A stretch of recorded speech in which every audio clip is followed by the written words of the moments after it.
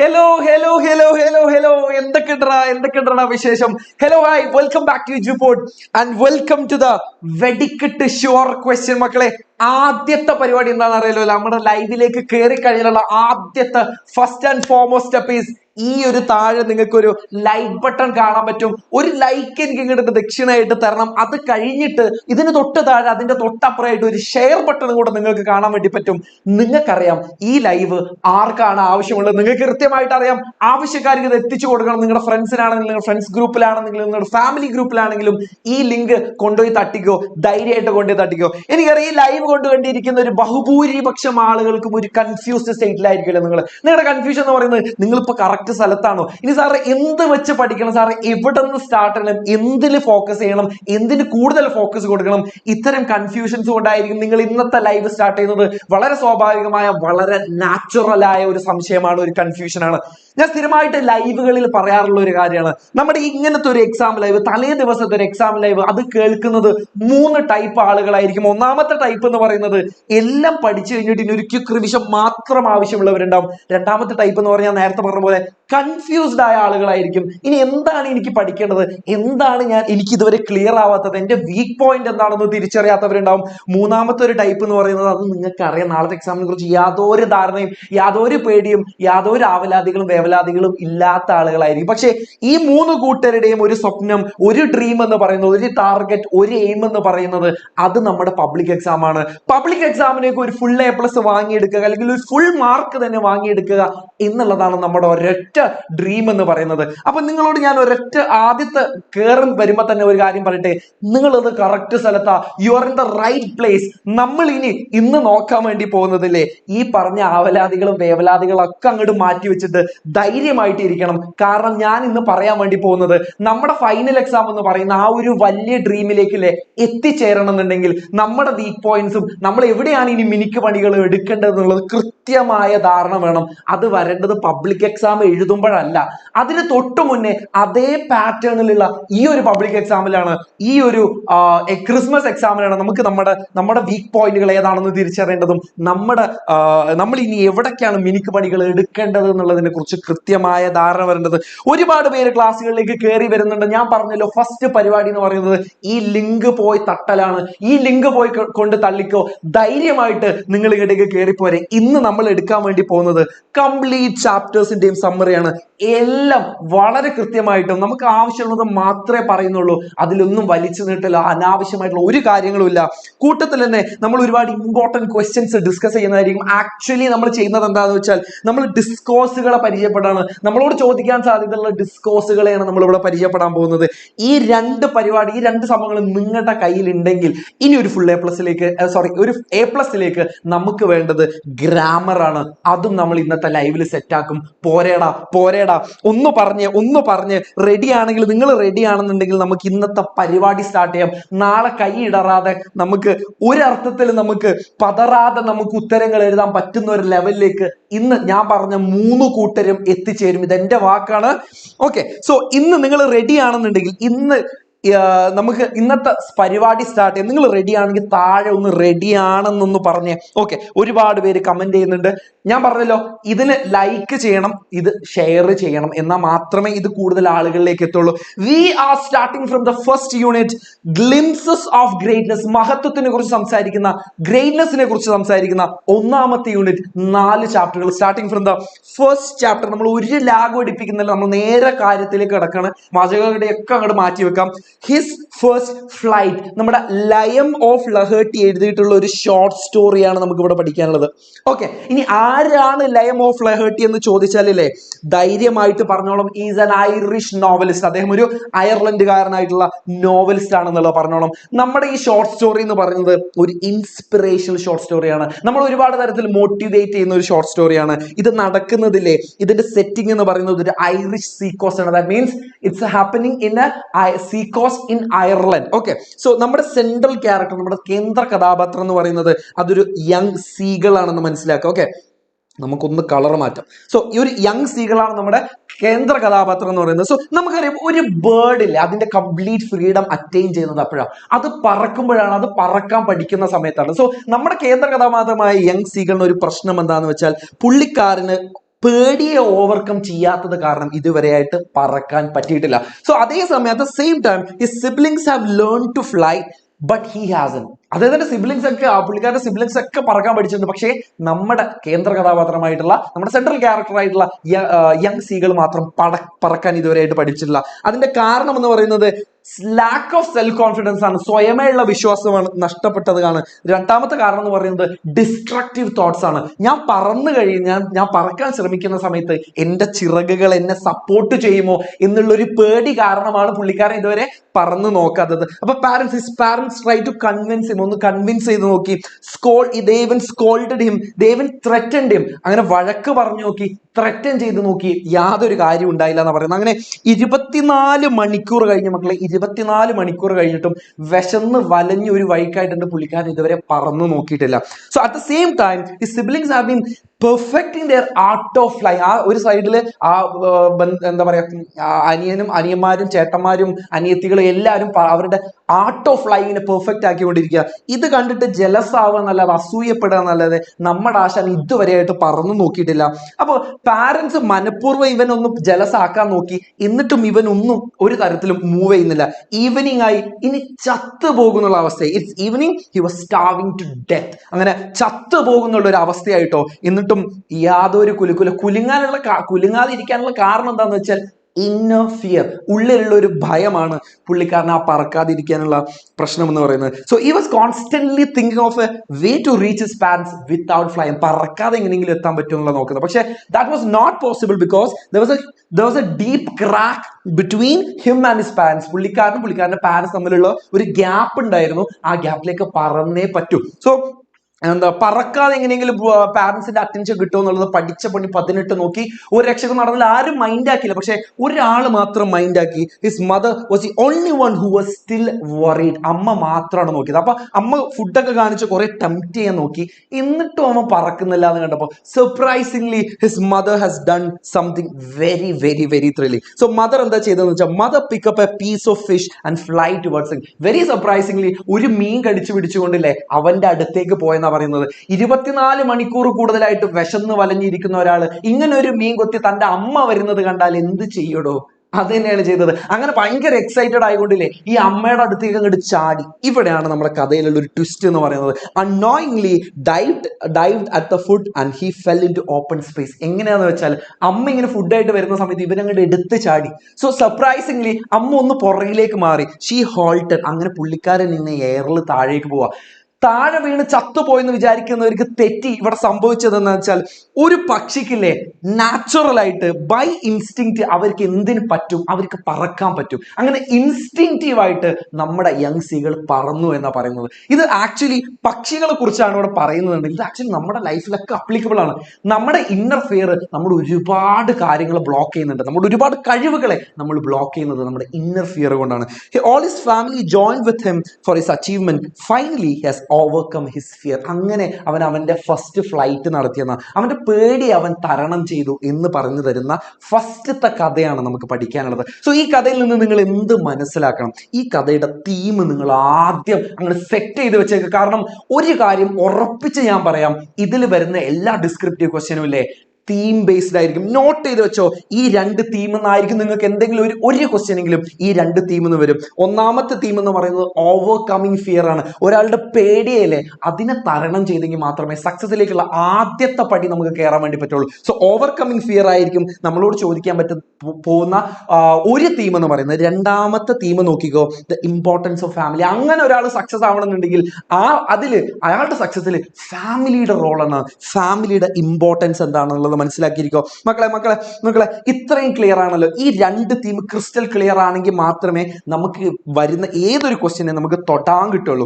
Okay, ഇതിൽ നിന്ന് നിങ്ങൾക്ക് ഒരു സ്പീച്ച് പ്രതീക്ഷിക്കാം. സോ സ്പീച്ചിന്റെ പ്രത്യേകത എന്താണെന്ന് വെച്ചാൽ, ഈ യൂണിറ്റിലെ തന്നെ മറ്റ് ചാപ്റ്ററുകളുമായിട്ട് ലിങ്ക് ചെയ്തിട്ടായിരിക്കും സ്പീച്ച് ചോദിക്കുക. സ്പീച്ച് എങ്ങനെയാണ് എഴുതേണ്ടത് എന്നുള്ളത് ഞാൻ വരുന്ന ചാപ്റ്ററിൽ പറഞ്ഞുതരാം.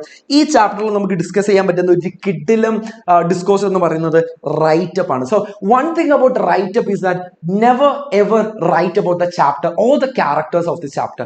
നമ്മൾ എഴുതേണ്ടതില്ലേ ഇതിന്റെ തീമിൽ മാത്രമാണ്. We need to sharply focus on the theme. അതുകൊണ്ടാണ് ഞാൻ ആദ്യം തീം എന്തൊക്കെയാണ്, ഈ ചാപ്റ്ററിലുള്ള തീം എന്തൊക്കെയാണെന്ന് പറയുന്നത്. ഇവിടെ നമ്മളോട് ക്വസ്റ്റ്യൻ ചോദിച്ചതില്ലേ, ഓവർകമ്മിങ് ഫിയറിനെ തരണം ചെയ്തതിനെ കുറിച്ചാണ് നമ്മളോട് ഇവിടെ റൈറ്റപ്പ് ചോദിച്ചിരിക്കുന്നത്. സോ ഇവിടെ നമ്മൾ ആക്ച്വലി ഇല്ലേ റൈറ്റപ്പിൽ നമ്മുടെ പെർസ്പെക്റ്റീവ്, നമ്മുടെ ഔട്ട്ലുക്ക്, നമ്മുടെ ഒരു നമ്മുടെ വീക്ഷണമാണ് നമ്മൾ എഴുതേണ്ടത്. Rather than focusing completely on the chapter, we need to write about our perspective about this theme. So ഇവിടെ നമ്മൾ ആദ്യം നോക്കേണ്ട കാര്യം എന്ന് പറയുന്നത്, റൈറ്റപ്പിന് ആദ്യം എന്ത് വേണം? റൈറ്റപ്പിന് we need to give a title, ഒന്നാമത്തെ കാര്യം എന്ന് പറയുന്നത്. രണ്ടാമത്തെ കാര്യമില്ലേ, നമ്മൾ തുടങ്ങുന്ന പാരഗ്രാഫ് എപ്പോഴും ഇൻട്രൊഡക്ഷൻ ആയിരിക്കണം. ഈ എന്ത് തീമിനെ കുറിച്ചാണ്, എന്താണ് നമ്മൾ സംസാരിക്കാൻ പോകുന്ന കാര്യം എന്ന് പറയുന്നത് ഇൻട്രോ ആണ്. ഇൻട്രോ കഴിഞ്ഞതിന് ശേഷം നമുക്ക് എന്ത് ചെയ്യാം? ഇൻട്രോ കഴിഞ്ഞതിന് ശേഷം നമുക്ക് ബോഡി കൊടുക്കാം. സോ ഇവിടെ ബോഡി അത്ര ക്ലാരിറ്റിയിൽ കൊടുത്തിട്ടില്ല, അത് നിങ്ങൾക്ക് ആഡപ്പ് ചെയ്യാവുന്നതാണ്.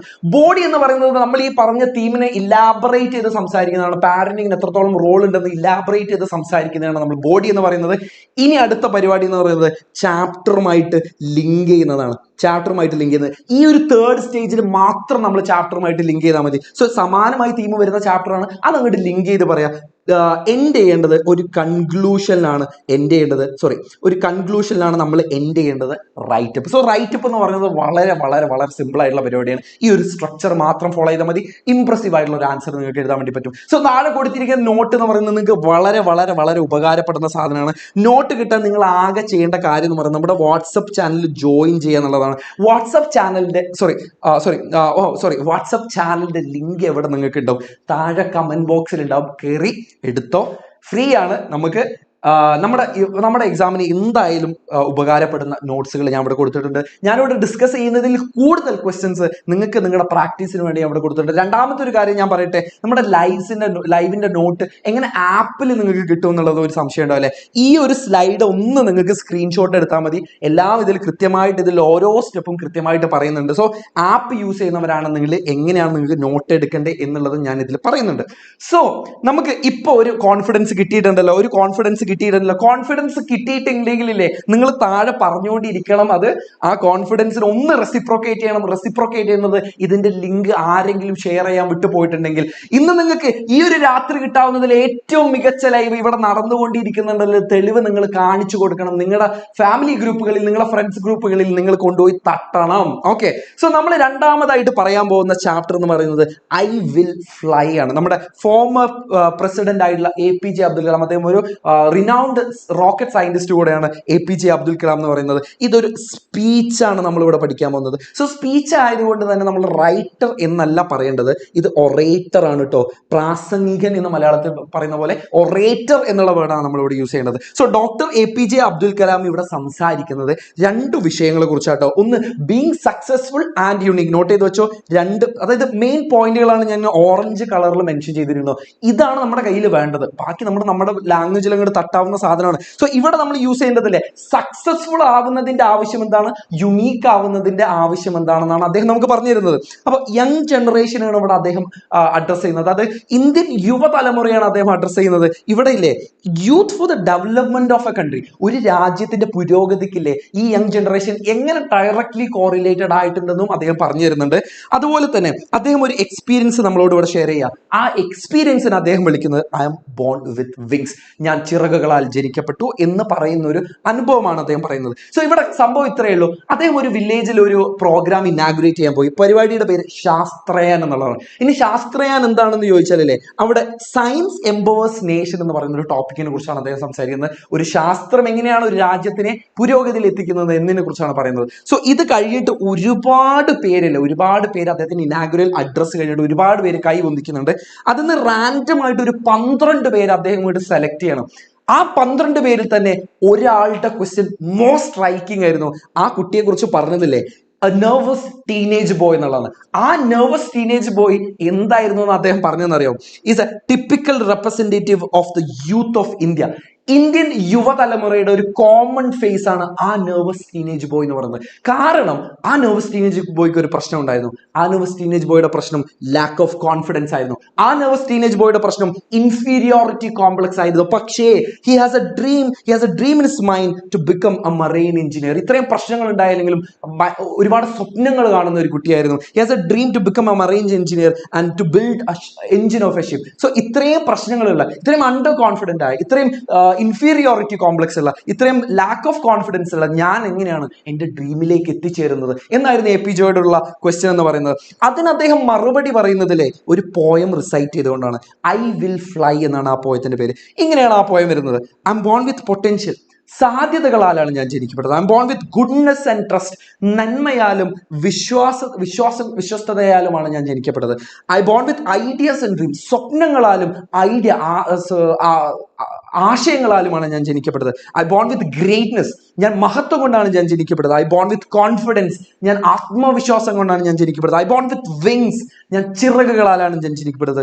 I M not meant for crawling, ഇങ്ങനെ ചിറകുകളുള്ള പറക്കാൻ പറ്റുന്ന ഞാൻ എന്തിനാണ് എഴഞ്ഞു പോകുന്നത്? അങ്ങനെ I'm not meant for crawling, ഞാൻ അതിനുള്ളതല്ല എന്ന് ഞാൻ പറയുന്നത്. I have wings, I will fly and fly. അങ്ങനെ പറക്കാൻ വിധിച്ച, അതായത് ഇത്രയും ഇന്നർ പൊട്ടൻഷ്യൽ ഉള്ള ഒരാൾ എന്തിനാണ് എഴഞ്ഞു ജീവിക്കുന്നത്? നമ്മുടെ ഇന്നർ കോൺഫിഡൻസിന് പുറത്തേക്ക് കൊണ്ടുവരാം. നമ്മുടെ ഈ എല്ലാ അണ്ടർ കോൺഫിഡൻസ് ആണെങ്കിലും നമ്മുടെ എല്ലാ ഡിസ്ട്രക്റ്റീവ് തോട്ട് ആണെങ്കിലും അതിൽ നിന്ന് നമ്മൾ പുറത്തേക്ക് വരണം എന്ന് നമുക്ക് പറഞ്ഞു തരുന്ന ഒരു കവിതയാണ് അദ്ദേഹം റിസൈറ്റ് ചെയ്തത്.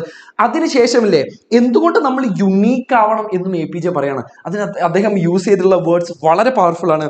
The challenge my dear young friends is that you have to fight the hardest battle which any human being can ever imagine and never stop fighting until you arrive at your destined place, that is a unique you. മക്കളെ, നമ്മുടെ ഏറ്റവും വലിയ യുദ്ധം എന്ന് പറയുന്നത്, നമ്മുടെ ഏറ്റവും വലിയ ബാറ്റിൽ എന്ന് പറയുന്നത് അത് നമ്മളോട് തന്നെയാണ്.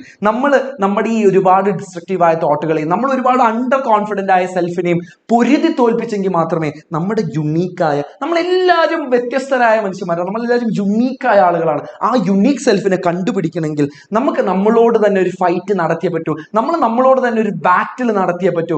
ആ ബാറ്റിൽ അവസാനിക്കുന്നില്ലേ നമ്മൾ ഡെസ്റ്റിൻഡ് ആയിട്ടുള്ള പ്ലേസിൽ എത്തുമ്പോഴാണ്, നമ്മൾ ഡിസൈഡ് ആയ പ്ലേസിലേക്ക് എത്തുമ്പോൾ മാത്രമാണ്. സോ ഇത്രയാണ് നമ്മൾ ആ ചാപ്റ്ററിൽ പറയുന്നത്.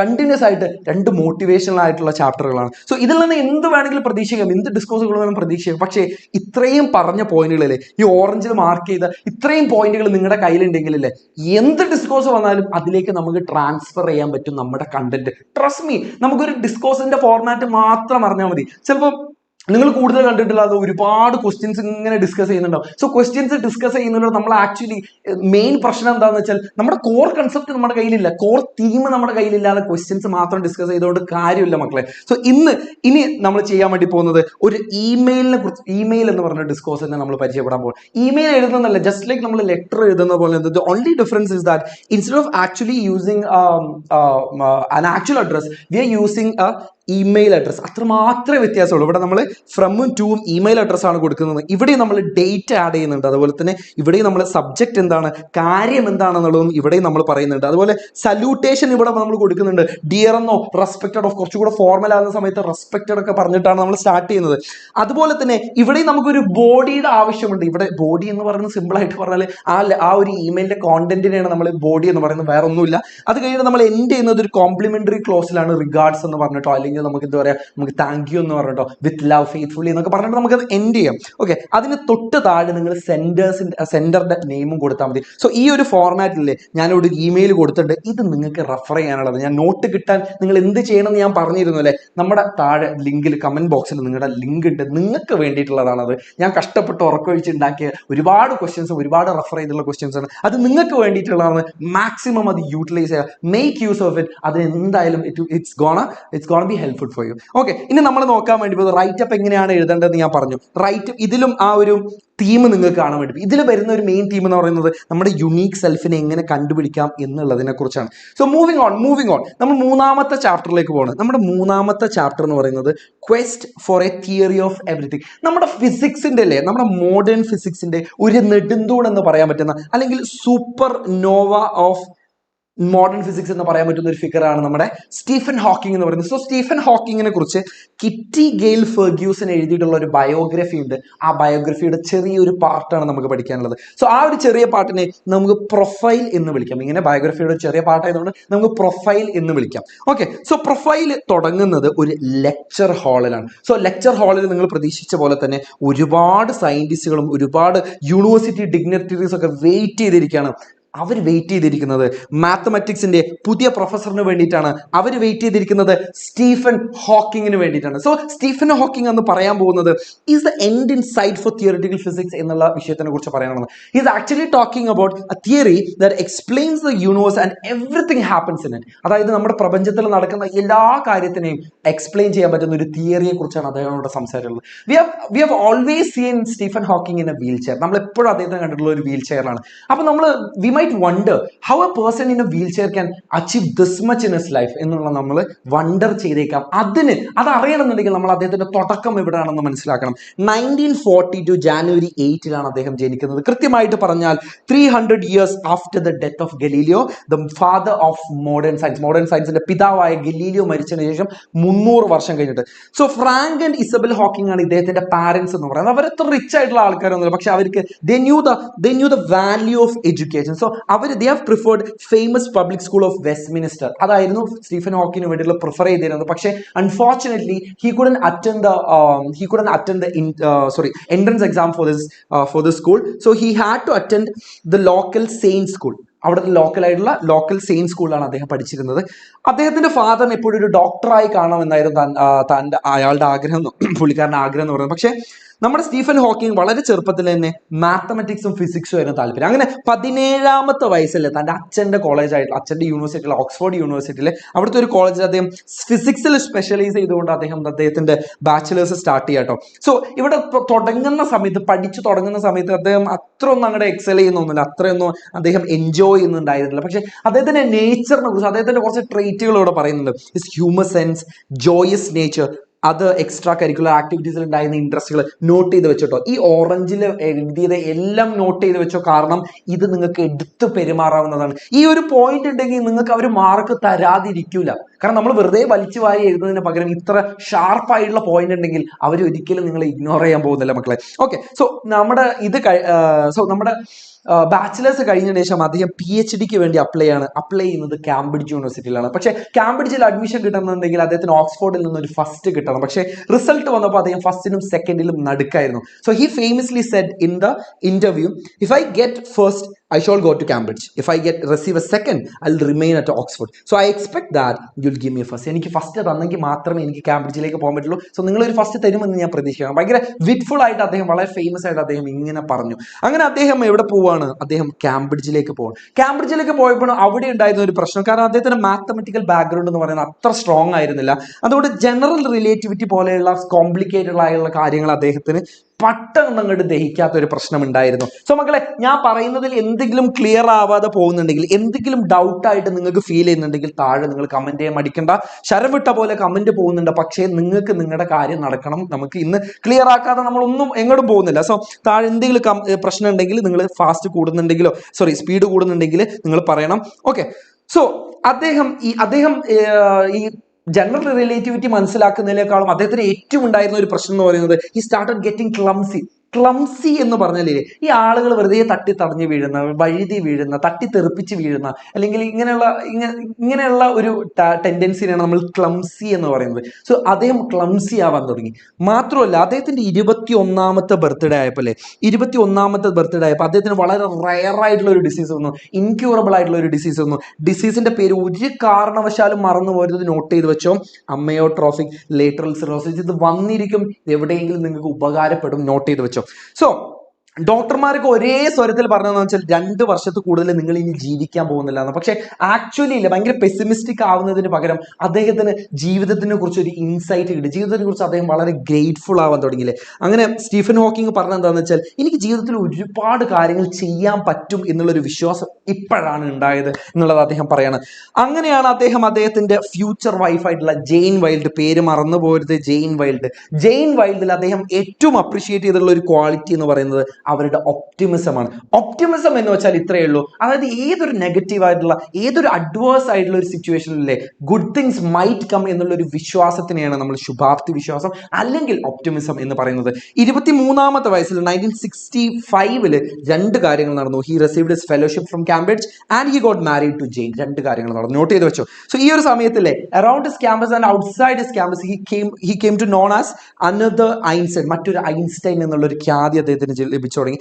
1980 അദ്ദേഹം ഒരു പുസ്തകം എഴുതാൻ തുടങ്ങി, addressing the quizzical question in the science world. Science വേൾഡിൽ ഒരുപാട് കുഴപ്പിക്കുന്ന ചോദ്യങ്ങൾ അഡ്രസ്സ് ചെയ്തുകൊണ്ട് അദ്ദേഹം ഒരു പുസ്തകം എഴുതാൻ തുടങ്ങി. പക്ഷേ 1984 ആയപ്പോൾ അദ്ദേഹത്തിന് വേറൊരു അസുഖം പിടിപെട്ടു, ദാറ്റ് ഈസ് ന്യൂമോണിയ. അദ്ദേഹത്തിന്റെ വിൻഡ് പൈപ്പ് റിമൂവ് ചെയ്യേണ്ടി വന്നു. അതിനുശേഷം അദ്ദേഹം കമ്മ്യൂണിക്കേറ്റ് ചെയ്ത് വോൾട്ടോസ് എന്ന് പറഞ്ഞിട്ടുള്ള ഒരു കമ്പ്യൂട്ടർ എക്സ്പെർട്ട് ഉണ്ടാക്കിയിട്ടുള്ള ഇക്വലൈസർ എന്ന് പറഞ്ഞിട്ടുള്ള കമ്പ്യൂട്ടർ ആപ്ലിക്കേഷൻ യൂസ് ചെയ്തിട്ടുള്ളത്. നമ്മൾ പലപ്പോഴും അദ്ദേഹത്തിനെ കണ്ടിട്ടുള്ളത് ഇങ്ങനെ ഇക്വലൈസർ യൂസ് ചെയ്തിട്ടുള്ള സ്റ്റീഫൻ ഹോക്കിനെയാണ് നമ്മൾ പലപ്പോഴും കണ്ടിട്ടുള്ളത്. പക്ഷെ അദ്ദേഹം അവിടെ തോറ്റു കൊടുത്തില്ല എന്നുള്ളത്. 1988 ആയപ്പോൾ ബ്രയൻ വിറ്റ് എന്ന് പറയുന്ന അതിന്റെ സ്റ്റുഡന്റുമായിട്ട് the brief history of time എന്ന് പറയുന്ന മോഡേൺ സയൻസിലുള്ള one of the important book അദ്ദേഹം പബ്ലിഷ് ചെയ്യുകയാണ് ഉണ്ടായത്. സോ അദ്ദേഹത്തിന്റെ ആ പുസ്തകത്തിൽ ഒരുപാട് പാരഡോക്സുകൾ പറയുന്നുണ്ട്, ഒരുപാട് വൈരുദ്ധ്യങ്ങളെ കുറിച്ച് അദ്ദേഹം അവിടെ സംസാരിക്കുന്നുണ്ട്.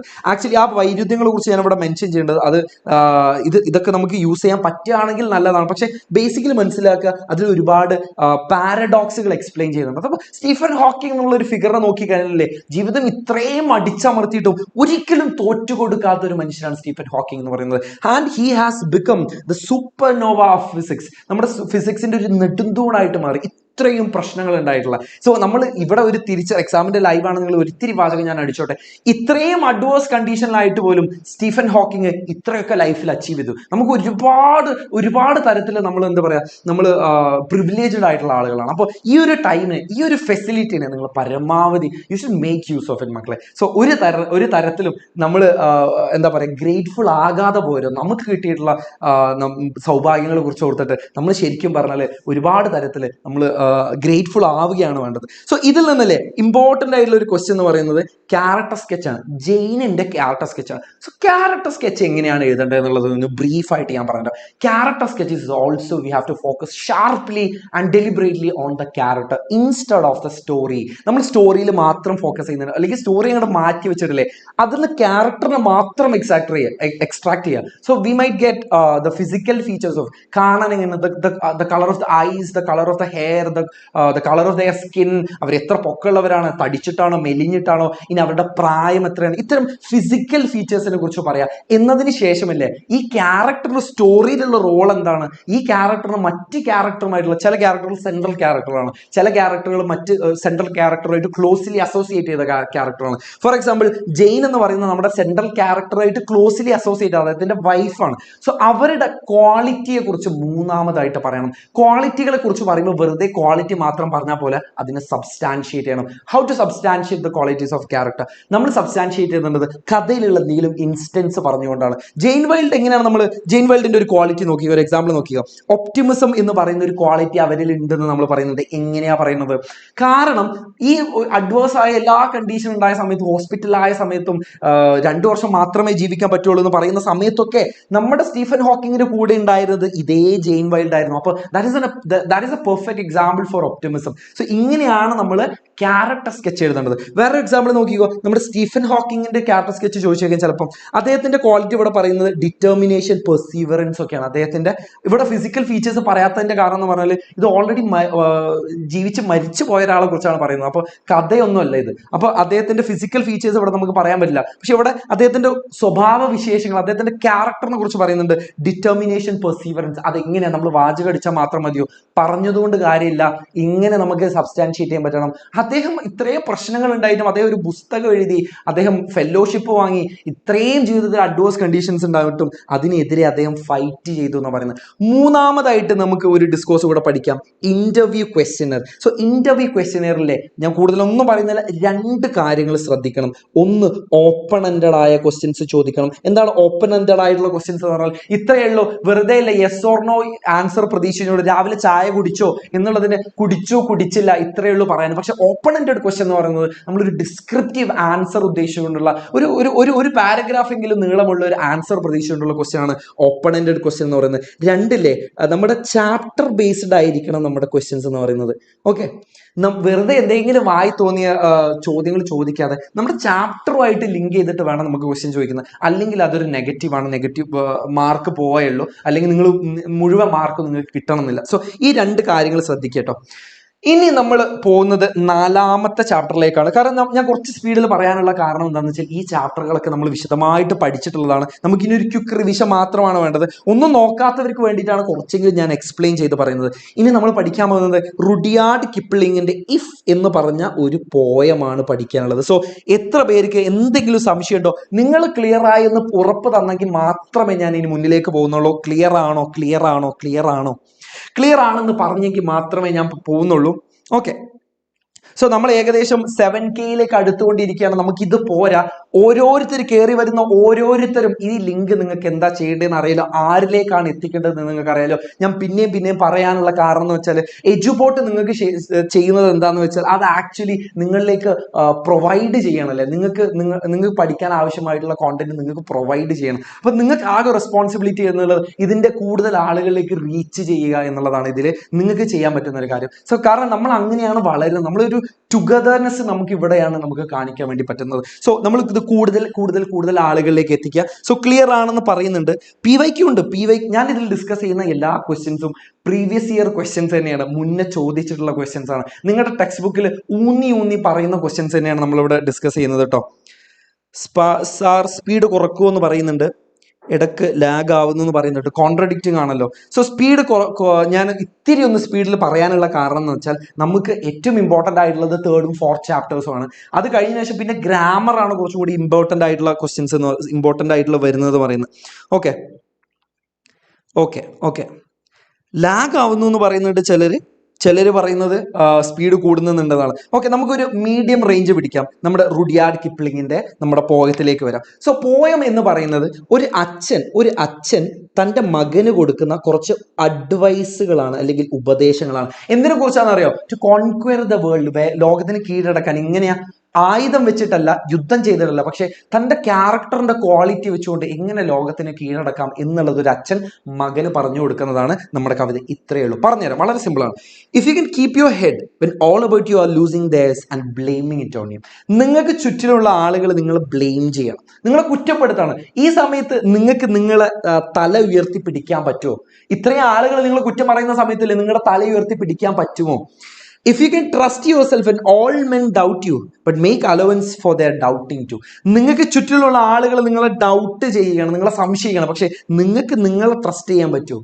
നിങ്ങൾക്ക് ട്രസ്റ്റ് ചെയ്യാൻ പറ്റുന്നതിന്റെ കൂട്ടത്തിൽ തന്നെ മറ്റുള്ളവരെ നിങ്ങളെ സംശയിക്കാൻ വിടാനും നിങ്ങൾക്ക് പറ്റുമോ? അതായത് അവർ സംശയം എന്ന് വെച്ചാൽ നിങ്ങൾ അങ്ങനെ തകർന്നു വിടാനൊന്നും പോകുന്നില്ല, അവരങ്ങനെ സംശയിക്കാൻ വിടും നിങ്ങൾ. If you can wait and not be tired by waiting. നിങ്ങൾക്ക് കാത്തിരിക്കാൻ പറ്റുമോ? ആ കാത്തിരിപ്പിലല്ലേ നിങ്ങൾക്ക് മുഷിയാതിരിക്കാൻ പറ്റുമോ? സോ ഇതിന് മുന്നേ ഉള്ള ഈ 3 വരികളിൽ നിങ്ങൾ ശ്രദ്ധിച്ചോ, ഇഫ് എന്ന് പറയുന്ന ഈ വരി 3 പ്രാവശ്യം റിപ്പീറ്റ് ചെയ്യുന്നുണ്ട്. This is an example for റെപ്പറ്റീഷന്റെ ഒരു എക്സാമ്പിൾ നമുക്കിവിടെ കാണാൻ വേണ്ടി പറ്റും. Okay, or being lied about, don't deal in lies. നിങ്ങൾക്ക് ചുറ്റിലും ഇല്ലേ നിങ്ങളെ കുറിച്ച് നുണ പറയുന്നുണ്ടായിരിക്കും, നിങ്ങളൊരു അസത്യം കൊണ്ട് മൂടപ്പെട്ടതായ ഒരു കണ്ടീഷനിലായിരിക്കും, പക്ഷെ ആ സമയത്തും ആ നുണകളിൽ നിങ്ങൾക്ക് ഡീല് ചെയ്യാതിരിക്കാൻ പറ്റുമോ?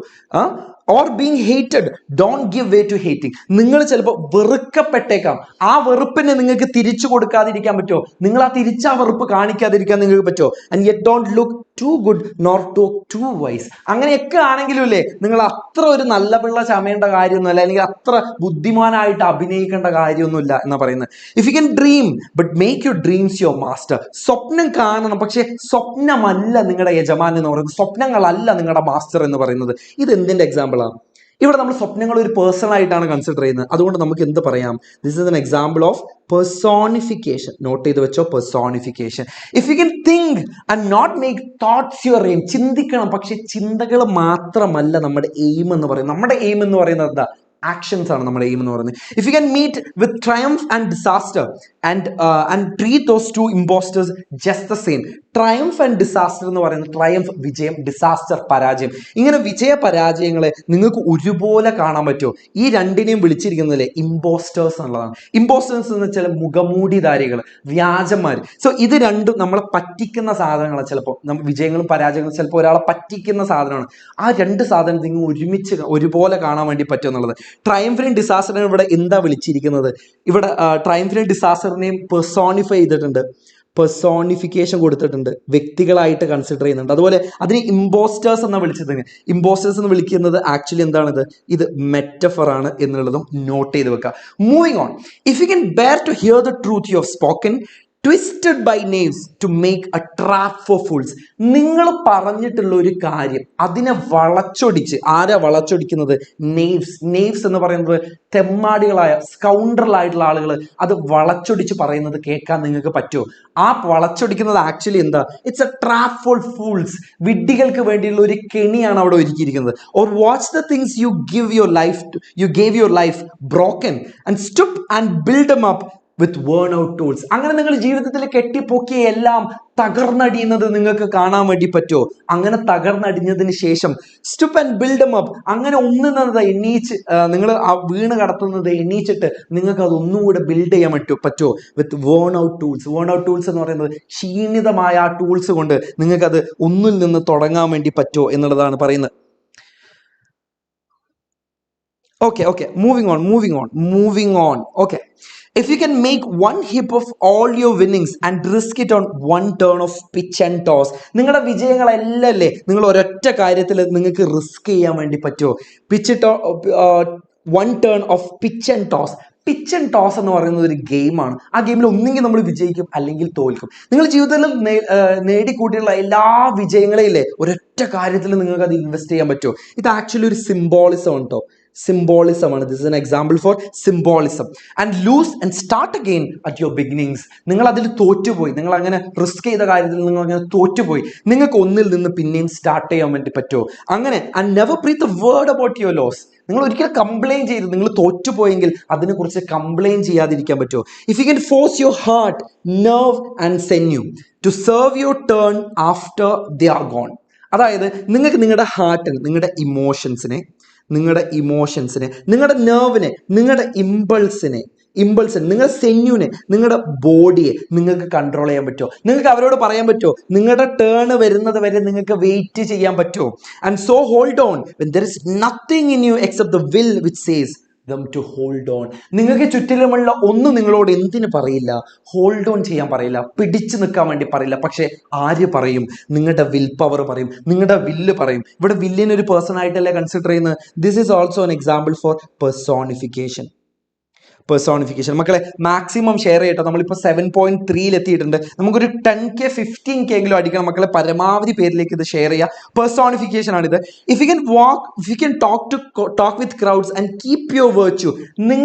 നിങ്ങൾ സാധാരണക്കാരായ ആളുകളോട് സംസാരിക്കുന്ന സമയത്ത് നിങ്ങളുടെ വെർച്യു, നിങ്ങളുടെ നന്മ നിങ്ങൾക്ക് കീപ്പ് ചെയ്യാൻ പറ്റുമോ? ഓർ വാക്ക് വിത്ത് കിങ്സ് എന്ന് പറയുന്നില്ലേ ഇവിടെ എലീറ്റ് ക്ലാസ്സിനെയാണ് ഉദ്ദേശിക്കുന്നത്, എലീറ്റ് ക്ലാസ്. സോ ആ രാജാക്കന്മാർ, നിങ്ങൾ കൊമ്പത്തായ ആളുകളോട് സംസാരിക്കുമ്പോൾ അവിടെ നിങ്ങളുടെ കോമൺ ടച്ച്, നിങ്ങളൊരു സാധാരണക്കാരനായിട്ട് അവിടെ നിങ്ങൾക്ക് നിൽക്കാൻ വേണ്ടി പറ്റുമോ? If neither force nor loving friends can hurt you. നിങ്ങളുടെ സുഹൃത്തുക്കൾക്കും നിങ്ങളുടെ ശത്രുക്കൾക്കും നിങ്ങളെ ഹേർട്ട് ചെയ്യാൻ പറ്റരുത്, അവർക്ക് നിങ്ങളെ തകർക്കാൻ പറ്റരുത്. All men count with you but none too much. നിങ്ങൾ എല്ലാവരെയും ഒരുപോലെ നിങ്ങൾക്ക് കാണാൻ വേണ്ടി പറ്റുമോ? If you can fill the unforgiving minute with 60 seconds worth of distance run. ഇവിടെ സമയത്തിന്റെ ഇമ്പോർട്ടൻസിനെ കുറിച്ചാണ് പറയുന്നത്.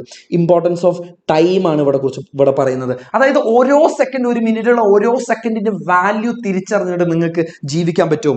Yours is the earth and everything that's in it.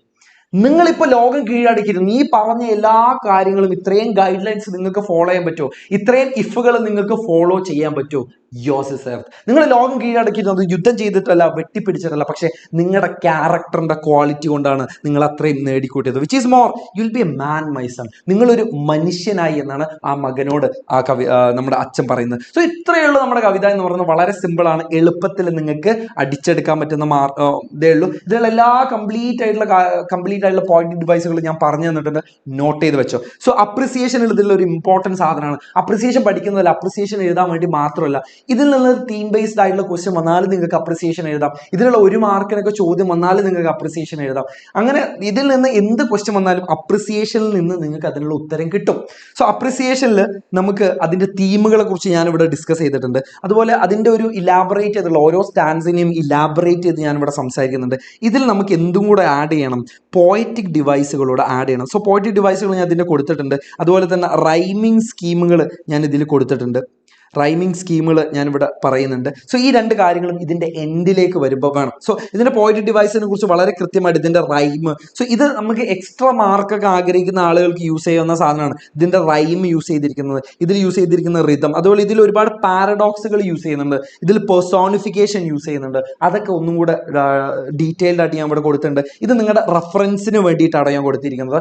So ഇതിലുള്ള എക്സ്ട്രാ കുറച്ചുകൂടെ ക്വസ്റ്റ്യൻസും കൂടെ ഞാൻ ആഡ് ചെയ്യുന്നുണ്ട്. പ്രീവിയസ് ഇയർ കഴിഞ്ഞ വർഷങ്ങളിൽ ചോദിച്ചിട്ടുള്ള ഇമ്പോർട്ടൻ്റ് ആയിട്ടുള്ള ക്വസ്റ്റ്യൻസ് ആണ് ഞാൻ ഇതിൽ കൊടുത്തിരിക്കുന്നത്. ഓക്കെ, സോ ഇനി നമുക്ക് രണ്ടാമത്തെ യൂണിറ്റിലേക്ക് നമുക്ക് പോവാം. രണ്ടാമത്തെ യൂണിറ്റിലേക്ക് പോകുന്നതിന് മുന്നേ എന്തെങ്കിലും പ്രശ്നമുണ്ടെങ്കിൽ ഒന്നും കൂടെ എനിക്കറിയണം. എവിടെയെങ്കിലും ഞാൻ മിസ്സായി പോയിട്ടുണ്ടോ, എന്തെങ്കിലും നിങ്ങൾക്ക് മിസ്സായി പോയിട്ടുണ്ടോ, ഒന്ന് പറഞ്ഞേടാ.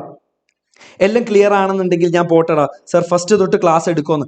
ഫസ്റ്റ് തൊട്ട് ക്ലാസ് എടുക്കണമെന്നുണ്ടെങ്കിൽ ഒന്ന് പുറകിലേക്ക് അടിച്ചു വിട്ടാൽ മതി. അവിടെ എല്ലാ ചാപ്റ്ററുകളും ഞാൻ കൊടുത്തിട്ടുണ്ട്. എല്ലാ ചാപ്റ്ററും ഫസ്റ്റ് തൊട്ട് തന്നെയാണ് നമ്മൾ പറഞ്ഞിട്ടുള്ളത്.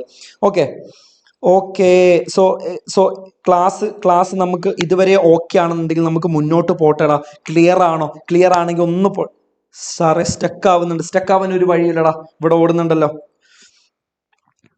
സാറ് പാട്ട് പാടുമോ? എടാ നാളെ എക്സാം ആടാ. പാട്ടൊക്കെ ഞാൻ പാടിത്തരും. പാട്ടൊക്കെ നമുക്ക് എന്താ പറയാ, നമ്മളൊന്ന് ഫ്രീ ആയിട്ട് റിലാക്സ്ഡ് ആയിട്ട് ഇരിക്കുമ്പോൾ അല്ലേ നമുക്ക് പാട്ട് കേൾക്കാനൊക്കെ ഉള്ള ഒരു മാനസികാവസ്ഥ ഉണ്ടാവുള്ളൂ. സോ ആ ഒരു മാനസികാവസ്ഥ നമുക്ക് നാളെ ഉണ്ടാവും.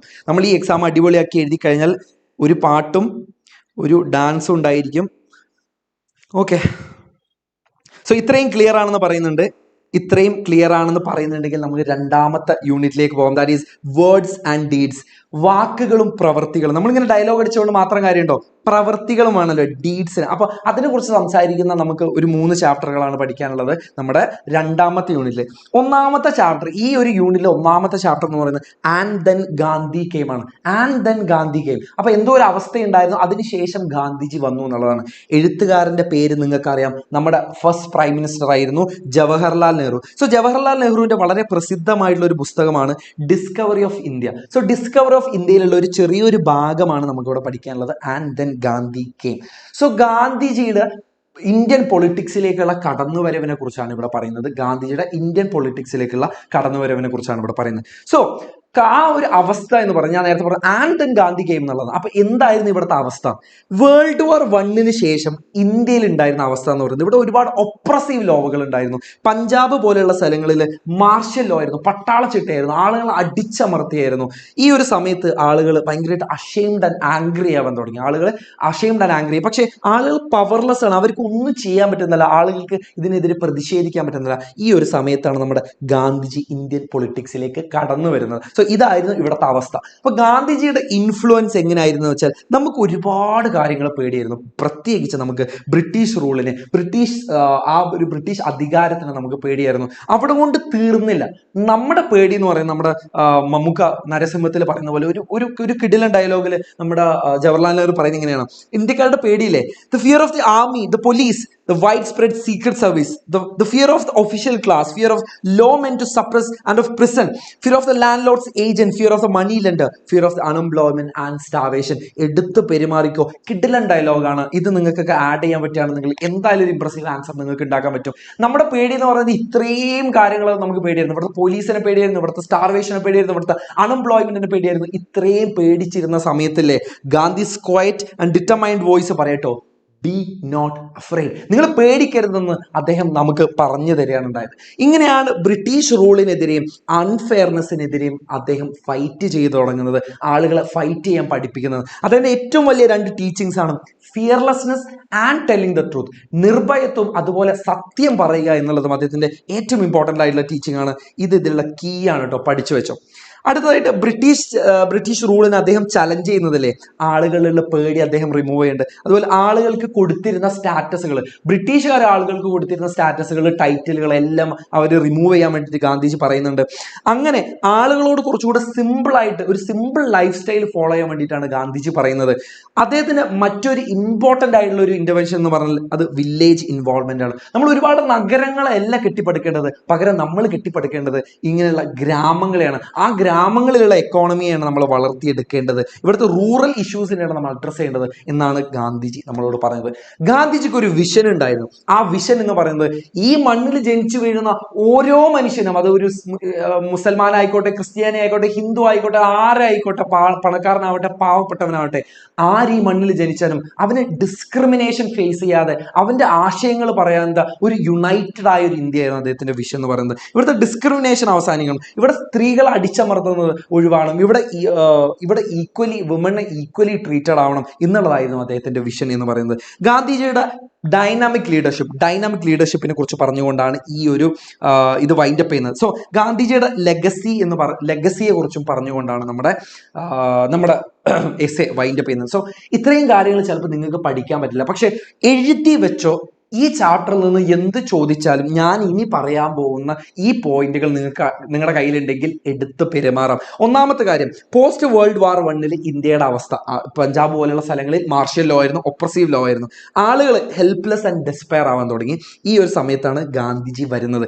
ഗാന്ധിജി ഒരു സൈക്കോളജിക്കൽ ഇമ്പാക്റ്റ് ആണ് ഉണ്ടായത്. അതായത് ആളുകളിൽ നിന്ന് പേടിയെ അദ്ദേഹം ഒഴിവാക്കാൻ തുടങ്ങി. അദ്ദേഹം 3 കാര്യങ്ങൾക്ക് വേണ്ടിയിട്ടാണ് ആളുകളെ ആഹ്വാനം ചെയ്തത്, കോൾ ടു ആക്ഷൻ. ഒന്ന്, ഫോറിൻ റൂളിനെതിരെ പ്രതിഷേധിക്കണം. അഡ്രസ്സിംഗ് സോഷ്യൽ ഇൻജസ്റ്റിസ്, ഇവിടെ തന്നെ ഉണ്ടായിരുന്ന ഒരുപാട് അനീതികളെ നമ്മൾ പ്രതിഷേധിക്കണം. എൻഡിങ് എക്സ്പ്ലോയിറ്റേഷൻ, ആളുകളെ മുതലെടുക്കുന്നതും ചൂഷണം ചെയ്യുന്നതും ഇവിടെ നിർത്തണം. അദ്ദേഹത്തിന്റെ മെയിൻ ടീച്ചിങ് എന്ന് പറയുന്നത് ഫിയർലെസ്നെസ്സും ട്രൂത്തും ആണ്. അദ്ദേഹത്തിന്റെ ഇൻഫ്ലുവൻസ് എന്നതിൽ പല തരത്തിലായിരുന്നു, പല തട്ടിലുള്ള സമൂഹത്തിലുള്ള പല തട്ടിലുള്ള ആളുകളെ പല തരത്തിലാണ് അദ്ദേഹം ഇൻഫ്ലുവൻസ് ചെയ്തത്. അദ്ദേഹം ഇങ്ങനെയാണ് ബ്രിട്ടീഷ് റൂളിനെ ഒന്നൊന്നായിട്ട് തകർക്കുന്നത്. അദ്ദേഹത്തിന്റെ വാല്യൂ എന്ന് പറയുന്നതിലെ സിംപ്ലറായ ലൈഫ് സ്റ്റൈലിന് ആളുകളോട് ഫോളോ ചെയ്യാനാണ് അദ്ദേഹം പറഞ്ഞത്. അതുപോലെ വില്ലേജ് എൻഗേജ്മെന്റ്, അതായത് വില്ലേജിലുള്ള എക്കോണമിയിൽ അവിടുത്തെ റൂറൽ ഇഷ്യൂസിനെയും അദ്ദേഹം അഡ്രസ് ചെയ്യണമെന്ന് കൂടുതൽ ആവശ്യപ്പെട്ടു. അദ്ദേഹത്തിന്റെ വിഷൻ എന്ന് പറയുന്നത് ഇവിടുത്തെ എല്ലാ ഡിസ്ക്രിമിനേഷൻ എൻഡ് ചെയ്യണം, സ്ത്രീകൾക്ക് തുല്യമായിട്ടുള്ള അവസരങ്ങൾ കൊടുക്കണം, അതുപോലെ തന്നെ ഇവിടെ ഒരു യുണൈറ്റഡ് ആയ ഒരു ഡൈവേഴ്സ് കൾച്ചറൽ കോ എക്സിസ്റ്റൻസ് ഇവിടെ വേണം എന്നുള്ളതായിരുന്നു അദ്ദേഹത്തിന്റെ ഒരു സ്വപ്നം പറയുന്നത്, അദ്ദേഹത്തിന്റെ വിഷൻ എന്ന് പറയുന്നത്. അദ്ദേഹത്തിന്റെ ലീഡർഷിപ്പ് ക്വാളിറ്റി, അദ്ദേഹത്തിന്റെ ഡൈനാമിക് ലീഡർഷിപ്പ് ക്വാളിറ്റി ഇവിടെ കുറിച്ച് പറയുന്നുണ്ട്. അവസാനമായിട്ട് അദ്ദേഹത്തിന്റെ ലെഗസിയെ കുറിച്ച് കൂടെ പറഞ്ഞു കഴിഞ്ഞാൽ ഈ ഒരു ചാപ്റ്റർ കഴിഞ്ഞു. സോ ഈ ചാപ്റ്ററിൽ നിന്ന് ഒരു ഇമ്പോർട്ടന്റ് ആയിട്ട് പ്രതീക്ഷിക്കാവുന്ന ഒരു ക്വസ്റ്റ്യൻ ആണ് സ്പീച്ച് എന്ന് പറയുന്നത്. സോ സ്പീച്ച് എങ്ങനെയാണ് എഴുതേണ്ടത്? സ്പീച്ച് വളരെ സിമ്പിൾ ആണ്, ഇതിന് പ്രത്യേകിച്ച് ഫോർമാറ്റ് ഒന്നുമില്ല. പക്ഷെ എഴുതുന്ന സമയത്തിലെ ഒരു സല്യൂട്ടേഷൻ വെച്ചിട്ടായിരിക്കണം സ്റ്റാർട്ട് ചെയ്യേണ്ടത്.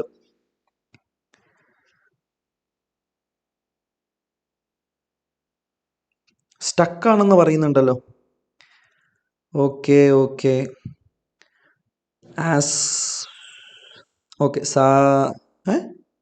എന്തൊക്കെയാടാ ചോദിക്കുന്നത് ഇതില്? ഓക്കെ നമുക്ക് വിഷയത്തിലേക്ക് വരാം. എടാ നമുക്ക് ഒരു സല്യൂട്ടേഷനിലായിരിക്കണം ഇത് സ്റ്റാർട്ട് ചെയ്യേണ്ടത്. സല്യൂട്ടേഷൻ കഴിഞ്ഞു കഴിഞ്ഞാലില്ലേ നമുക്കൊരു ഇൻട്രൊഡക്ഷൻ പറയാൻ പറ്റണം. നമ്മൾ ജസ്റ്റ് നമ്മളെ എല്ലാ റൈറ്റപ്പും നമ്മുടെ എല്ലാ തേങ്ങാക്കൊല്ലും നമ്മൾ എഴുതുന്ന പോലെ ഈ ഒരു സ്ട്രക്ചർ ഫോളോ ചെയ്താൽ മതി. നിങ്ങൾക്ക് എല്ലാ ഉത്തരവും സിമ്പിളായിട്ട് എഴുതാൻ വേണ്ടി പറ്റും. നമ്മൾ ഒരു ഇൻട്രൊഡക്ഷൻ തുടങ്ങുക, ഇൻട്രൊഡക്ഷൻ കഴിഞ്ഞിട്ട് ഒരു ബോഡി കൊടുക്കുക. ഈ ബോഡിയിലാണ് നമ്മളത് എല്ലാം എക്സ്പ്ലെയിൻ ചെയ്യാൻ വേണ്ടി പോകുന്നത്. ഇനി അത് കഴിഞ്ഞതിന് ശേഷം നമ്മൾ ചാപ്റ്ററുമായിട്ട് ലിങ്ക് ചെയ്യാൻ വേണ്ടി പോവുക. ചാപ്റ്ററുമായിട്ട് ലിങ്ക് ചെയ്യുമ്പോൾ ഈ സമാനമായ തീം, ഗാന്ധിജിയുടെ ആദർശങ്ങളെ കുറിച്ച് സംസാരിക്കുന്ന ഒരു ചാപ്റ്ററാണ് നമ്മൾ ആൻഡ് ദെൻ ഗാന്ധി കെയിം എന്ന് പറയുന്നത്. സോ അതുമായിട്ട് ലിങ്ക് ചെയ്യുക. ഇനി അവിടെ നിന്ന് കുറച്ച് സാധനങ്ങൾ എടുക്കുക, നമ്മൾ കൺക്ലൂഡ് ചെയ്യുക. അവസാനം വേണ്ടത് നമുക്കൊരു കൺക്ലൂഷൻ ആട്ടോ, ഒരു കൺക്ലൂഷനാണ് നമുക്ക് വേണ്ടത്. കൺക്ലൂഷൻ കഴിഞ്ഞതിന് ശേഷം നമ്മളൊരു ഗ്രീറ്റിംഗ്സ് കൊടുക്കണം. ഗ്രീറ്റിംഗ്സ്. ഈ കൺക്ലൂഷൻ എന്ന് പറയുന്നത് ഏകദേശം ഇവിടെ ആട്ടോ വരേണ്ടത്, മാറിപ്പോയതാണ്. കൺക്ലൂഷൻ ഒരൊറ്റ പാരഗ്രാഫ് മതി. ഒരു ചെറിയ പാരഗ്രാഫിൽ നമ്മൾ എന്ത് കൊടുക്കണം? നമ്മുടെ കൺക്ലൂഷൻ കൊടുക്കണം. കഴിഞ്ഞു, ഗ്രീറ്റിംഗ്സ് കൊടുത്താൽ നമ്മുടെ പരിപാടി കഴിഞ്ഞു. സോ ഇത്രയാണ് നമ്മൾ ആ ചാപ്റ്ററിൽ പഠിക്കേണ്ടത്. ആ റെഡിൽ ഞാൻ മാർക്ക് ചെയ്തിട്ടുള്ള ക്വസ്റ്റ്യൻസ് ഇല്ലേ, ആ പോയിന്റ്സിലെ അത് മതിയടാ ഫുൾ മാർക്ക് കിട്ടാൻ വേണ്ടിയിട്ട്. ഗാന്ധിജി പോലുള്ള ഒരാൾ, അല്ലെങ്കിൽ ജവഹർലാൽ നെഹ്റു പോലുള്ള ആൾ, they have influenced the whole nation if not the whole world. ലോകത്തിനെ തന്നെ അല്ലെങ്കിൽ നമ്മുടെ രാജ്യത്തിനെ തന്നെ വളരെ രീതിയിൽ ഇൻഫ്ലുവൻസ് ചെയ്തിട്ടുള്ള, ഇമ്പാക്ട് ചെയ്തിട്ടുള്ള രണ്ടാളുകളാണ്. പക്ഷെ സാധാരണക്കാരായ നമ്മൾ മറ്റുള്ളവരുടെ ജീവിതത്തിൽ എന്തെങ്കിലും ഇമ്പാക്ട് ഉണ്ടാക്കുന്നുണ്ടോ? അങ്ങനെയുള്ള ഒരു ഇമ്പാക്റ്റിനെ കുറിച്ച് പറയുന്ന ഒരു ചാപ്റ്ററാണ്, ഒരു ഷോർട്ട് സ്റ്റോറിയാണ് നമുക്ക് ഇവിടെ പഠിക്കാനുള്ളത്. ദ പ്രൈസ് ഓഫ് ഫ്ലവേഴ്സ്, പൂക്കളുടെ വില. അതെത്രയാ?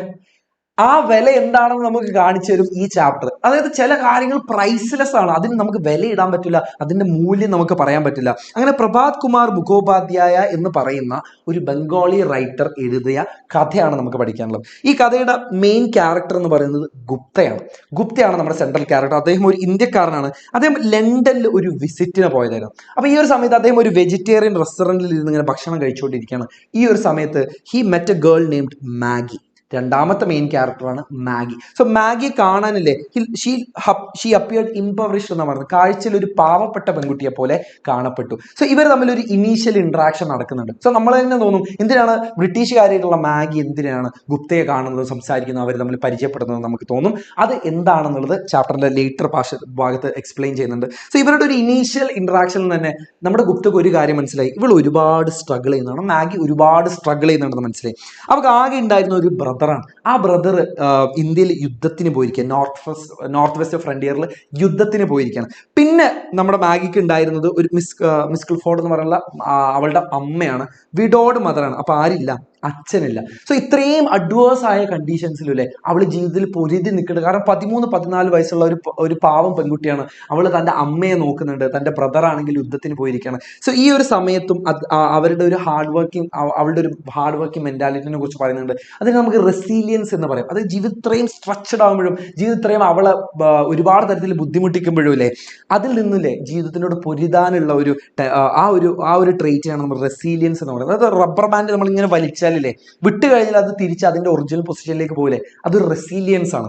ഓക്കെ, സോ ഇവിടെ ആക്ച്വലിയില്ലേ നമ്മൾ എന്തിനാണ് മിസ്റ്റർ ഗുപ്തനെ മാഗി വീട്ടിലേക്ക് കൊണ്ടുവന്നത് വെച്ചാൽ അതിന് കഥയുടെ ലേറ്റർ പോർഷൻസിലേക്ക് വരുമ്പോൾ മാഗി മിസ്റ്റർ ഗുപ്തനെ വീട്ടിലേക്ക് കൊണ്ടുവരുന്നത് ഇതിന്റെ കാരണം എന്താണെന്ന് വെച്ചാൽ, ഒരുപാട് വർഷങ്ങൾക്ക് മുന്നേ നമ്മുടെ മാഗിയുടെ ബ്രദറായിട്ടുള്ള ഫ്രാങ്ക് ഒരു മോതിരം അമ്മയ്ക്കും അതുപോലെ സിസ്റ്ററിനും അയച്ചു കൊടുത്തിട്ടുണ്ടായിരുന്നു. ഇതൊരു വെറും മോതിരമല്ല, the crystal ring believe to possess magical powers, ഒരുപാട് മാജിക്കൽ പവർ ഉള്ള ഒരു റിംഗ് ആണെന്നാണ് ഫ്രാങ്ക് അവരോട് പറഞ്ഞത്. ഇതിന്റെ മാജിക്കൽ പവർ എന്താണെന്ന് വെച്ചാൽ, ഈ മോതിരത്തിൽ നോക്കിക്കഴിഞ്ഞാൽ ഇപ്പൊ ഫ്രാങ്ക് ജീവിച്ചിരിപ്പുണ്ടോ, ഇപ്പൊ ഫ്രാങ്കിന്റെ ഹെൽത്ത് ഓക്കെ ആണോ, ഇപ്പൊ ഫ്രാങ്ക് സേഫ് ആണോ എന്നുള്ള കാര്യങ്ങളൊക്കെ അറിയാൻ പറ്റുന്ന പറഞ്ഞു. പക്ഷെ മാഗി നോക്കിയിട്ടും മിസ് ക്ലിഫോർഡ് നോക്കിയിട്ടും ഒന്നും തന്നെ കാണാൻ പറ്റില്ല. അപ്പൊ അവർ പ്രതീക്ഷിക്കുന്നതെന്ന് വെച്ചാൽ ഹിന്ദു ആയിട്ടുള്ള ഇന്ത്യക്കാരനായിട്ടുള്ള മിസ്റ്റർ ഗുപ്ത നോക്കിക്കഴിഞ്ഞാൽ ഇനി എന്തെങ്കിലും കാണാൻ പറ്റുമെന്ന്.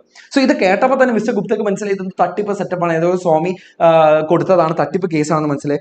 അദ്ദേഹം കുറച്ച് സ്കെപ്റ്റിക്കൽ ആണെങ്കിലും ഈ അമ്മയുടെ ആരോഗ്യത്തിന് ആലോചിച്ചോട്ടെ, ഈ അമ്മ ഒരുപാട് നാളായിട്ട് മകനെ കുറിച്ച് ആലോചിച്ചോട്ടെ, ഭയങ്കര വിഷമത്തിലാണ്. സോ ഈ അമ്മയെ ആലോചിച്ചിട്ട് അദ്ദേഹം ഒരു നുണ പറയാണ്. അദ്ദേഹം പറയുന്നത് ഞാൻ ഫ്രാങ്കിനെ കണ്ടു, ഫ്രാങ്ക് ഇപ്പോൾ അലൈവ് ആണ്, ഫ്രാങ്ക് ഇപ്പോൾ സേഫ് ആണെന്ന് അദ്ദേഹം നുണ പറയാണ്. പക്ഷെ unfortunately it's revealed that Frank has already passed away. അതിന് തൊട്ടടുത്ത ദിവസങ്ങളിൽ ഫ്രാങ്ക് ഓൾറെഡി മരിച്ചു പോയിട്ടുണ്ടെന്നുള്ള വാർത്ത അവരറിയാണ് ഉണ്ടായത്. സാർ സ്റ്റക്കാണെന്ന് പറയുന്നുണ്ടല്ലോ. ഓക്കെ, സ്റ്റക്ക് ആവാൻ ഒരു വഴിയില്ലല്ലോ, നീ ഒന്ന് റിഫ്രഷ് ചെയ്ത് നോക്കേ. Okay okay moving on. So ഈ ഒരു സമയത്തല്ലേ നമ്മുടെ മാഗിയും അതുപോലെ മിസ്റ്റർ ഗുപ്തയും ഒരു ഇമോഷണൽ കണക്ഷൻ ഡെവലപ്പ് ചെയ്യുന്നുണ്ട്. സോ ഈ ഇമോഷണൽ കണക്ഷനിലെ, അതായത് നമ്മുടെ മിസ്റ്റർ ഗുപ്ത നാട്ടിലേക്ക് തിരിച്ചു പോകുന്ന സമയത്ത് മാഗി അയാളെ കാണാൻ വേണ്ടി വരുന്നുണ്ട്. സോ മാഗിക്ക് ആകെ ഒരു റിക്വസ്റ്റ് ഉണ്ടായിരുന്നുള്ളൂ, തൻ്റെ ബ്രദറിന്റെ കല്ലറയിൽ, തൻ്റെ ബ്രദറിന്റെ ഗ്രേവിൽ കുറച്ച് പൂക്കൾ വെക്കണം. സോ ആ പൂക്കൾ വാങ്ങാൻ വേണ്ടിയിട്ട് മാഗി കുറച്ച് ഷില്ലിങ്സ് കൊടുക്കുന്നുണ്ട്. അതായത് വളരെ തുച്ഛമായ പൈസയാണ് കേട്ടോ ഷില്ലിങ് എന്ന് പറയുന്നത്.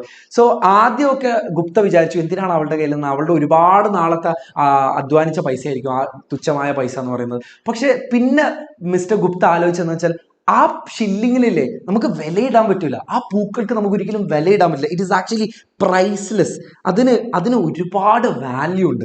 തൻ്റെ ബ്രദറിന് വേണ്ടി അവസാനമായിട്ട് ചെയ്യാൻ പറ്റുന്ന ഒരു കാര്യമാണ്. സോ അങ്ങനെ ഒരിക്കലും ഗുപ്ത ആ പൈസ വാങ്ങിയിട്ട് അവർക്ക് പ്രോമിസ് ചെയ്യണം, ഞാൻ നാട്ടിൽ പോകുന്ന സമയത്ത് നിന്റെ ബ്രദറിന്റെ കല്ലേറയിൽ ഞാൻ ഇങ്ങനെ പൂക്കൾ വെക്കും എന്നുള്ളത് അവർക്ക് പ്രോമിസ് ചെയ്യണം. ആക്ച്വലി ഈ സ്റ്റോറിയിലെ രണ്ട് ഡൈവേഴ്സ് ആയ ആളുകൾ തമ്മിലുള്ള ബോണ്ടിനെ കുറിച്ചും അവർ തമ്മിൽ ക്രിയേറ്റഡ് ആവുന്ന കമ്പാഷനെ കുറിച്ചും ആണ് സംസാരിക്കുന്നത്. അവർ തമ്മിലുള്ള കൈൻഡ്നെസ്സിനെ കുറിച്ചാണ് ഇവിടെ സംസാരിക്കുന്നത്, എമ്പതിയെ കുറിച്ചാണ് ഇവിടെ സംസാരിക്കുന്നത്, നമ്മുടെ മാഗിയുടെ സാക്രിഫൈസിനെ കുറിച്ചാണ് നമ്മുടെ ചാപ്റ്റർ സംസാരിക്കുന്നത്.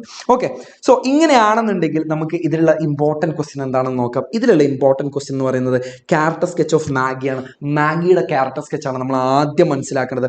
ക്യാരക്ടർ സ്കെച്ച് ഞാൻ നേരത്തെ പറഞ്ഞല്ലോ, വളരെ വിശദമായിട്ട് തന്നെ ഞാൻ പറഞ്ഞിട്ടുണ്ടായിരുന്നു. ഫിസിക്കൽ ഫീച്ചേഴ്സ്, അവളുടെ പ്രായത്തിനെ കുറിച്ച് പറയുന്നുണ്ട്, അവൾ ഏത് നാട്ടുകാരിയാണെന്ന് പറയുന്നുണ്ട്, അവളുടെ കാണാൻ ഒരു വെരി പൂർ ഡ്രസ്സസ് ആണെന്ന് ഇവിടെ പറയുന്നുണ്ട്, അതുപോലെ തന്നെ അവളുടെ കണ്ണുകളെ കുറിച്ച് പറയുന്നുണ്ട്. അത്രയും ഡീറ്റെയിൽഡ് ആയിട്ട് എഴുതണമെന്നല്ല, പക്ഷെ നമ്മുടെ ചാപ്റ്ററിൽ പറഞ്ഞിട്ട് എല്ലാ ഫിസിക്കൽ ഫീച്ചറുകളും കൊടുക്കണം. അതുപോലെ തന്നെ അവളുടെ ക്യാരക്ടറിനെ കുറിച്ചും പറയണം. ഇവിടെ അവള് ഡെയിലി ചെയ്യുന്ന കാര്യങ്ങളെ കുറിച്ച് പറയുന്നുണ്ട്. അവളൊരു ഹാർഡ് വർക്കിംഗ് ഗേൾ ആണെന്ന് പറയുന്നുണ്ട്. അതുപോലെ തന്നെ അവൾ സൂപ്പർസ്റ്റിഷ്യസ് ആണെന്ന് പറയുന്നുണ്ട്. അവൾക്ക് ഒരുപാട് അന്ധവിശ്വാസങ്ങളുള്ള ഒരു പെൺകുട്ടിയാണെന്നും ഇവിടെ പറയുന്നുണ്ട്. ഓക്കെ, സോ ഇത്രയും കാര്യങ്ങൾ ഡീറ്റെയിൽഡ് ആയിട്ട് പറഞ്ഞുകൊണ്ടായിരിക്കണം നമ്മുടെ ക്യാരക്ടർ സ്കെച്ച് വൈൻഡപ്പ് ചെയ്യേണ്ടത്. ഒരു ലെറ്റർ കൂടെ കൊടുക്കുന്നുണ്ട് ഞാൻ. സോ ലെറ്റർ എഴുതുന്നതിനും സെയിം പരിപാടി തന്നെയാണ്. എങ്ങനെയാണ് ഫ്രം അഡ്രസ്സ് കൊടുക്കുക, ടു അഡ്രസ്സ് കൊടുക്കുക, സല്യൂട്ടേഷൻ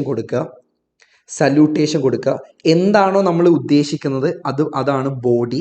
ബോഡിയിൽ നമ്മൾ ലെറ്ററിൻ്റെ കണ്ടന്റ് കൊടുക്കുക. എൻഡ് ചെയ്യേണ്ടത് ഇവിടെ ഡേറ്റും ഞാൻ കൊടുത്തിട്ടുണ്ട്, സോറി ഇവിടെ ഡേറ്റും കൊടുത്തിട്ടുണ്ട്. അതിനുശേഷം വിത്ത് റിഗാർഡ്സ് കൊടുക്കുക.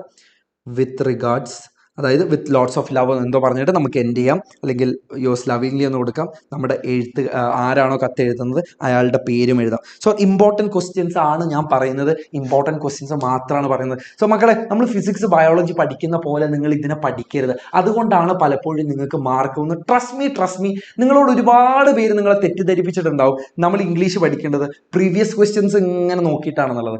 പലപ്പോഴും ഇല്ലേ, ഒരു പ്രാവശ്യം ലെറ്റർ ആണ് ചോദിച്ചതെങ്കിൽ ആ ചാപ്റ്ററിൽ നിന്ന് പലപ്പോഴും വേറൊരു ഡിസ്കോഴ്സ് ആയിരിക്കും ചോദിക്കുന്നത്. സോ ഇമ്പോർട്ടൻറ്റ് ക്വസ്റ്റ്യൻസ് പഠിക്കുന്ന പോലെ തന്നെ നമ്മൾ ചാപ്റ്ററിന്റെ തീം എന്താണ്, ചാപ്റ്ററിന്റെ കണ്ടന്റ് എന്താണ് ക്രിസ്റ്റൽ ക്ലിയർ ആയിരിക്കണം.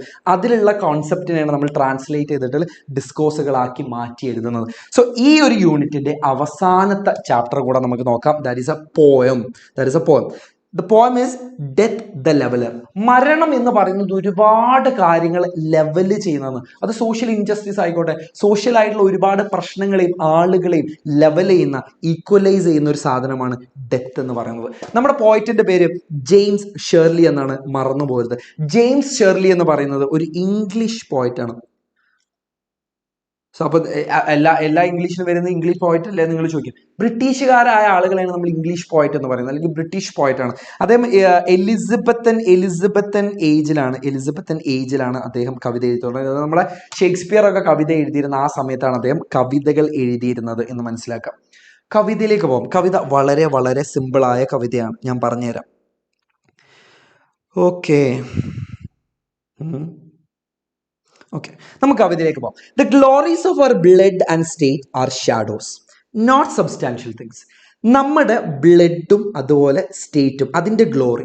നമ്മുടെ ബ്ലഡ്, നമ്മൾ ഏത് കുടുംബത്തിൽ ജനിച്ചു, നമ്മുടെ ആരുടെ മകനായിട്ട് ജനിച്ചു, അതിൻ്റെ ഗ്ലോറി, അതിൻ്റെ മഹത്വം. അല്ലെങ്കിൽ സ്റ്റേറ്റ്, നിങ്ങളുടെ ഇപ്പോഴത്തെ സ്റ്റാറ്റസ്, നിങ്ങൾ എത്ര പൈസക്കാരനാണ്, നിങ്ങൾ എത്ര പണക്കാരനാണ്, നിങ്ങൾ എത്ര കാറുണ്ട്, നിങ്ങളുടെ വീട് എത്ര വലുതാണ്, ഇതൊന്നും ഒരു കാര്യമില്ല. ദാറ്റ് ആസ് ഷാഡോസ് എന്നാണ് പറയുന്നത്. അത് വെറും നിഴലുകൾ മാത്രമാണ്. നോട്ട് സബ്സ്റ്റാൻഷ്യൽ തിങ്സ്, എല്ലാ കാലത്തും നിലനിൽക്കുന്ന സാധനങ്ങളല്ല. Blood and state are shadows എന്നാണ് പറയുന്നത്. ഇതെന്താണ് ആക്ച്വലി? മെറ്റഫറാണ്. അത് നിഴലുകൾ മാത്രമാണ്. There is no armour against fate. വിധിക്കെതിരെ അല്ലെങ്കിൽ മരണത്തിനെതിരെ നിങ്ങൾക്ക് ഉപയോഗിക്കാൻ പറ്റുന്ന ഒരു പടച്ചട്ടയുമില്ല. മരണത്തിന് നിങ്ങൾക്ക് പിടിച്ചു വെക്കാൻ പറ്റുന്ന ഒരു പടച്ചട്ടയുമില്ല. Death lays his icy hands on kings. രാജാക്കന്മാരിലും മരണം അതിൻ്റെ തണുത്തുറഞ്ഞ കരങ്ങൾ പതിപ്പിക്കും എന്നാണ് പറയുന്നത്. Sceptre and crown must tumble down. കിരീടവും ചെങ്കോലുമാണ് സെപ്റ്റർ ആൻഡ് ക്രൗൺ എന്ന് പറയുന്നത്. ഇത് ആക്ച്വലി എന്തിനെയാണ് കാണിക്കുന്നത്? കിങ്സിനെയാണ് കാണിക്കുന്നത്, അല്ലെങ്കിൽ എലീറ്റ് ക്ലാസ്സിനെയാണ് കാണിക്കുന്നത്. സോ സെപ്റ്റർ ആൻഡ് ക്രൗൺ വേറെ ഒരു സാധനത്തെയാണ് കാണിക്കുന്നത് അല്ലേ. അത് സിംബോളിഫൈ ചെയ്തിട്ടാണ് ഇവിടെ പറയുന്നത്. ഇതിനെയാണ് നമ്മൾ മെറ്റോണമി എന്ന് പറയുന്നത്. സോ മെറ്റോണമിയുടെ ഒരു എക്സാമ്പിൾ ആണ് സെപ്റ്റർ ആൻഡ് ക്രൗൺ എന്ന് പറയുന്നത്. മസ്റ്റ് ടംബിൾ ഡൗൺ, അത് താഴെ വീണിരിക്കും. അതായത് ഈ പറഞ്ഞ എല്ലാ കൊമ്പത്തെ ആൾക്കാരും, എല്ലാ എലീറ്റ് ക്ലാസ്സും താഴെ വീണിരിക്കും. സാമ്രാജ്യങ്ങളടക്കം താഴെ വീണിരിക്കും. And the dust be equal made with poor crooked scythe and spade. അങ്ങനെ മണ്ണിൽ താഴെ വീണുന്ന മണ്ണടിയുന്ന ഈ ചിരീടും ചെങ്കോലുല്ലേ, എന്തിന്റെ കൂടെയാണ് മണ്ണടിയുന്നതെന്ന് അറിയോ? Poor crooked scythe and spade. ഒരു പാവപ്പെട്ടവന്റെ, ഒരു കർഷകന്റെ അരിവാളും തൂമ്പയും മണ്ണടിയുന്ന പോലെ. ഈ അരിവാളും തൂമ്പയും എന്തിനാണ് യൂസ് ചെയ്യുന്നത്? പാവപ്പെട്ട ആളുകളെയാണ്, ലെയ്മനെയാണ് ഇവിടെ ഉദ്ദേശിക്കുന്നത്, അല്ലെങ്കിൽ പുവർ പീപ്പിളിനെയാണ് ഇവിടെ ഉദ്ദേശിക്കുന്നത്, അല്ലെങ്കിൽ കോമൺ പീപ്പിളിനെയാണ് ഇവിടെ ഉദ്ദേശിക്കുന്നത്. ഓക്കെ, ഈ സാധാരണക്കാരൻ മരിച്ചു കഴിഞ്ഞാൽ അവൻ എങ്ങനെയാണോ മണ്ണടിയുന്നത് അതുപോലെ തന്നെയായിരിക്കും ഒരു രാജാവ് മണ്ണടിയുന്നത്. ഒരു എലീറ്റ് ക്ലാസ്, ഒരു റിച്ച് ആയ ഒരാൾ മരിച്ച് മണ്ണടയും എന്നാണ് ഇവിടെ പറയുന്നത്. Some men with swords may reap the field. ചില ആയുധധാരികളായുള്ള ചില ആളുകൾ അവരുടെ യുദ്ധക്കളങ്ങളിൽ വെട്ടി വീഴ്ത്തിയേക്കാം. And plant fresh laurels where they kill. അവരങ്ങനെ കൊന്നുകൂട്ടിയതിനല്ലേ അവർക്ക് ഒരുപാട് ലോറൽസ്, അവർക്ക് ഒരുപാട് ബഹുമതികൾ ലഭിച്ചേക്കാം. But the strong nerves at last must yield. അവരുടെയും സ്ട്രോങ് നെർവ്സ് എന്ന് പറയുന്നില്ല, അവരുടെയും ആ ശക്തി, അവരുടെയും ആ ഒരു ഇമ്പൾസും ധൈര്യവും ഒക്കെ അല്ലേ, അതും തോറ്റുപോകും എന്നാണ് പറയുന്നത്. They tame but one another still. അവരും ഒരുപാട് പേരെ ടേം ചെയ്യും, ഒരുപാട് പേരെ മെരുക്കിയെടുത്തേക്കാം. പക്ഷേ early or late they stoop to fate. അവരും ഒന്നെങ്കിൽ ഏർലി അല്ലെങ്കിൽ കുറച്ച് നേരത്തെ അല്ലെങ്കിൽ കുറച്ച് ലേറ്റ് ആയിട്ടെങ്കിലും അവരും വിധിക്ക് മുന്നിൽ കീഴടങ്ങും എന്നാണ് പറയുന്നത്. അവരും മരണത്തിന് മുന്നിൽ കീഴടങ്ങും എന്നാണ് പറയുന്നത്. അങ്ങനെ മരണത്തിൽ നിന്നും ആർക്കും രക്ഷപ്പെടാൻ പറ്റില്ല എന്നാണ് പറയുന്നത്. And must give up their murmuring death. അവരുടെ മർമറിംഗ് ബ്രെത്ത്, അവരുടെ പിറുപിറുക്കുന്ന ശ്വാസം മരണത്തിന് മുന്നിൽ കൊടുക്കേണ്ടി വരും എന്നാണ് പറയുന്നത്.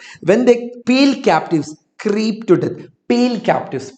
പെയിൽ എന്ന് വെച്ചല്ലേ മുഖം ഇങ്ങനെ വിളറി വെളുത്ത് രക്തമൊന്നും ഇല്ലാത്തൊരവസ്ഥയാണ് നമ്മൾ പെയിൽ എന്ന് പറയുന്നത്. അങ്ങനെ പെയിൽ ക്യാപ്റ്റീവ്സ് ആവുന്ന സമയത്ത് അവരുടെ ശരീരത്തിലേക്ക് മരണം ഇഴഞ്ഞു കയറും എന്ന് പറയുന്നത്. ക്രീപ് ടു ഡെത്ത് എന്ന് പറയുന്നത്. The garlands wither on your bro.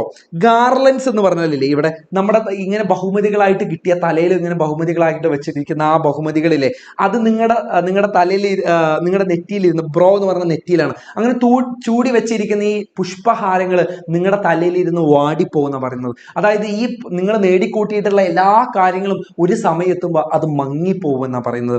And then boast no more your mighty deeds. നിങ്ങൾ ചെയ്ത ഭയങ്കരമായിട്ടുള്ള കാര്യങ്ങളെ കുറിച്ച് നിങ്ങൾക്ക് പിന്നീട് ബോസ്റ്റ് ചെയ്യാൻ പറ്റൂല എന്ന് പറയുന്നത്. നിങ്ങൾക്ക് എന്ത് ചെയ്യാൻ പറ്റൂല, നിങ്ങൾക്ക് അതിനെക്കുറിച്ച് വീമ്പളക്കാൻ പറ്റൂല, വാചകടിക്കാൻ പറ്റൂല എന്ന് പറയുന്നത്. അതായത് എല്ലാം സമയകാലക്രമേണ എല്ലാം വാടിപ്പോകുന്ന പറയുന്നത്. നമ്മൾ നേടിയിട്ടുള്ള പൈസ, നമ്മൾ നേടിയിട്ടുള്ള ബഹുമതികൾ, നമ്മൾ നേടിയിട്ടുള്ള ആദരവുകളൊക്കെ മങ്ങിപ്പോകുമെന്നാ പറയുന്നത്. അപ്പോൾ the death's purple altar now see where the victim bleeds. മരണത്തിന്റെ പേർപ്പിൾ അൾത്താര. പേർപ്പിൾ എന്നുള്ള കളർ കൊടുക്കാനുള്ള കാരണമല്ലേ, അത് ഭയങ്കര ബ്ലഡ് സ്റ്റെയിൻഡ് ആണ്. അതിനാണ് നമ്മൾ പർപ്പിൾ എന്നുള്ള കളർ കൊടുക്കാനുള്ള കാരണം. അവിടെ വിക്ടറും വിക്ടിമും ബ്ലീഡ് ചെയ്യും. വിക്ടർ വിജയും പരാജിതനായ വിക്ടിമും അവിടെ ബ്ലീഡ് ചെയ്യുന്ന പറയുന്നത്. ഇതെന്താണ്? ഇത് ഓക്സിമോറാണ് അല്ലെ. പരസ്പര വൈരുദ്ധ്യമുള്ള സാധനങ്ങളാണ് വിക്ടറും വിജയും പരാജിതനായ വിക്ടിമും. ഇത് എന്തിന് എക്സാമ്പിൾ ആണ്? ഇത് ഓക്സിമോറോണിന് എക്സാമ്പിൾ ആണ്. Your heart must come to the cold tomb. അങ്ങനെ ആ തണുത്ത് മരവിച്ച ആ കല്ലറക്ക് മുന്നിൽ നിങ്ങളുടെ തല കുഞ്ഞേ പറ്റും. അല്ലെങ്കിൽ നിങ്ങൾ ആ മരണം എന്ന് പറയുന്നത് ഒരിക്കലും നമുക്ക് ഇന്നവിറ്റബിൾ ആയിട്ടുള്ള ഒരു കാര്യമാണ്. അത് നമുക്ക് ഒരിക്കലും അവോയ്ഡ് ചെയ്യാൻ പറ്റുന്ന ഒരു സാധനമല്ല. Only the actions of the just smell sweet and blossom in the dust. അതായത് ജസ്റ്റായ ഒരാൾ എന്ന് വെച്ചാൽ ജീവിതത്തിൽ നല്ല കാര്യങ്ങൾ ചെയ്ത ഒരാളുടെ ആക്ഷൻസ് മാത്രമേ അവിടെ വിലപ്പോകുള്ളൂ എന്ന് പറയുന്നത്. അതായത് സ്മെൽ സ്വീറ്റ്, അതായത് അവിടെ ആകെ അതിൽ നിന്ന് കടന്നു പോകുന്നത്, അല്ലെങ്കിൽ അവിടെ ആകെ രക്ഷപ്പെടാൻ പോകുന്നത്, അവിടെ ആകെ സുഖം അനുഭവിക്കാൻ പോകുന്നത് ആക്ച്വലി അവിടെ ജസ്റ്റായ ആളുകളെയാണ്, ഗുഡ് പീപ്പിളിനെയാണ് ഇവിടെ ഉദ്ദേശിക്കുന്നത് കേട്ടോ. സോ ഇത്രയേ ഉള്ളൂ നമ്മുടെ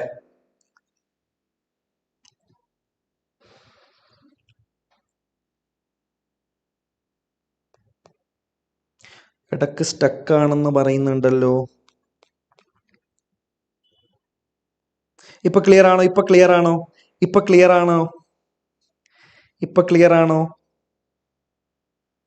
ഓക്കെ, ഇപ്പൊ ക്ലിയർ ആണെങ്കിൽ ഒന്ന് പറഞ്ഞേടാ, നമുക്ക് ബാക്കിയുള്ള പരിപാടികളിലേക്ക് പോകാം. സോ ഇതാണ് നമ്മുടെ അവസാനത്തെ ചാപ്റ്റർ എന്ന് പറയുന്നത്. സോ ഇത്രയും കാര്യങ്ങൾ, ഇതിന്റെ ഒരു അപ്രിസിയേഷനും കൂടെ ഞാൻ ഇവിടെ കൊടുക്കുന്നുണ്ട്. സോ ഇത് കഴിഞ്ഞെങ്കിൽ, ഇത്രയും ക്ലിയർ ആണെങ്കിൽ നമ്മുടെ മെയിൻ പരിപാടിയായിട്ടുള്ള ഗ്രാമറിലേക്ക് പോകാം. ഇപ്പൊ ക്ലിയർ ആണെങ്കിൽ മാത്രമേ ഞാൻ അടുത്ത പരിപാടിയിലേക്ക് പോകുന്നുള്ളൂ. ക്ലിയർ ആണെങ്കിൽ ഒന്ന് പറഞ്ഞേ. സാർ ലാഗ് അടിക്കണമെന്നോ? ഓക്കെ, ക്ലിയർ ആണെന്ന് പറയുന്നുണ്ട്.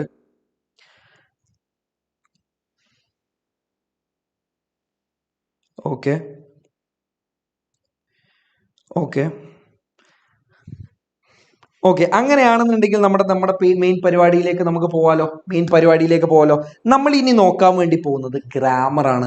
ആദ്യം നോക്കാൻ വേണ്ടി പോകുന്നത് ഇഫ് ക്ലോസ് ആണ്. സോ മെയിൻ സ്ഥിരമായിട്ട് ചോദിക്കുന്ന ഒരു സാധനമാണ് ഇഫ് ക്ലോസ് എന്ന് പറയുന്നത്. സോ ഇഫ് ക്ലോസ് എന്ന് വെച്ചാൽ വളരെ സിമ്പിളായിട്ട് പറയുകയാണെങ്കിൽ ഇറ്റ്സ് എ കണ്ടീഷണൽ ക്ലോസ്. അവിടെ ഒരു കണ്ടീഷൻ ഉണ്ട്. നിങ്ങൾ ഇന്നത് ചെയ്തോ, നിങ്ങൾക്ക് ഇന്നത് കിട്ടിയിരിക്കും. നിങ്ങൾ നല്ലപോലെ പഠിച്ചോ, നിങ്ങൾക്ക് നല്ലൊരു ജോലി കിട്ടും. നിങ്ങൾ നല്ലപോലെ പഠിച്ചില്ലേ, നിങ്ങൾ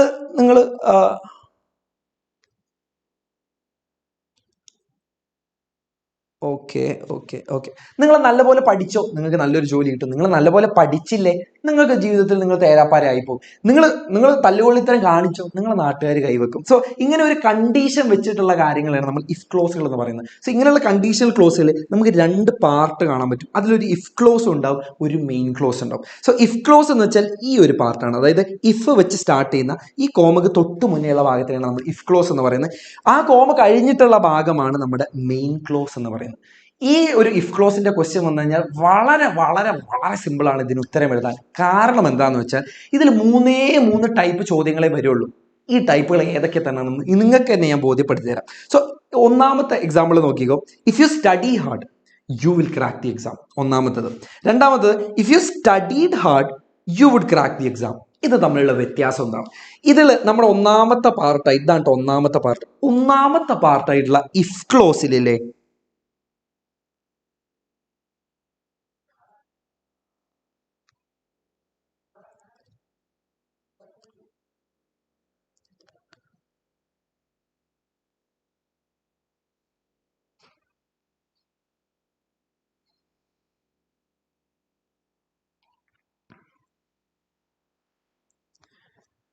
okay moving on. If you okay നമുക്ക് മുന്നിലേക്ക് പോവാം. ഇഫ് യു സ്റ്റഡീഡ് ഹാർഡ്, ഇത് നമ്മൾ വ്യത്യാസം എന്താണ്? നമ്മുടെ ഇഫ് ക്ലോസിൽ യൂസ് ചെയ്തിരിക്കുന്ന വേർബ് ശ്രദ്ധിച്ചോ, ഇത് V1 അല്ലേ? രണ്ടാമത്തെ സെന്റൻസിൽ ഇഫ് ക്ലോസിൽ യൂസ് ചെയ്തിരിക്കുന്ന വേർബ് ശ്രദ്ധിച്ചോ, V2 അല്ലേ?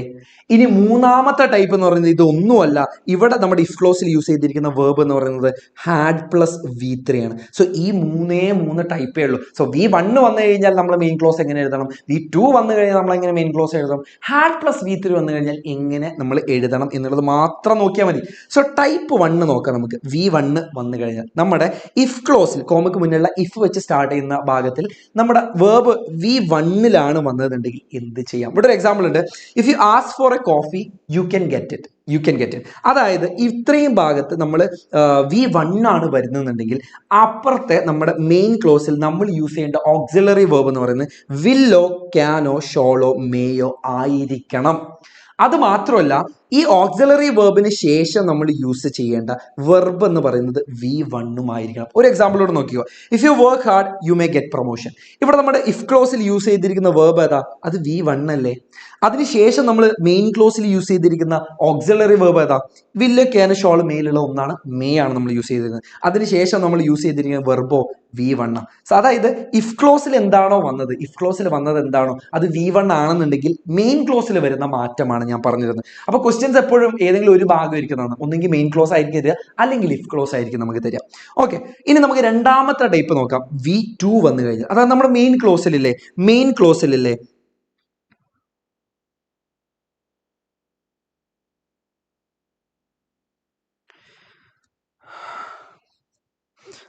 ഓക്കെ. സോ നമ്മുടെ മെയിൻ ക്ലോസിലെ ഇഫ് ക്ലോസിൽ നമുക്ക് V2 വന്നു കഴിഞ്ഞാൽ നമ്മൾ എങ്ങനെ അതിന് ഉത്തരം എഴുതും എന്നുള്ളത് നമുക്ക് നോക്കാം. സോ ഇവിടെ നമ്മളില്ലേ യൂസ് ചെയ്യേണ്ട ഓക്സിലറി വേർബ് എന്ന് പറയുന്നത് വുഡോ, കുഡോ, ഷുഡോ, മൈറ്റോ ആയിരിക്കണം. അത് മാത്രമല്ല, ഇവിടെയും നമ്മൾ യൂസ് ചെയ്യേണ്ട വെർബ്, മെയിൻ ക്ലോസിൽ യൂസ് ചെയ്യേണ്ട വെർബ് V1 തന്നെ ആയിരിക്കണം. എക്സാമ്പിൾ നോക്കിക്കോ. If U worked hard you might get promotion. Same example തന്നെയാണ്. ഇവിടെ നമ്മൾ യൂസ് ചെയ്തിരിക്കുന്ന വെർബ് എന്ന് പറയുന്നത് V2 ആണ്. ഇവിടെ V1 ആണ് യൂസ് ചെയ്തത്. അങ്ങനെയാണെങ്കിൽ കോമ കഴിഞ്ഞിട്ടുള്ള മെയിൻ ക്ലോസിൽ നമ്മൾ യൂസ് ചെയ്യേണ്ട ഓക്സിലറി വേർബ് എന്ന് പറയുന്നത് വുഡോ, കുഡോ, ഷുഡോ, മൈറ്റോ ആയിരിക്കണം. അതിനുശേഷം വരുന്ന വെർബ് എന്തായിരിക്കണം? V1 തന്നെ ആയിരിക്കണം. ഇവിടെയും V1 ആണ്, ഇവിടെയും V1 ആണ്. ഇനി മൂന്നാമത്തെ ഒരു ടൈപ്പ് എന്ന് പറയുന്നത് ഹാഡ് പ്ലസ് V3 ആണ്. അതായത് നമുക്ക് കിട്ടിയിട്ടുള്ള ഇഫ് ക്ലോസിൽ ഹാഡ് പ്ലസ് V3 ആണ് വന്നത് എന്നുണ്ടെങ്കിൽ നമ്മൾ യൂസ് ചെയ്യേണ്ട ഓക്സിലറി വേർബ് എന്ന് പറയുന്നത് would have, could have, should have അല്ലെങ്കിൽ മൈറ്റ് ഹാവ് ആയിരിക്കണം. എക്സാമ്പിൾ നോക്കിക്കോ. If you had asked for a coffee, നീ ഒരു കോഫി ചോദിച്ചിട്ടുണ്ടായിരുന്നെങ്കിൽ അതെന്താണ്? അതൊരു പാസ്റ്റ് പെർഫെക്റ്റ് ആണ്. You could have got it, നിനക്ക് അത് കിട്ടുമായിരുന്നേനെ. അതായത് നമ്മളിവിടെ യൂസ് ചെയ്തിരിക്കുന്നത് ഓക്സിലറി വേർബ് എന്ന് പറയുന്നത് would have, could have, should have അല്ലെങ്കിൽ മൈറ്റ് ഹാവ് നമ്മളിവിടെ കൊടുത്തിരിക്കുന്നത്.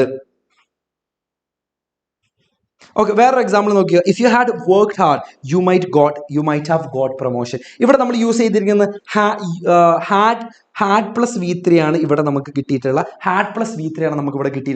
U might have got promotion. അതായത് മൈറ്റ് ഹാവ് ആണ് ഇവിടെ യൂസ് ചെയ്തിരിക്കുന്നത്. മാത്രമല്ല, ഇവിടെ നമുക്ക് കിട്ടിയിട്ടുള്ള വെർബിനെ, നമുക്ക് ഈ മെയിൻ ക്ലോസിലുള്ള വെർബിനെ നമ്മൾ എന്താക്കി മാറ്റണം?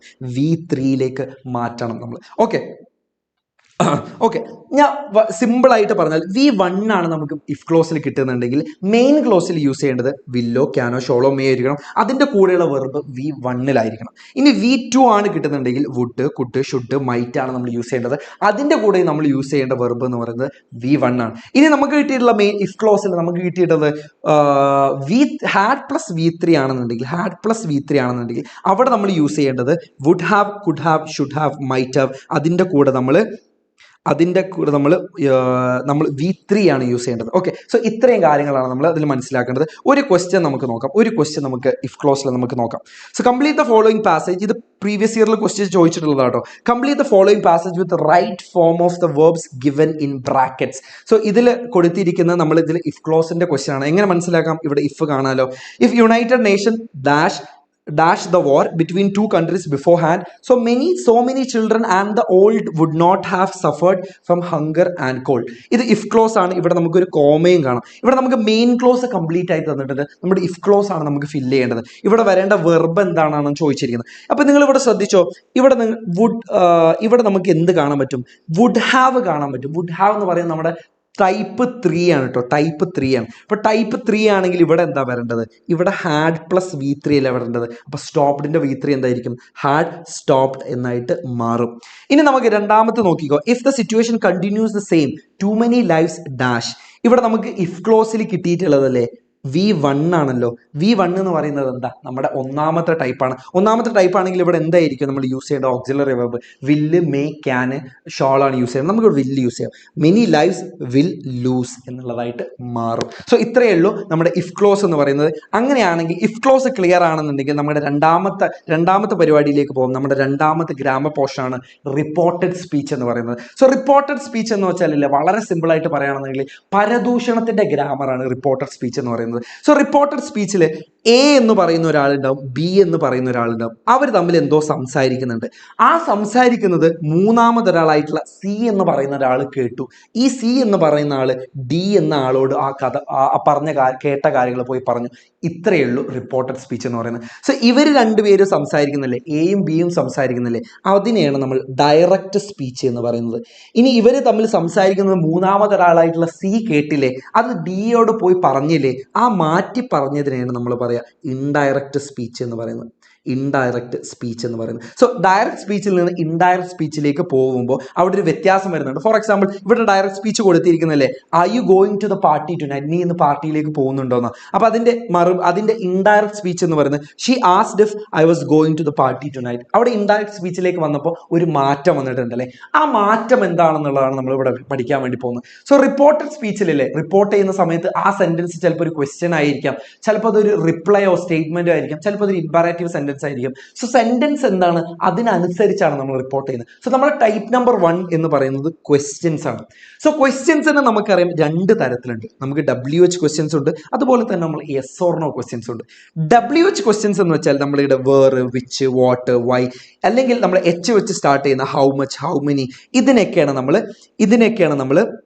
WH ക്വസ്റ്റ്യൻ എന്ന് പറയുന്നത്. ഇനി WHO HO വെച്ചല്ല നമ്മുടെ ക്വസ്റ്റ്യൻസ് സ്റ്റാർട്ട് ചെയ്യുന്നത്. അതിന് പകരം നമ്മുടെ ഓക്സിലറി വേർബ് വെച്ചിട്ടാണ് സ്റ്റാർട്ട് ചെയ്യുന്നുണ്ടെങ്കിൽ അതിനെയാണ് നമ്മൾ യെസ് ഓർ നോ ക്വസ്റ്റ്യൻസ് എന്ന് പറയുന്നത്. സോ WH ക്വസ്റ്റ്യൻസ് എങ്ങനെയാണ് റിപ്പോർട്ട് ചെയ്യേണ്ടത് ഞാൻ ആദ്യം പഠിപ്പിച്ചു തരാം. സോ ഇവിടെ ഒരു WH ക്വസ്റ്റ്യൻ കൊടുത്തിട്ടുണ്ട്, what is your favourite food, നിങ്ങളുടെ ഫേവറേറ്റ് ഫുഡ് എന്താണെന്നാണ്. ഇതൊരു WH ക്വസ്റ്റ്യൻ ആണ്. സോ WH ക്വസ്റ്റ്യൻ എങ്ങനെയാണ് റിപ്പോർട്ട് ചെയ്യേണ്ടതെന്ന് ഞാൻ പറഞ്ഞുതരാം.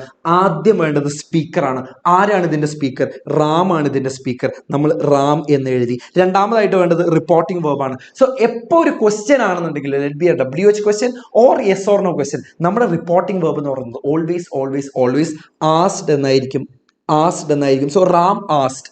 ക്വസ്റ്റ്യൻ വേർഡ് എന്താ? ഇവിടുത്തെ ക്വസ്റ്റ്യൻ വേർഡ് വാട്ട് എന്നുള്ളതാണ് നമ്മുടെ ക്വസ്റ്റ്യൻ വേർഡ് എന്ന് പറയുന്നത്. സോ റാം ആസ്ക്ഡ് വാട്ട് എന്നുള്ളതായിട്ട് മാറും. Ram asked what, speaker, reporting verb, അത് കഴിഞ്ഞിട്ട് ക്വസ്റ്റ്യൻ വേർഡ് വന്നു. അതിനുശേഷം നമ്മൾ കൺവേർട്ടഡ് സെന്റൻസ് ആണ് വേണ്ടത്.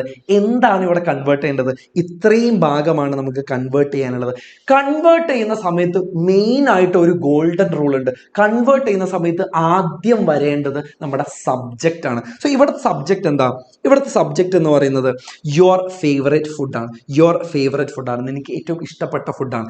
സോ ഇവിടുത്തെ യോറും ഈസും വാസ് എല്ലാം മാറും. ഈ മാറുന്ന വാക്കുകളുടെ ഒരു ലിസ്റ്റ് ഞാൻ ഇവിടെ കൊടുത്തിട്ടുണ്ട്. റിപ്പോർട്ടിംഗ് സ്പീച്ചിലേക്ക് മാറുന്ന സമയത്ത് മാറ്റം വരുന്ന വാക്കുകൾ, അതായത് ഐ എന്ന് പറയുന്നത് ഹി ഷീ ആയിട്ട് മാറും. അതായത് നമ്മുടെ ഡയറക്റ്റ് സ്പീച്ചിലുള്ളത് ഇൻഡയറക്റ്റ് സ്പീച്ചിലേക്ക് ആകുമ്പോൾ ഐ ഹി ഷീ ആയിട്ട് മാറും, യു ഹി ഷീ ആയിട്ട് മാറും, യുവർ ഹിസ് ഹെർ ആയിട്ട് മാറും. ഇങ്ങനെ ഒരുപാട് മാറ്റങ്ങൾ ഞാൻ ഇവിടെ കൊടുത്തിട്ട് ആ ലിസ്റ്റ് ഒന്ന് സ്ക്രീൻഷോട്ട് എടുത്ത് വെച്ചേക്ക്. ഇവിടെ ഒരു മാറ്റം നിങ്ങൾ ശ്രദ്ധിച്ചോ, യുവർ ഫേവറേറ്റ് ഫുഡിൽ എന്തായിട്ട് മാറും? ഹിസ് ഓർ ഹെർ ആയിട്ട് മാറും. ഇവിടെ നമുക്ക് ഇത് ഇത് ലേഡിയോടാണ് ചോദിക്കുന്നത് നമുക്ക് വിചാരിക്കാം. സോ ഹെർ ഫേവറേറ്റ് ഫുഡ് എന്നായിട്ട് മാറും, ഹെർ ഫേവറേറ്റ് ഫുഡ് എന്നായിട്ട് മാറും. ഇതാണ് എന്ത്, നമ്മുടെ സബ്ജക്റ്റ് എന്ന് പറയുന്നത് അല്ലേ. ഇതാണ് സബ്ജക്റ്റ്. ആദ്യം നമ്മൾ സബ്ജക്റ്റിനെയാണ് കൊടുത്തത്, അതിനുശേഷം നമുക്ക് ഓക്സിലറി വെർബ് കൊടുത്താൽ മതി. ഈസ് എന്തായിട്ട് മാറും എന്നറിയോ? ഈസ് എന്തായിട്ട് മാറും? ഈസ് വാസ് ആയിട്ട് മാറുന്നതാണ് ഇതിൽ കാണുന്നത്. So his favourite food was എന്നായിട്ട് മാറും. ഓക്കെ, ഇനി വേറൊരു എക്സാമ്പിൾ കൊടുത്തു. അതായത് സിമ്പിൾ ആയിട്ട് പറയുകയാണെന്നുണ്ടെങ്കിൽ V1 എല്ലാം V2 മാറും. ഇനി ഓൾറെഡി അത് V2 അത് ഹാഡ് പ്ലസ് V3 മാറും. ഇത്രയേ ഉള്ളൂ റൂൾ എന്ന് വെച്ചാൽ. ഞാൻ വേറൊരു എക്സാമ്പിൾ പറഞ്ഞു. ഗുപ്ത ചോദിക്കുകയാണ്, when will your brother come back? Speaker ആരാ? ഒന്നാമത്തെ കാര്യം എന്ന് പറഞ്ഞാൽ സ്പീക്കർ ആരാ? ഗുപ്തയാണ് നമ്മുടെ സ്പീക്കർ എന്ന് പറയുന്നത്. റിപ്പോർട്ടിംഗ് വേർബ് എന്താ? ആസ്ക്ഡ് എന്നുള്ളത്, കാരണം ഇതൊരു ക്വസ്റ്റ്യൻ ആണ്. ഇനി നമുക്ക് വേണ്ടത് ക്വസ്റ്റ്യൻ വേർഡ് ആണ്. ഇവിടെ വെൻ ആണ് ക്വസ്റ്റ്യൻ വേർഡ് എന്ന് പറയുന്നത്. ഇനി നമുക്ക് ഇത്രയും ഭാഗമാണ് കൺവേർട്ട് ചെയ്യാനുള്ളത്. ഇതിലുള്ള സബ്ജക്റ്റ് എന്താണെന്നുള്ളത് നമ്മൾ ആദ്യം നോക്കേണ്ടത്. യുവർ ബ്രദർ ആണ് ഇതിലുള്ള സബ്ജക്റ്റ് എന്ന് പറയുന്നത്. പക്ഷെ യുവർ എന്നുള്ളത് എന്തായിട്ട് മാറും? ഹെർ എന്നുള്ളതായിട്ട് മാറും. ഹെർ ബ്രദർ എന്നായിട്ട് മാറും. വില്ല് എന്തായിട്ട് മാറും? നമ്മുടെ ലിസ്റ്റ് പ്രകാരം വില്ല് എന്തായിട്ട് മാറും? വില്ല് വുഡ് ആയിട്ട് മാറും എന്ന് നമുക്ക് മനസ്സിലായി. സോ വുഡ് എന്നുള്ളതായിട്ട് മാറും. ഇനി കം ബാക്ക് നമുക്ക് അതുപോലെ തന്നെയാണ് കൊടുക്കേണ്ടത്, കാരണം ഇവിടെ വുഡ് വന്നതുകൊണ്ട് നമുക്ക് കം ബാക്ക് അതുപോലെ തന്നെ കൊടുക്കാം. സോ ഇത്രയേ ഉള്ളൂ നമ്മുടെ WH ക്വസ്റ്റ്യൻസ് നമ്മൾ റിപ്പോർട്ട് ചെയ്യേണ്ടത്. ഇനി നമുക്ക് യെസ് ഓർ നോ ക്വസ്റ്റ്യൻസ് എങ്ങനെ റിപ്പോർട്ട് ചെയ്യാൻ നോക്കാം. സോ യെസ് ഓർ നോ റിപ്പോർട്ടിനും ഇതേ സ്ട്രക്ചറാണ് നമ്മൾ ഫോളോ ചെയ്യേണ്ടത്. വ്യത്യാസം എന്താണെന്ന് വെച്ചാൽ ഇവിടെ ഒരു ക്വസ്റ്റ്യൻ വേർഡ് ഇല്ലാത്തത് കൊണ്ട് നമ്മളൊരു ലിങ്കിങ് വേർഡാണ് യൂസ് ചെയ്യേണ്ടത്. ആ ലിങ്കിങ് വേർഡ് രണ്ടെണ്ണേ ഉള്ളൂ.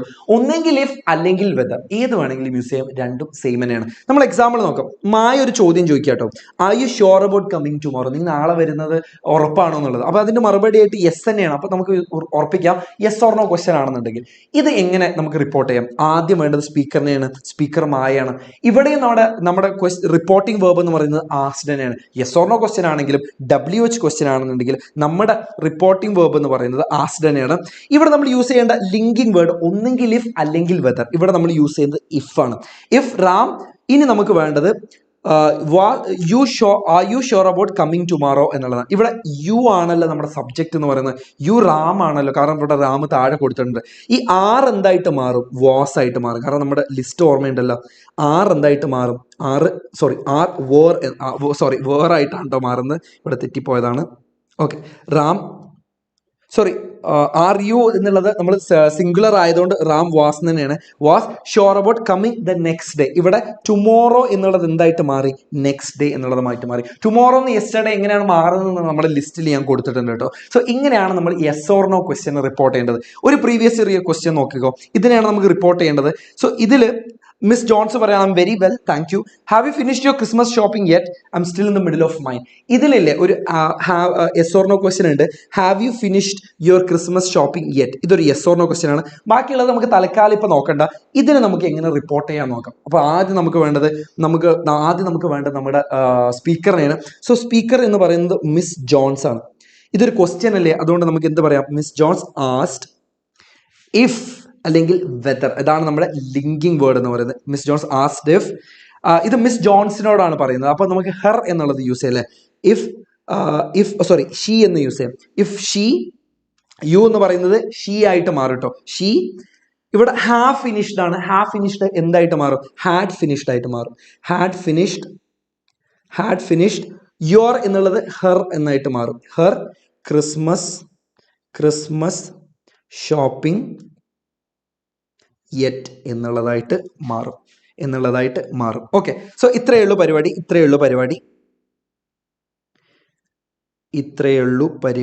ഓക്കെ, ഇനി നമുക്ക് രണ്ടാമത്തെ ടൈപ്പിലേക്ക് പോകും. രണ്ടാമത്തെ ടൈപ്പ് എന്ന് പറഞ്ഞാൽ റിപ്ലൈ അല്ലെങ്കിൽ സ്റ്റേറ്റ്മെന്റ്.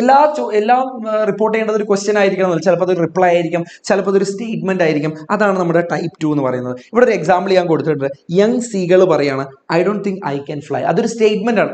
അതിനെങ്ങനെ നമുക്ക് മാറ്റി എഴുതാം? സോ ഇവിടെ നമ്മൾ സെയിം ഫോർമാറ്റ് തന്നെയാണ് യൂസ് ചെയ്യുന്നത്. പക്ഷെ ഇവിടെ വ്യത്യാസം എന്താണെന്ന് വെച്ചാൽ ഇവിടെ നമ്മൾ യൂസ് ചെയ്യേണ്ട റിപ്പോർട്ടിംഗ് വേർബ് എന്ന് പറയുന്നത് സെഡ്, ടോൾഡ്, റിപ്ലൈഡ് ആയിരിക്കും. റിപ്ലൈ ആണെന്നെങ്കിൽ റിപ്ലൈഡ് എന്ന് പറയണം. എന്തെങ്കിലും ഒരു സ്റ്റേറ്റ്മെന്റ് ആണെന്നെങ്കിൽ സെഡ് എന്നോ ടോൾഡ് എന്നോ പറയണം. ഇതിന്റെ കൂടെ യൂസ് ചെയ്യേണ്ട ലിങ്കിങ് വേർഡ് ദാറ്റ് എന്നുള്ളതായിരിക്കണം. ഓക്കെ, സോ ഇവിടെ നോക്കിക്കോ. റിപ്ലൈ സ്റ്റേറ്റ്മെന്റ് യങ് സീകളാണ് നമ്മുടെ സ്പീക്കർ എന്ന് പറയുന്നത്. യങ് സീകൾ റിപ്പോർട്ടിംഗ് വേർബായിട്ട് സെഡ്, ടോൾഡ് നമുക്ക് യൂസ് ചെയ്യാം. കാരണം ഇത് റിപ്ലൈ അല്ല, അതുകൊണ്ട് ഞാൻ ഇവിടെ സെഡ് എന്നാണ് യൂസ് ചെയ്തിരിക്കുന്നത്. ഇനി ലിങ്കിങ് വേർഡായിട്ട് യൂസ് ചെയ്തിരിക്കുന്നത് ദാറ്റിനെയാണ് ഞാൻ യൂസ് ചെയ്തിരിക്കുന്നത്. ഇനി കൺവേർട്ട് ചെയ്യേണ്ടത് I don't think I can fly എന്നുള്ളത് ഐ എന്തായിട്ട് മാറും? ഹി ആയിട്ട് മാറും. ഹി ആയിട്ട് മാറും. ഡോണ്ട് എന്നുള്ളത് ഡിഡന്റ് ആയിട്ട് മാറും. Didn't think he can fly എന്നുള്ളത് ഹി കുഡ് ഫ്ലൈ എന്നായിട്ട് മാറും. ഓക്കെ, ഇത് ഇനി ഒരു എക്സാമ്പിൾ നോക്കിക്കോ.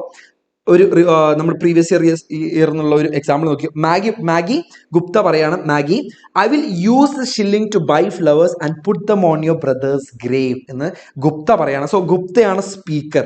നമ്മുടെ റിപ്പോർട്ടിംഗ് വേർബ് എന്ന് പറയുന്നത് ടോൾഡ് ആണ്. ലിങ്കിങ് വേർഡ് എന്ന് പറയുന്നത് ദാറ്റ് ആണ്. ഇനി കൺവേർട്ട് ചെയ്ത സെന്റൻസ് എന്ന് പറയുന്നത് ഐ എന്തായി മാറ്റും? ഹി ആയിട്ട് മാറും. വിൽ എന്തായിട്ട് മാറും? വുഡ് ആയിട്ട് മാറും. Use the shilling to buy flowers and put them on your brother എന്നുള്ളത് ഹെർ ബ്രദർ ആയിട്ട് മാറും. ഹെർ ബ്രദേഴ്സ് ഗ്രേവ് എന്നായിട്ട് മാറും. ഇനി അവസാനത്തെ ടൈപ്പ് എന്ന് പറയുന്നത് ടൈപ്പ് 3 എന്ന് പറയുന്നത് ഇംപെറാറ്റീവ് സെന്റൻസുകളാണ്. അതായത് നമ്മൾ ഒരാളോട് ആജ്ഞാപിക്കുന്ന സമയത്തോ, നമ്മൾ ഒരാളോട് സജസ്റ്റ് ചെയ്യുന്ന സമയത്തോ, നമ്മൾ ഒരാളോട് റിക്വസ്റ്റ് ചെയ്യുന്ന സമയത്തോ നമ്മൾ പറയുന്ന സെന്റൻസുകളാണ് ഇംപെറാറ്റീവ് സെന്റൻസ്. ആ വാതിലടക്കടാ, ഇറങ്ങിപ്പോടാ, എന്താ പറയാ, get out of my house എന്നൊക്കെ പറയുന്നത് എന്താ? ഒരു ഇംപെറാറ്റീവ് സെന്റൻസുകളാണ്.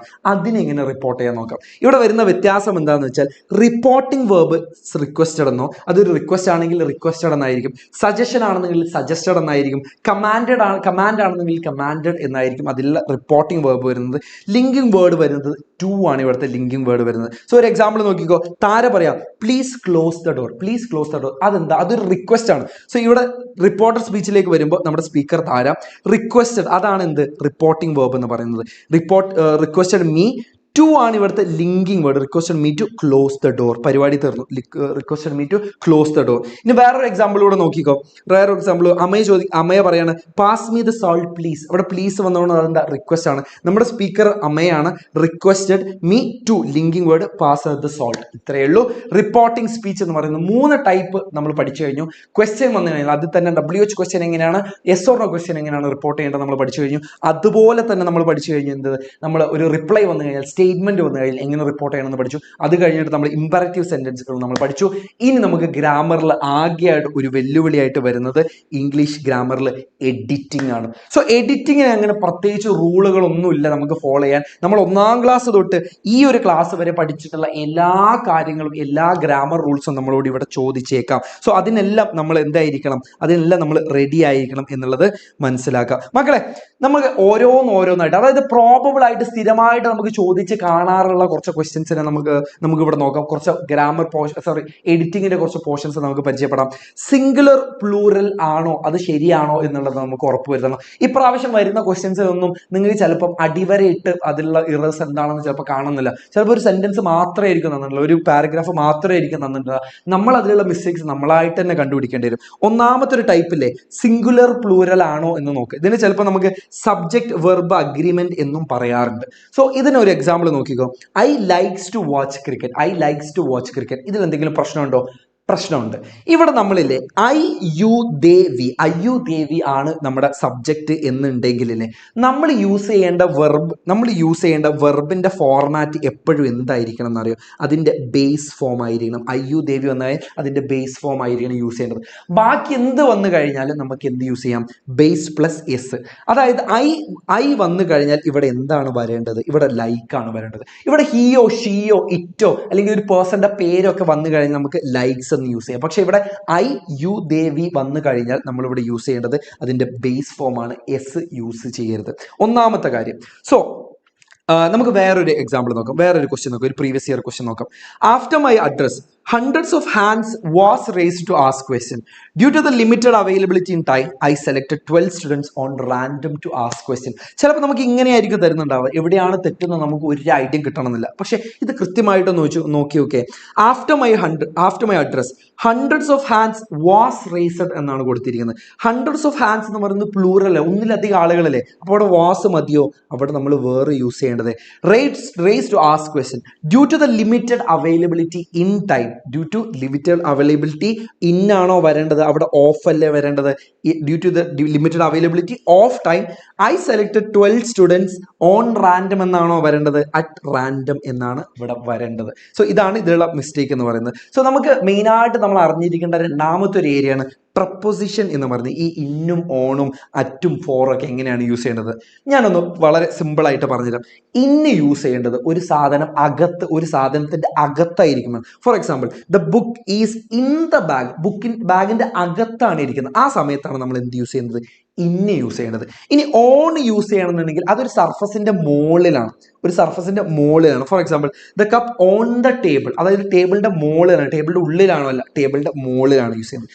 അറ്റാണെന്നുണ്ടെങ്കിൽ നമ്മൾ അവിടെ ഒരു ലൊക്കേഷനോ ഒരു സ്പേസോ ആണ് നമ്മൾ അവിടെ യൂസ് ചെയ്യുന്നത്.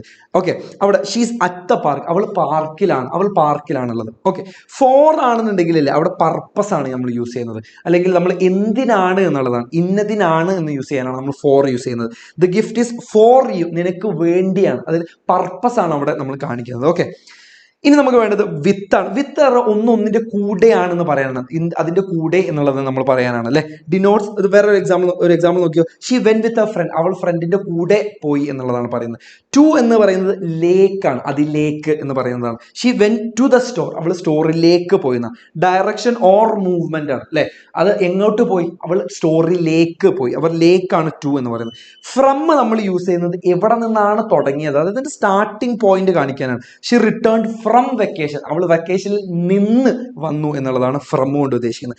ബൈ എന്നുകൊണ്ട് ഉദ്ദേശിക്കുന്നത് എങ്ങനെയെന്നുള്ളത്, അതിന്റെ മെത്തേഡ് ഓർ മീൻസിനെയാണ് നമ്മൾ ബൈ കൊണ്ട് ഉദ്ദേശിക്കുന്നത്. ഹി ട്രാവൽസ് ബൈ ട്രെയിൻ, എങ്ങനെ അവൾ ട്രാവൽ ചെയ്തത്? ബൈ ട്രെയിൻ, ട്രെയിനിലാണ് അവൾ യാത്ര ചെയ്തതെന്ന് മനസ്സിലാക്കുക. ഓഫ് എന്നുകൊണ്ട് ഉദ്ദേശിക്കുന്ന ഒരു അസോസിയേഷൻ, ഒന്നൊന്നുമായിട്ടുള്ള ബന്ധത്തിനെ കാണിക്കാനാണ്. The pages of the book, ബുക്കിന്റെ പേജസ്, ബുക്കും പേജും തമ്മിലുള്ള റിലേഷനെ കാണിക്കാനാണ്. ഇനി അടുത്തത് 10ാമത് ഇൻടു ആണ്. ഇൻടു എന്ന് പറയുന്നത് ഒന്നിന്റെ ഉള്ളിലേക്ക് പോകുന്ന സമയത്താണ്. The movement or action towards the inside, ഒന്നിന്റെ ഉള്ളിലേക്ക് പോകുന്ന ആ ഒരു ആക്ഷനാണ് കാണിക്കുന്നത്. She jumped into the pool, പൂളിലേക്ക് ചാടി എന്നുള്ളതാണ്. സോ ഇത്രയും പ്രപ്പോസിഷൻസ്, വളരെ സിമ്പിൾ ആയിട്ട് ഇത്രയും പ്രപ്പോസിഷൻസ് നമ്മൾ അറിഞ്ഞിരിക്കണം. ഇനി നമുക്ക് നോക്കാം ടെൻസസിൽ നമുക്ക് എങ്ങനെയും ക്വസ്റ്റ്യൻ വരാം. ചില സമയത്തൊക്കെ ഭയങ്കര കോംപ്ലിക്കേറ്റഡ് ആയിട്ടുള്ള ടെൻസുകൾ ചോദിക്കാറുണ്ട്. പക്ഷെ പലപ്പോഴും ഇല്ല, നമ്മൾ വെരി സിമ്പിൾ ആയിട്ടുള്ള സിമ്പിൾ പാസ്റ്റ് ടെൻസിൽ നിന്നുള്ള കാര്യങ്ങൾ തെറ്റിക്കാറുണ്ട്. അത് തെറ്റിക്കരുത്. ഒരു എക്സാമ്പിൾ നോക്കിക്കോ. He bias A car last month. ഇവിടെ യൂസ് ചെയ്തിരിക്കുന്ന വെർബില്ലേ, ബേസ് പ്ലസ് എസ് ഫോമിലാണ് യൂസ് ചെയ്തിരിക്കുന്നത്, പ്രസന്റ് ടെൻസിലാണ്. പക്ഷെ ലാസ്റ്റ് മന്തിലുള്ള കാര്യം, കഴിഞ്ഞ മാസത്തിലുള്ള കാര്യം. പക്ഷെ ഇവിടെ യൂസ് ചെയ്യേണ്ടത് എന്താ? ഇവിടെ നമ്മൾ യൂസ് ചെയ്യേണ്ട കാര്യം എന്ന് പറയുന്നത് സിമ്പിൾ പാസ്റ്റ് ആണ് നമ്മളിവിടെ യൂസ് ചെയ്യേണ്ടത്.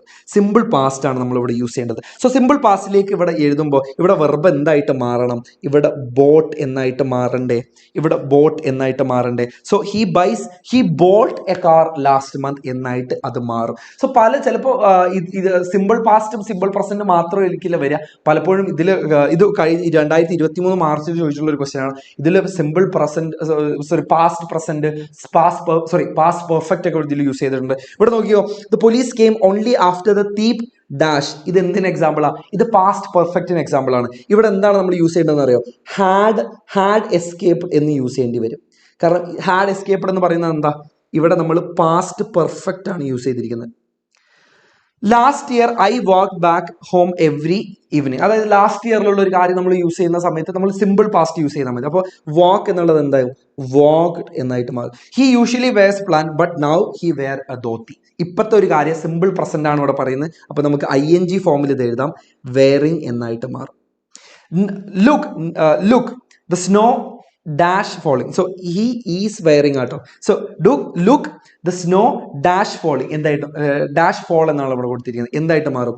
ഈസ് ഫോളിങ് എന്നായിട്ട് കൊടുക്കും. ഇതെന്താ? ഇത് പ്രസന്റ് കണ്ടിന്യൂസ് ആട്ടോ. ഇത് പ്രസന്റ് കണ്ടിന്യൂസ് ആണ്. സോ ഇങ്ങനെയും വളരെ വളരെ ഡിഫറെൻ്റ് ആയിട്ടും ഇങ്ങനെയും വരാറുണ്ട്. ഓക്കെ, ഓക്കെ, ഇനി നമുക്ക് കൊഹിസീവ് ഡിവൈസുകളെ നോക്കാം. കൊഹിസീവ് ഡിവൈസുകൾ എന്ന് പറഞ്ഞാൽ ഇത്രയേ ഉള്ളൂ, വളരെ സിമ്പിൾ ആണ്.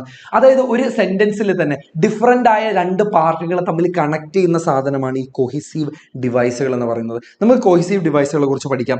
Because of, due to, since, as എന്നൊക്കെ വരുന്ന കൊഹിസീവ് ഡിവൈസുകൾ റീസണെയാണ് കാണിക്കുന്നത്, ഒരു കാരണത്തിനെയാണ് അവിടെ ഉദ്ദേശിക്കുന്നത്. എക്സാമ്പിൾ നോക്കിക്കോ. He was strong since he use to take care of his body, take care of his health very well. അതായത് ഇവിടെ പറയുന്നത് എന്താണെന്ന് വെച്ചാൽ അയാൾ സ്ട്രോങ് ആയിരുന്നു. എന്തുകൊണ്ട്? അതിന്റെ കാരണത്തിനെ കാണിക്കാനാണ് ഇവിടെ സിൻസ് യൂസ് ചെയ്തത്. അതിന്റെ കാരണം എന്ന് പറയുന്നത് പുള്ളിക്കാരൻ്റെ ഹെൽത്തിനെ നല്ലപോലെ ടേക്ക് കെയർ ചെയ്യുന്നുണ്ട്, അതുകൊണ്ടാണ് പുള്ളിക്കാരൻ ഹെൽത്തി ആവുന്നത്. ഓക്കെ, രണ്ടാമത്തേന്ന് പറയുന്നത് so as a result therefore എന്നൊക്കെ യൂസ് ചെയ്യുന്നത്, അത് ഔട്ട്കമ്മിനെയാണ് നമ്മൾ കാണിക്കുന്നത്, അല്ലെങ്കിൽ റിസൾട്ടിനെയാണ് നമ്മൾ അവിടെ കാണിക്കുന്നത്. അതായത് എന്താണ് അവിടെ ഔട്ട്കം ഉണ്ടായത്? ഷീ ഫൊഗോട്ട് ഹെർ അംബ്രല്ല, അവൾ അവളുടെ കുട മറന്നുപോയി, അതുകൊണ്ട് എന്തുണ്ടായി? ആൻഡ് ദെർഫോർ അതുകൊണ്ട് എന്തുണ്ടായി? ആ ഔട്ട്കമ്മിനെയാണ് കാണിക്കുന്നത്. She got wet in the rain, അവൾ മഴ നനഞ്ഞു. ഇതിനെയാണ് നമ്മൾ ഒരു ഔട്ട്കമ്മിനെ കാണിക്കാൻ നമ്മൾ so as a result therefore use ചെയ്യുന്നത്. ഇനി in order to so that നമ്മൾ യൂസ് ചെയ്യുന്ന ഒരു പർപ്പസിനെയാണ്, എന്തിനു വേണ്ടി എന്നുള്ളത്. I worked hard in order to crack the exam, അയാൾക്ക് എക്സാം ക്രാക്ക് ചെയ്യണമായിരുന്നു, അതിനു വേണ്ടിയിട്ട് അവിടെ നമ്മൾ ഇൻ ഓർഡർ ടു ആസ് ചെയ്തു. ഐ വർക്ക്ഡ് ഹാർഡ്, അതിനു വേണ്ടിയിട്ട് ഞാൻ കഷ്ടപ്പെട്ടു. ഇനി കോൺട്രാസ്റ്റ് എന്ന് വെച്ചാലേ ഒരു വൈരുദ്ധ്യത്തിനെയാണ് നമ്മൾ കാണിക്കുന്നത്. നമ്മൾ വിചാരിച്ചതിന് വിരുദ്ധമായിട്ട് സംഭവിച്ചു എന്ന് പറയുന്നത്. ഒരു എക്സാമ്പിൾ നോക്കിക്കോ. അതിനുവേണ്ടി നമ്മൾ യൂസ് ചെയ്യുന്നതാണ് even though, but, however, yet, although, still എന്നൊക്കെ പറയുന്നത് അതിനു വേണ്ടിയിട്ട് നമ്മൾ യൂസ് ചെയ്യുന്നത്. ഒരു എക്സാമ്പിൾ നോക്കിക്കോ. He loves playing soccer, however he doesn't enjoy watching it on T V. അയാൾക്ക് ഫുട്ബോൾ കളിക്കാൻ ഇഷ്ടമാണ്, ഹൗ എവർ എന്നിരുന്നാലും, പക്ഷെ അതിന് വിരുദ്ധമായിട്ടല്ലേ, കളി കളിക്കാൻ ഇഷ്ടമാണെങ്കിലും അത് കാണാൻ ഇഷ്ടമല്ല, അതിന് വൈരുദ്ധ്യമായിട്ട് സംഭവിച്ചതാണ്. ഇതിനു വേണ്ടി നമുക്ക് ഹൗ എവർ യൂസ് ചെയ്യാം, ഈവൻ തോ യൂസ് ചെയ്യാം, ബട്ട് യൂസ് ചെയ്യാം, യെറ്റ് യൂസ് ചെയ്യാം, ഓൾട്ടോ യൂസ് ചെയ്യാം, സ്റ്റിൽ യൂസ് ചെയ്യാം. കോൺട്രഡിക്റ്റിംഗ് എന്ന് വെച്ചാലല്ലേ അതിന് വിരുദ്ധമായി എന്നുള്ളതാണ്. അതുകൊണ്ടാണ്, അതായത് നമ്മൾ പ്രതീക്ഷിച്ചതാണ് പക്ഷെ അതിന് വിരുദ്ധമായിട്ട് സംഭവിച്ചു. ഒരു എക്സാമ്പിൾ നോക്കിക്കോ. കോൺട്രഡിക്റ്റിന് നമ്മൾ യൂസ് ചെയ്യുന്നത് ഓൺ ദ കോൺട്രറി, ഈവൻ സോയുമാണ്. ഒരു എക്സാമ്പിൾ നോക്കിക്കോ. She expected the movie to be boring, അവൾ പ്രതീക്ഷിച്ചത് ഈ മൂവി ഭയങ്കര ബോറിംഗ് ആവുന്നു, പക്ഷെ ആക്ച്വലി എന്താ സംഭവിച്ചത്? But on the contrary it was quite interesting, പക്ഷെ അതിന് വിരുദ്ധമായിട്ട് ആ മൂവി കുറച്ച് ഇൻട്രസ്റ്റിംഗ് ആയിരുന്നു. ഇനി നമുക്ക് ഒരു കാര്യത്തിന് ആഡ് ചെയ്യണമെന്നുണ്ടെങ്കിൽ, രണ്ട് സെന്റൻസുമായിട്ട് ആഡ് ചെയ്യണമെങ്കിൽ നമുക്ക് യൂസ് ചെയ്യാൻ പറ്റുന്നതാണ് moreover, and, in addition to, also എന്ന് പറയുന്നതൊക്കെ നമുക്ക് അതിൽ യൂസ് ചെയ്യാൻ പറ്റുന്നതാണ്. ഓക്കെ, ഒരു എക്സാമ്പിൾ നോക്കിക്കോ. The weather was sunny, moreover it was pleasantly warm outside, അതായത് പുറത്ത് സണ്ണി ആയിരുന്നു, ക്ലൈമറ്റ് സണ്ണി ആയിരുന്നു, അതിനെല്ലാം ഉപരിയായിട്ട്. അപ്പൊ നമ്മൾ ഒരു ആഡ് ചെയ്യണം, അതിലേക്ക് ആഡ് ചെയ്യണം, അത് നമ്മൾ യൂസ് ചെയ്തത് എന്താ? മോർ ഓവർ ആണ്. ഇനി നമുക്ക് കമ്പയർ ചെയ്യണം നമ്മൾ യൂസ് ചെയ്യുന്നതാണ് സിമിലർലി, ലൈക്ക് വൈസ് ഒക്കെ. അതിനൊരു എക്സാമ്പിൾ നോക്കിക്കോ. ഷീ എൻജോയ്സ് റീഡിങ്, സിമിലർലി അതുപോലെ തന്നെ her brother loves books as well, അവൾ ബുക്ക് വായിക്കാൻ ഇഷ്ടപ്പെടുന്നതാണ്, അതുപോലെ തന്നെ അവളുടെ ബ്രദറും ബുക്കുകൾ വായിക്കാൻ ഇഷ്ടപ്പെടുന്നുണ്ട് എന്നുള്ളതാണ് അതിൽ പറയുന്നത്. ഓക്കെ, സോ ഇവിടെ ഒരു എക്സാമ്പിൾ നോക്കിക്കോ. Choose the correct answer from those given in the brackets. Dash Hawking joined university college, his fathers college, he was lonely and board. Dash ഇവിടെ എന്താണ് ആക്ച്വലി വേണ്ടത്? എന്നിരുന്നാലും എന്നൊരു അർത്ഥമാണ്. ഇയാൾ ഇവിടെ യൂണിവേഴ്സിറ്റി കോളേജിൽ ജോയിൻ ചെയ്തെങ്കിലും അയാൾ അവിടെ ലോൺലി ആയിരുന്നു. അവിടെ എന്നിരുന്നാലും ഒരു അർത്ഥമാണ് വേണ്ടത്. അവിടെ എന്നിരുന്നാലും എന്നുള്ളത് നമ്മൾ യൂസ് ചെയ്യുന്നതാണ് ഓൾട്ടോ എന്നുള്ളത്. Okay, dash half way through second year he ബിഗെയിൻ enjoying Oxford. ഇവിടെ നമ്മൾ യൂസ് ചെയ്യേണ്ടത് എന്താ? എന്നാലും എന്നുള്ളൊരു അർത്ഥത്തിലാണ് അടുത്തത് നമ്മൾ വരേണ്ടത്. അപ്പോൾ ഇവിടെ എന്താണ് യൂസ് ചെയ്യേണ്ടത്? മോർ ഓവർ എന്ന് പറയുന്നത് അതിലുപരിയായിട്ട് എന്നുള്ളതാണ്. നമ്മൾ അഡീഷനിലാണ് നമ്മൾ മോർ ഓവർ യൂസ് ചെയ്യുന്നത്. അപ്പോൾ ഇവിടെ വരേണ്ടത് എന്താ? ഇവിടെ ബട്ടാണ് യൂസ് ചെയ്യേണ്ടത്. But half way through second year he ബിഗെയിൻ enjoying Oxford എന്നുള്ളത് കൊടുക്കുക. വൺ ഓഫ് ദ വരുന്ന സമയത്ത് വൺ ഓഫ് ദ എന്ന് പറഞ്ഞിട്ട് നമ്മൾ എപ്പോഴും തെറ്റിക്കുന്നതാണ്. ഒരു എക്സാമ്പിൾ നോക്കിയോ. This can be considered as one of the rarest event എന്നാണ് പറയുന്നത്. വൺ ഓഫ് ദ കഴിഞ്ഞാൽ എപ്പോഴും ഇല്ലേ നമ്മൾ അതിന്റെ പ്ലൂറൽ ഫോം യൂസ് ചെയ്യണം. One of the rarest event എന്നല്ല ഇവിടെ കൊടുക്കേണ്ടത്, ഇവിടെ ഇവന്റ്സ് എന്നാണ് കൊടുക്കേണ്ടത്. Kantara is one of the best movie released ആണോ? One of the best movies എന്നുള്ളതായിട്ട് മാറും. പ്ലൂറൽ ഫോമിലേക്ക് കൊടുക്കണം, അതും ശ്രദ്ധിക്കേണ്ട ഒരു കാര്യമാണ്. ഇനി എവ്രി വൺ, എനിവൺ എന്നുള്ളത്, അതായത് everyone, everybody, everything, anyone, anybody, everything, anything, no one, nobody, nothing, ഇതെല്ലാം എന്താണ്? ആക്ച്വലി സിംഗുലർ ആണ്. അപ്പൊ അതിന്റെ കൂടെ യൂസ് ചെയ്യേണ്ടത് ഓക്സിലറി വെർബും ആ സിംഗുലറിന് പറ്റിയതായിരിക്കണം. എക്സാമ്പിൾ നോക്കിയോ. Every one have their own choices എന്നല്ല പറയേണ്ടത്, every one has their own choices എന്നാണ്. കാരണം എവ്രി വൺ എന്ന് പറയുന്നത് സിംഗുലർ ആണ്. Does any one have pencil എന്ന് പറയാൻ പറ്റും? ഹാവ് എ പെൻസിൽ എന്ന് പറയാൻ പറ്റും? പറ്റും, കാരണം നമ്മൾ ഇവിടെ ഡസ് യൂസ് ചെയ്തിട്ടുണ്ട്. അപ്പോൾ ഇവിടെ ഹാസ് യൂസ് ചെയ്യേണ്ട, ഹാവ് യൂസ് ചെയ്താൽ മതി. ഓക്കെ, ഇവിടെ റിപ്പോർട്ടർ സ്പീച്ചാണ്. റിപ്പോർട്ടർ സ്പീച്ച് നമ്മൾ ഓൾറെഡി പഠിച്ചു കഴിഞ്ഞതാണ്. ചില വാക്കുകളുടെ ചില സബ്ജക്റ്റുകളുടെ പ്ലൂറൽ ഫോമും അതുപോലെ തന്നെ സിംഗുലർ ഫോമും ഒന്ന് തന്നെ ആയിരിക്കും. Furniture, machinery, equipment, traffic, luggage, crockery, cutlery, അതുപോലെ ക്ലോത്തിങ്, ഈ പറഞ്ഞ സാധനങ്ങൾക്കൊക്കെ ഇല്ലേ അതിന്റെ പ്ലൂറൽ ഫോമും അതിന്റെ സിംഗുലർ ഫോമും ഒന്ന് തന്നെ ആയിരിക്കും. അതും ഒന്ന് നോട്ട് ചെയ്ത് വെച്ചേക്കും. അതിന് പറ്റിയ രീതിയിലായിരിക്കണം നമ്മൾ കൊടുക്കേണ്ട ഓക്സിലറി വേർബ് എന്ന് പറയുന്നത്. ഓക്കെ, ഇനി വേറെ ഒന്നെന്ന് പറയുന്നത് Amal was excited to watching the movie. അത് ശരിയാണോ? നമ്മൾ ഈ ടു വന്നു കഴിഞ്ഞാൽ പിന്നെ ING ഫോം യൂസ് ചെയ്യരുത്, ബേസ് ഫോം ആയിരിക്കണം. അപ്പോൾ ടു വന്നു കഴിഞ്ഞാൽ നമ്മൾ ബേസ് ഫോം ആയിരിക്കണം യൂസ് ചെയ്യേണ്ടത്. അപ്പോൾ ഒരു വാച്ചിങ് അല്ല വരേണ്ടത്, വാച്ച് ആണ് ഇവിടെ വരേണ്ടത്. Okay, moving on. നമുക്കൊരു 2 എക്സാമ്പിളുകൂടെ നോക്കിയിട്ട് നമുക്ക് ഇന്നത്തെ പരിപാടി വൈൻഡപ്പ് ചെയ്യാം. നമുക്ക് ഇനി വരുന്നത് 3rd ഉം 4th യൂണിറ്റും ആണ് നമുക്ക് ഇനി നോക്കാനുള്ളത്. അത് നിങ്ങൾക്ക് ജസ്ന മിസ് എടുത്ത് തരുന്നതായിരിക്കും. So edit the following passage. The young seagull was not confident to flying. It is his mother who helped him at least. After make his first flight, he realized his strength. 4 മാർക്കിന്റെ ചോദ്യമാണ്. അപ്പോൾ നമുക്ക് 4 തെറ്റുകൾ നമുക്ക് ഇവിടെ പ്രതീക്ഷിക്കാൻ വേണ്ടി പറ്റും. Young seagull was not confident to flying, നമ്മൾ നേരത്തെ പറഞ്ഞതാണ്. അതായത് ടു വന്നു കഴിഞ്ഞാൽ പിന്നെ ING ഫോം യൂസ് ചെയ്യരുത്. അപ്പോൾ ഇവിടെ എന്താണ്? ടു ഫ്ലൈ എന്നാണ് വരേണ്ടത്. It is his mother who helped him at least എന്നാണ് കൊടുത്തിരിക്കുന്നത്. ഇവിടെ നമ്മൾ വാസ് അല്ല യൂസ് ചെയ്തിരിക്കുന്നത്, അതുകൊണ്ട് ഇത് പാസ്റ്റിലുള്ള ഒരു കാര്യമാണ് പറയുന്നത്. അപ്പോൾ ഇവിടെ ഇറ്റ് ഈസ് എന്ന് പറയാവോ? ഇവിടെ ഇറ്റ് വാസ് എന്നല്ലേ വരേണ്ടത്. പിന്നെ his mother who helped him at least എന്നാണോ വരേണ്ടത്? തെറ്റല്ലേ. ഇവിടെ അറ്റ് ലാസ്റ്റ് എന്നല്ലേ വരേണ്ടത്? അറ്റ് ലാസ്റ്റ് എന്നാണ് വരേണ്ടത്. After make his first flight he realised his strength. ഇവിടെ ആഫ്റ്റർ മേക്ക് എന്നാണോ പറയേണ്ടത്? ഇവിടെ മേക്കിംഗ് എന്നല്ലേ നമ്മൾ പറയേണ്ടത്? Making his first flight he realised his strength എന്നാണ് നമുക്ക് ഇവിടെ വരേണ്ടത്. Okay, moving on. നമുക്ക് അടുത്ത പാസേജിലേക്ക് പോകാം. On 1959, in the age of 17, Hawking went to Oxford to study natural science and to specialize on physics. He joined University College in Oxford and took his degree. എന്താണ്? 4 മാർക്കിനുള്ള ചോദ്യമാണ്. 4 mistake നമുക്ക് ഇവിടെ പ്രതീക്ഷിക്കാം. On 1959 എന്ന് പറയോ? ഇൻ 1959 എന്നാ പറയുന്നത്. In the age of 17 ആണോ? അറ്റ് ദ ഏജ് ഓഫ് 17 എന്നാണ് പറയുന്നത്. Hawking went to Oxford to study natural science, ഒന്നും പ്രശ്നമില്ല. And to specialise on physics എന്നാണോ പറയാ? ഇൻ ഫിസിക്സിൽ എന്നാണ് നമുക്ക് വേണ്ടത്. He joined university college in Oxford അല്ല, പകരം അറ്റ് ഓക്സ്ഫോർഡ് ആണ്. കാരണം ഓക്സ്ഫോർഡ് എന്ന് പറയുന്നത് ചെറിയൊരു സ്ഥലം ആയതുകൊണ്ട് നമ്മൾ അറ്റ് ആണ് ഇവിടെ യൂസ് ചെയ്യേണ്ടത്. സോ ഇങ്ങനെയാണ് നമ്മൾ എഡിറ്റിംഗ് ക്വസ്റ്റ്യൻസ് നേരിടുന്നത്. സോ എഡിറ്റിംഗിൽ നമുക്ക് എന്തൊരു ഗ്രാമർ നമുക്ക് പ്രതീക്ഷിക്കാം എഡിറ്റ് ചെയ്യാൻ നമുക്ക് ചോദിക്കാം. കാരണം നമ്മൾ ഇത്രയും വർഷങ്ങളിൽ നമുക്ക് എല്ലാ കഴിഞ്ഞ ക്ലാസ്സുകളിൽ നമ്മൾ പഠിച്ചിട്ടുള്ള ഗ്രാമർ ക്വസ്റ്റ്യൻസ് നമുക്ക് ഇവിടെ പ്രതീക്ഷിക്കാം. സോ നമ്മൾ ഇന്ന് 3 ഗ്രാമർ പോർഷൻസ് പഠിച്ചിട്ട് 3 ഗ്രാമർ പോർഷൻസ് നമുക്ക് ഏറ്റവും ഇമ്പോർട്ടൻ്റ് ആയിട്ട് ചോദിക്കുന്ന, അല്ലെങ്കിൽ ഇതിൻ്റെ അകത്ത് നിന്ന് മാത്രമേ നിങ്ങൾക്ക് ഉറപ്പിക്കാവുന്ന 3 ഗ്രാമർ പോർഷൻസ് നമ്മൾ പഠിച്ചിട്ടുണ്ട്. 2 യൂണിറ്റുകളും അതിലുള്ള എല്ലാ ചാപ്റ്ററുകളും നമ്മൾ പഠിച്ചിട്ടുണ്ട്. ഒരുപാട് ഡിസ്കോഴ്സുകൾ നമ്മൾ പഠിച്ചിട്ടുണ്ട്. പക്ഷെ ഇവിടെ അങ്ങോട്ട് തീരുന്നില്ല. ഇനി നമ്മൾ ഇതിലും ഘനഗംഭീരമായിട്ടുള്ള ഇനിയുള്ള ഏറ്റവും ഇമ്പോർട്ടൻ്റ് ആയിട്ടുള്ള അടുത്ത 2 യൂണിറ്റുകളാണ്. അത് നിങ്ങൾക്ക് ജസ്ന മിസ് ആണ്, നിങ്ങൾക്ക് ഏറ്റവും ഫേവറേറ്റ് ആയിട്ടുള്ള ജസ്ന മിസ് ആണ് നിങ്ങൾക്ക് ആ 2 യൂണിറ്റുകൾ എടുത്തു തരുന്നത്. സോ ഞാൻ സ്വിച്ച് ചെയ്യാൻ വേണ്ടി പോവാണ്. ഓൾ ദ വെരി ബെസ്റ്റ് മക്കളെ. നിങ്ങൾ ഒരു തരത്തിലും കാലിടറാതെ നിങ്ങൾ നാളത്തെ എക്സാം ധൈര്യപൂർവ്വം എഴുതിക്കോ. So all the very best മക്കളെ. Thank U.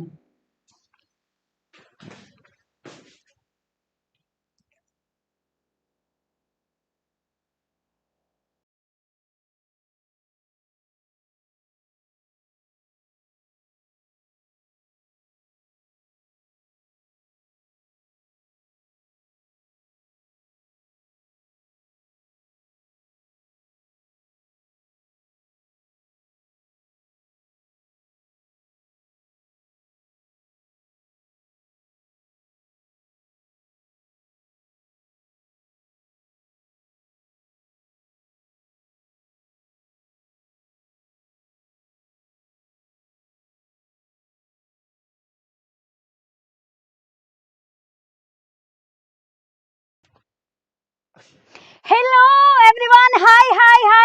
ഹലോ സെറ്റ് അല്ലടാ പവർ അല്ലേ? നമ്മൾ നെയിം സർ ഇതുവരെ നല്ല അടിപൊളിയായിട്ട് തന്നെ ക്ലാസ് എടുത്ത് കഴിഞ്ഞിട്ടുണ്ടായിരുന്നു അല്ലേ? നമ്മൾ യൂണിറ്റ് 1ഉം യൂണിറ്റ് 2 ഒക്കെ നല്ല അടിപൊളിയായിട്ട് തന്നെ നിങ്ങൾ എടുത്ത് കഴിഞ്ഞിട്ടുണ്ട്, നിങ്ങൾ പഠിച്ചിട്ടുണ്ടാവും എന്ന് ഞാൻ വിചാരിക്കുന്നു.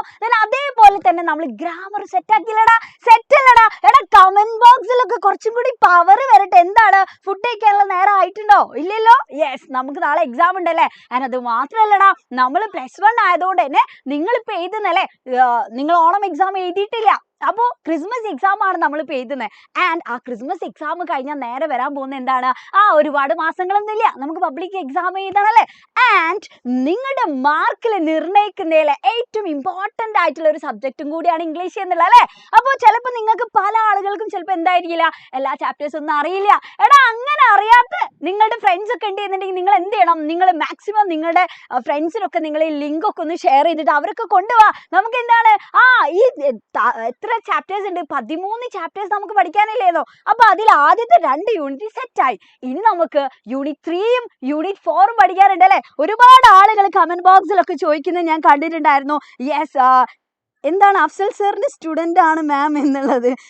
യെസ്, എടാ അഫ്സൽ സാറിന്റെ സ്റ്റുഡന്റ് അല്ല, അഫ്സൽ സാറിന്റെ യൂണിറ്റ് 4 ഇല്ലേ എന്നൊക്കെ ചോദിക്കുന്നുണ്ട് അല്ലെ. എടാ അപ്പൊ നമ്മുടെ നാളത്തെ എക്സാമിന് നമുക്ക് എത്ര യൂണിറ്റ് ശരിക്കുന്നുള്ളത്? 4 യൂണിറ്റ് പഠിക്കാനുണ്ട്, അഥവാ 13 ചാപ്റ്റേഴ്സ് നമുക്ക് പഠിക്കാനുണ്ട് എന്നുള്ള അല്ലെ. അപ്പൊ ഇന്നത്തെ ഈ ഒരു ലൈവില് നമ്മൾ കുറച്ചും കൂടി സമയമുള്ളൂ. ആ സമയത്ത് നമ്മൾ എന്ത് ചെയ്യും, ഈ ഒരു ചാപ്റ്റേഴ്സ് ഒക്കെ വളരെ കൃത്യത്തിൽ തന്നെ നമ്മൾ പറഞ്ഞു തീർക്കും കേട്ടോ. അപ്പൊ നിങ്ങൾക്ക് പല ആളുകൾക്ക് ചിലപ്പോൾ സംശയം എന്തായിരിക്കും, മിസ്സേ ഈ നോട്ട് ഒന്ന് കിട്ടിയിട്ടുണ്ട് എന്ന് എനിക്ക് പെട്ടെന്ന് തന്നെ പഠിക്കായിരുന്നു എന്നുള്ളതൊക്കെ ആയിരിക്കും അല്ലെ. എടാ നോട്ട്സ് കിട്ടാൻ ഒരു പടിയില്ല, നിങ്ങൾ എന്ത് ചെയ്യാ, യെസ് നമ്മുടെ ആപ്പ് ഉണ്ടല്ലോ, ആപ്പിൽ കയറിയിട്ട് നേരെ ഇവിടെ നിങ്ങൾക്ക് കാണാൻ പറ്റും ക്രിസ്മസ് എക്സാം ലൈവ് എന്നുള്ളത് അല്ലെ. അവിടെ നിങ്ങൾ നേരെ ക്ലിക്ക് ചെയ്യുക, എന്നിട്ട് ടുഡേയ്സ് ലൈവ് ഉണ്ട്. അപ്പൊ അതിന്റെ നേരെ തന്നെ നമ്മുടെ സബ്ജക്റ്റിന്റെ നേരെ എന്ത് നിങ്ങൾക്ക് അവൈലബിൾ ആണ്, നമ്മുടെ നോട്ട്സ് ഒക്കെ അവൈലബിൾ ആണ്. ഓക്കെ, അപ്പൊ ഈ നോട്ട് കിട്ടാനായിട്ട് നിങ്ങൾക്ക് ആർക്കും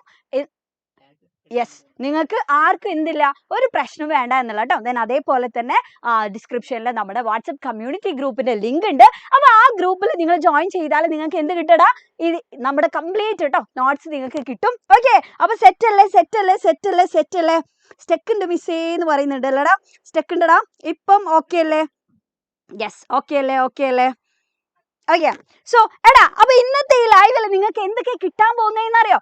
അത് നിങ്ങൾ ആദ്യം വളരെ സീരിയസ് ആയിട്ട് തന്നെ കേൾക്കാം. നിങ്ങൾ എത്ര മണിക്കൂറാണോ അല്ലെങ്കിൽ എത്ര അല്ലേ നിങ്ങളുടെ സമയമാണോ നിങ്ങൾ ഇന്ന് ഈ ലൈവിന് വേണ്ടിയിട്ട് നിങ്ങൾ സ്പെൻഡ് ചെയ്യുന്നത്, നിങ്ങൾക്ക് കിട്ടാൻ പോകുന്ന കാര്യങ്ങൾ എന്ന് പറഞ്ഞാൽ എടാ ഇത്രയും കാര്യങ്ങൾ കിട്ടും. നോക്ക് എത്ര യൂണിറ്റ് ഉണ്ട്, 2 യൂണിറ്റ് അഥവാ 6 ചാപ്റ്റേഴ്സ് ആണ് നമ്മൾ പറയാൻ പോകുന്നത്. തീർന്നോ? ഇല്ല, നമ്മൾ ഇമ്പോർട്ടന്റ് ആയിട്ടുള്ള ഡിസ്കോസുകളും നമ്മൾ ഡിസ്കസ് ചെയ്യുമെന്നുള്ള. So point revises, email, live TV report, news report, introductory speech, travel essay, character sketch, write up, narration, letter to editor. And അത് മാത്രല്ലടാ, പ്രീവിയസ് ഇയർ ക്വസ്റ്റ്യൻസും 2017 മുതൽ 2022 വരെയുള്ള പ്രീവിയസ് ഇയർ ക്വസ്റ്റ്യൻസ് നമ്മൾ എന്ത് ചെയ്തിട്ടുണ്ട്, നമ്മൾ അതിൽ നിന്നുള്ള ക്വസ്റ്റ്യൻസ് ഒക്കെ നിങ്ങൾക്ക് വേണ്ടിയിട്ട് നമ്മൾ ഇന്ന് ഈ ലൈവിൽ ഡിസ്കസ് ചെയ്യാൻ പോവാണ്. ഓക്കെ, അപ്പൊ ഇനി +1 എങ്ങനെയൊക്കെയാണ് ക്വസ്റ്റ്യൻ വരിക, അല്ലെങ്കിൽ എങ്ങനെയൊക്കെയാണ് 10ാം ക്ലാസ് പോലെയാണോ എന്നുള്ള ഒരു ടെൻഷൻ ഇനി ഉണ്ടാവാൻ പാടില്ല കേട്ടോ. ഓക്കെ അല്ലേ, സെറ്റ് അല്ലേടാ? അപ്പൊ നോക്ക്, നമുക്ക് എത്ര ചാപ്റ്റേഴ്സ് ഉണ്ടായിരുന്നടാ, എത്ര ചാപ്റ്റേഴ്സ് ഉണ്ട്? യെസ്, ഈ 6 ചാപ്റ്റേഴ്സ് കേട്ടോ. അപ്പൊ നമ്മൾ ആദ്യം ഡിസ്കസ് ചെയ്യാൻ പോകുന്നത് യൂണിറ്റ് 3 ആണ്, ബിയോണ്ട് ദ ഹൊറൈസൺ ആണ് കേട്ടോ. അപ്പൊ ഇനി നിങ്ങളുടെ അടുത്ത സംശയം, ഇതിൽ നിന്നൊക്കെ എത്ര മാർക്കിന് ക്വസ്റ്റ്യൻസ് വരും എന്നുള്ളല്ലേ അല്ലേ? യെസ്, അങ്ങനെയാണെങ്കിൽ കണ്ടുക്കോ, 21 മാർക്സിന് യൂണിറ്റ് 3നും 21 മാർക്സിന് യൂണിറ്റ് 4നും ക്വസ്റ്റ്യൻസ് വരും കേട്ടോ. ഓക്കെ, അപ്പൊ നമുക്ക് 80 മാർക്കിന്റെ എക്സാം ആണ് എന്നുണ്ടെങ്കിൽ പകുതിയിലധികം മാർക്ക് വരുന്ന ഇമ്പോർട്ടന്റ് ആയിട്ടുള്ള യൂണിറ്റുകളാണ് നമ്മൾ ഇനി ഡിസ്കസ് ചെയ്യാൻ പോകുന്നത് എന്നുള്ള. ഓക്കെ, ഏറ്റവും കൂടുതൽ ഡിസ്കോസ് ഉള്ള കുറച്ചും കൂടി ലെങ്തി ആയിട്ടുള്ള യൂണിറ്റ് ആണ് യൂണിറ്റ് 3 ആൻഡ് യൂണിറ്റ് 4 എന്ന് പറഞ്ഞാൽ. പക്ഷെ നിങ്ങൾ എന്ത് ചെയ്യണ്ട, ഒരു പേടിക്കേണ്ട, നമ്മൾ ഏറ്റവും നല്ല അടിപൊളിയായിട്ട് തന്നെ പെട്ടെന്ന് തന്നെ എന്ത് ചെയ്യും, ഇതൊക്കെ നമ്മൾ കവർ ചെയ്യും കേട്ടോ. ഓക്കെ, ഇപ്പൊ സ്റ്റെക്ക് ഒന്നും ഇല്ലല്ലോടാ. ഓക്കെ, സോ നമ്മൾ ആദ്യം ഇംഗ്ലീഷ് പഠിക്കുന്ന സമയത്ത് +1 ഇംഗ്ലീഷ് പഠിക്കുന്ന സമയത്ത് നിങ്ങൾ മനസ്സിലാക്കേണ്ട ഒരു കാര്യം എന്താ വെച്ചാൽ, ജസ്റ്റ് നമ്മൾ സമറിയോ കാര്യങ്ങളോ അങ്ങനെയൊന്നും എന്ത് ചെയ്ത് പഠിച്ചു പോയിട്ട് ഒരു കാര്യമില്ല. നിങ്ങൾ കറക്റ്റായിട്ട് മനസ്സിലാക്കേണ്ടത് ഈ ഒരു ചാപ്റ്ററിൽ എന്താണ് ഞാൻ പഠിക്കുന്നത് അല്ലേ, ഈ ഒരു ചാപ്റ്ററിൽ ഇനി എങ്ങനെയൊക്കെയാണ് ക്വസ്റ്റ്യൻസ് വരിക, സോ എന്തൊക്കെ ഇൻസൈറ്റ് എനിക്ക് ഈ ഒരു ചാപ്റ്റർ ഞാൻ പഠിക്കുന്നതോട് കൂടിയിട്ട് എനിക്ക് കിട്ടണം എന്നുള്ളതിന്റെ വ്യക്തമായിട്ടുള്ള ധാരണ നിങ്ങൾക്ക് വേണമെന്നുള്ള. ഓക്കെ, അല്ലാതെ ജസ്റ്റ് ക്യാരക്ടേഴ്സ് മാത്രം നിങ്ങൾ അറിഞ്ഞിട്ടൊന്നും ഒരു കാര്യമില്ല. ചിലപ്പോൾ നിങ്ങൾക്ക് നല്ല പോലെ 8 മാർക്സിന്റെ ക്വസ്റ്റ്യൻസ് ഒന്നും നിങ്ങൾക്ക് അറ്റൻഡ് ചെയ്യാൻ പറ്റില്ല. പറ്റില്ല. ഓക്കെ, അപ്പൊ നമ്മൾ ആദ്യം തന്നെ പറയാൻ പോകുന്നത് ബിയോണ്ട് ദ ഹൊറൈസൺ എന്നുള്ള യൂണിറ്റിൽ എന്തിനെ പറ്റിയിട്ടാണ് പറയുന്നത് എന്നുള്ള. Okay, so beyond the horizon എന്ന് പറയുമ്പോൾ തന്നെടാ എന്തിനെ പറ്റിയിട്ടാണ് പറയുന്നതെന്ന് അറിയോ? നമ്മുടെ പെർസെപ്ഷൻ ഉണ്ടാവല്ലോ, ഹ്യൂമൻ പെർസെപ്ഷൻ. സോ അതിന്റെ ഒക്കെ എത്രയോ അപ്പുറത്ത്, നമ്മൾ കാണുന്നതിന്റെ കാഴ്ചകളുടെ എത്രയും അപ്പുറത്തുള്ള പല കാര്യങ്ങളുണ്ട്. അപ്പൊ അതൊക്കെ നമ്മൾ ഇവിടെ തന്നെ നിന്നാൽ നമുക്ക് കാണാൻ പറ്റുമോ? ഇല്ല. നമ്മൾ എന്ത് ചെയ്യണം? Yes, we have to travel. നമ്മൾ ട്രാവൽ ചെയ്യണം അല്ലേ? നമ്മൾ യാത്രകൾ കാണണം, ആ യാത്രകൾ നമ്മൾ ചെയ്യണം. സോ അത് ചെയ്യുമ്പോൾ നമുക്ക് എന്ത് ചെയ്യാൻ പറ്റും? നമ്മൾ ഇതുവരെ കാണാത്ത പല സ്ഥലങ്ങളും നമുക്ക് കാണാൻ പറ്റും, പല കൾച്ചർ നമ്മൾ കാണും, പല ട്രഡീഷൻ നമ്മൾ കാണും അല്ലേ? അപ്പൊ അങ്ങനെ ഇതൊക്കെ കാണുമ്പോൾ നമ്മൾ എന്ത് ചെയ്യും? Yes, it will lead to change the philosophy of our life അല്ലേ? നമ്മുടെ ലൈഫിന്റെ, നമ്മുടെ ജീവിതത്തിന്റെ ഫിലോസഫി മാറ്റാൻ അത് കാരണം ആവുന്നതാ. അപ്പൊ അങ്ങനെയുള്ള ചാപ്റ്റേഴ്സ് ആണ് നമ്മൾ ഇവിടെ പഠിക്കുന്നത് കേട്ടോ. അപ്പൊ മൂന്നാമത്തെ യൂണിറ്റിലെ യെസ് 3 ചാപ്റ്റേഴ്സ് എന്ന് പറഞ്ഞാൽ ഏതൊക്കെയാണ്? Sunrise on the hills, then the trip of Lehola, and the next one is the sacred turtles of Kadavu. ഇത് 3 നമ്മൾ ഇവിടെ പഠിക്കാൻ പോകുന്നത്. ഓക്കെ, അപ്പൊ ഈ യൂണിറ്റിൽ എന്തിനെ പറ്റിയിട്ടാണ് പറയുന്നത്? Travel and diverse experience it provides. യാത്രയെ പറ്റിയിട്ടും യാത്രയിലെ പ്രൊവൈഡ് ചെയ്യുന്ന വ്യത്യസ്തമായിട്ടുള്ള എക്സ്പീരിയൻസ് കൂടിയാണ് ഈ ഒരു യൂണിറ്റിൽ പറയുന്നത് എന്നുള്ളത് കേട്ടോ.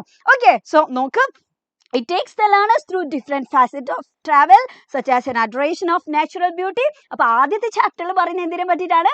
നാച്ചുറൽ ബ്യൂട്ടിനെ പറ്റിയിട്ടാണ് എന്നുള്ളതാണ് കേട്ടോ. സൺറൈസ് ഓൺ ദ ഹിൽസിൽ വിവരിക്കുന്ന കംപ്ലീറ്റ് ബ്യൂട്ടി ഓഫ് നേച്ചർ ആണ്. ദെൻ അതേപോലെ തന്നെ നെക്സ്റ്റ് ചാപ്റ്ററിൽ A craving four adventure and an exploration of new cultures, customs and tradition അല്ലെ. രണ്ടാമതായിട്ടുള്ള ചാപ്റ്ററിൽ പറയുന്നത് ഒരു അഡ്വഞ്ചറസ് ആയിട്ടുള്ള ജേർണിനെ പറ്റിയിട്ടാണ്.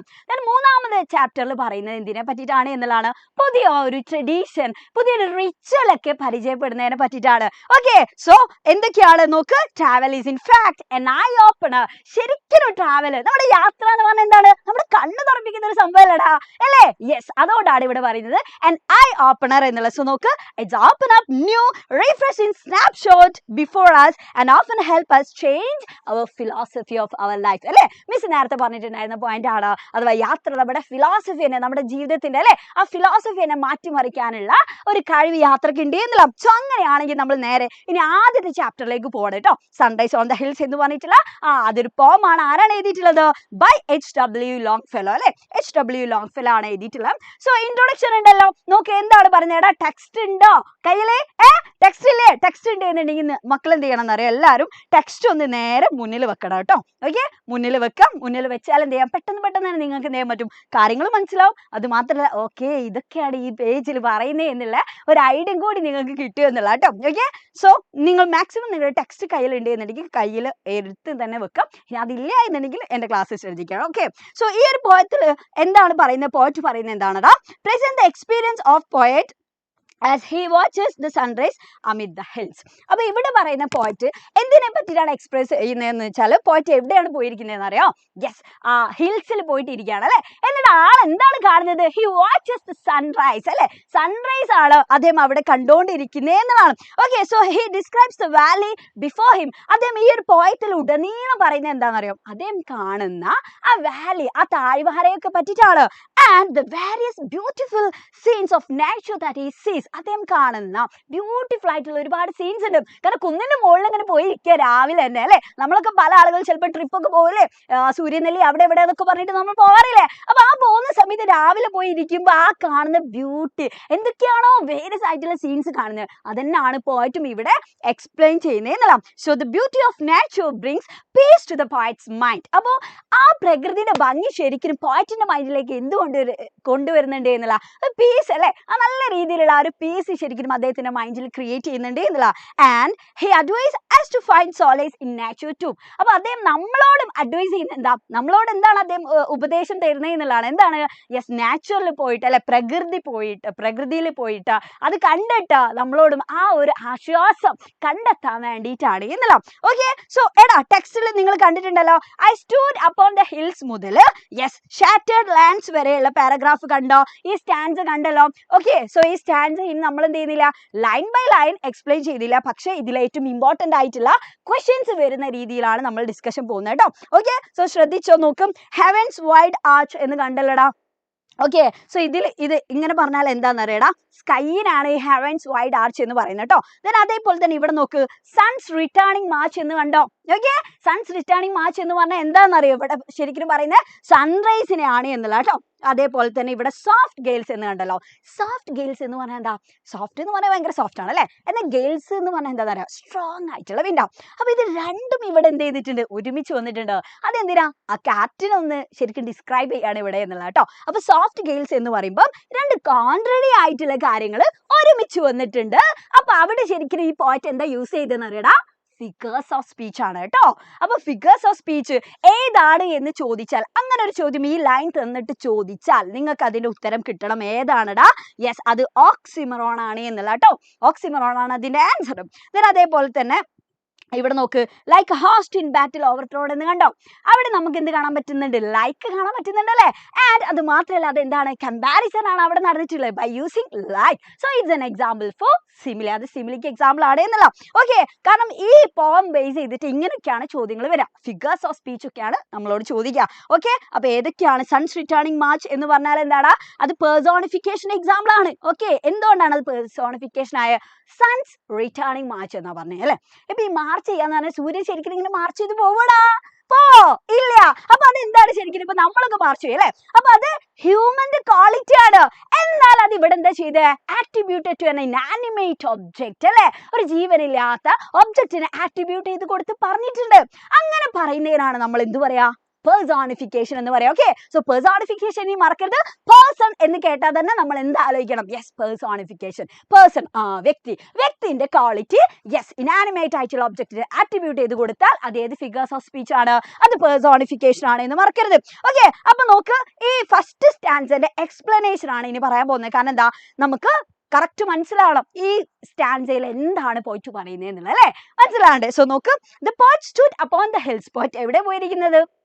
ഹിൽസിലാണ് അല്ലെ, കുന്നിലാണ്. The sky which he calls heavens wide arc. So ഇവിടെ ഹെവൻസ് വൈഡ് ആർക്ക് എന്നൊക്കെ പറയുന്നത് എന്തിനെ പറ്റിയിട്ടാണ് പറയുന്നത്? സ്കൈനാണ് അല്ലെ. ഏറ്റവും സിമ്പിൾ ആയിട്ട് പറയുകയാണെങ്കിൽ സ്കൈനെ പറ്റിയിട്ടാണ്. So look glorious oi the sunrise. അത് ഭയങ്കര ഗ്ലോറിയസ് ആയിട്ട് കാണുന്നുണ്ട്. എന്തുകൊണ്ടാ? അവിടെ സൺറൈസ് ഉണ്ട്. സൺറൈസിന്റെ ടൈം ആയതുകൊണ്ടാണ്. The woods were brighten with the sun's return and soft gales of wind went forward to kiss the sunlight valley. അപ്പൊ ഇവിടെ എന്താ പറഞ്ഞിട്ടുള്ളത്? വുഡ്സ് എന്ന് പറഞ്ഞാൽ മരങ്ങളൊക്കെ ഭയങ്കര ബ്രൈറ്റൻഡ് ആയിട്ട് നിൽക്കുന്നുണ്ട്. കാരണം സൺറൈസ് ഉണ്ട്, സൂര്യന്റെ പ്രകാശം തട്ടിയിട്ട് അവിടെയുള്ള വൂഡ്സ് ഒക്കെ ഭയങ്കര നല്ല കളർ ഉണ്ട് എന്നുള്ള. അത് മാത്രമല്ല, താഴെയുള്ള വാലിയും അതേപോലെ തന്നെ എന്ത് ചെയ്തിട്ടുണ്ട്? സൂര്യന്റെ പ്രകാശം അല്ലെ, പ്രകാശം തട്ടിയിട്ട് അതും ഭയങ്കര ബ്രൈറ്റൻഡ് ആണ്. അത് മാത്രമല്ല, സോഫ്റ്റ് ഗേൾസ് എന്ന് പറഞ്ഞാൽ എന്താണ്? നല്ല സ്ട്രോങ് ആയിട്ടുള്ള സോഫ്റ്റ് ആയിട്ടുള്ള നല്ല അല്ലെ ആ രീതിയിലുള്ള കാറ്റ് ഇങ്ങനെ വന്നിട്ട് എന്ത് ചെയ്യുന്നുണ്ട് എന്നറിയോ? കിസ് ദ വാലി എന്നുള്ള ആ താഴ്വാരൊക്കെ ഇങ്ങനെ കിസ് ചെയ്ത് പോകുന്നുണ്ട് എന്നുള്ള. So the clouds were far beneath where the poet stood. അപ്പൊ പോയിന്റിന് നോക്കുന്ന സമയത്ത് എങ്ങനെ തോന്നുന്നതെന്ന് അറിയോ? ഇങ്ങനെ തോന്നുന്നുണ്ട്. ഇത് ബാംഗ്ലൂരുള്ള കേട്ടോ. ഓക്കെ, ബാംഗ്ലൂരുള്ള ഹിൽസ്, നന്ദി ഹിൽസ് ആണ് നമ്മളിപ്പോ കാണുന്നത്. അപ്പൊ ഇവിടെ നോക്ക്, ഇവിടെ എങ്ങനെയാണ്? ഇപ്പൊ ഇവിടെ ഒരു മനുഷ്യൻ നിൽക്കുന്നുണ്ട് എന്ന് വിചാരിച്ചു അല്ലെ. ഇവിടെ ഒരാൾ നിൽക്കുന്നുണ്ട് എന്നുണ്ടെങ്കിൽ നേരെ നോക്കുമ്പോൾ എന്താണ്? യെസ്, ക്ലൗഡ്സ് ഒക്കെ എന്റെ താഴെയാണ് എന്നുള്ള തോന്നുന്നത്. കാരണം നമ്മൾ നിൽക്കുന്ന എവിടെയാണ്? ഹിൽസിലാണ്. അപ്പൊ രാവിലെ ആകുമ്പോൾ അവിടെ നമുക്ക് ക്ലൗഡ്സ് ഇങ്ങനെ കാണാൻ പറ്റും. ഓക്കെ, അപ്പൊ ഇതേപോലെ തന്നെയാണ് നമ്മുടെ പോയിന്റിനും തോന്നുന്നേ എന്നുള്ള. അപ്പൊ ക്ലൗഡ്സ് ഒക്കെ നമ്മുടെ പോയിന്റിന്റെ ബെനേത്താണ് എന്നുള്ള രീതിയിലാണ് ഇവിടെ പറയുന്നത്. ഓക്കെ, സോ നോക്ക്, ദേ വർ കവേർഡ് ഇൻ ലൈറ്റ്. അതൊക്കെ പക്ഷെ ലൈറ്റിൽ ഇങ്ങനെ കവർ ചെയ്ത് നിൽക്കുന്നുണ്ട്. കാരണം എന്താ? യെസ്, ഇവിടെ നേരെ സൂര്യനങ്കിൾ ഉണ്ട്. ഓക്കെ, അതുകൊണ്ടാണ്. സോ നോക്ക്, and gathered around the woods as the clouds faded they look like defeated soldiers in a battle. അപ്പോൾ പോയിന്റ് ഇങ്ങനെ നോക്കുന്ന സമയത്ത് ഈ ക്ലൗഡ്സ് ഒക്കെ പിന്നെ എന്ത് ചെയ്യുന്നത്? പതുക്കെ ഇങ്ങനെ ഫേഡ് ആവുന്നുണ്ട്. കാരണം എന്താ? സൺലൈറ്റ് വരുന്നുണ്ട്, സൂര്യൻ വരുന്നുണ്ട്. സൂര്യൻ വരുമ്പോൾ ആര് പോവും? ക്ലൗഡ് പതുക്കെ ഇങ്ങനെ മാഞ്ഞു പോവല്ലേ. അപ്പൊ ആ പോകുന്ന പോക്കിനെ എന്തായിട്ടാണ് ഇവിടെ പറയുന്നതെന്ന് അറിയോ? Like defeated soldiers in a ബാറ്റിൽ അല്ലെ. ഒരു ബാറ്റിൽ ഡിഫീറ്റഡ് ആയിട്ടുള്ള സോൾജേഴ്സ് പോകും പോലെയാണ് ഈ ക്ലൗഡ്സ് ഇങ്ങനെ പോകുന്നേ എന്നുള്ളതാണ്. ഓക്കെ, സോ നോക്കും, who was slowly retreating from the battlefield. The tops or pinnacle of many trees could be seen through the grey mist as the clouds disappeared. അങ്ങനെ ക്ലൗഡ് കംപ്ലീറ്റ് പോകുമ്പോൾ പിന്നെ ആരെ കാണും? താഴെ ഇങ്ങനെ കുറെ എന്തുണ്ടാവും? കുറെ ട്രീസ് ഒക്കെ ഉണ്ടാവും, കുറെ ഹിൽസ് ഒക്കെ ഉണ്ടാവും, മൗണ്ടെയിൻസ് ഒക്കെ ഇങ്ങനെ കാണും. അപ്പൊ മൗണ്ടെയിൻസ് ഒക്കെ ഇങ്ങനെയുള്ള മൗണ്ടെയിൻസിന് നമുക്ക് കാണും. കാരണം ക്ലൗഡ് ഇങ്ങനെ പോയാൽ പിന്നെ അതെല്ലാം കാണാം. ഓക്കെ, സോ അതാണ് ഇവിടെ പറയുക കേട്ടോ. സോ അടുത്ത നോക്ക്, and rocking on the cliff was left എന്ന് മുതൽ ഇവിടെ വരെ കേട്ടോ, ഹിസ് സ്പൈറൽ വേ വരെ ഉള്ളതാണ് പറയുന്നത്. ഓക്കെ, സോ ഇവിടെ ഏറ്റവും ഇമ്പോർട്ടന്റ് ആയിട്ടുള്ള ഫിഗേഴ്സ് ഓഫ് സ്പീച്ച് എന്ന് പറഞ്ഞാൽ യെസ് നോക്ക്, ബ്ലാസ്റ്റഡ് ബെയർ എന്ന് കണ്ടല്ലോ. Blasted, bare. അത് രണ്ടും എന്തിന്റെ റിപ്പീറ്റേഷൻ ആണ് നമുക്ക് ഇവിടെ കാണാൻ പറ്റുന്നത്? ഇനീഷ്യൽ അല്ലെ, repetition of initial consonant sound അഥവാ കോൺസണന്റ് സൗണ്ടിന്റെ റിപ്പീറ്റേഷൻ ഇവിടെ കാണാൻ പറ്റുന്നില്ലേ? യെസ്, കാണാൻ പറ്റുന്നുണ്ട്. കാരണം കോൺസണന്റ് സൗണ്ട് എന്ന് പറഞ്ഞാൽ എന്താണ്? ക്, ബ്, ടു, മ് എന്നൊക്കെയുള്ള സൗണ്ട് ആണ്. സോ ആ സൗണ്ട്സിന്റെ റിപ്പീറ്റേഷൻ ഇവിടെ കാണുന്നുണ്ട്. രണ്ട് വാക്കിന്റെ ആദ്യത്തിൽ അല്ലെ, വേർഡ്സിന്റെ ഇനീഷ്യൽ വന്നിട്ടുണ്ട്. സോ അത് എന്തിന്റെ എക്സാമ്പിൾ ആണ്? യെസ്, അത് അലിട്രേഷന്റെ എക്സാമ്പിൾ ആണ് എന്നതാണ്. ഓക്കെ, സോ അതാണ് ഇവിടെ ഏറ്റവും ഇമ്പോർട്ടന്റ് ആയിട്ടുള്ള ഫിഗേഴ്സ് ഓഫ് സ്പീച്ച് എന്ന് പറഞ്ഞാൽ. സോ അതിന്റെ എക്സ്പ്ലനേഷൻ നോക്കട്ടോ. ഇവിടെ എന്തൊക്കെയാ പോയിട്ട് പറയുന്നത്? The poet noticed the dark pine trees rocking on the cliff were bare, ruined and broken. അപ്പോൾ ഈ ക്ലൗഡ്സ് ഒക്കെ ഇങ്ങനെ പോയ സമയത്ത് പോയിട്ട് ഇങ്ങനെ അല്ലെ താഴേക്ക് നോക്കുന്ന സമയത്ത് എന്താ തോന്നുന്നതെന്ന് അറിയാം? അവിടെ ഒരുപാട് എന്താണ് ഡാർക്ക് ആയിട്ടുള്ള പൈൻ ട്രീസ് ഉണ്ട് താഴെ. അപ്പൊ ആ പൈൻ ട്രീസ് ഒക്കെ നോക്കുന്ന സമയത്ത് അതൊക്കെ ഭയങ്കര ഡിഫീറ്റഡ് ആയിട്ട് നശിച്ച രീതിയിലാണ് തോന്നുന്നേ എന്നുള്ളതാണ്. Okay, so when the clouds finally disappeared, അങ്ങനെ ക്ലൗഡ്സ് കംപ്ലീറ്റ് ആയിട്ട് അല്ലെ ഡിസപ്പിയർ ആയ സമയത്ത് the rich valley below glare in the light of the rising sun. അപ്പൊ താഴെയുള്ള വാലി ഇങ്ങനെ ഭയങ്കരമായിട്ട് എന്ത് ചെയ്യുന്നുണ്ട്? ഗ്ലോ ചെയ്യുന്നുണ്ട് എന്നുള്ള കേട്ടോ. കാരണം സൂര്യന്റെ ഇങ്ങനെ ആ രാവിലെയുള്ള വെളിച്ചം തട്ടിയിട്ട് ഭയങ്കര രസമുണ്ട്. So the river look dark. അങ്ങനെ താഴോട്ട് ഇങ്ങനെ നോക്കുന്ന സമയത്ത്, കാരണം കുന്നിലാണല്ലോ അപ്പൊ എല്ലാം കാണാം, അപ്പൊ താഴോട്ട് ഇങ്ങനെ നോക്കുന്ന സമയത്ത് പക്ഷെ റിവർ ഉണ്ട്, പുഴ ഇങ്ങനെ ഒഴുകുന്നുണ്ട്. അത് എന്ത് കളറിൽ തോന്നുന്നുണ്ട്? ഡാർക്കാണ്. അതെന്തുകൊണ്ടാന്ന് അറിയോ? നോക്ക്, because of the shadows of trees അല്ലെ, അതിന്റെ രണ്ട് സൈഡിലും ട്രീസ് ഉണ്ട്. അപ്പൊ ആ ട്രീസ് ഉള്ളതുകൊണ്ട് തന്നെ അതിന്റെ ഷാഡോസ് വന്നിട്ട് അതൊക്കെ കുറച്ചിങ്ങനെ ഡാർക്ക് ആയിട്ട് തോന്നുന്നുണ്ട്. So but it glistened in the white waterfall upward in the mellow light of day, a noisy bitterness could be sensed. And ഇവിടെ എന്തും കൂടി പറയുന്നുണ്ട്, നോയ്സി ബിറ്റർനെസ് അല്ലെ, ആ ഒരു പ്രത്യേകം എന്താണ് സൗണ്ടും ശരിക്കും നമുക്ക് കേൾക്കാൻ പറ്റുന്നുണ്ട് എന്നുള്ള ഈ ഹിൽസിലേക്ക് കേട്ടോ. ഓക്കെ, ദെൻ അതേപോലെ തന്നെ ഇവിടെ വൈറ്റ് വാട്ടർഫാൾസിന്റെ കഥയും പറയുന്നുണ്ട് അല്ലെ. അപ്പം അദ്ദേഹത്തിന് അതൊക്കെ അവിടുന്ന് കാണാൻ പറ്റുന്നുണ്ട് എന്നുള്ള. അപ്പൊ അതിന്റെ ഒരു വെള്ളം ഇങ്ങനെ എന്താണ്, വെള്ളം ഇങ്ങനെ തെറിച്ച് പോലെ വാട്ടർഫാൾസ്, അപ്പൊ ആ കളറും കാണാൻ പറ്റുന്നുണ്ട്, റിവറിന്റെ ഡാർക്ക്നെസ്സും കാണാൻ പറ്റുന്നുണ്ട്. Okay, so as the sun rose and morning approached at last, അങ്ങനെ മൊത്തത്തിൽ എന്ത് ചെയ്യുക, സൂര്യനങ്ങൾ വന്ന് ഓക്കെ മൊത്തത്തിൽ വന്ന് അവിടെ മൊത്തം വെള്ളമായി, അതായത് രാവിലായി. അപ്പൊ ആ സമയത്ത് എന്താണ്, humans and their noises made an appearance too. അപ്പം എന്താണ് നമുക്ക് കേൾക്കാൻ പറ്റുന്നത് എന്നുള്ളതാണ്, മനുഷ്യന്മാരുടെ ശബ്ദങ്ങൾ നമുക്ക് കേൾക്കാൻ തുടങ്ങി. ആൻഡ് അത് മാത്രമല്ല അല്ലെ, അതേപോലെ തന്നെ അങ്ങനെയുള്ള ഒരുപാട് നോയ്സും അവരുടെ അപ്പിയറൻസ് ഒക്കെ നമുക്ക് കാണാനും കേൾക്കാനും തുടങ്ങി എന്നുള്ള. കാരണം രാവിലെ ആയാലും എന്ത് ചെയ്യും, ആൾക്കാർക്ക് ഇറങ്ങി നടക്കുമല്ലോ. ഓക്കെ, സോ നോക്ക്, I heard the distant water dash എന്ന് മുതൽ the dingle brook വരെ കേട്ടോ, stanza 2. Okay, so stanza 2 നോക്കടാ. ഇവിടെ എന്താ പോയിട്ട് പറയുന്നത്? The poet heard the sound of distant waters dashing and saw the river current whirl and shine. പോയിട്ട് ഒരുപാട് ദൂരത്ത് നിന്നുള്ള അല്ലെ വെള്ളം ഇങ്ങനെ വന്നിട്ട് ഇങ്ങനെ ഡാഷ് ചെയ്യുന്ന അല്ലെ, വെള്ളം ഇങ്ങനെ വന്നിട്ട് ഇങ്ങനെ അടിക്കുന്നുണ്ട്, അതിന്റെ സ്പ്ലാഷ് സൗണ്ട് ഒക്കെ പോയിട്ടിന് കേൾക്കാൻ പറ്റുന്നുണ്ട് എന്നുള്ള. And by the blue silver beech trees bent towards the water silently. പിന്നെ എന്തും കൂടിയും കാണാൻ പറ്റുന്നുണ്ട്, ഇങ്ങനെ വെള്ളം ഇങ്ങനെ പോകുമ്പോൾ അതിന്റെ രണ്ട് സൈഡിനും പോയിട്ട് ഇവിടെ എങ്ങനെ പറയുന്നതെന്ന് അറിയോ? ബ്ലൂ സിൽവർ ബീച്ച് എന്നാണ് പറയാൻ കാരണം. ഓക്കെ, അങ്ങനെയാണ് പറയുന്നത്. കാരണം എന്താ, കാടിന്റെ അടുത്താണല്ലോ. അപ്പൊ ഇങ്ങനെ മാക്സിമം പാറപ്പൊടികളൊക്കെ ഇങ്ങനെ എന്ത് ചെയ്യും, ഒലിച്ചു വരും. അപ്പൊ അതിന്റെ ആ കളറിനാണ് ഇവിടെ ബ്ലൂ സിൽവർ ബീച്ച് എന്നുള്ള രീതിയിൽ ഇവിടെ പോയിട്ട് പറയുന്നത്. ആൻഡ് തീർന്നോ? ഇല്ല, ട്രീസ് ഒക്കെ എന്ത് ചെയ്യുന്നുണ്ട്, ബെൻഡ് ആയിട്ട് വെള്ളത്തിലേക്ക് ഇങ്ങനെ ബെൻഡ് ആയിട്ട് നിൽക്കുന്നുണ്ട് എന്നല്ല. Okay, so then gently the music of the village bell rang over the valley and sweetly echoed across the hills. എന്നിട്ട് എന്ത് ചെയ്യുന്നുണ്ടാ, ഇതാണ് നമ്മുടെ വില്ലേജ് ബെല്ല്. ഓക്കെ, കണ്ടിട്ടില്ലേ, നമ്മൾ ഫിലിമിലൊക്കെ കാണുമല്ലേ, വലിയ വില്ലേജ് ബെല്ല്. അപ്പൊ ഇതിന്റെ സൗണ്ട് അതിങ്ങനെ എങ്ങോട്ട് കേൾക്കുന്നുണ്ട്, അവിടെയുള്ള വാലി മൊത്തം ഇങ്ങനെ കേൾക്കുന്നുണ്ട്, എന്നിട്ട് ഹിൽസിലേക്കും പതുക്കെ അത് എക്കോ ചെയ്യുന്നുണ്ട് എന്നല്ല. ഓക്കെ, സോ നോക്ക്, the sound of the wild horn the sound of the wild horn filled the woodland, responding to the merry shout of the village bell that rang far and faint across the valley. പിന്നെ എന്താ കേൾക്കാൻ പറ്റുന്നതെന്ന് പറഞ്ഞിട്ടുണ്ട് അല്ലെ. Yes, ഇവിടെ wild horn എന്ന് പറഞ്ഞാൽ എന്താണെന്നറിയോ? ഇതാണ് കേട്ടോ, ഇതാണ് നമ്മുടെ ഹോൺബിൽ. സോ ഇതിന്റെ സൗണ്ട് നമുക്ക് കേൾക്കാൻ പറ്റുന്നുണ്ട്. അപ്പോ ഇത് എന്തിനു പോലെ എന്നുള്ള ആള് വില്ലേജ് ബെല്ലിന്റെ സൗണ്ട് കേൾക്കുന്നില്ലേ? അപ്പൊ അതിനിങ്ങനെ റിപ്ലൈ കൊടുക്കുന്നത് പോലെ തന്നെ ഈ കിളീന്റെ സൗണ്ട് ഒക്കെ നമുക്ക് കേൾക്കാൻ പറ്റുന്നുണ്ട്. പക്ഷെ അത് അത്ര എന്താണ് ക്ലിയർ ആയിട്ട് നമുക്ക് കേൾക്കൂല, കാരണം നമ്മളുള്ളത് ഹിൽസിലാ അല്ലെ, പോയിട്ട് ഉള്ളത് ഹിൽസിലാ. അപ്പൊ ആ രീതിയിൽ അതിങ്ങനെ ഫെയിൻഡ് ആയിട്ട് കേൾക്കുന്നുണ്ട് എന്നല്ല. So as if answering the sudden shot of the wild horn wild horn, thin smoke emerged from the thick-leaved branches in the forest. എന്നിട്ട് ഇവിടെ പറഞ്ഞിട്ടുള്ള കാര്യം എന്താ വെച്ചാൽ ആ വൈൽഡ് ഹോണിന്റെ ആ കിളിയുടെ സൗണ്ടിന് റിപ്ലൈ കൊടുക്കുന്ന പോലെയാണ് നമ്മൾ എന്ത് കാണുന്നതെന്ന് അറിയോ? യെസ്, അവിടെ ഇങ്ങനെയുള്ള ഒരുപാട് എന്താണ് വൂഡ്സ് ഉണ്ടല്ലോ, മരങ്ങളുണ്ടല്ലോ, ആ മരങ്ങൾക്ക് ഇടയിലൂടെ എന്തുണ്ട് എന്നറിയോ? തിന്നായിട്ടുള്ള സ്മോക്ക്, പുക ഇങ്ങനെ പുറത്തേക്ക് വരുന്നുണ്ട് എന്നല്ല. അതെന്തുകൊണ്ടാണ്? അതെന്താ ശരിക്കും ഈ സ്മോക്ക് സൂചിപ്പിക്കുന്നത്? താഴെ എന്താണ്? ഹ്യൂമൻ ബീങ്സ് ഉണ്ടല്ലേ, മനുഷ്യന്മാരുണ്ട്. അപ്പൊ അവർ കുക്ക് ചെയ്യും രാവിലെ, ആ കുക്ക് ചെയ്യുന്നതിന്റെ ആ സ്മോക്ക് ആണ് പുറത്തേക്ക് ഇങ്ങനെ വരുന്നേന്നല്ല. ഓക്കെ, അപ്പൊ ആ പുകേനെയാണ് ഇവിടെ പോയിട്ട് ഇങ്ങനെയൊക്കെ ഡിസ്ക്രൈബ് ചെയ്തത്. ഈ ഹോൺബില്ലിന്റെ സൗണ്ടിന് റിപ്ലൈ കൊടുക്കുന്നത് പോലെയാണ്, അതിന് റെസ്പോണ്ട് ചെയ്യുന്നത് പോലെയാണ് ഈ രീതിയിൽ ഇങ്ങനെ തിൻ സ്മോക്ക് വരുന്നേന്ന് പറഞ്ഞേ. Okay, yes. അടുത്ത നോക്ക്, last stanza. If though art one and hard beset മുതൽ not tears dim the sweet look that nature wears വരെ കേട്ടോ. അപ്പൊ അതാണ് നമ്മുടെ തേർഡ് സ്റ്റാൻസ അല്ലെ. അപ്പൊ ഇവിടെ എന്താ പറയുന്നത് നോക്ക്, ഈ ലാസ്റ്റ് സ്റ്റാൻസ ഏറ്റവും ഇമ്പോർട്ടന്റ് ആണ്. സോ ശ്രദ്ധിച്ചു കേട്ടോ. ഓക്കെ, സോ ഇവിടെ പോയിട്ട് പറയുന്ന the poet says that if we are exhausted and going through hard times, നമ്മൾ ഭയങ്കര എക്സോസ്റ്റഡ് ആണെന്ന് വിചാരിച്ചല്ലേ, അതേപോലെ തന്നെ നമ്മൾ ഭയങ്കര ഹാർഡ് ആയിട്ടുള്ള ടൈംസിലൂടെ, ഭയങ്കര ടഫസ്റ്റ് ആയിട്ടുള്ള സിറ്റുവേഷനിലൂടെയാണ് നമ്മൾ കടന്നു പോകുന്നത് എന്നുണ്ടെങ്കിൽ നമ്മൾ എന്ത് ചെയ്യുക? ആൻഡ് നമുക്ക് നോക്ക്, have sorrows we would like to forget. നമ്മൾ മറക്കാൻ ആഗ്രഹിക്കുന്ന ഒരുപാട് സോറോസ്, വിഷമങ്ങള്, ദുഃഖങ്ങളൊക്കെ നമുക്ക് ഉണ്ട് എന്നുണ്ടെങ്കിൽ we should go to the woods and hills. നമ്മൾ എങ്ങോട്ട് പോകണടാ? യെസ്, പോയിട്ട് നമ്മളോട് പറഞ്ഞിട്ടില്ലേ, കാടും മലയും കുന്നും ഒക്കെ കയറിയിട്ട് പോവാനാണ്. ഓക്കെ, അപ്പൊ നിങ്ങൾക്ക് അത്രയും വിഷമമുണ്ടോ, അത്രയും വിഷമങ്ങൾ സോറോസ് ഉണ്ടോ, അത്രയും പേരുണ്ടോ? അങ്ങനെയാണെങ്കിൽ യു ഷുഡ് ഗോ അല്ലെ, നമ്മൾ എങ്ങോട്ട് പോകണം എന്നുള്ളതാണ്. To the woods and hills അല്ലെ, മരങ്ങളും എന്താണ് മലകളും കുന്നും കയറിയിട്ട് നമ്മൾ പോകണമെന്നല്ല. So if we would like to read a lesson that will keep our heart from fainting and our soul from sleep, we should visit nature. അപ്പൊ നമുക്കല്ലേ നല്ല രീതിയിൽ ഒരു പ്രോപ്പർ ആയിട്ടുള്ള എന്താണ് നല്ല ഇപ്പൊ ഒരു എന്താണ് ഉറക്കൊന്നും വരാതെ നല്ല പോലെ ഒരു പാഠം നമുക്ക് വായിക്കണമെന്നുണ്ടോ? നല്ല രീതിയിലുള്ള അല്ലെ ഒരു ലെസൺ നമുക്ക് പഠിക്കണമെന്നുണ്ടോ? നമ്മുടെ മൈൻഡിന് പീസ് വേണടാ. അങ്ങനെയാണെങ്കിൽ നമ്മൾ എങ്ങോട്ട് പോകണം എന്നുള്ള പറഞ്ഞത്? ഹിൽസിലേക്ക് പോകണം എന്നുള്ള അല്ലെ. We should visit nature. നിങ്ങളൊന്ന് പ്രകൃതിയൊക്കെ ഒന്ന് പോയി കാണൂ. No tears or sadness can dim the sweet look that nature has.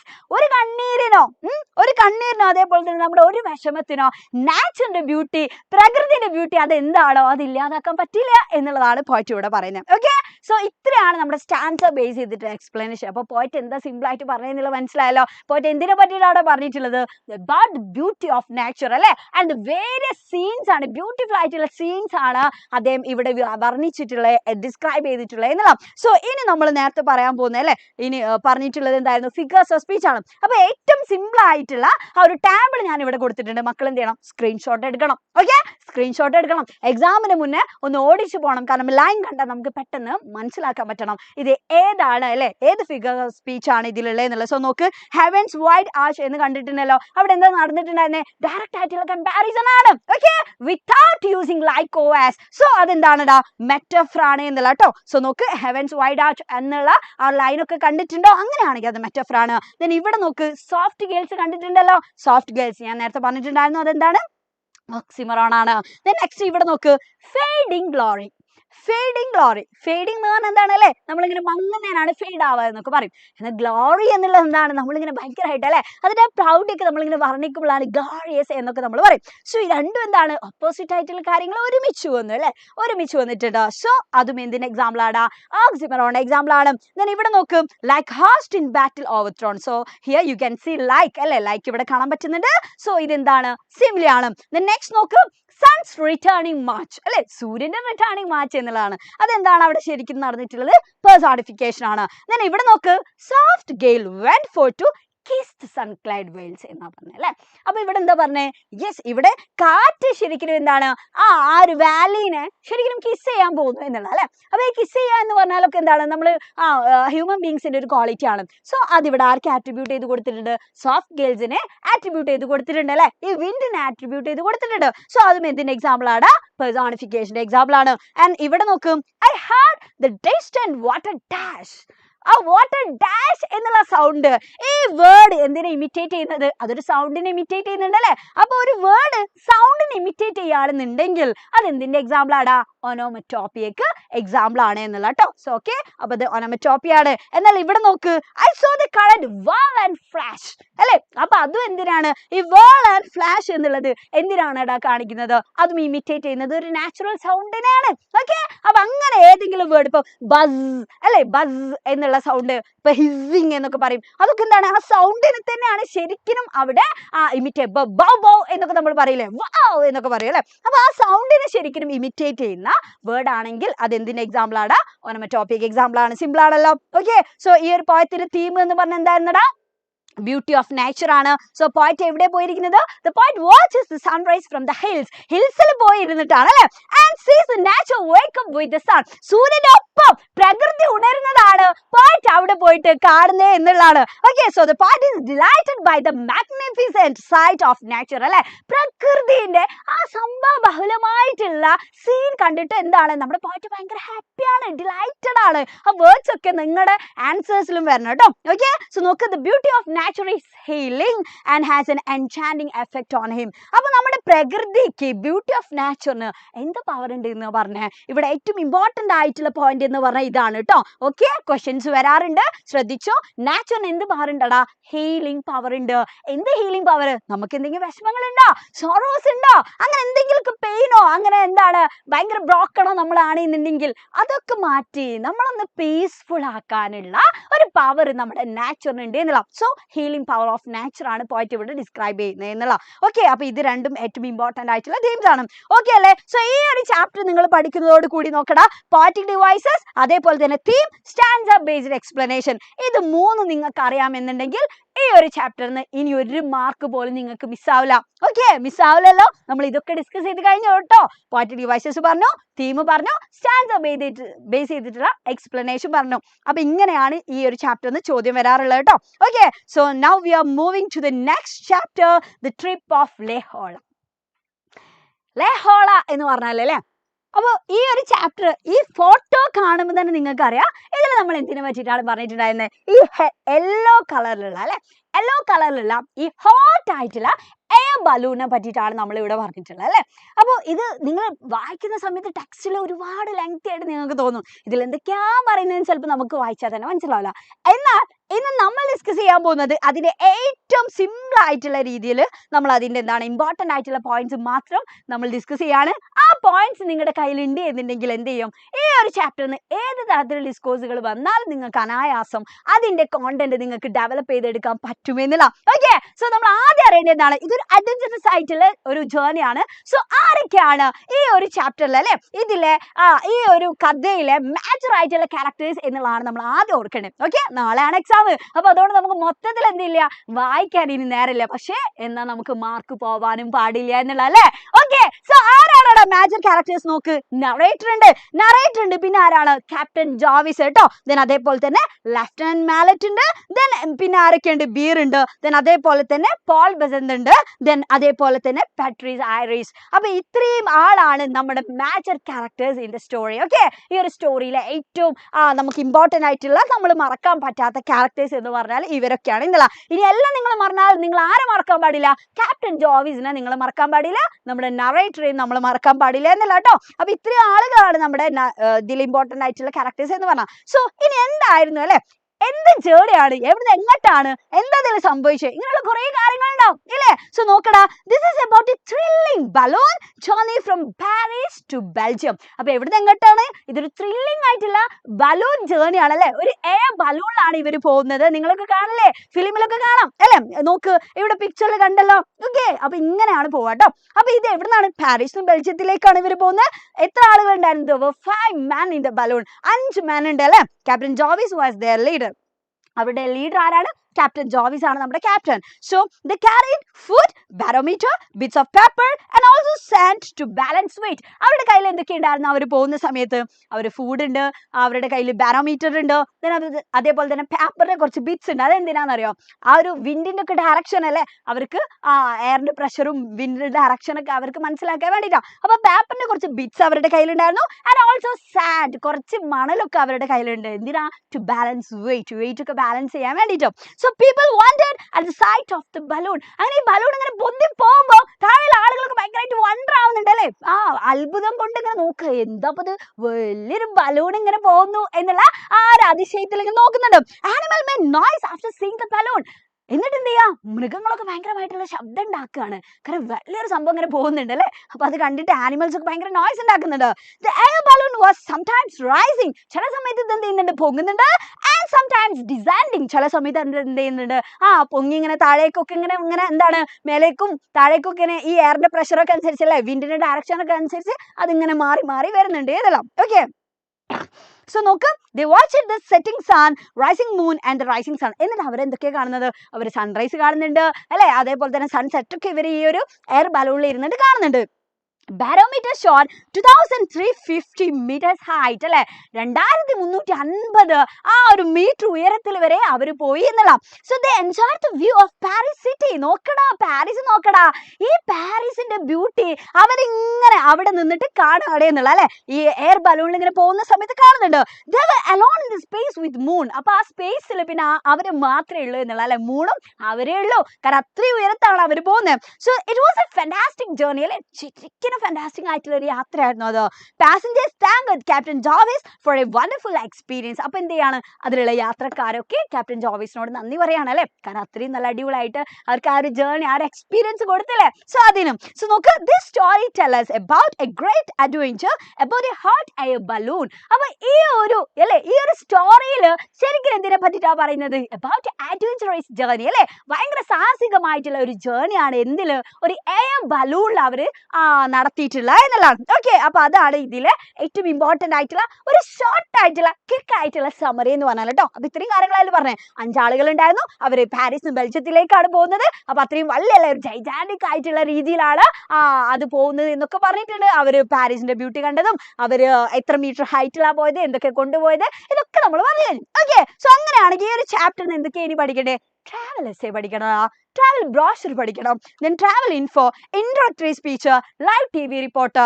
ഇത്രയും ചോദ്യങ്ങളൊക്കെയാണ് ഈ ഒരു ചാപ്റ്ററുമായിട്ട് ബന്ധപ്പെട്ട് വരാറുള്ളത്. ഓക്കെ, അത് നമ്മൾ ഡിസ്കസ് ചെയ്യും കേട്ടോ. ഇനി നമ്മൾ ഡിസ്കസ് ചെയ്യാൻ പോകുന്നത് അതൊക്കെയാണ്. ഓക്കെ, അപ്പൊ ഇത്രയും കാര്യങ്ങളൊക്കെയാണ് ഈ ഒരു ചാപ്റ്ററിൽ നിന്ന് വരിക എന്നുള്ളതാണ്. ഓക്കെ, സോ നോക്കും, ഇനി അടുത്ത ചാപ്റ്ററും കൂടി പറഞ്ഞിട്ട് നമ്മൾ എന്ത് ചെയ്യും? ഈ ഒരു യൂണിറ്റിൽ ഫുൾ പ്രീവിയസ് ഇയർ ക്വസ്റ്റ്യൻസ് നമ്മൾ അങ്ങോട്ട് ഡീൽ ചെയ്യും.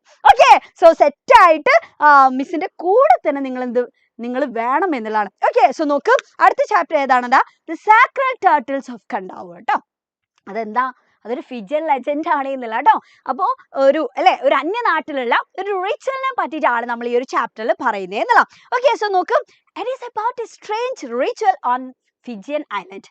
ഫിജിയൻ ഐലൻഡിലുള്ള നമുക്കൊന്നും ഫെമിലിയർ അല്ലാത്ത ഒരു സ്ട്രേഞ്ച് ആയിട്ടുള്ള ഒരു റിച്വലിനെ പറ്റിയിട്ടാണ് ഈ ഒരു സ്റ്റോറിയിൽ പറയുന്നത് എന്നുള്ള. സോ നോക്ക്, എന്താണ് ആ സ്ട്രേഞ്ച് ആയിട്ടുള്ള റിച്വൽ അല്ലെ, അതാണ് നമ്മൾ പറയുന്നത്. Long ago a beautiful princess Tinaicoboga and a Raudalice lived in a lovely village Namuana അല്ലെ. അപ്പൊ എന്താണ്, ഒരുപാട് വർഷങ്ങൾക്ക് മുന്നേ വളരെ ബ്യൂട്ടിഫുൾ ആയിട്ടുള്ള തിനൈക്കോബാഗ എന്ന് പറഞ്ഞിട്ടുള്ള ആളും അവരുടെ ഡോട്ടർ ആയിട്ടുള്ള റൊഡാലിസും നമോന എന്ന് പറഞ്ഞിട്ടുള്ള വില്ലേജിൽ ജീവിച്ചിരുന്നു. ഓക്കെ, എന്നിട്ട് എന്തായി? they went for fishing. അങ്ങനെ ഒരു ദിവസം അവര് ഫിഷിങ്ങിന് വേണ്ടിയിട്ട് പോവാ, മീൻ പിടിക്കാൻ വേണ്ടി പോയി. ഫിഷർമാൻ ഓഫ് നെബുക്കുലെ സീസ് the two women. പക്ഷേ നെബുക്കുലെ വില്ലേജിലുള്ള ഫിഷർമാൻ എന്ത് ചെയ്തിട്ടുണ്ടായിരുന്നു? കടലിൽ ഇങ്ങനെ 2 വിമനെ കാണല്ലേ. അപ്പൊ അത് കണ്ട സമയത്ത് അവരെ സീസ് ചെയ്തു എന്നുള്ള അവർ ഉപദ്രവിക്കുകയാണ് കേട്ടോ. Okay, so the two women cried for help. അപ്പൊ ഈ 2 വനിതകൾ 2 വിമൻ എന്ത് ചെയ്യാണ്? ഹെൽപ്പിന് വേണ്ടിയിട്ട്, സഹായിക്കാൻ വേണ്ടിയിട്ട് അവർ ക്രൈ ചെയ്തു.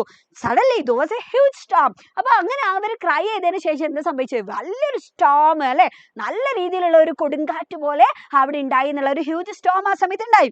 They saw that those two women were turned into giant turtles. And ആ സ്റ്റോം അങ്ങോട്ട് കഴിഞ്ഞപ്പോ പിന്നെ ഫിഷർമാൻ നോക്കിയ സമയത്ത് എന്താ കണ്ടത്? പല ജാൻഡ് ആയിട്ടുള്ള ടേർട്ടിൽസ് ഇങ്ങനെ ആ തോണിയിൽ. ഓക്കെ, അതാണ് അവർ ആ കനോയിൽ കണ്ടേ എന്നുള്ള. ആ പകരം ഈ രണ്ട് അല്ലെ വിമന്റെ പകരം 2 ജാൻഡ് ആയിട്ടുള്ള ടേർട്ടിൽസ് ആണ് അവർ കണ്ടത്. എന്നിട്ട് എന്തായി? The fishermen were afraid, അല്ലെ, ഫിഷർമാന് ഭയങ്കര പേടി തോന്നി. They threw the turtles into the sea. അവർ അതിനെടുത്തിട്ട് നേരെ എന്ത് ചെയ്യാണ്? യെസ്, കടലിലേക്ക് ഇട്ടു. And ran for their lives. അവരുടെ ജീവന് വേണ്ടിയിട്ടല്ലേ അവർ ഓടി.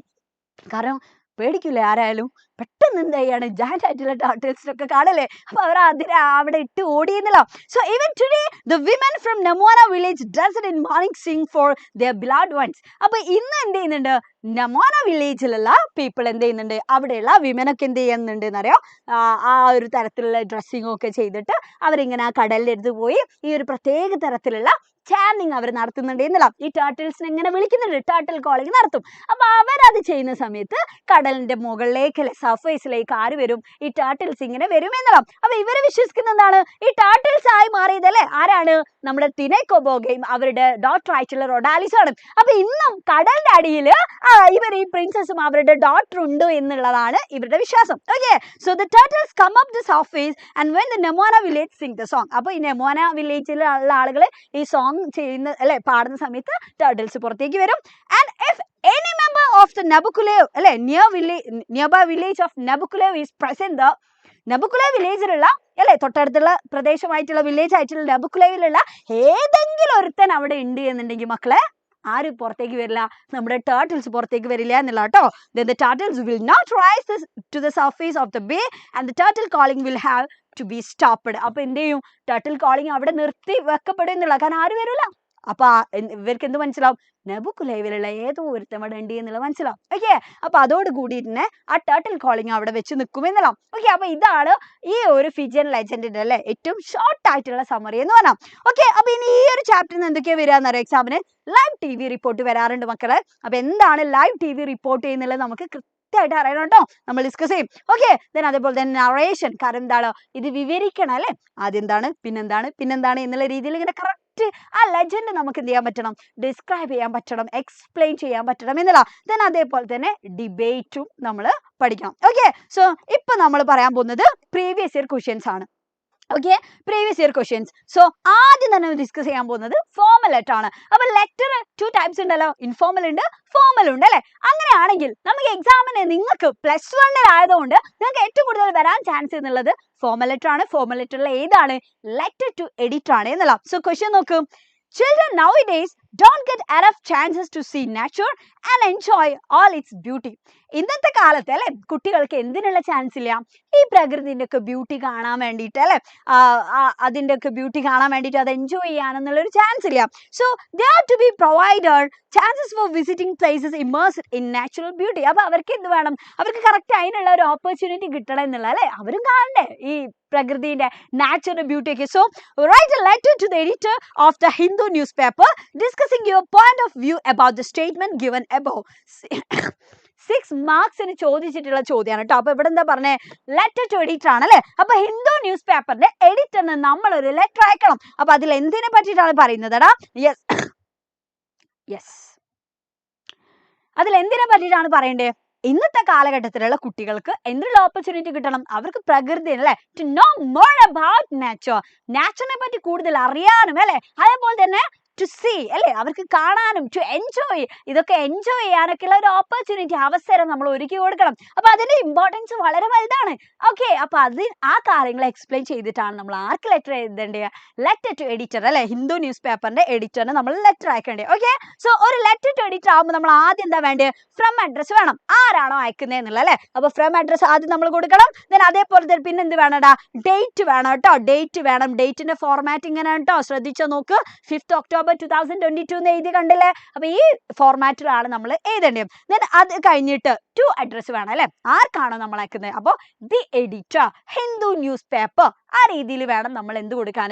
ഇതിന്റെ ടു അഡ്രസ് കൊടുക്കാൻ എന്നുള്ള. ഓക്കെ, സോ ദി എഡിറ്റർ, അല്ലെങ്കിൽ ഇപ്പോൾ പ്രിൻസിപ്പളിനൊക്കെ ആണെന്ന് വിചാരിച്ചു അല്ലെ, നോർമൽ ആയിട്ടുള്ള ഒരു ഫോർമൽ ലെറ്റർ ആണെങ്കിൽ ദി പ്രിൻസിപ്പൾ, ആ ലെവലായിരിക്കും നമ്മൾ പറയണം. സോ ഇവിടെ നോക്കുക, the editor Hindu news paper എന്ന് പറഞ്ഞിട്ട് പിന്നെ എന്താ വേണ്ടത്? യെസ്, ഇതെന്താടാ? ഇത് സെല്യൂട്ടേഷൻ ആണ് എന്നുള്ള അല്ലെ. സെല്യൂട്ടേഷൻ വേണം, അഥവാ അഭിസംബോധന ചെയ്യണം, അവരെ അഡ്രസ് ചെയ്യണം എന്നുള്ള. സോ നോക്ക്, ഡിയർ സർ, ഓ മാഡം അല്ലെ, ബഹുമാനപ്പെട്ട സർ അല്ലെങ്കിൽ എന്താണ് പ്രിയപ്പെട്ട സർ, മാഡം എന്ന് പറഞ്ഞിട്ട് സബ്ജക്റ്റ് കൊടുക്കണേ. കാരണം ഫോർമൽ ലെറ്റർ ആണ്. ഫോർമൽ ലെറ്ററിൽ മക്കളെ സബ്ജക്റ്റ് പോയാൽ നിങ്ങളുടെ ആ ഫോർമാറ്റിന് മാർക്കിന് 1 മാർക്ക് പോയി എന്നുള്ളതാണ്. ഓക്കെ, സോ സബ്ജക്റ്റ് മറക്കാൻ പാടില്ല. അപ്പൊ സബ്ജക്റ്റ് എവിടെ ഉണ്ടാവും? ക്വസ്റ്റ്യനിൽ തന്നെ തന്നിട്ടുണ്ടാവും എന്നുള്ള അത് നേരെ എടുത്ത് ഒന്ന് ഇങ്ങോട്ട് എഴുതിയാൽ മതി. ഓക്കെ, ഒരു 1 ലൈനിൽ നിങ്ങൾ സബ്ജക്റ്റ് എഴുതി നിർത്തണം. അത് നിങ്ങൾ അതിൽ കൂടുതലാക്കാൻ പാടില്ല. നമ്മൾ എന്താണോ പറയാൻ പോകുന്നത് ആ പറയാൻ പോകുന്ന കാര്യത്തിന് ഏറ്റവും സിമ്പിൾ ആയിട്ടുള്ള രീതിയിലല്ലേ, ഒരു ചുരുങ്ങിയ രീതിയിലാണ് നമ്മൾ സബ്ജക്റ്റ് കൊടുക്കുക എന്നുള്ളത് കേട്ടോ. സോ നോക്ക്, റിഗാർഡിംഗ് എന്ന് പറഞ്ഞിട്ട് നിങ്ങൾ എന്ത് ചെയ്യുക? സബ്ജക്റ്റ് ആഡ് ചെയ്യുക. എന്നിട്ട് ഇത് ഫോർമൽ ലെറ്റർ ആണ്. അപ്പൊ ആരാണ് എന്തിനാണ് അയക്കുന്നത് എന്നുള്ളത് എന്ത് ചെയ്യണം? ഇൻട്രൊഡക്ഷനിൽ നമ്മൾ പറയണം. സോ നോക്ക്, ആം എന്ന് പറഞ്ഞിട്ട് നമുക്ക് എന്ത് ചെയ്യാം? എഴുതുന്ന ആളുടെ പേര് കൊടുക്കാം. എന്നിട്ട് ഒരു കുട്ടി അയക്കുന്നതാണെങ്കിൽ സ്റ്റുഡന്റ് ഓഫ് എന്ന് പറഞ്ഞിട്ട് ABC സ്കൂൾ എന്നുള്ള ലെവല്. ഇനി സ്കൂളിനെ റെപ്രസെന്റ് ചെയ്തിട്ടല്ല നമ്മൾ അയക്കുന്നതെന്നുണ്ടെങ്കിൽ റെസിഡന്റ് ഓഫ് എന്ന് പറഞ്ഞിട്ട് നമുക്ക് സ്ഥലമൊക്കെ ഒന്ന് മെൻഷൻ ചെയ്യാം. കാരണം ചിലപ്പോൾ നമ്മുടെ ലോക്കൽ ഏരിയയിലുള്ള വല്ല പ്രശ്നമായിരിക്കും നമ്മൾ അവിടെ പറയുന്നത്. ഓക്കെ, എന്നിട്ട് നമ്മൾ പറയാണ് I M writing this letter to express my concern about, അല്ലെ ഞാൻ എന്തിനായി ലെറ്റർ എഴുതുന്നത്? ടു എക്സ്പ്രസ് അല്ലെ, എക്സ്പ്രസ് ചെയ്യാനാണ്. മൈ കൺസേൺ, എന്റെ ആശങ്കകൾ അല്ലെ, എന്തിനെ പറ്റിയിട്ടാണ് എന്നുള്ളത് അല്ലെ. അപ്പൊ അത് എവിടെ ഉണ്ടാവും? നേരെ നമ്മുടെ ക്വസ്റ്റ്യൻ എടുത്ത് ഇങ്ങോട്ട് എഴുതാം. ഓക്കെ, ഇത് ഫോർമാറ്റ് ആണ്. എന്നിട്ട് അത് കഴിഞ്ഞിട്ട് നിങ്ങൾ എന്ത് ചെയ്യാം? ക്വസ്റ്റ്യൻ അനുസരിച്ചിട്ട് നെക്സ്റ്റ് നിങ്ങളുടെ കണ്ടന്റ് അല്ലെ, സെക്കൻഡ് പാരഗ്രാഫ് നിങ്ങൾ എന്ത് ചെയ്യണം? നിങ്ങൾ ഡെവലപ്പ് ചെയ്ത് എഴുതാം. ഓക്കെ, അത് കഴിഞ്ഞിട്ട് ലാസ്റ്റ് നിർത്തുന്ന സമയത്ത് നമ്മൾ നേരെ നിർത്താൻ പാടുണ്ടോ? ഇല്ല. നമുക്ക് എന്ത് പറയാം? ഐ ബിലീവ് അല്ലെ, ഞാൻ വിശ്വസിക്കുന്നു that you will take it as in a serious way. ഇതൊന്ന് വളരെ അല്ലെ സീരിയസ് ആയിട്ട് തന്നെ ഞാൻ പറഞ്ഞിട്ടുള്ള കാര്യം നിങ്ങൾ എടുക്കുക എന്നുള്ളത് ഞാൻ ബിലീവ് ചെയ്യുന്നു. So I kindly request you to take necessary action. അതുകൊണ്ട് തന്നെ ഞാൻ എന്താണ് റിക്വസ്റ്റ് ചെയ്യുന്നത്? ഇതിന് ആവശ്യമായിട്ടുള്ള സ്റ്റെപ്സ്, ആക്ഷൻസ് അല്ലെ, നടപടി നിങ്ങൾ എടുക്കണം എന്നുള്ളത്. അതേപോലെ തന്നെ നോക്കുക, അല്ലെങ്കിൽ ഇങ്ങനെ പറയാം, I look forward to hearing from you soon അല്ലെ, ഞാൻ എന്താണ് മറുപടി അല്ലെ പ്രതീക്ഷിക്കുന്നു അല്ലെങ്കിൽ കാത്തു നിൽക്കുന്നു എന്നുള്ള രീതിയിൽ നമുക്ക് പറഞ്ഞിട്ട് നിർത്താം. ഓക്കെ, സോ നിർത്തുന്ന സമയത്ത് എന്താണ്? ഒരു താങ്കിങ് യു ഒക്കെ നമ്മൾ അഡ്വാൻസ്ഡ് ആയിട്ട് പറയാം. എന്നിട്ട് യുവേഴ്സ് ഫെയ്ത്ത്ഫുള്ളി അല്ലെങ്കിൽ yours sincerely then SD name അല്ലെ. അപ്പൊ SD എന്ന് നിങ്ങൾ ഇതേപോലെ ഇട്ട് കൊടുത്താൽ മതി, ഒപ്പിടാൻ പോവരുത്. ഓക്കെ, ദെൻ നെയിം എന്താണ്? യെസ്, നെയിം നമ്മളെ ഐഡന്റിറ്റി നമ്മൾ വെളിപ്പെടുത്തരുത് എന്നുള്ള കേട്ടോ. ക്യാരക്ടർ ആക്കുന്നതാണെങ്കിൽ ക്യാരക്ടറിന്റെ പേര് കൊടുക്കുക, അല്ല എന്നുണ്ടെങ്കിൽ നെയിം എന്നുള്ള രീതിയിൽ നമ്മൾ എന്ത് ചെയ്താൽ മതി? ഐഡന്റിറ്റി വെളിപ്പെടുത്താത്ത രീതിയിൽ നമ്മൾ എഴുതിയാൽ മതി എന്നുള്ള. ഓക്കെ, സോ ലെറ്റർ ടു എഡിറ്ററിൽ നമുക്ക് എങ്ങനെയൊക്കെ പറയാം നോക്ക്. ആദ്യം ഇങ്ങനെയൊക്കെ പറയാം അല്ലെ, I M writing this letter to express my concern about എന്നുള്ളത് യൂസ് ചെയ്യാം. അല്ലെങ്കിൽ നോക്ക് ഇങ്ങനെയൊക്കെ പറയാം, it is high time we realise the seriousness of the situation എന്നുള്ള അല്ലെ. നമ്മൾ ഈ ഒരു സിറ്റുവേഷന്റെ ഇതിന്റെ ആ ഒരു സീരിയസ്നെസ് എത്രത്തോളം ആണ് എന്നുള്ളത് നമ്മൾ മനസ്സിലാക്കുന്നതിന്റെ അതിന്റെ ഒരു എന്താണ് ആ ടൈം അല്ലെ, എത്രത്തോളം ആയിട്ടുണ്ട് എന്നുള്ളതൊക്കെ നമ്മൾ പറയാം. അതേപോലെ തന്നെ നമ്മൾ ഈ ലെറ്റർ ടു എഡിറ്റർ എന്തിനായിരിക്കും അയക്കുന്നത്? നമ്മൾ എന്തെങ്കിലും കാര്യങ്ങൾ സജസ്റ്റ് ചെയ്യാനൊക്കെ ആയിരിക്കും. സോ ഇങ്ങനെയൊക്കെ പറയാം, ഐ സ്ട്രോങ്ലി ബിലീവ് ദാറ്റ് എന്ന് പറഞ്ഞിട്ട് നിങ്ങൾ എന്ത് ചെയ്യുക? നിങ്ങളുടെ ഇഷ്ടത്തിനനുസരിച്ച് നിങ്ങൾ ഇത് ഡെവലപ്പ് ചെയ്യുക. അല്ലെങ്കിൽ നോക്ക്, ഭയങ്കര ഡേഞ്ചർ ആയിട്ടുള്ള ഒരു കാര്യം നമ്മൾ എഡിറ്ററോട് നമ്മൾ ഷെയർ ചെയ്യുന്നത്. അങ്ങനെയാണെങ്കിൽ ഇറ്റ് ഈസ് ഡേഞ്ചറസ് എന്നൊക്കെ പറഞ്ഞിട്ട് നമുക്ക് അതിൽ ഇൻക്ലൂഡ് ചെയ്യാം. ആൻഡ് നോക്ക്, it is the need of the hour അല്ലെ, ഇന്നത്തെ കാലത്തിലെ ഒരു നീഡ് ആണ് അത് എന്നുള്ള. And stern step should be taken to address this issue. ഈ ഒരു ഇഷ്യൂ അഡ്രസ് ചെയ്യാൻ വേണ്ടിയിട്ട് നിങ്ങൾ എന്ത് ചെയ്യണം? അതിന് യോജിച്ചിട്ടുള്ള ആപ്റ്റ് ആയിട്ടുള്ള സ്റ്റെപ്സ് നിങ്ങൾ എടുക്കണം. So I would urge the authorities to look into the matter seriously. ഞാൻ എന്ത് ചെയ്യാണ് അല്ലെ, ഈ ഒരു മാറ്റർ വളരെ സീരിയസ് ആയിട്ട് എടുക്കാൻ വേണ്ടിയിട്ട് ഞാൻ ഏർജ് ചെയ്യാണ് എന്ന് പറയാം. കാരണം എന്താണ്, നമ്മൾ അത് വേണ്ടേ, അതിനാണല്ലോ നമ്മൾ ലെറ്റർ അയക്കുന്നത് അല്ലെ. അപ്പൊ നമ്മൾ പറയുന്ന കാര്യം അവർ സീരിയസ് ആയിട്ട് എടുക്കണം. അതോറിറ്റി അല്ലെ, അധികാരികൾ ഇത് സീരിയസ് ആയിട്ട് എടുക്കണം. ഓക്കെ, അപ്പൊ ഈ രീതിയിലുള്ള സെന്റൻസ് ഒക്കെ നിങ്ങളുടെ ലെറ്റർ ടു എഡിറ്ററിൽ മക്കളെ നിങ്ങൾ ഇൻക്ലൂഡ് ചെയ്യണം കേട്ടോ. ദെൻ ലാസ്റ്റ് പിന്നെ നമുക്ക് ഇങ്ങനെയും പറയാം, കാരണം നമ്മൾ എന്തിനാണ് ലെറ്റർ ടു എഡിറ്റർ നമ്മൾ എഡിറ്ററിന് എന്തിനാ അയക്കുന്നത്? അദ്ദേഹം എന്ത് ചെയ്യണം? അദ്ദേഹത്തിന്റെ ന്യൂസ് പേപ്പറിൽ ഇതൊരു ന്യൂസ് ആയിട്ടുള്ള അല്ലെ ഒരു വാർത്താ പ്രാധാന്യത്തോടു കൂടി പബ്ലിഷ് ചെയ്യണം. ഓക്കെ, സോ നോക്ക്, kindly publish this through the appropriate column of your esteemed daily. നിങ്ങളുടെ ബഹുമാനപ്പെട്ട അല്ലെ ഈ ഒരു എസ്റ്റീംഡ് ആയിട്ടുള്ള ഈ ഒരു ഡെയിലി ന്യൂസ് പേപ്പറിൽ ഇതിലൊരു കോളം നിങ്ങൾ കൊടുക്കണം എന്നുള്ള രീതിയിൽ നമ്മൾ എന്ത് ചെയ്യണം? കൈൻഡ് ആയിട്ട് നമ്മൾ റിക്വസ്റ്റ് ചെയ്യണം. അപ്പൊ ഇങ്ങനൊക്കെ നമുക്ക് അതിൽ ആഡ് ചെയ്യാം. ഓക്കെ, സോ അടുത്ത ചോദ്യം നോക്കടാ. I stood upon the hills when heaven's wide arch മുതൽ battle overthrown വരെ അല്ലെ. ഇത് 2022 4 മാർക്സിന് ചോദിച്ചിട്ടുള്ള ചോദ്യമാണ് കേട്ടോ. അപ്പൊ ആദ്യത്തെ ചോദ്യം എന്താണ്? Identify the poem. അപ്പൊ ഇവിടെ upon the hills heaven's wide arch എന്നൊക്കെ കണ്ടപ്പോൾ തന്നെ നമുക്ക് ഇത് മനസ്സിലായിട്ടുണ്ട്. ഇത് ഏത് ചാപ്റ്റർ എന്നാണ്? സൺറൈസ് ഓൺ ദ ഹിൽസ് ആണ് എന്നുള്ള അല്ലെ. അപ്പൊ 1 മാർക്ക് നമുക്ക് കിട്ടിയേ സോ അടുത്ത ചോദ്യം നോക്കൂ. Identify the figure of speech in like host in battle ഓവർത്രോൺ. ഇതിലുള്ള ഫിഗർ ഓഫ് സ്പീച്ച് ഏതാ എന്നുള്ള അല്ലെ. ഇവിടെ ലൈക്ക് നമുക്ക് കാണുന്നുണ്ട്, ഇവിടെ കമ്പാരിസൺ ആണ്. അപ്പൊ അത് എന്തിന്റെ എക്സാമ്പിൾ ആണ്? യെസ്, സിമിലി ആണ് ഇതിന്റെ ആൻസർ അല്ലെ. സിമിലി ആണ് അതിന്റെ ആൻസർ. സോ അടുത്ത ചോദ്യം നോക്കൂ. Where did the poet stand? എവിടെയാണ് പോയറ്റ് പോയി സ്റ്റാൻഡ് ചെയ്യുന്നത്? Yes, he stood upon the hills ആണ് അല്ലെ. ഹിൽസിലാണ്. സോ അതിന്റെ ഒരു മാർക്കും കിട്ടി. എന്ത് സിമ്പിൾ ആടാ. അടുത്ത ചോദ്യം നോക്ക്. What does sun's returning march refer to? Sun's returning march എന്ന് ഇവിടെ റെഫർ ചെയ്തിട്ടുള്ളത് എന്തിനായിരുന്നടാ? എന്തിനായിരുന്നടാ? സൺറൈസിനെ ആണ് എന്നുള്ള അല്ലെ. അപ്പൊ അതിന്റെ ഒരു മാർക്കും കിട്ടി. സോ 4 മാർക്ക് എന്ത് എളുപ്പത്തിലാണ് ആ പോം വായിച്ചപ്പോ തന്നെ നമുക്ക് കിട്ടിയേ. ഓക്കെ, സോ അടുത്ത നോക്ക്. അടുത്ത ക്വസ്റ്റ്യൻ എന്താ? Inspired by H.W. Longfellow's sunrise on the hills, you visited a place of beauty in your locality, narrate your experience. അപ്പൊ നമ്മളോട് ഇവിടെ പറഞ്ഞിട്ടുള്ളത് എന്താണ്? ഇപ്പൊ നമ്മളെ എക്സ്പീരിയൻസ് നറേറ്റ് ചെയ്യാനാ പറഞ്ഞത് അല്ലെ. അപ്പൊ നമ്മൾ ഏതെങ്കിലും ഭയങ്കര പ്രകൃതി ഭംഗിയൊക്കെ ഉള്ള ഒരു സ്ഥലത്ത് പോയിട്ട് കണ്ടു എന്ന് വിചാരിക്കുക. അങ്ങനെയാണെങ്കിൽ ആ ഒരു എക്സ്പീരിയൻസ് നമ്മൾ നറേറ്റ് ചെയ്യാൻ 2022 4 മാർക്സിന് ചോദിച്ച ചോദ്യമാണ്. എന്നാൽ ഇവിടെ നോക്കുക, അടുത്ത ചോദ്യം നോക്കുക. അതേപോലെയുള്ള മറ്റൊരു ചോദ്യമാണ്. Nature always work as a magical medicine on the trouble mind of man. മനുഷ്യന്മാരല്ലേ ഭയങ്കര ട്രബിൾ മൈൻഡ് ഒക്കെ ആയിട്ടുള്ള ഒരു മനുഷ്യന്റെ ആ ഒരു എന്താണ് ആ മനുഷ്യന്റെ കേസിലൊക്കെ ഭയങ്കര മാജിക്കൽ ആയിട്ടുള്ള ഒരു മെഡിസിൻ ആയിട്ടല്ലേ, നല്ലൊരു മരുന്നായിട്ട് ശരിക്കും നമ്മുടെ പ്രകൃതി ബ്യൂട്ടി ഓഫ് നാച്ചർ ആക്ട് ചെയ്യുന്നുണ്ട് എന്നുള്ള. So have you had any personal experience of naturals blessing? അപ്പൊ നിങ്ങൾക്ക് ഇങ്ങനെയുള്ള ഏതെങ്കിലും ഒരു പേഴ്സണൽ ആയിട്ടുള്ള എക്സ്പീരിയൻസ് ഉണ്ടോ ഇങ്ങനെയുള്ള നാച്ചുറിന്റെ ബ്ലെസ്സിങ്ങുമായി ബന്ധപ്പെട്ടിട്ട് എന്നുള്ള? So prepare a short write up on such an experience. So ഇവിടെ ക്വസ്റ്റ്യൻ എന്താണ്? റൈറ്റ് അപ്പ് എഴുതാനാണ് അല്ലെ. അപ്പൊ അതേപോലെ നാച്ചുറിന്റെ ബ്ലെസ്സിംഗ് ഒക്കെ ആയി ബന്ധപ്പെട്ട് നിങ്ങൾക്ക് വല്ല എക്സ്പീരിയൻസ് ഉണ്ട് എന്നുള്ളെങ്കിൽ അത് 6 മാർക്കിന് എഴുതാം. ഓക്കെ, റൈറ്റ് അപ്പ് ആണ് ഇവിടെ ചോദ്യം. അപ്പൊ ഈ 2 ക്വസ്റ്റ്യൻ നിങ്ങൾ എന്ത് മനസ്സിലാക്കണം എന്നറിയോ? ഈ ചാപ്റ്ററുമായി ബന്ധപ്പെട്ടിട്ട് നിങ്ങൾ പോയിട്ടുള്ള നിങ്ങളുടെ ഈ ഒരു നാച്ചുറുമായിട്ടുള്ള വല്ല വിസിറ്റിങ്ങിന്റെ ഒരു എക്സ്പീരിയൻസും ചോദിക്കാൻ സാധ്യതയുണ്ട് എന്നുള്ള കേട്ടോ. അത് ചിലപ്പോൾ നറേഷൻ ആവാം, ചിലപ്പോൾ എന്തെങ്കിലും ഇൻട്രോഡക്ടറി സ്പീച്ച് ആവാം, ചിലപ്പോൾ ഇതേപോലെ റൈറ്റ് അപ്പ് ആവാം, ചിലപ്പോൾ ഡയറി ആവാം, ചിലപ്പോൾ ഇൻഫോർമൽ ലെറ്റർ ആവാം. ഇതൊക്കെ ആവാൻ സാധ്യതയുണ്ട്. അപ്പൊ ഏതായാലും നിങ്ങൾ എന്ത് ചെയ്യണം? നിങ്ങൾ ജസ്റ്റ് ഒന്ന് എന്ത് ചെയ്യുക, നിങ്ങളൊന്ന് പ്രാക്ടീസ് ചെയ്ത് നോക്കുക. അല്ലെങ്കിൽ ഇന്നിപ്പോൾ പ്രാക്ടീസ് ചെയ്യുന്ന നേരം അല്ലെങ്കിൽ നിങ്ങൾ എന്ത് ചെയ്യുക, ഒന്ന് മൈൻഡിൽ ഒന്ന് സെറ്റ് ചെയ്ത് വെക്കുക. നിങ്ങൾ പോയിട്ടുള്ള ഏതെങ്കിലും ഒരു സ്ഥലത്തെ പറ്റി കുറച്ച് പോയിന്റ്സ്. ഓക്കെ, സോ നോക്ക്, ഇൻട്രോഡക്ടറി സ്പീച്ച് ആണ് അടുത്ത് നമ്മൾ പറയുന്നത്. ഓക്കെ, സോ സ്പീച്ച് നിങ്ങൾ കേട്ടിട്ടുണ്ടല്ലോ മക്കളെ. സ്പീച്ച് എന്ന് പറഞ്ഞാൽ എന്താണ്? പ്രസംഗമാണ്. ഓക്കെ, പക്ഷേ ഇവിടെ നമ്മൾ ശ്രദ്ധിക്കേണ്ടത് ഇത് ഇൻട്രോഡക്ടറി സ്പീച്ച് ആണ് എന്നുള്ള. അപ്പൊ അഥവാ എന്താണെന്നറിയോ, ഇപ്പൊ നമ്മൾ ഏതെങ്കിലും ഒരു സ്ഥലത്ത് ഇപ്പൊ നമ്മൾ ഗൈഡാണ്, നമ്മളുടെ സ്ഥലത്ത് ഏതെങ്കിലും കുറെ ടൂറിസ്റ്റ് വന്നു. ഓക്കെ, സോ ആ ടൂറിസ്റ്റുകൾ വന്ന സമയത്ത് നമ്മൾ എന്ത് ചെയ്യണം? നമുക്ക് അവിടെ ഇൻട്രൊഡ്യൂസ് ചെയ്ത് കൊടുക്കട്ടെ. ഇത് എന്താ സ്ഥലം, ഇവിടെ എന്തൊക്കെ കാണുന്നുണ്ട്, ഇവർക്ക് എങ്ങോട്ടൊക്കെ പോകാൻ പറ്റും, എങ്ങോട്ടൊക്കെ പോകാൻ പറ്റൂല, ഇങ്ങനെ കുറെ കാര്യങ്ങൾ നമുക്ക് അവർക്ക് പറഞ്ഞു കൊടുക്കണം, വേണ്ടേ? അപ്പൊ നമ്മളും നോർമലി ഇപ്പോ ഞാൻ നിങ്ങളോട് ചോദിക്കുകയാണ്, ഇപ്പോ സെൽഫ് ഇൻട്രൊഡക്ഷൻ പറയാണ്. അപ്പൊ നിങ്ങൾ എന്തൊക്കെ പറയും?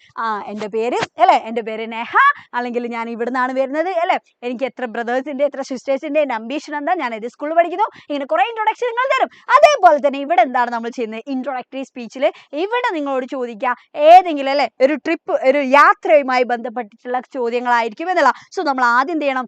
Welcoming tourist. വളരെ കൃത്യമായിട്ട് നമ്മൾ എന്ത് ചെയ്യണം? ടൂറിസ്റ്റിനെ നമ്മൾ വെൽക്കം ചെയ്യണം, സ്വാഗതം ചെയ്യണം. അത് കഴിഞ്ഞിട്ട് ഡിസ്ക്രൈബിംഗ് ദ ലൊക്കേഷൻ. ആ ലൊക്കേഷൻ ഏതാണോ, എവിടെയാണോ ഇവർ എത്തിയിട്ടുള്ളത് അല്ലെ, ആ ലൊക്കേഷൻ നമ്മൾ നന്നായിട്ട് അടിപൊളിയായിട്ട് നമ്മൾ ഡിസ്ക്രൈബ് ചെയ്ത് കൊടുക്കണം. അത് കഴിഞ്ഞിട്ട് introducing special events or highlights. അവിടുത്തെ ഏറ്റവും ഇമ്പോർട്ടന്റ് ആയിട്ടുള്ള അവിടുത്തെ ഹൈലൈറ്റ്സ് ഉണ്ടാവും, അവിടെ ചിലപ്പോൾ നല്ല കാഴ്ചകൾ ഉണ്ടാവും, അല്ലെങ്കിൽ സ്പെഷ്യൽ ആയിട്ടുള്ള എന്തെങ്കിലുമൊക്കെ ഇവന്റ്സ് ഉണ്ടാവും. അത് നമ്മൾ ആർക്ക് പറഞ്ഞു കൊടുക്കണം? ടൂറിസ്റ്റിന് പറഞ്ഞു കൊടുക്കണം, അവിടെ വന്ന ആൾക്കാർക്ക് നമ്മൾ പറഞ്ഞു കൊടുക്കണം. ഓക്കെ, അത് കഴിഞ്ഞിട്ട് ഓഫറിംഗ് അഡ്വൈസ് അഥവാ ഡൂസും ഡോൺസും പറഞ്ഞു കൊടുക്കണം. ചെയ്യാൻ പാടുള്ള കാര്യങ്ങൾ, ചെയ്യാൻ പാടില്ലാത്ത കാര്യങ്ങൾ, ഇത് വളരെ കൃത്യമായിട്ട് നമ്മൾ അവർക്ക് പറഞ്ഞു കൊടുക്കണം. അത് കഴിഞ്ഞിട്ട് ക്ലോസിംഗ് റിമാർക്സിൽ നമ്മൾ എന്ത് ചെയ്യാം? ഒന്ന് വിഷൊക്കെ ചെയ്തിട്ട് നിർത്തിക്കടാ. കാരണം നമ്മളെ നാട്ടിക്ക് അല്ലെങ്കിൽ നമ്മൾ ഗൈഡ് ചെയ്യുന്ന രീതിയിൽ അവരിങ്ങോട്ട് വന്നല്ലേ, അപ്പൊ അവർ ഒരുപാട് സംഭവമൊക്കെ കണ്ടിട്ടുണ്ട് അല്ലെ. അപ്പൊ ഇനിയും അവരെന്ത് ചെയ്യണം? വീണ്ടും വരണം. അപ്പോൾ ആ രീതിയിൽ അത് മാത്രമല്ല അവരെന്താണ് യാത്രക്കാരാണ് അല്ലെ, അപ്പൊ അവർക്ക് ഇനിയും ഒരുപാട് യാത്ര ചെയ്യാനൊക്കെ ഉണ്ട്. അപ്പൊ ആ രീതിയിൽ നല്ലൊരു വിഷൊക്കെ ചെയ്തിട്ട് നമുക്ക് എന്ത് ചെയ്യാം? എൻഡ് ചെയ്യാം. സോ നോക്ക്, നമുക്ക് ഏതൊക്കെ സ്ഥലത്തെ പറ്റിയിട്ട് നമുക്ക് എഴുതാം? മൂന്നാറിനെ പറ്റി, ഗോവനെ പറ്റി, ആലപ്പുഴനെ പറ്റിയിട്ടൊക്കെ നമുക്ക് എഴുതാം. സോ ഇൻട്രോഡക്ടറി സ്പീച്ചിൽ നമ്മൾ എപ്പോഴും എന്തിനെ പറ്റി പറയണം? ആ ഒരു ലൊക്കേഷനെ ഏറ്റവും ഇമ്പോർട്ടന്റ് ആയിട്ടുള്ള കാര്യം എന്താണോ അത് എടുത്തിട്ട് വേണം നമ്മൾ എക്സ്പ്ലെയിൻ ചെയ്യാൻ. സോ മൂന്നാറിനെ പറ്റി പറയുകയാണെങ്കിൽ നമുക്ക് എന്ത് പറയാം? ഹെവൻ ഹെവൻ ആണ് എന്ന് പറയാം, അല്ലെങ്കിൽ പാരഡൈസ് ഓഫ് കേരള എന്ന് പറയാറുണ്ട്. ഓക്കെ, അപ്പൊ അതിന്റെ നമുക്ക് അങ്ങനെയാണ് മൂന്നാറിനെ ഡിസ്ക്രൈബ് ചെയ്യാൻ പറ്റുക. ഓക്കെ, അപ്പൊ സിംഗിൾ ലൈനിൽ welcome to Munnar the paradise അല്ലെ, പാരഡൈസ് ഓഫ് കേരള എന്നുള്ള രീതി പറയാം. അല്ലെങ്കിൽ ഗോവയാണെന്നുണ്ടെങ്കിൽ നമുക്ക് എന്ത് പറയാം, ടൂറിസ്റ്റിന്റെ പാരഡൈസ് എന്നറിയപ്പെടുന്ന സ്ഥലമാണ്. ദെൻ ആലപ്പുഴ നോക്ക്, ആലപ്പുഴ അല്ലെ, welcome to Alappuzha the land of backwaters എന്നൊക്കെ നമുക്ക് അവരെ പറയാം. അവരോട് നമുക്ക് എന്ത് ചെയ്യാം, വെൽക്കം ചെയ്യാം. ആ രീതിയിൽ ആലപ്പുഴയെ പറ്റിയിട്ടൊക്കെ പറഞ്ഞിട്ട്. ഓക്കെ, അപ്പം എന്താണ്, ഇപ്പൊ നമ്മൾ കേരള പറയുമ്പോൾ നമ്മൾ പറയില്ലേ ഗോഡ്സ് ഓൺ കൺട്രി എന്നൊക്കെ നമ്മൾ പറയും. അപ്പൊ അതേപോലെ തന്നെ നമ്മൾ എന്ത് ചെയ്യുക, സിമ്പിൾ ആയിട്ട് ഒന്ന് അതിനെ ഡിസ്ക്രൈബ് ചെയ്യുന്നുള്ള. സോ ആദ്യം നമ്മൾ എന്ത് ചെയ്യണം, വെൽക്കമിങ് ടൂറിസ്റ്റ് അല്ലെ, ടൂറിസ്റ്റിനെ നമ്മൾ വെൽക്കം ചെയ്യണം എന്നുള്ള. ഓക്കെ,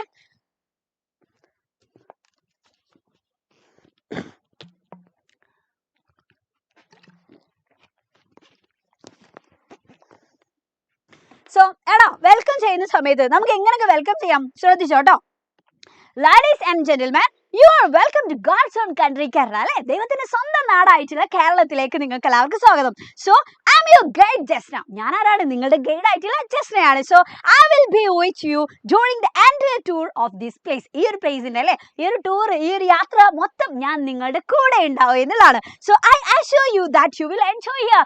ഞാൻ ഉറപ്പ് തരാണ് നിങ്ങളല്ലേ ഇവിടെ നിങ്ങൾ എന്ത് ചെയ്യും, എന്തായാലും എൻജോയ് ചെയ്യുന്നുള്ളത്. Here you are going to see some amazing sights. നിങ്ങൾ ഇനി കാണാൻ പോകുന്നത് വളരെ അമേസിംഗ് ആയിട്ടുള്ള ഒരുപാട് സൈറ്റ്സ് ആണ്. So be ready with your camera. നിങ്ങൾ എന്ത് ചെയ്യണം, നിങ്ങളുടെ ക്യാമറ ഒക്കെ സെറ്റ് ആക്കി നിങ്ങൾ റെഡി ആയിട്ടിരിക്കുക. So these are some sights and sounds that will thrill you and you will come back again and again to see them and hear them. ഇതെന്താണ്, നിങ്ങൾ അത്രയും അമേസിംഗ് ആക്കാൻ പോകുന്ന രീതിയിലുള്ള കാഴ്ചകളും അല്ലെ, ആ രീതിയിലുള്ള സൗണ്ട്സ് ഒക്കെയാണ് നിങ്ങൾ ഇനി കാണാനും കേൾക്കാനും പോകുന്നത്. അപ്പോൾ അത് കാണുമ്പോൾ കേൾക്കുമ്പോൾ നിങ്ങൾക്ക് എന്ത് ചെയ്യാൻ പറ്റും, നിങ്ങൾ ഇവിടെ ഇങ്ങനെ വീണ്ടും വീണ്ടും വരാന് നിങ്ങളെ പ്രേരിപ്പിക്കുന്ന തരത്തിലുള്ള കാഴ്ചകളാണ് എന്നൊക്കെയാണ്. ഓക്കെ, അപ്പൊ അങ്ങനെയൊക്കെ എന്ത് ചെയ്യാം, നമുക്ക് അവരെ വെൽക്കം ചെയ്തൂടെ അല്ലെ. ആദ്യം തന്നെ അങ്ങനെ സ്വാഗതം ചെയ്തു. ഇനി എന്ത് ചെയ്യണം, ഡിസ്ക്രൈബിംഗ് ദ ലൊക്കേഷൻ. ആ ലൊക്കേഷൻ നല്ല അടിപൊളിയായിട്ട് നമ്മൾ ഡിസ്ക്രൈബ് ചെയ്യണ്ടേ. ഓക്കെ, എനിക്കെന്താടാ ചാറ്റ് കാണുന്നില്ലടോ.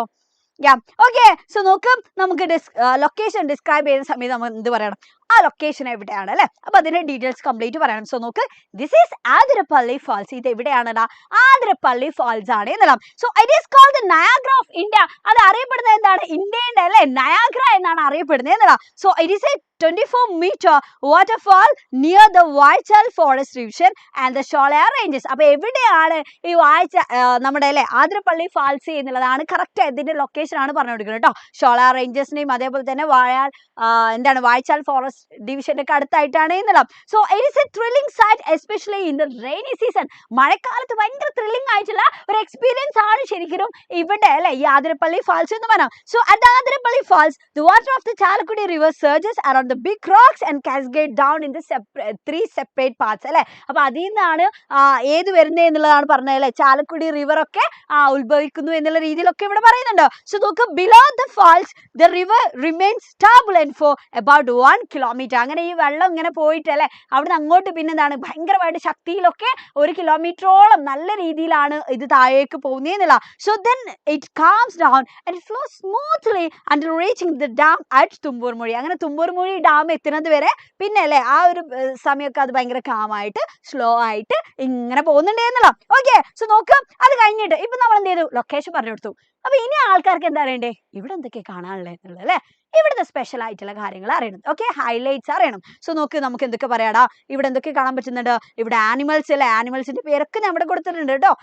എന്താ സിംഹവാലൻ കുരങ്ങനുണ്ട്, ലയൺ ടൈൽഡ് മങ്കി ഉണ്ട്, ഇങ്ങനെയുള്ള ഓരോ സംഭവം പറഞ്ഞു. ഞാൻ അതേപോലെ തന്നെ ഇവിടുത്തെ എന്താണ്, ഇവിടെ കുറെ ബാംബു ക്ലസ്റ്റേഴ്സ് ഉണ്ട്, ഒരുപാട് എന്താണ് മുളം അല്ലെ, മുളന്റെ ഒരുപാട് ക്ലസ്റ്റേഴ്സ് ഒക്കെ നമുക്ക് ഇവിടെ കാണാൻ പറ്റും.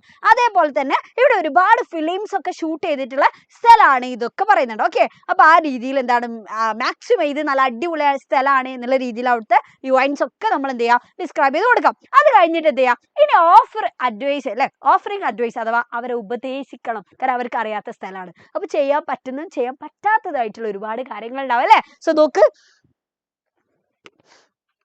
If you are weak or tired, നിങ്ങൾ ഭയങ്കര ക്ഷീണിച്ചിട്ടുണ്ടോ അല്ലേ, ഭയങ്കര ടയേർഡോ വീക്കൊക്കെ ആണെന്നുണ്ടെങ്കിൽ don't climb up to the top, നിങ്ങൾ എന്ത് ചെയ്യരുത്, ഒരിക്കലും മുകളിലേക്കോ നിങ്ങൾ പോകരുത്.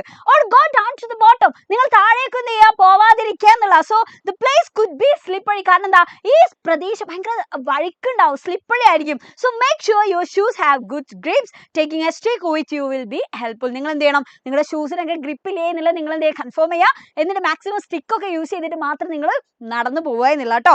എന്നിട്ട് ലാസ്റ്റ് നിർത്തുന്ന സമയത്ത് ക്ലോസിംഗ് റിമാർക്സ് ആയിട്ട് നമുക്ക് എന്തൊക്കെ പറയാടാ, I hope you have enjoyed the sights and sounds, thanks for coming, come again. ഞാൻ എന്താണ് അല്ലേ, ഞാൻ പ്രതീക്ഷിക്കുകയാണ് നിങ്ങൾ നല്ല അടിപൊളിയായിട്ട് തന്നെ ഇത് എൻജോയ് ചെയ്തിട്ടുണ്ടാവും ഈ ഒരു യാത്ര.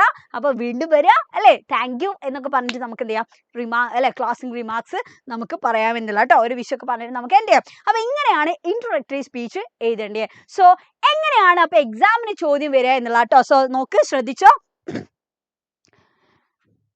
Yes, as a tourist guide, you have been asked to take a group of foreign tourists to a beach near your locality. അപ്പോൾ നിങ്ങൾ എന്ത് ചെയ്യാണ്, ഒരു ടൂറിസ്റ്റ് ഗൈഡ് ആണ്. അപ്പോൾ ഒരു ഗ്രൂപ്പ് ഓഫ് ടൂറിസ്റ്റിനെ നിങ്ങൾ എങ്ങോട്ടാണ് ഗൈഡ് ചെയ്യുന്നത്, നിങ്ങളുടെ ലൊക്കാലിറ്റിയിലുള്ള ഒരു ബീച്ചിലേക്കാണ്. So prepare a short introductory speech to the tourist, project the specialities of the beach. അപ്പോൾ നിങ്ങൾ എന്ത് ചെയ്യണം, ഒരു ഷോർട്ട് ആയിട്ടുള്ള ഒരു ഇൻട്രോഡക്ടറി സ്പീച്ച് നിങ്ങൾ പ്രിപ്പയർ ചെയ്യുക. എന്തിനെ പറ്റിയിട്ടാണ് പറയുന്നത്, ആ ബീച്ചിന്റെ സ്പെഷ്യാലിറ്റീസിനെ പറ്റിയിട്ട്. സോ ആ ബീച്ച് എവിടുത്തെ ബീച്ചാണ് അല്ലേ, എവിടെയാണ് അതിന്റെ ലൊക്കേഷൻ, അവിടെ എന്തൊക്കെ, അവിടെ എന്താണ് അവർക്ക് ചെയ്യാൻ പറ്റുന്ന കുറേ കാര്യങ്ങളുണ്ടാവും അല്ലേ. ഇപ്പം സീ ഒക്കെ ആകുമ്പോൾ എന്താണ്, ഇപ്പോൾ നമ്മൾ നോർമലി ഇപ്പോൾ നമ്മളിപ്പോൾ ലക്ഷദ്വീപിനെ പറ്റിയൊക്കെ ആണെങ്കിൽ നമുക്ക് ഇങ്ങനെയൊക്കെ പറയാം, സ്ക്യൂബ ഡൈവിങ് അങ്ങനെയുള്ള കുറേ കാര്യങ്ങളൊക്കെ അല്ലേ. അപ്പോൾ അതേപോലെയുള്ള എന്തെങ്കിലും ഓപ്പർച്യൂണിറ്റീസ് ഒക്കെ ഉണ്ടോ, അങ്ങനെയുള്ള ഇവന്റ്സ് ഒക്കെ ഉണ്ടോ, അങ്ങനെയാണെങ്കിൽ അതൊക്കെ നമുക്ക് എന്ത് ചെയ്യാൻ പറ്റും മക്കളെ, ഇവിടെ പറയാൻ പറ്റുമെന്നല്ല. ഓക്കെ, സോ അടുത്ത ചോദ്യം നോക്ക്. You are assigned to report the ritual turtle calling live from Kadavu Island. Prepare a live TV report about the ritual to broadcast in a leading news channel. So 6 മാർക്കിന് വന്ന ചോദ്യമാണ്. അപ്പോൾ എന്താ അവിടെ എഴുതേണ്ടതാ, live T V report ആണ് എന്നുള്ള അല്ലേ, turtle കോളിങ്ങിനെ പറ്റിയിട്ടുള്ള ലൈവ് ടി വി റിപ്പോർട്ടാണ് ഇവിടെ ചോദിച്ചത് കടാവു ഐലൻഡില്. ഓക്കെ, അടുത്ത ചോദ്യം നോക്ക്. 2022 6 മാർക്കിനാണ് അടുത്ത ചോദ്യം ചോദിച്ചത്. ഇവിടെ നോക്ക്. You are the reporter of a television channel and you got a chance to be at Namona during the turtle calling. അപ്പോൾ നിങ്ങൾ എന്താണ്, നിങ്ങളൊരു ടെലിവിഷൻ ചാനലിലെ റിപ്പോർട്ടറാണ്. അപ്പോൾ നിങ്ങൾക്കൊരു ചാൻസ് കിട്ടാണ് ഈ കടാവു ഐലൻഡിലെ അല്ലേ ഈ ടർട്ടിൽ കോളിംഗ് നേരിട്ട് കാണാൻ വേണ്ടിയിട്ട്. സോ അങ്ങനെയാണെങ്കിൽ how do you report the event, നിങ്ങൾ എങ്ങനെയായിരിക്കും ഒരു ഇവന്റ് നിങ്ങൾ റിപ്പോർട്ട് ചെയ്യുക. So prepare a live T V report. അപ്പോൾ ഇവിടെയും ചോദ്യം എന്താണ്, ലൈവ് ടി വി റിപ്പോർട്ടാണ്. അപ്പോൾ എന്തായാലും നമോനയിലെ ഈ ടർട്ടിൽ കോളിങ്ങിന്റെ ലൈവ് ടി വി റിപ്പോർട്ട് നമ്മൾ എന്ത് ചെയ്യണം, നമ്മളൊന്ന് പഠിച്ചു വെക്കണം കേട്ടോ. അതിന് 6 മാർക്ക് നമുക്ക് ഇനി പോവാൻ പാടില്ല. ഓക്കെ, സെറ്റ് അല്ലേ?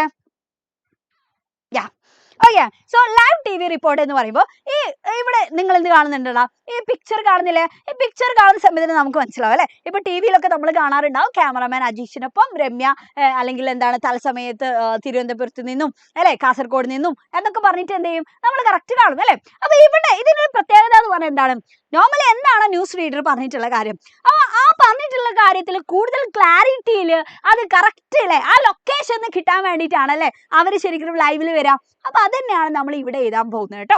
അവരെന്താണോ ശരിക്കും ലൈവിൽ ടി വിയിൽ വന്നിട്ട് പറയുന്നത്, അപ്പൊ കാര്യങ്ങൾ വളരെ ഡീറ്റെയിൽ ആയിട്ട് നമ്മൾ പറയണം. കാരണം ഡീറ്റെയിൽ കിട്ടാൻ വേണ്ടിയിട്ടാണ് ഓൾറെഡി നമ്മളെ വിളിക്കുന്നത് അല്ലേ. അപ്പോൾ വീണ്ടും നമ്മൾ എന്ത് ചെയ്തിട്ട് പോകാൻ പാടില്ല, ഹിൻഡിട്ട് പോകാൻ പാടില്ല എന്നുള്ള. സോ ഒരു ലൈവ് ടി വി റിപ്പോർട്ടിൽ നമ്മൾ എന്തൊക്കെ ഇൻക്ലൂഡ് ചെയ്യേണ്ടത്, ആദ്യം നിങ്ങൾ ശ്രദ്ധിക്കേണ്ടത് അത് ലൈവ് ടെലികാസ്റ്റിംഗ് ആണ് എന്നുള്ള അല്ലെ. ലൈവായിട്ട് ടെലികാസ്റ്റ് ചെയ്യുന്ന സംഭവത്തിന്റെ ആ ഒരു സ്ക്രിപ്റ്റ് ആണ് നമ്മൾ ഇവിടെ എഴുതാൻ പോകുന്നത്. സോ നെക്സ്റ്റ് എന്താണ്, അതുകൊണ്ട് തന്നെ യൂസ് സിമ്പിൾ പ്രസന്റ് ടെൻസ്. നമ്മൾ കറക്റ്റ് സംസാരിക്കുമ്പോൾ എപ്പോഴും എന്താണ് സിമ്പിൾ പ്രസന്റിലായിരിക്കുമല്ലോ നമ്മൾ സംസാരിക്കുന്നത്. സോ അതുകൊണ്ട് തന്നെ ടെൻസ് സിമ്പിൾ പ്രസന്റ് നമ്മൾ യൂസ് ചെയ്യാം.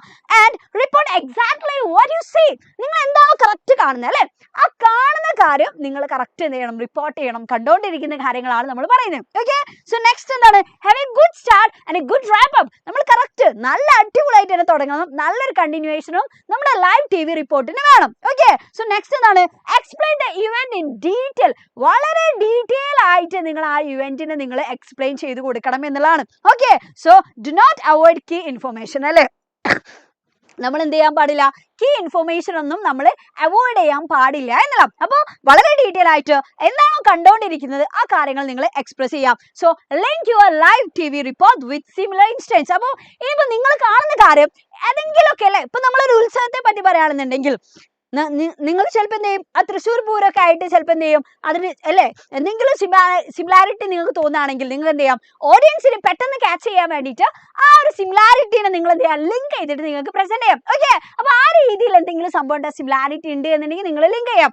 അപ്പോൾ ഇത്രയൊക്കെ കാര്യങ്ങളാണ് നിങ്ങൾ ഒരു ലൈവ് TV റിപ്പോർട്ട് എഴുതുന്ന സമയത്ത് നിങ്ങൾ ശ്രദ്ധിക്കേണ്ടത്. സോ ലൈവ് TV റിപ്പോർട്ട് ആകുമ്പോൾ നമ്മൾ ആദ്യം എന്താടാ പറയേണ്ടത്, നമ്മൾ ലൈവ് TV റിപ്പോർട്ടാണ്. സോ നമ്മൾ എന്ത് ചെയ്യുക, ജസ്റ്റ് ഒന്ന് അഭിസംബോധന ചെയ്തിട്ട് good morning ladies and gentleman എന്ന് പറഞ്ഞിട്ട് അല്ലേ, welcome to the live TV അല്ലെ, live telecast of the programme Safari. നമ്മുടെ പ്രോഗ്രാമിന്റെ പേര് പറയണം. ഓക്കെ, സഫാരി, കാരണം എന്താണ് ടോട്ടൽ കോളിങ്ങിനൊക്കെ പറ്റിയല്ലേ പറയുന്നത്. അപ്പൊ അതുകൊണ്ട് എന്താണ് നമ്മുടെ പ്രോഗ്രാമിന് അപ്പൊ ഒരു പേരൊക്കെ ഉണ്ടാവും, സഫാരി എന്ന് പറഞ്ഞിട്ടുള്ള പ്രോഗ്രാം ആണെന്ന് വിചാരിച്ചു. ഓക്കെ, എന്നിട്ട് ഇനി ആരെ പറ്റി പറയണം, ഞാൻ ആരാന്ന് പറയണ്ടേ, ഞാനാണ് റിപ്പോർട്ട് ചെയ്യുന്നതെന്നുണ്ടെങ്കിൽ എന്റെ പേര് പറയണം, എന്റെ ന്യൂസ് ചാനലിന്റെ പേര് പറയണം. Okay, so I am Jasna from BBC news. ഞാൻ ആരാണ്, ജസ്നയാണ്, BBC ന്യൂസിൽ നിന്ന്. ഇനി എന്താ പറയണ്ടേ, ഇനി എന്താ നിങ്ങൾക്ക് അറിയണ്ടേ, ഞാൻ എവിടെയാണ് എന്നുള്ളത്, കണ്ടേ എവിടെയാണ് നിൽക്കുന്നത് എന്നുള്ള പറയണം അല്ലേ. അപ്പൊ നോക്ക്, now I am standing at Kadavu in Namuana with cameraman Ajith. ഞാനിപ്പോ നിൽക്കുന്നത് നെമോനയിലാണ് with cameraman Ajith. Yes, cameraman അജിത്തിനൊപ്പം നെമോനയിൽ നിന്നും ജസ്റ്റ് നൗ അല്ലേ BBC ന്യൂസ്. ഓക്കെ, എന്നിട്ട് പറയാണ് ഇനി എന്താ കാണാൻ പോകുന്നത് അല്ലേ.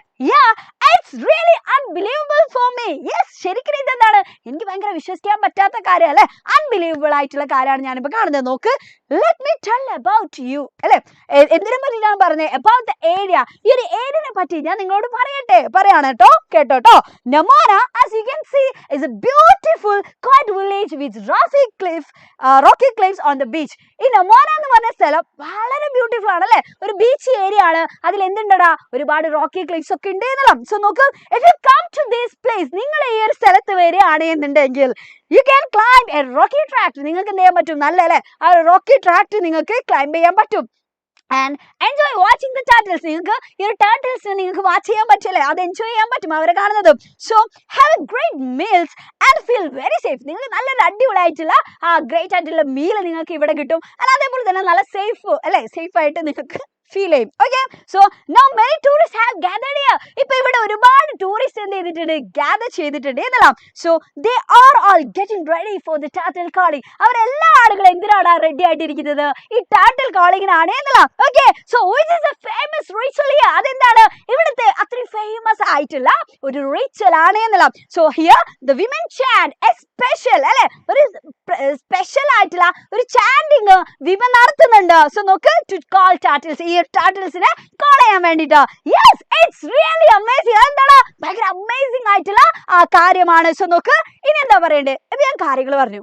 സോ ഇനി കാണുന്ന നിങ്ങൾക്ക് മനസ്സിലാവേണ്ടേ എന്തായി ടർട്ടിൽ കോളിംഗ് എന്നുള്ള കാര്യം അല്ലേ, ഇതിന് പിന്നിലുള്ള കഥ മനസ്സിലാവണ്ടേ. യെസ്, അങ്ങനെയാണെങ്കിൽ കേട്ടോ, behind this legend there is a story connected. ഈ ഒരു ലെജൻഡിന്റെ പിന്നില് ഒരു കഥയുണ്ട്. ആ കഥ എന്താ, once a beautiful princess Tinekoboga and her Rodalis അല്ലെ, her daughter Rodalis were seized by a group of fishermen. ഒരിക്കലും പ്രിൻസസ് ആയിട്ടുള്ള തിനേക്കോബോഗയും അവരുടെ ഡോട്ടർ ആയിട്ടുള്ള റൊഡാലിസും ഈ ഫിഷർമാൻ കാരണം അല്ലെ അവർ സീസ് ചെയ്യപ്പെട്ടു എന്നുള്ള. So as they were wading through the water, അവർ എങ്ങോട്ടാണ് അല്ലെ, അവരിങ്ങനെ വെള്ളത്തിലൂടെ വേഡ് ചെയ്ത് പോവായിരുന്നു. സോ ആ സമയത്ത് the women cried, അവർ ഭയങ്കരമായിട്ട് കരഞ്ഞിട്ടുണ്ടായിരുന്നു. but the waves only laughed. പക്ഷെ ഈ എന്താണ്, ഈ ഫിഷർമാൻ ശരിക്കും അവർ ജസ്റ്റ് ഇങ്ങനെ ചിരിച്ചുകൊണ്ട് മാത്രം നിന്നല്ലേ, അവർ ജസ്റ്റ് കളിയാക്കി. അത് വിമൻസ് tears, ഈ സ്ത്രീകളുടെ ആ കണ്ണുനീര് കണ്ടിട്ട്, ആൻഡ് റിക്വസ്റ്റ്, അവരുടെ അപേക്ഷക്ക് മുന്നിലും അല്ലേ. Okay, so the people here say that God had sent a mighty storm and tossed the canoe. അപ്പൊ ഇവിടെയുള്ള ആളുകൾ പറയുന്ന കാര്യം എന്താ വെച്ചാൽ, ആ സമയത്ത് ദൈവം ഭയങ്കരമായിട്ടുള്ള ഹ്യൂജ് ആയിട്ടുള്ള ഒരു സ്റ്റോം പുറപ്പെടുവിച്ചു അല്ലെ, എന്നിട്ട് ആ കനോ അങ്ങോട്ട് ടോസ് ചെയ്തു മറിച്ചു എന്നുള്ളതാണ്. So then the fishermen saw the women turning into two giant turtles. അങ്ങനെ ആ ഫിഷർമാൻ എന്താ കണ്ടത്, ഈ ടർട്ടിൽസ് ഈ ടു വിമന് ഒരു ജാന്റ് ആയിട്ടുള്ള വലിയ ടർട്ടിൽസ് ആയി മാറി എന്നുള്ളത്. Okay, so they slipped into the water and the sea grew calm. എന്നിട്ട് എന്ത് ചെയ്തു, ആ ടർട്ടിൽസ് നേരെ അങ്ങോട്ട് കടലിലേക്ക് ഇങ്ങോട്ട് സ്ലിപ്പായി. അതിനുശേഷം കടൽ ഇങ്ങനെ ശാന്തമായി എന്നുള്ള പറയുന്നത്. Okay, so still Fijians believe that Tinekoboga and Rodalis live in the waters of that bay അല്ലെ. അപ്പൊ ഇന്നും ഫിജിയൻസ് അവിടെയുള്ള ആളുകൾ വിശ്വസിക്കുന്ന കാര്യം എന്താന്ന് വെച്ചാല്, അതെ, നമ്മുടെ റൊഡാലിസും തിനേക്കോബോഗയും ഇന്നും ആ കടലിന്റെ അടിയിലുണ്ട് എന്നുള്ള കാര്യം. So now you can see the women of the Nemora village dressed in morning clothes. അതെ, നിങ്ങൾക്ക് ഇപ്പൊ കാണാൻ പറ്റും. യെസ്, ഇവിടെ ആരൊക്കെ ഉണ്ട് അല്ലെ, ഇവിടുത്തെ വിമൻസ് ചാൻഡിങ്ങിന് വേണ്ടിയിട്ട് ഒരു സ്പെഷ്യൽ ആയിട്ടുള്ള അവരുടെ മോർണിംഗ് ക്ലോത്ത്സിലൊക്കെ വന്നിട്ടുണ്ട്. And carrying sacred clubs as they walk to the shore. എന്നിട്ട് അവരെന്ത് ചെയ്യാണ് ഈ തീരത്തേക്ക് ഇങ്ങനെ പോകുന്നുണ്ട്. So see, they are chanting. അവരെന്താ ചെയ്യുന്നുണ്ട്? അവർ chant ചെയ്യുന്നുണ്ട് to their beloved turtles. അവരുടെ പ്രിയപ്പെട്ട അല്ലെ ഈ ടർട്ടിൽസിനെ. So let's see what happens. അപ്പൊ നമുക്ക് നോക്കാം എന്താണ് സംഭവിക്കാൻ പോകുന്നതെന്നുള്ളത് അല്ലെ. So നോക്ക്. Oh, wonderful. ഭയങ്കര എന്താണ് അടിപൊളിയാണ്. As the women chant, ഈ women ഇങ്ങനെ chant ചെയ്യുന്ന സമയത്ത് the giant turtles rise to the surface of the bay അല്ലെ. അവരെന്ത് ചെയ്യുന്നുണ്ട്? അതിന്റെ പുറത്തേക്ക് വരുന്നുണ്ട് turtles. So this beautiful bay beneath the cliffs of Kadavu. So I know you all are excited to go near and see the turtles come up. എനിക്കറിയാം നിങ്ങൾ എല്ലാ ആളുകളും എന്താണ് ഭയങ്കര എക്സൈറ്റഡ് ആണ് അതിനടുത്തേക്ക് പോകണം എന്നുള്ളത് എനിക്കറിയാം. സോ എന്ത് ചെയ്യാ, ഇറ്റ്സ് ട്രൂ, ശരിയാണ് അല്ലേ. Yes, you will see, let's go, നമുക്ക് പോവാം എന്ന് പറഞ്ഞിട്ട് ക്യാമറമാനെ വിളിച്ചിട്ട് നേരെ എന്ത് ചെയ്യാണ് ഇതിന്റെ അടുത്തേക്ക് പോവാനിട്ട് നമ്മള്. അപ്പൊ മക്കളെ ഇങ്ങനെയാണ് നമ്മൾ എന്ത് ചെയ്തത്, live T V report. Okay, അപ്പൊ ഇപ്പൊ നിങ്ങൾക്ക് എന്ത് ഫീൽ കിട്ടിയിട്ടുണ്ടാവും? ഒരു ലൈവ് ടി വി റിപ്പോർട്ട് അല്ലെ, ഒരു ടി വിയിൽ ഒരാൾ എങ്ങനെയാണോ റിപ്പോർട്ട് ചെയ്യുന്നത് അല്ലെ, ആ കാര്യങ്ങൾ ഇങ്ങനെ ആ കറക്റ്റ് ആ എക്സ്ക്ലമേറ്ററി സൈന്, ആ ചോദ്യം, ആ ഇൻകംപ്ലീറ്റ് ആയിട്ടുള്ള സെന്റൻസ്, ആശ്ചര്യം, ഇതൊക്കെ നമുക്ക് എവിടെ കാണാൻ പറ്റണം? നമ്മുടെ ലൈവ് ടി വി റിപ്പോർട്ടിൽ നമുക്ക് കൊണ്ടുവരാൻ പറ്റണം. സോ അതിനാണ് ഞാൻ ഇങ്ങനൊക്കെ പറഞ്ഞത്. ഓക്കെ, അല്ല എന്നുണ്ടെങ്കിൽ നിങ്ങൾ ജസ്റ്റ് എന്ത് ചെയ്യുക, എസ് എ മാത്രം എസ് എ എഴുതുന്ന പോലെ നിങ്ങൾക്ക് എഴുതി പോവാം. പക്ഷെ നിങ്ങൾ എന്ത് ചെയ്യണം, എക്സാമിന് ഇതേപോലെ ഇങ്ങനെ 3 ഡോട്ട്, എക്സ്ക്ലമേറ്ററി സൈന്, അതേപോലെ തന്നെ ക്വസ്റ്റ്യൻ മാർക്ക് ഒക്കെ ഇടണം കേട്ടോ. ഇവിടൊക്കെ നോക്ക് എക്സ്ക്ലമേറ്ററി സൈൻ ഉണ്ട്, ആശ്ചര്യ ചിഹ്നം ഉണ്ട്. ഇതൊക്കെ എന്തിനാടാ ലൈവ് ആയിട്ടുള്ള ഒരു സംഭവമാണെന്ന് ഫീൽ ചെയ്യാൻ വേണ്ടിട്ടോ, ആ ഫീലിങ്സ് വായിക്കുന്ന ആൾക്കാർക്ക് കിട്ടാൻ വേണ്ടിയിട്ടാണ് എന്നല്ല. ഓക്കെ, സോ അങ്ങനെയാണെങ്കിൽ നമുക്ക് ഒരു ലൈവ് ടി വി റിപ്പോർട്ടും കൂടി പഠിക്കാനുണ്ട്. എപ്പോഴും ഈ നമ്മുടെ ക്വസ്റ്റ്യൻ പേപ്പർ ഇടുന്ന ആൾക്കാർ നമ്മുടെ നെമോനയിലുള്ള ടൈറ്റിൽ കോളിംഗ് മാത്രമല്ല ചോദിക്കുക. ചിലപ്പോൾ എന്ത് ചോദിക്കടാ, നമ്മുടെ ലേ ഹോളിഡേ ടേക്ക് ഓഫിൻ. യെസ്, എന്താ ചെയ്യാ, നിങ്ങൾക്ക് ലൈവ് എടുക്കാൻ വേണ്ടി ഞാൻ നല്ല പോയി ആവി വരെ പിടിച്ചു പോകുന്ന, പക്ഷെ സമ്മതിക്കണില്ല. സോ നോക്ക്, ലൈവ് ടി വി റിപ്പോർട്ടാണ് കേട്ടോ. ഏതിന്റെ? നമ്മുടെ ലേ ഹോളിന്റെ ടേക്ക് ഓഫ് ഉണ്ടായിരുന്നു അല്ലെ. അപ്പൊ അതുമായി ബന്ധപ്പെട്ടിട്ടുള്ള ഒരു ലൈവ് ടി വി റിപ്പോർട്ട് എങ്ങനെയായിരിക്കും ടി വിയിൽ വരാം? കാരണം അതിങ്ങനെ കറക്റ്റ് കാണുന്ന ഒരു റിപ്പോർട്ടർ അവിടെ ഉണ്ടാവും. അപ്പൊ അങ്ങനെയാണെങ്കിൽ ആ ആള് ടി വിയിൽ പോയിട്ട് റിപ്പോർട്ട് ചെയ്യുന്നത് എങ്ങനെയായിരിക്കും നോക്കടാ. Good morning ladies and gentleman, welcome to the live telecast of the programme Safari. I am Fida from BBC news അല്ലെ.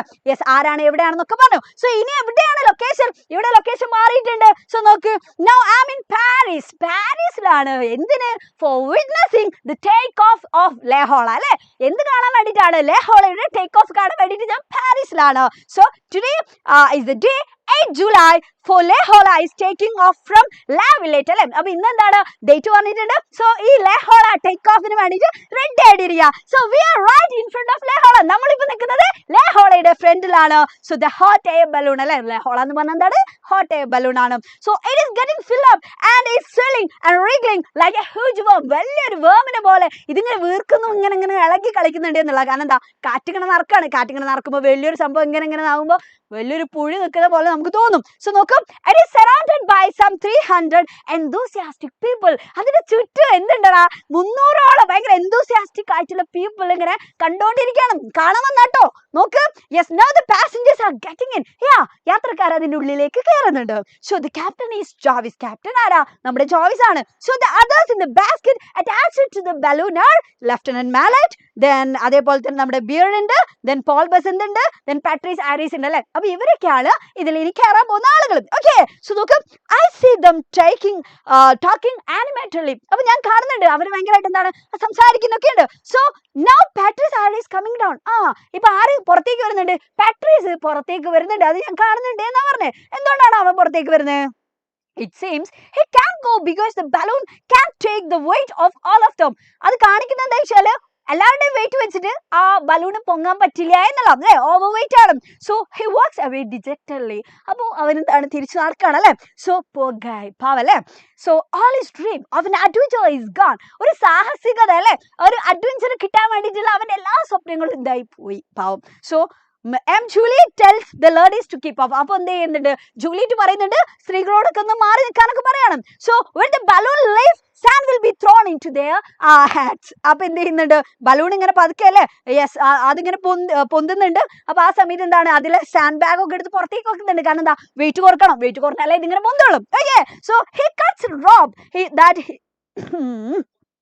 that hold the balloon to the ground അല്ലേ. എന്നിട്ട് എന്ത് ചെയ്യുന്നുണ്ട് അറിയോ, ആ റോപ്പൊക്കെ ഇങ്ങനെ കട്ട് ചെയ്യുന്നുണ്ട് കേട്ടോ. കട്ട് ചെയ്തിട്ട് പതുക്കെ അതിങ്ങനെ പൊന്തണ്ടേ, അത് പൊന്തണമെന്നുണ്ടെങ്കിൽ അത് കെട്ടി വെച്ചിട്ടുള്ള ബലൂൺ നോക്കിട്ടോ. ഇതാണ് കേട്ടോ കറക്റ്റ്. ഇതൊക്കെ പഠിക്കണേ, കാരണം നമുക്കിത് ന്യൂസ് പേപ്പർ റിപ്പോർട്ടും ലൈവ് TV റിപ്പോർട്ടും ഒക്കെ വരാനുള്ളതാണ്, നറേഷൻ വരും. അപ്പൊ അതിനൊക്കെ വേണ്ടിയിട്ടാണ് ഞാനിങ്ങനെ പറയുന്നത്. ഓക്കെ, അപ്പൊ കറക്റ്റ് എന്ത് ചെയ്യുന്നുണ്ട്, ആ റോപ്പൊക്കെ കട്ട് ചെയ്യുന്നുണ്ട്. സോ എന്നിട്ട് എന്ത് ചെയ്യുന്നുണ്ട്, yes look Le Horla is lifting upward like a bird's lift off. അതേ കാണൂ, ലെഹോളല്ലേ മുകളിലേക്ക് പോകുന്നുണ്ട്. എന്തിനെ പോലെ, ഒരു പക്ഷിയല്ലേ പറക്കുന്ന അതേപോലെ തന്നെയാണ് ലെഹോള. ആ റോപ്പൊക്കെ കട്ട് ചെയ്തിട്ട് മുകളിലേക്ക് പോവാണ്. So up and up goes the balloon. Yes, മുകളിലേക്ക് ഇങ്ങനെ പോകുന്നുണ്ട്. So people scream of Joy.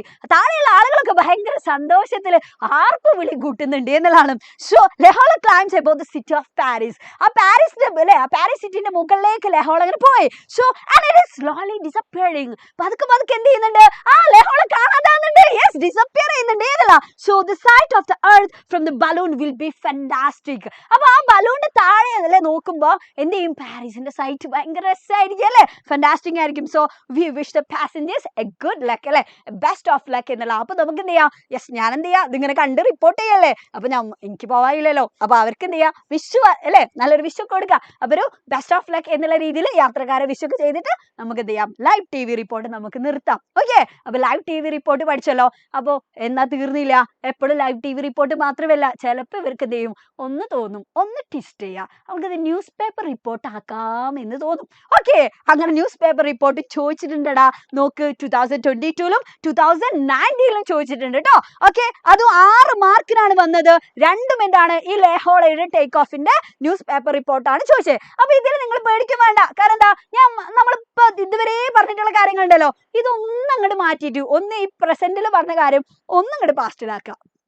Then news paper report ആകുമ്പോൾ എന്ത് വേണം, നമുക്ക് ടൈറ്റിൽ വേണം. വേണ്ടേ, ടൈറ്റിൽ വേണം, ദെൻ പ്ലേസ് വേണം, ഡേറ്റും വേണം. കഴിഞ്ഞ് ദെൻ ബാക്കി എന്താണ്, കണ്ടന്റ് നമ്മൾ എന്താണ് ഇവിടെ പഠിച്ച് അതൊന്ന് പാസ്റ്റിലേക്ക് ആക്കി ചെറിയ മാറ്റം വരുത്തിയാൽ നിങ്ങൾക്ക് എന്ത് ചെയ്യാൻ പറ്റും, അത് സിമ്പിൾ ആയിട്ട് നിങ്ങൾക്ക് എഴുതാൻ പറ്റുമെന്നല്ല. ഓക്കെ, ഇവിടെ ഞാൻ കൊടുത്തിട്ടുണ്ട് നോക്ക്, historic hot air balloon flights take off in അല്ലേ പാരീസ് എന്നൊക്കെ പറഞ്ഞിട്ടുണ്ട് അല്ലേ. അപ്പോൾ പാരീസിന് ഇതിന്റെ ഈ ഒരു ഹോട്ട് എയർ ബലൂണിന്റെ ടേക്ക് ഓഫ് നടന്നു എന്നുള്ള നല്ലൊരു അടിപൊളിയായിട്ടുള്ള ഹെഡിങ് കൊടുത്തു. ദെൻ സ്ഥലം കൊടുത്തിട്ടുണ്ട്, ഡേറ്റ് കൊടുത്തു. ദെൻ അത് അല്ലേ നേരത്തെ പറഞ്ഞിട്ടുള്ള ഡീറ്റെയിൽസ് ഒക്കെ വെച്ചിട്ടാണ് ഇവിടെ എഴുതിയിട്ടുള്ളത് കേട്ടോ. മക്കൾ എന്ത് ചെയ്യുക, ജസ്റ്റ് ഇതൊന്ന് സ്ക്രീൻഷോട്ട് എടുത്ത് ഒന്ന് പഠിച്ചാൽ മതി. ഓക്കെ, സോ ഞാൻ ഇങ്ങനെ വെച്ചിട്ടുണ്ട്, സ്ക്രീൻഷോട്ട് എടുക്കുക. ഓക്കെ, then അടുത്ത് ഇവിടെയുണ്ട്, കറക്റ്റ് കാര്യങ്ങളുണ്ട് കേട്ടോ. ഓക്കെ, നിങ്ങൾ ജസ്റ്റ് ഈ നോട്ട്സ് ഒക്കെ നിങ്ങൾക്ക് അവൈലബിൾ ആണ്. ഓക്കെ, നിങ്ങൾ ജസ്റ്റ് ഇതൊന്ന് വായിച്ചു നോക്കിയാൽ കറക്റ്റ് നിങ്ങൾക്ക് മനസ്സിലാവും എങ്ങനെയാണ് ഒരു ന്യൂസ് പേപ്പർ റിപ്പോർട്ട് ചെയ്തേണ്ടതെന്നുള്ളത് അല്ലേ. അപ്പോൾ പാസഞ്ചേഴ്സിന്റെ ഡീറ്റെയിൽസ് ഒക്കെ നമ്മൾ പറയണം, ആരൊക്കെയാണ് ഉള്ളത്, ആരൊക്കെയാണ് അല്ലെ പെട്രീസ് ഇറങ്ങി പോകുന്നതും അങ്ങനെയുള്ള കാര്യങ്ങളൊക്കെ നമ്മൾ എഴുതാം. ദെൻ എങ്ങനെയൊക്കെയാണ് പോയിട്ടുള്ളത്, ആരായിരുന്നു അല്ലെ, ക്യാപ്റ്റൻ ജോവിസ് ആണ് ക്യാപ്റ്റൻ, അതെല്ലാം പറഞ്ഞിട്ട് നമ്മൾ നിർത്താം. ഓക്കെ, സോ അങ്ങനെയാണെങ്കിലടാ ഇനി ചിലപ്പോൾ വേറെ ക്വസ്റ്റ്യൻ വരും, നറേഷന്. കാരണം ഞാൻ നേരത്തെ പറഞ്ഞിട്ടുണ്ടായിരുന്നു, ഇതിങ്ങനെ പൊങ്ങുന്ന സമയത്ത് ഒരുപാട് ആളുകൾ എന്ത് ചെയ്യുന്നുണ്ട്, ഇത് നോക്കി നിൽക്കുന്നുണ്ട് അല്ലെ. ആനിമൽസ് നോയ്സ് ഉണ്ടാക്കിയിട്ടുണ്ടോ, പെസൻസ് ഒക്കെ ഭയങ്കര അത്ഭുതത്തോട് കൂടി നോക്കിയിട്ടൊക്കെ ഉണ്ട്. അപ്പൊ അങ്ങനെയാണെങ്കിൽ ആ കണ്ടു നിന്ന് കഴിഞ്ഞാൽ പെസന്റ് ബാക്കിയുള്ള ആളുകളോട് പോയി പറയാച്ചോ, ഞാനിങ്ങനെ നിൽക്കുന്ന സമയത്ത് വലിയൊരു മഞ്ഞ ബലൂൺ പോയിട്ടുണ്ടായിരുന്നു. അങ്ങനെ ആ രീതിയിലുള്ള ഒരു നറേഷൻ ആണ് ഇവിടെ ചോദിച്ചു. നോക്ക്, point of view of one of the പെസൻസ് present there. അവിടെ നിന്നിട്ടുണ്ടായിരുന്ന ഒരു പെസന്റ് പറയുന്ന രീതിയിലുള്ള അല്ലെ നറേഷൻ ആണ് ചോദിച്ചത്. 4 മാർക്കിന് 2020-ൽ ചോദിച്ചിട്ടുള്ള ചോദ്യമാണ്. ഓക്കെ, അപ്പൊ അങ്ങനെ ചോദിച്ചാൽ പറഞ്ഞൂടെ, നമുക്ക് സിമ്പിൾ ആയിട്ട് പറയാം കേട്ടോ. എന്താണ്, വെൻ ഐ വാസ് സ്റ്റാൻഡിങ് അല്ലെ, എവിടെ നിൽക്കുമ്പോൾ നമ്മുടെ ഫീൽഡിൽ നിൽക്കുന്ന സമയത്ത് അല്ലെ, I so A giant yellow hot air balloon എന്നൊക്കെ പറയാം. എന്നിട്ട് അതിൽ എത്ര ആളുകൾ ഉണ്ടായിരുന്നു, അതിങ്ങനെ പോയി, പിന്നെ അത് ഡിസപ്പിയർ ആയി. അപ്പൊ എന്റെ ചുറ്റുണ്ടായിരുന്ന ആനിമൽസ് അല്ലെ, ആനിമൽ മേഡ് നോയ്സസ്. ആ രീതിയിലൊക്കെ നമുക്ക് എന്ത് ചെയ്യാം, അതിനെ പറ്റി പറയാട്ടോ. 4 മാർക്കിനാ ചോദിച്ചത്, സിമ്പിൾ ആയിട്ട് നിങ്ങൾക്ക് എഴുതാൻ പറ്റും. ഓക്കെ, സോ അടുത്ത ചോദ്യം നോക്കടാ, character sketch of captain Jovis ആണ് ചോദിച്ചത് കേട്ടോ. നമ്മൾ ഇത് തീരെ പ്രതീക്ഷിക്കൂല, പക്ഷെ ഇത് 4 മാർക്കിന് 2017-ൽ ചോദിച്ച ചോദ്യമാണ്, ക്യാപ്റ്റൻ ജോവിസിന്റെ ക്യാരക്ടർ സ്കെച്ച്. അപ്പോൾ കറക്റ്റ് ഇതിൽ കുറെ ക്യാപ്റ്റന്മാരെ നമ്മൾ പഠിക്കുന്നുണ്ട് അല്ലെ. നമ്മൾ ക്യാപ്റ്റൻ സ്മിത്തിനെ പഠിക്കുന്നുണ്ട്, ക്യാപ്റ്റൻ ജോവിസിനെ പഠിക്കുന്നുണ്ട് അല്ലെ. ദെൻ അതേപോലെ തന്നെ നമ്മൾ എവിടെയും ക്യാപ്റ്റൻ ഹസന്റെ ചാപ്റ്ററിലൊക്കെ നമ്മൾ ക്യാപ്റ്റന്മാരെ കൊണ്ട് ഒരു കളിയാണ് 3-ൽ 4-ൽ അല്ലെ. അപ്പൊ കറക്റ്റ് മനസ്സിലാവണം ക്യാപ്റ്റൻ ജോവിസ് എന്ന് കണ്ടത് ഏത് ചാപ്റ്റർ ആണെന്നുള്ളത് കറക്റ്റ് മനസ്സിലാവണം കേട്ടോ.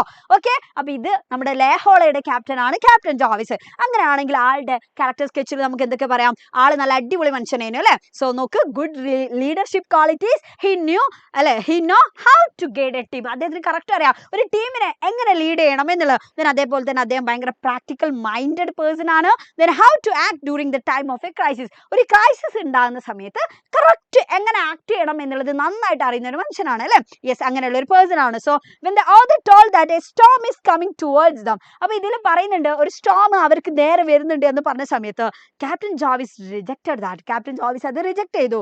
although he knows that a storm is coming towards them, he don't want others to be panic. കാരണം എന്താ, അദ്ദേഹത്തിന് അറിയാം സ്റ്റോം വരുന്നുണ്ട് എന്ന്. പക്ഷെ ബാക്കിയുള്ള ആളുകളെ പാനിക് ആക്കാൻ പറ്റുമോ? ക്യാപ്റ്റൻ ജോവിസൻ ആദ്യം പേടിച്ചാൽ ആ ബലൂണിലുള്ള എല്ലാ ആളുകളും ചിലപ്പോൾ താഴേക്ക് എടുത്ത് ചാടും ഇല്ലേ. അപ്പൊ അതുകൊണ്ട് ആളെന്ത് ചെയ്യുക, എല്ലാവരും ഇങ്ങനെ കൂളാക്കി വെക്കണ്ടേ. അപ്പൊ അതുകൊണ്ട് മാക്സിമം ആള് പാനിക് ആക്കാതെ നിർത്തിയെന്നല്ല. So in a such way captain Jovis is model character. അപ്പൊ അതുകൊണ്ട് തന്നെ നമുക്ക് എന്താണ്, ഒരു മോഡൽ ക്യാരക്ടർ ആണ് ആളെ എന്നൊക്കെ പറയാം.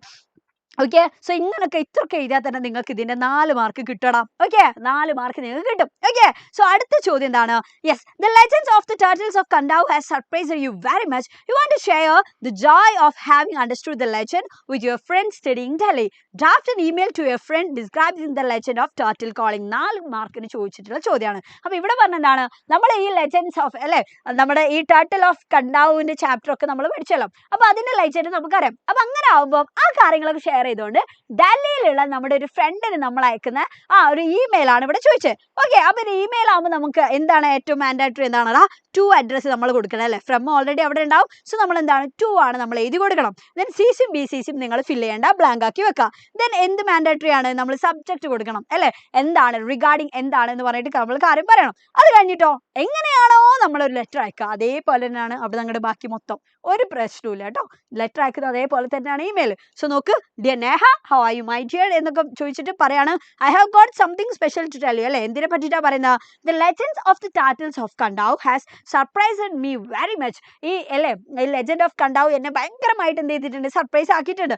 യെസ്, അതെ, I want to share interesting information about the legend of turtle calling. എനിക്ക് എന്ത് ചെയ്യണം, ഈ ഒരു ടർട്ടിൽ കോളിങ്ങിനെ പറ്റിയിട്ടുള്ള ഇൻട്രസ്റ്റിംഗ് ആയിട്ടുള്ള ഇൻഫോർമേഷൻ എനിക്ക് നിന്നോട് ഷെയർ ചെയ്യണം. എന്നിട്ട് പിന്നെ എന്ത് ചെയ്യാന്ന് അറിയടാ, നേരത്തെ നമ്മൾ ലൈവ് TV റിപ്പോർട്ടിലൊക്കെ പറഞ്ഞിട്ടുള്ള കോണ്ടന്റ് ഉണ്ടല്ലോ, അതൊക്കെ നിങ്ങൾക്ക് ഇവിടെയും കൊടുക്കാൻ പറ്റും. ഓക്കെ, നിങ്ങൾ ചെറിയൊരു മാറ്റം വരുത്തിയാൽ തന്നെ നിങ്ങൾക്ക് അതന്നെ നിങ്ങൾക്ക് എന്ത് ചെയ്യാൻ പറ്റും, ഇവിടെയും കൊടുക്കാൻ പറ്റും. കാരണം നമ്മൾ ആ പെൺകുട്ടിനോട് ഇങ്ങനെ എന്ത് ചെയ്യാണ്, നമ്മൾ ഷെയർ ചെയ്യല്ലേ, ഇതിങ്ങനെയാണ് കാര്യങ്ങൾ, അങ്ങനെയൊക്കെ നമ്മൾ പറയുന്നത്. ഓക്കെ, സോ എന്നിട്ട് ലാസ്റ്റ് നിർത്തുമ്പോൾ എന്ത് പറയാം, I hope you will realise my feelings and reply as soon as possible, അങ്ങനെയൊക്കെ പറയാം. എന്നിട്ട് നോക്ക്, I am concluding my words and hoping to see അല്ലെ, hoping to see you soon dear എന്നൊക്കെയാണ് പറയുന്നത്. Hoping to meet you soon dear, നിന്നെ പെട്ടെന്ന് തന്നെ കാണാൻ പറ്റുമോ എന്നുള്ള ഞാൻ പ്രതീക്ഷിക്കുന്നു എന്നൊക്കെ പറഞ്ഞിട്ട് convey my warm regards to all at home, may God bless you എന്നൊക്കെ പറഞ്ഞിട്ട് നമുക്ക് നിർത്താം. ഓക്കെ, അപ്പൊ ഈ രീതിയിൽ എങ്ങനെയാണ് ഇൻഫോർമൽ ലെറ്റർ എഴുതുന്നത് അതേപോലെ തന്നെയാണ് നമ്മൾ എന്ത് ചെയ്യുക, ഒരു ഇൻഫോർമൽ ആയിട്ടുള്ള ഇമെയിൽ നമ്മൾ കൊടുക്കണേ. ഓക്കെ, സോ അതേപോലെ തന്നെ മറ്റൊരു ചോദ്യത്തിനും സാധ്യതയുണ്ട്. കാരണം അല്ലേ, ചില ആളുകൾ വിചാരിച്ചിട്ടാണോ എൻ്റെ അമ്മ ഇത് എന്താ എത്രയുള്ളത്, തീർന്നില്ലേ നീങ്ങണില്ലേ എന്നുള്ളതൊക്കെ അല്ലേ. എടാ, യൂണിറ്റ് 3 എന്ന് പറഞ്ഞാൽ ഇത്രയും വലുതാണ്, ഇത്രയും ക്വസ്റ്റ്യൻസ് വരുന്ന ഒരു യൂണിറ്റ് ആണ്. സോ നിങ്ങൾ എന്ത് ചെയ്യണം, അത്രയും സീരിയസ് ആയിട്ട് തന്നെ നിങ്ങൾ ഈ ലൈവിൽ ഇരിക്കണം എന്നുള്ളതാണ്. ഓക്കെ, സോ ഇവിടെ നോക്കടാ, narrate an interesting and entertaining legend or ritual that is still existing in your locality. നിങ്ങളുടെ ലൊക്കാലിറ്റിയിലുള്ള ഇന്നും എക്സിസ്റ്റ് ആയിട്ടുള്ള ഏതെങ്കിലുമൊക്കെ റിച്വൽ ഉണ്ടാവും. അങ്ങനെയാണെങ്കിൽ ആ റിച്വലിനെ പറ്റി നിങ്ങൾ നറേറ്റ് ചെയ്യാനാണ് പറഞ്ഞത്. നറേറ്റ് ചെയ്യാന്ന് പറഞ്ഞാൽ എന്താ, നമ്മൾ ആ കാര്യത്തെ പറ്റി നമ്മൾ വിവരിക്കുകയാണ്. ഓക്കെ, അപ്പൊ വിവരിക്കുമ്പോൾ എന്ത് ചെയ്യണം, അതിന് കൃത്യമായിട്ട് ഒരു ഓർഡർ വേണം എന്നുള്ള അല്ലെ.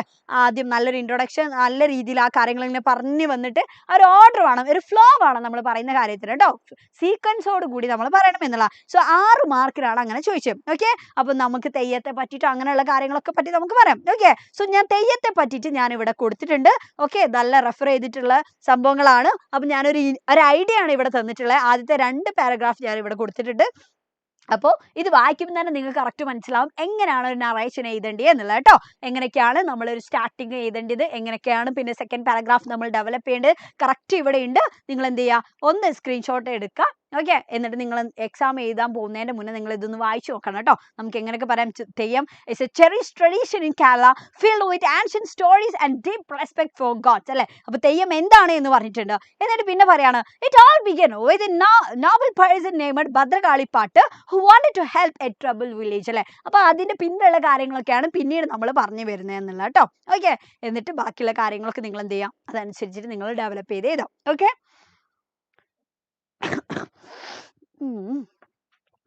സോ അടുത്ത ചോദ്യം നോക്ക്, ട്രാവൽ എസ്സേ എഴുതാനുള്ളതാണ് അടുത്ത ചോദ്യം കേട്ടോ. ഓക്കെ, നിങ്ങൾ പല രീതിയിലുള്ള എസ്സേ ഒക്കെ എഴുതിയിട്ടുണ്ടാവുമല്ലോ, പക്ഷെ എങ്ങനെയാണ് ഒരു ട്രാവൽ എസ്സേ എഴുതുക എന്നുള്ള. സോ ട്രാവൽ എസ്സേയിൽ നമ്മൾ ആദ്യം ചെയ്യേണ്ടത് എന്താണെന്നറിയോ, നമ്മൾ ഏത് സ്ഥലത്തെ പറ്റിയിട്ടാണ് നമ്മൾ പറയുന്നത്, അങ്ങനെയാണെങ്കിൽ ആ സ്ഥലത്തിന്റെ എന്ത് ചെയ്യണം, ഫിസിക്കൽ ഫീച്ചേഴ്സിനെ പറ്റിയിട്ട് നമ്മൾ എഴുതണം എന്നുള്ള കേട്ടോ.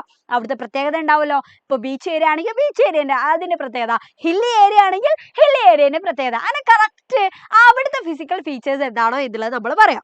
ഓക്കെ, അത് കഴിഞ്ഞിട്ട് നമ്മൾ എന്ത് ചെയ്യാം, അവിടെ എന്തെങ്കിലും ട്രാവൽ ചെയ്യാൻ എന്തെങ്കിലുമൊക്കെ പ്രാക്ടിക്കൽ ആയിട്ടുള്ള ഇഷ്യൂസ് ഉണ്ടോ, ചിലപ്പം എല്ലാ ആളുകൾക്കും എന്ത് ചെയ്യില്ല, അവിടെ ആക്സസ് ഒന്നും ഉണ്ടാവില്ല, ചിലപ്പോൾ നമ്മുടെ സ്വന്തം ഓൺ വെഹിക്കിൾ ഒന്നും അവിടെ കൊണ്ടുപോകാൻ പറ്റില്ല. അപ്പൊ അങ്ങനെ എന്തെങ്കിലും പ്രാക്ടിക്കൽ ഇഷ്യൂസ് ഉണ്ടെന്നുണ്ടെങ്കിൽ നമ്മൾ എന്ത് ചെയ്യുക, അത് പറയാ.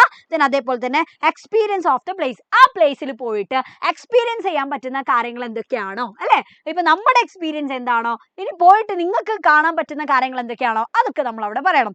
അതേപോലെ തന്നെ ആ പോയിട്ടുള്ള നമ്മുടെ പേഴ്സണൽ ഇംപ്രഷൻ ഉണ്ടാവും, നല്ല സ്ഥലമാണോ, വേറൊരാൾക്ക് സജസ്റ്റ് ചെയ്യാൻ പറ്റുന്ന സ്ഥലമാണോ, അങ്ങനെ നമ്മുടെ ഇംപ്രഷൻ ഉണ്ടാവല്ലോ, അതും നമ്മൾ എന്ത് ചെയ്യണം, എഴുതണം. സോ ട്രാവൽ എസ്സേ എന്ന് പറയുമ്പോൾ നമ്മൾ നടത്തിയിട്ടുള്ള ഏതെങ്കിലും ഒരു യാത്രനെ പറ്റിയിട്ട്, ഏതെങ്കിലും ഒരു പ്ലേസിലേക്ക് നമ്മൾ നടത്തിയിട്ടുള്ള യാത്രനെ പറ്റിയിട്ടാണ് നമ്മൾ എഴുതാൻ പോകുന്നത് എന്നുള്ള. ഓക്കെ, അപ്പൊ കൃത്യമായിട്ട് ഒരു ട്രാവൽ എസ്സേയിൽ ഈ കാര്യങ്ങൾ 4 പാരഗ്രാഫിൽ നിങ്ങൾ എന്ത് ചെയ്യണം, ഇൻക്ലൂഡ് ചെയ്യണം എന്നുള്ള. ഓക്കെ, സോ ഇവിടെ ഞാൻ മൂന്നാറിനെ പറ്റി കൊടുത്തിട്ടുണ്ട്. അപ്പൊ മൂന്നാർ എന്താണ്, എങ്ങനെയാണെന്നൊക്കെ ഇവിടെ പറയുന്നുണ്ട് അല്ലെ. ഗോഡ്സ് ഓൺ കൺട്രി ആണെന്ന് പറയുന്നുണ്ട്, അവിടേക്ക് അല്ലെ, അവിടെ എന്തൊക്കെയാണ്, അവിടുത്തെ ലൊക്കേഷനെ പറ്റി പറയുന്നുണ്ട്, അവിടെ ഹില്ലി ഏരിയ ആണോ, സ്റ്റണിങ് ടീ പ്ലാന്റേഷൻ ഉണ്ട്, സ്പൈസ് പ്ലാന്റേഷൻ ഉണ്ട്, അങ്ങനെയുള്ള കാര്യങ്ങളൊക്കെ പറയുന്നുണ്ട് അല്ലെ.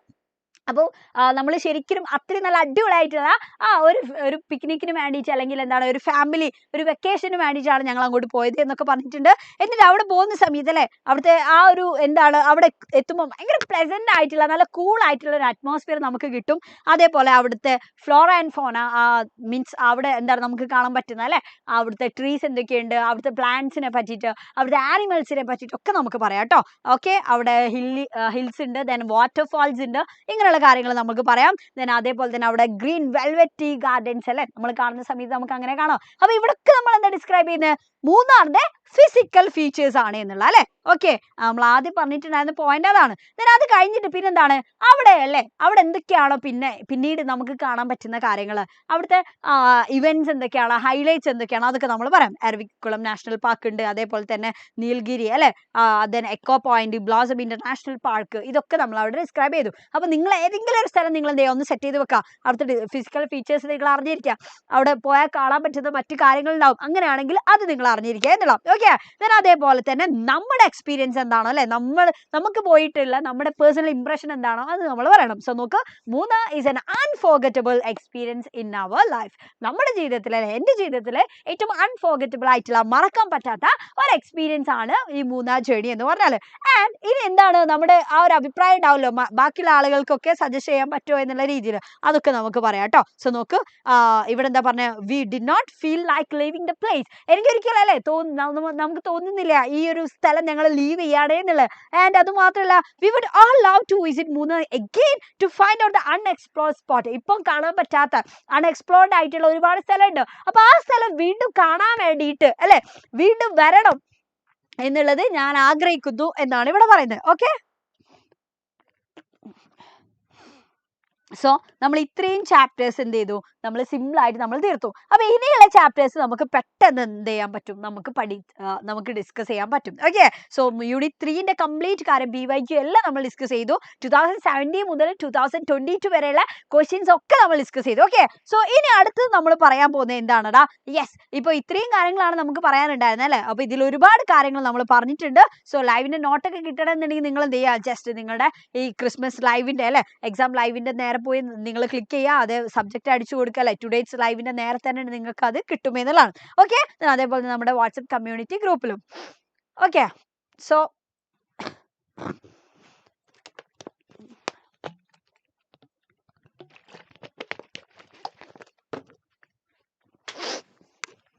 എടാ അടുത്തതായിട്ട് നമ്മൾ പറയാൻ പോകുന്നത് യൂണിറ്റ് 4 ബ്രേവിംഗ് ദ ഹസാർഡ്സ് ആണ്. ഓക്കെ, ബ്രേവിംഗ് ദ ഹസാർഡ്സ് എന്ന് പറയുമ്പോൾ ഈ ഒരു പിക്ചർ കാണുമ്പോൾ തന്നെ നിങ്ങൾക്ക് എന്ത് മനസ്സിലാവും, കറക്റ്റ് കറക്റ്റ് നിങ്ങൾക്ക് എന്ത് മനസ്സിലാകുന്നുണ്ട്, എങ്ങനെയാണ് അല്ലെ ഒരുപാട് ഡിസാസ്റ്റേഴ്സ് നടക്കുന്ന സമയത്ത് അവിടെ എന്തുണ്ടാവും, ഡിസാസ്റ്റർ മാനേജ്മെന്റ് ഉണ്ടാവും എന്നുള്ളതാണ്. സോ ഈ റെസ്ക്യൂ ടീമിന്റെ ഒക്കെ ഇമ്പോർട്ടൻസ് വളരെ വലുതാണ് അല്ലെ. അപ്പൊ ഈ ഒരു യൂണിറ്റിൽ പറയുന്നത് ഇത്തരത്തിലുള്ള വല്ല അപകടങ്ങളൊക്കെ ഉണ്ടാകുന്ന സമയത്ത് അതിനെ നമ്മൾ വളരെ ബ്രേവ് ആയിട്ട് നമ്മൾ നേരിടുന്നതിനെ പറ്റിയിട്ടാണ് ഈ ഒരു യൂണിറ്റിൽ നമ്മൾ പറയുന്നതല്ല. So here in this unit there are 3 chapters അല്ലെ. ഏതൊക്കെ ചാപ്റ്റേഴ്സ് ഉണ്ട്? ആദ്യത്തെ എന്താണ്, disasters and disaster management India എന്ന് പറഞ്ഞിട്ടുള്ള ഒരു essay ഉണ്ട്. രണ്ടാമത് സറാങ് ഓഫ് രണഗാഞ്ചി എന്ന് പറഞ്ഞിട്ടുള്ള ഒരു ഷോർട്ട് സ്റ്റോറി ആണ്.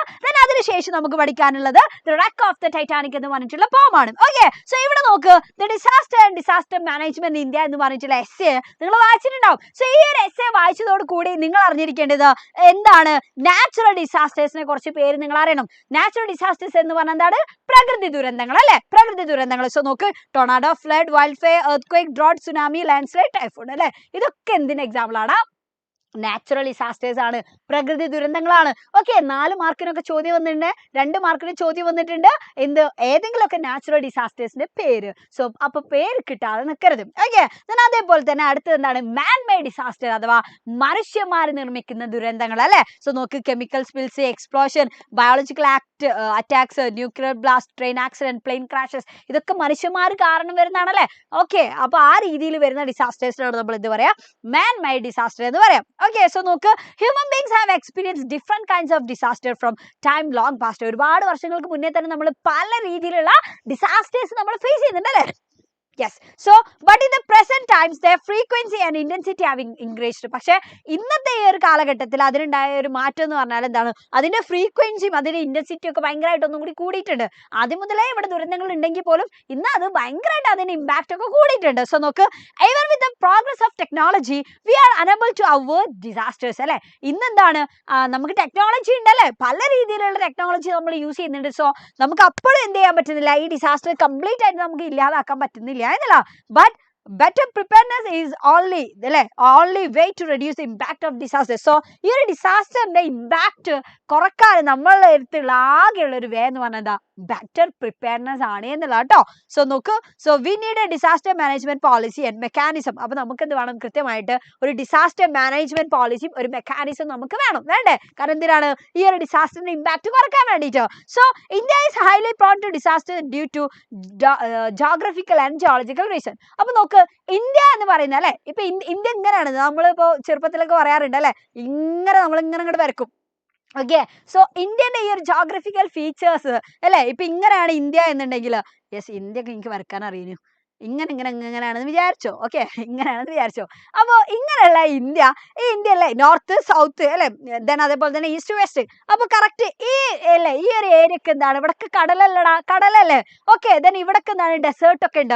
എന്നാൽ ഇവിടൊക്കെ നമ്മൾ പറയും ഹില്ലി ഏരിയ അല്ലെ, ഹിമാലയൊക്കെ ഉള്ള ഏരിയ ആണ്.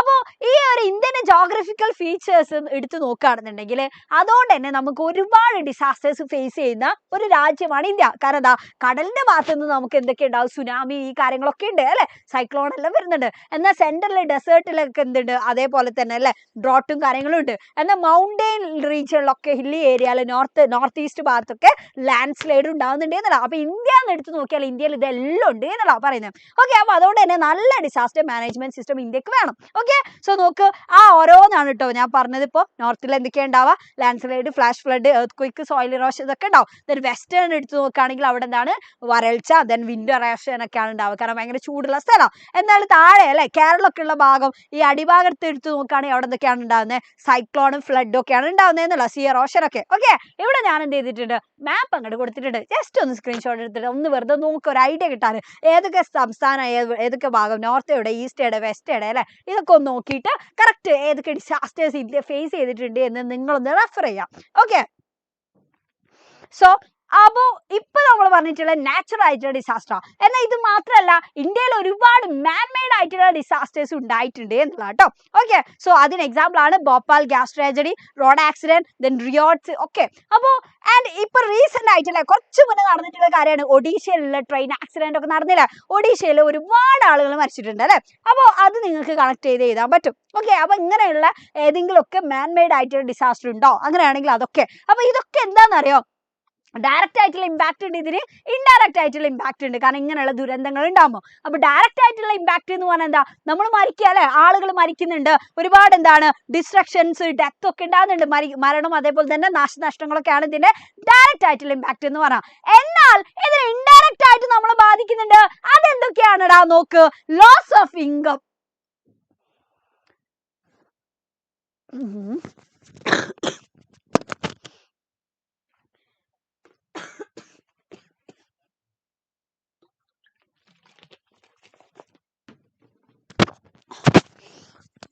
സോ നോക്ക് എടാ, ലോസ് ഓഫ് ഇൻകം ഉണ്ടാകുന്നുണ്ട് അല്ലെ. അപ്പൊ അതെങ്ങനെ ഉണ്ടാവാ, വലിയ വലിയ ദുരന്തങ്ങളൊക്കെ നടക്കുന്ന സമയത്ത്. For example flood. അപ്പൊ ഫ്ലഡ് അല്ലേ 2019 ഒക്കെ ഫേസ് ചെയ്ത ആളുകളല്ലേ നമ്മള്. അപ്പൊ ആ സമയത്ത് ഒരുപാട് ആളുകൾക്ക് അല്ലെ ഒരുപാട് നാശനഷ്ടങ്ങൾ സംഭവിച്ചിട്ടുണ്ട്. അപ്പൊ അതുകൊണ്ട് തന്നെ പിന്നെ നമുക്ക് എന്ത് ചെയ്യാൻ പറ്റില്ല, ആ ജോലിയൊക്കെ തിരിച്ചെടുക്കുക അല്ലെ, നഷ്ടങ്ങളൊക്കെ വീണ്ടും നികത്തുക എന്നുള്ളത് അത്ര ഈസി ആയിട്ടുള്ള കാര്യമല്ല. അപ്പൊ അതുകൊണ്ട് തന്നെ നമ്മുടെ ഇൻകം ലോസ് ആക്കാൻ അതൊരു കാരണമായിട്ടുണ്ട്. അതേപോലെ തന്നെ എന്താണ് സൈക്കോളജിക്കൽ ട്രോമ. നമ്മൾ ഭയങ്കരമായിട്ടല്ലേ മാനസികമായിട്ടുള്ള ട്രോമ ഇത് നമുക്ക് തരുന്നില്ലേ. കാരണം എന്താണ്, വലിയ വലിയ ദുരന്തങ്ങൾ ഉണ്ടാകുന്ന സമയത്ത്, ഇപ്പൊ സുനാമി ഉണ്ടാകുന്ന സമയത്ത്, earthquake ഒക്കെ ഉണ്ടാകുന്ന സമയത്തല്ലേ നിങ്ങൾ കണ്ടിട്ടുണ്ടാവും ലിബിയയിലൊക്കെ earthquake ഉണ്ടായത് ഈ അടുത്ത്. അപ്പൊ ഒരുപാട് ആളുകൾ എന്ത് ചെയ്യുന്നുണ്ട്, മരിക്കുന്നുണ്ട്. അത് മരിക്കുമ്പോ ഇപ്പൊ എല്ലാ ആളുകളും മരിച്ചു, ആ ആൾ ഒറ്റക്ക് മാത്രമല്ല, ആ ഫാമിലി ഒരാൾ മാത്രം അല്ലെങ്കിൽ ആ ഒരു കുട്ടി മാത്രം ഒക്കെ എന്താണ് ബാലൻസ് ആവുന്ന സമയത്ത് ആ കുട്ടിക്ക് വലിയൊരു ട്രോമ ഉണ്ടാവും അല്ലെ. ഓക്കെ, അപ്പൊ ആ കുട്ടീനെ ഡയറക്റ്റ് ആയിട്ട് ഇത് ബാധിച്ചോ, കാരണം ആ കുട്ടി മരിച്ചിട്ടില്ല അല്ലെ. പക്ഷെ ആ കുട്ടിന്റെ ഒരുപാട് ആളുകൾ മരിക്കുന്നതോട് കൂടിയിട്ട് ആ കുട്ടീനെ അത് സൈക്കോളജിക്കലായിട്ട് ബാധിക്കുന്നുണ്ട് എന്നുള്ള അല്ലെ. ദെൻ അതേപോലെ തന്നെ നോക്ക്, then the poor quality of life are also considerable. അതേപോലെ തന്നെ നമ്മുടെ ലൈഫ് സ്റ്റൈലിന്റെ, നമ്മുടെ ലൈഫിന്റെ ക്വാളിറ്റി ഒക്കെ ഇതേപോലെയുള്ള വലിയ വലിയ ദുരന്തങ്ങൾ, ഡിസാസ്റ്റേഴ്സ് ഇല്ലാതാക്കുന്നുണ്ട് എന്നുള്ള.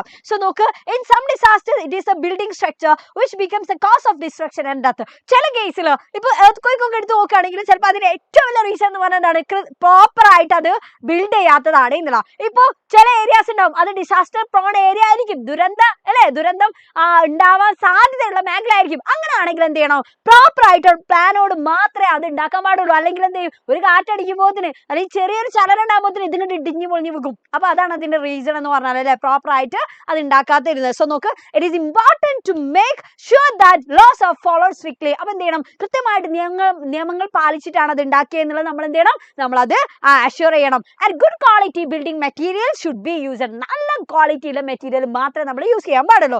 ഓക്കെ, സോ അപ്പൊ എന്ത് ചെയ്യണം, മാസ്റ്റർ പ്ലാൻ എന്നുള്ളത് ഇമ്പോർട്ടന്റ് ആണ്. ഏതൊരു ബിൽഡിംഗ് നിർമ്മിക്കുമ്പോഴും എന്ത് നിർമ്മിക്കുമ്പോഴും മാസ്റ്റർ പ്ലാനോട് കൂടി അത് ഫോളോ ചെയ്തിട്ട് മാത്രമേ അത് നിർമ്മിക്കാൻ പാടുള്ളൂ. ഓക്കെ, സോ അതേപോലെ തന്നെ ഇവിടെ നോക്കണം, ഒരു ഡിസാസ്റ്റർ നടക്കുന്ന സമയത്ത് പല അതോറിറ്റീസും കൂടിയിട്ടാണ് അല്ലെ അവിടുത്തെ ഡിസാസ്റ്റർ മാനേജ്മെന്റ് സിസ്റ്റം നടത്തുന്നത് എന്നില്ല.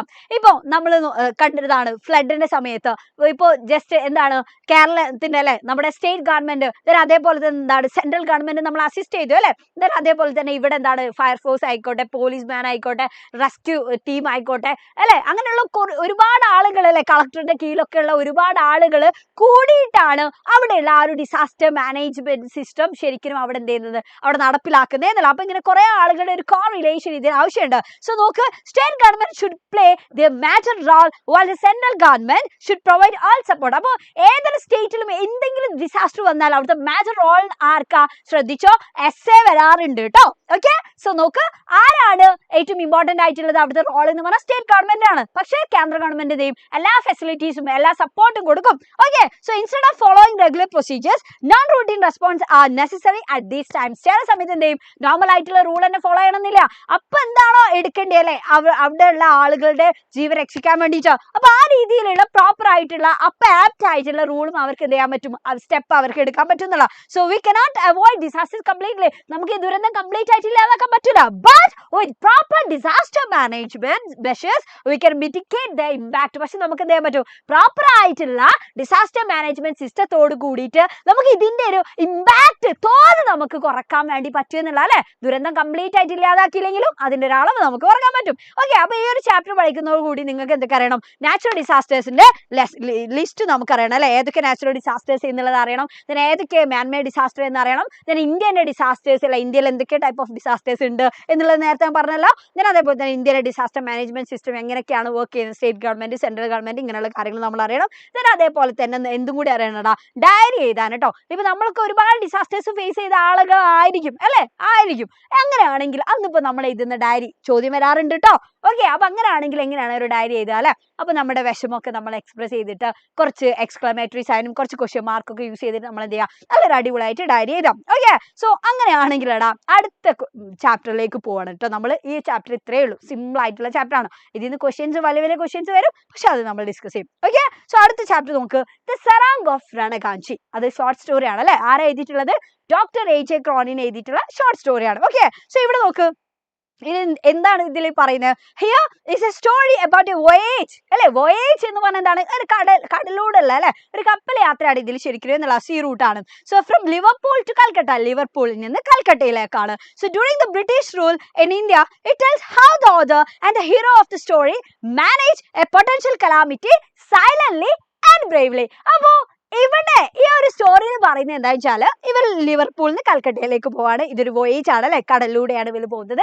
ആൻഡ് ഇവിടെ പറയുന്നത് എങ്ങനെയാണ് നമ്മുടെ ക്യാപ്റ്റനും അതേപോലെ തന്നെ ഇതിലെ നമ്മുടെ സെറാങ്ങും ഈ വലിയൊരു പൊട്ടൻഷ്യൽ കലാമിറ്റി ആയിരുന്നു അല്ലെ, വലിയ രീതിയിലുള്ള ഒരു ദുരന്തമായിരുന്നു എന്നുള്ള ഒരു പകർച്ചവ്യാധിയാണത്.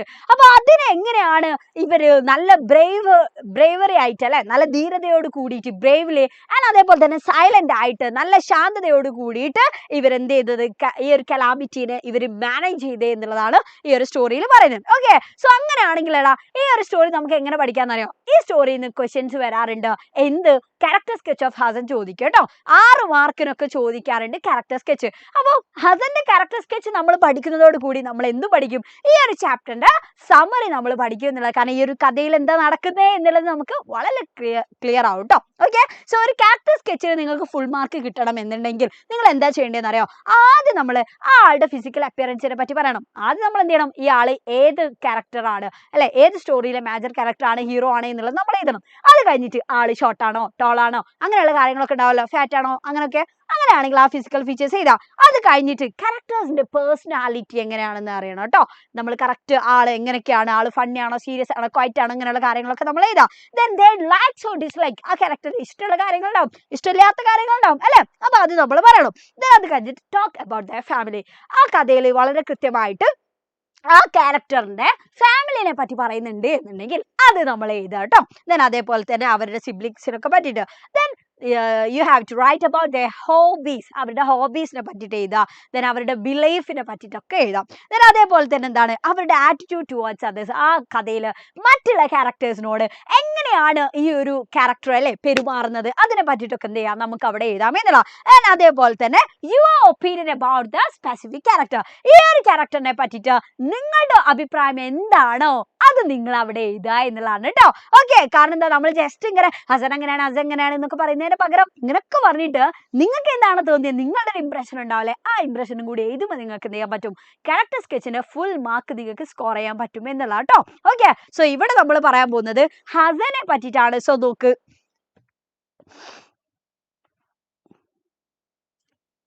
ഓക്കെ, സോ നോക്കണം ഹസനെ പറ്റിയിട്ടാണ് പറയുന്നത് കേട്ടോ. ഓക്കെ, സോ നോക്ക്, Hasan is a central character of the story The Sarang of Ranaganji written by Dr. A.J. Cronin. അപ്പൊ ഹസൻ എന്ന് പറഞ്ഞാൽ നമ്മുടെ സെൻട്രൽ ക്യാരക്ടർ ആണ് അല്ലെ ഈ ഒരു സ്റ്റോറിയിലെ. സോ ഹസൻ എങ്ങനെയാണ്, Hasan look different with his short legs and disproportionate head. ഹസനെ കാണുമ്പോൾ ഹസൻ കുറച്ച് ഡിഫറെന്റ് ആണല്ലേ, കാരണം എന്താ വെച്ചാൽ ഹസൻ കുറച്ച് ഷോർട്ട് ആണ് അല്ലെ, ഷോർട്ട് ലെഗ്സ് ഒക്കെ ആയിട്ട് ഒരു ഡിസ്പ്രപ്പോർഷനേറ്റ് ആയിട്ടുള്ള ഹെഡ് ഒക്കെ ആയിട്ടാണ് ആൾ നിൽക്കുന്നത്. And he is the Sarang of the ship, ഈ ഒരു ഷിപ്പിലെ സെറാങ് ആണ് നമ്മുടെ Hasan. And he is originally from the Punjab, ആള് എവിടുന്നാണ് ബേസിക്കലി വരുന്നത്, പഞ്ചാബ് എന്നാണ്.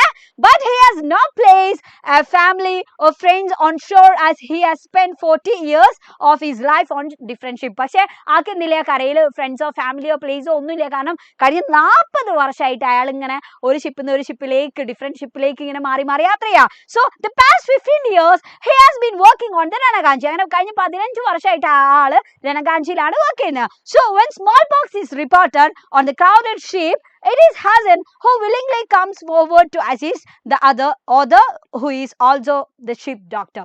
Okay, അപ്പൊ ഇവിടെ പറഞ്ഞെന്താ വെച്ചാല്, അപ്പോ ഈ സ്മോൾ പോക്സ് റിപ്പോർട്ട് ചെയ്ത സമയത്തുണ്ടല്ലോ, അപ്പൊ ആ സമയത്ത് എന്താണ് ഒരുപാട് ക്രൗഡ് ഉണ്ട് അല്ലെ, ഒരുപാട് ആളുകളുണ്ട്. പക്ഷെ ആ സമയത്ത് ഹസന് വില്ലിംഗ് ആയിട്ട്, സ്വയം സന്നദ്ധമായിട്ട്, വളണ്ടിയർലി അല്ലെ അഗ്രി ചെയ്തു എന്തിന്, to take care the patients. ആ പേഷ്യൻസിനെ എന്താണ് അവരെ ടേക്ക് കെയർ ചെയ്യാൻ വേണ്ടിയിട്ട്, അവർക്ക് വേണ്ടിയിട്ടുള്ള കാര്യങ്ങളൊക്കെ ചെയ്തു കൊടുക്കാൻ വേണ്ടിയിട്ട്. Okay, so while assigning him to the doctor, Captain Hamble pays him the biggest compliment by saying that he is the finest man he has. അപ്പോൾ ഈ ഒരു ഹസനെയാണ് അസിസ്റ്റ് ചെയ്യാൻ ഏൽപ്പിക്കുന്നത് എന്ന് പറയുന്ന സമയത്ത് അല്ലെ, അപ്പൊ എന്ത് ചെയ്യുന്നുണ്ട്, ക്യാപ്റ്റൻ ഹാമ്പിൾ കോംപ്ലിമെന്റ് ചെയ്യുന്നുണ്ട്, പറഞ്ഞേ നിങ്ങൾക്ക് കിട്ടാൻ പോകുന്നതിൽ വെച്ച് ഏറ്റവും ബെസ്റ്റ് ആയിട്ടുള്ള ആളെയാണ് നിങ്ങൾക്ക് കിട്ടിയത് എന്ന് പറയുന്നുണ്ട് ഡോക്ടർ AJ ക്രോണിനോട്. Okay, so he has a silent efficiency and an ability to find solution to problems quickly അല്ലെ. അപ്പോൾ നമ്മുടെ ഹസനുള്ള ഒരു ക്വാളിറ്റി എന്ന് പറഞ്ഞാൽ വളരെ അല്ലെ നല്ല എഫിഷ്യന്റ് ആണ് ആള്. ആൻഡ് അത് മാത്രമല്ല, പെട്ടെന്ന് എന്താണോ പ്രശ്നം, ആ പ്രശ്നത്തെ പെട്ടെന്ന് തന്നെ പ്രോബ്ലം അല്ലെ, ആ പ്രോബ്ലത്തെ സോൾവ് ചെയ്യാനുള്ള ഒരു എബിലിറ്റി നമ്മുടെ ഹസൻ ഉണ്ട്.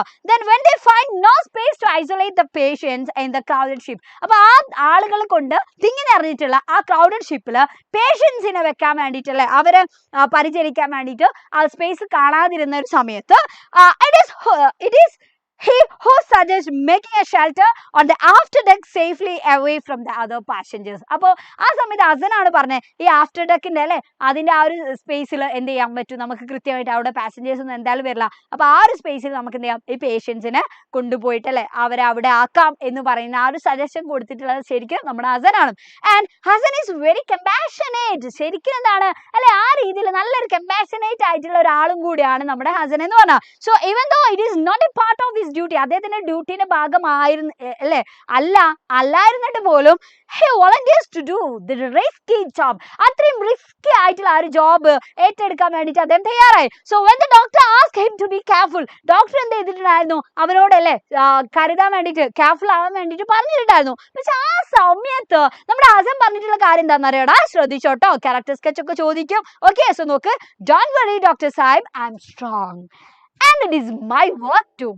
എന്താണ് അല്ലെ, ഒരു വരും ചെയ്യണ്ട, അതെന്റെ ഡ്യൂട്ടി ആണ്, ഞാൻ സ്ട്രോങ് ആണ് എന്നൊക്കെ പറഞ്ഞിട്ടുണ്ടായിരുന്നു നമ്മുടെ Hasan. So he is unmistakably sincere അല്ലെ, നമുക്ക് എന്താണ് ഒരു സംശയമില്ലാതെ നമുക്ക് പറയാം അദ്ദേഹം അത്രയും സിൻസിയർ ആയിട്ട് അദ്ദേഹം വർക്ക് ചെയ്യുന്ന ഒരാളാണ് എന്നുള്ളത്. So he supported the doctor in many ways. പല രീതിയിലും അദ്ദേഹം എന്ത് ചെയ്തിട്ടുണ്ട്, നമ്മുടെ ഡോക്ടറെ സപ്പോർട്ട് ചെയ്തിട്ടുണ്ട്. So he's a symbol of love, care, affection, sincerity, devotion, dedication and responsibility അല്ലെ.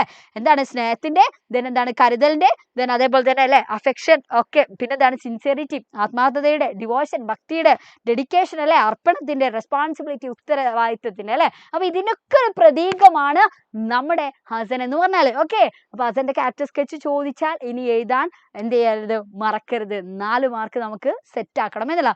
അതേപോലെ തന്നെ അടുത്തത് സാധ്യതയുണ്ട് ഡോക്ടർ AJ ക്രോണിൻ. അപ്പൊ അദ്ദേഹത്തെ പറ്റി ചോദിക്കുകയാണെങ്കിൽ നമുക്കറിയാം അല്ലെ, ഈ ഷിപ്പിലെ ഡോക്ടറാണ് അദ്ദേഹം എന്നുള്ളതാണ്. ഓക്കെ, അതേപോലെ തന്നെ അദ്ദേഹം എന്ത് ചെയ്തിട്ടുണ്ടായിരുന്നു, he did his duty sincerely, വളരെ അല്ലെ ആത്മാർത്ഥതയോട് കൂടിയിട്ട് എഫിഷ്യന്റ് ആയിട്ട് അദ്ദേഹത്തിന്റെ ഡ്യൂട്ടി ചെയ്തിട്ടുണ്ട്. അദ്ദേഹം യങ് ആണ്, വലിയൊരു എക്സ്പീരിയൻസ് ഒന്നും ഇല്ലാത്തൊരു ഡോക്ടർ ആയിരുന്നല്ലേ. പക്ഷേ പിന്നെന്താ നോക്ക്, he couldn't control his emotion when smallpox was reported in the ship. അപ്പോ ആ ഒരു കപ്പലിൽ സ്മോൾ പോക്സ് റിപ്പോർട്ട് ചെയ്ത സമയത്ത് ഇദ്ദേഹത്തിന് അങ്ങനെ എക്സ്പീരിയൻസ് ഒന്നും ഇല്ലാത്തൊരു ഡോക്ടർ അല്ലേ. അപ്പൊ അതുകൊണ്ട് തന്നെ അദ്ദേഹത്തിന് ആ ഒരു ഇമോഷൻ അത്ര കൺട്രോൾ ചെയ്യാൻ പറ്റിയിട്ടുണ്ടായിരുന്നില്ല എന്നുള്ള. And he treated the patient with the help of Hasan. അതുകൊണ്ട് തന്നെ ഹസന്റെ ഹെൽപ്പോട് കൂടിയിട്ട് അദ്ദേഹം എന്ത് ചെയ്തു, ഈ പേഷ്യൻസിന്റെ അല്ലെ കാര്യങ്ങളൊക്കെ അദ്ദേഹം ട്രീറ്റ് ചെയ്തു. And he discussed everything with Captain Hamble. എല്ലാ കാര്യങ്ങളും അല്ലെ, ഓരോ ഇത്ര ആൾക്കാർ മരിച്ചു, ആരാണ് നല്ല കണ്ടീഷനിൽ ഇല്ല, ഇനി എന്തൊക്കെയാണോ ആർക്കെങ്കിലും പകർന്നു, അങ്ങനെയുള്ള കുറെ കാര്യങ്ങളുണ്ടാവും. അപ്പൊ എല്ലാ കാര്യങ്ങളും വളരെ ഡീറ്റെയിൽ ആയിട്ട് തന്നെ ക്യാപ്റ്റൻ ഹാമ്പിളിനോട് കമ്മ്യൂണിക്കേറ്റ് ചെയ്തിരുന്നു. And he was surprised at the noble qualities of Hasan. ഹസന്റെ ഇത്രയും വലിയ നോബൽ ക്വാളിറ്റീസ് ഒക്കെ കണ്ട സമയത്ത് നമ്മുടെ ഈ ഒരു ഡോക്ടർ AJ ക്രോണിന് ഭയങ്കര അത്ഭുതം തോന്നിയിരുന്നു. And he could manage the disaster with available resources അല്ലെ, അവർക്ക് എല്ലാ സൗകര്യവും ഇല്ലായിരുന്നു, അവൈലബിൾ ആയിട്ടുള്ള റിസോഴ്സ് വെച്ചിട്ട് അവർ കൃത്യമായിട്ട് എന്ത് ചെയ്തിട്ടുണ്ട്, ദേ manage the potential calamity bravely and silently അല്ലെ, വളരെ ശാന്തതയോട് കൂടിയിട്ട് എന്നാൽ ബ്രേവ്ലി ധീരതയോട് കൂടിയിട്ട് അവരത് മാനേജ് ചെയ്തു എന്നുള്ള. ഓക്കെ, അത് മാത്രല്ലടാ, ഇതിൽ വേറൊരാളുണ്ടായിരുന്നു മിസ് ജോബ് സ്മിത്ത്, നമ്മളെ ഹസനെ കളിയാക്കിയിരുന്ന ആള് അല്ലെ. അപ്പൊ ആ കളിയാക്കുന്ന സമയത്ത് ഈ ആൾ എന്ത് ചെയ്തിട്ടുണ്ടായിരുന്നില്ല, അതിനെ എൻകറേജ് ചെയ്തിട്ടുണ്ടായിരുന്നില്ല എന്നുള്ള അല്ലെ, എന്റർടൈൻ ചെയ്തിട്ടുണ്ടായിരുന്നില്ല എന്നുള്ള, ഇങ്ങനെ ഒന്നും കളിയാക്കുന്ന കാര്യങ്ങള്.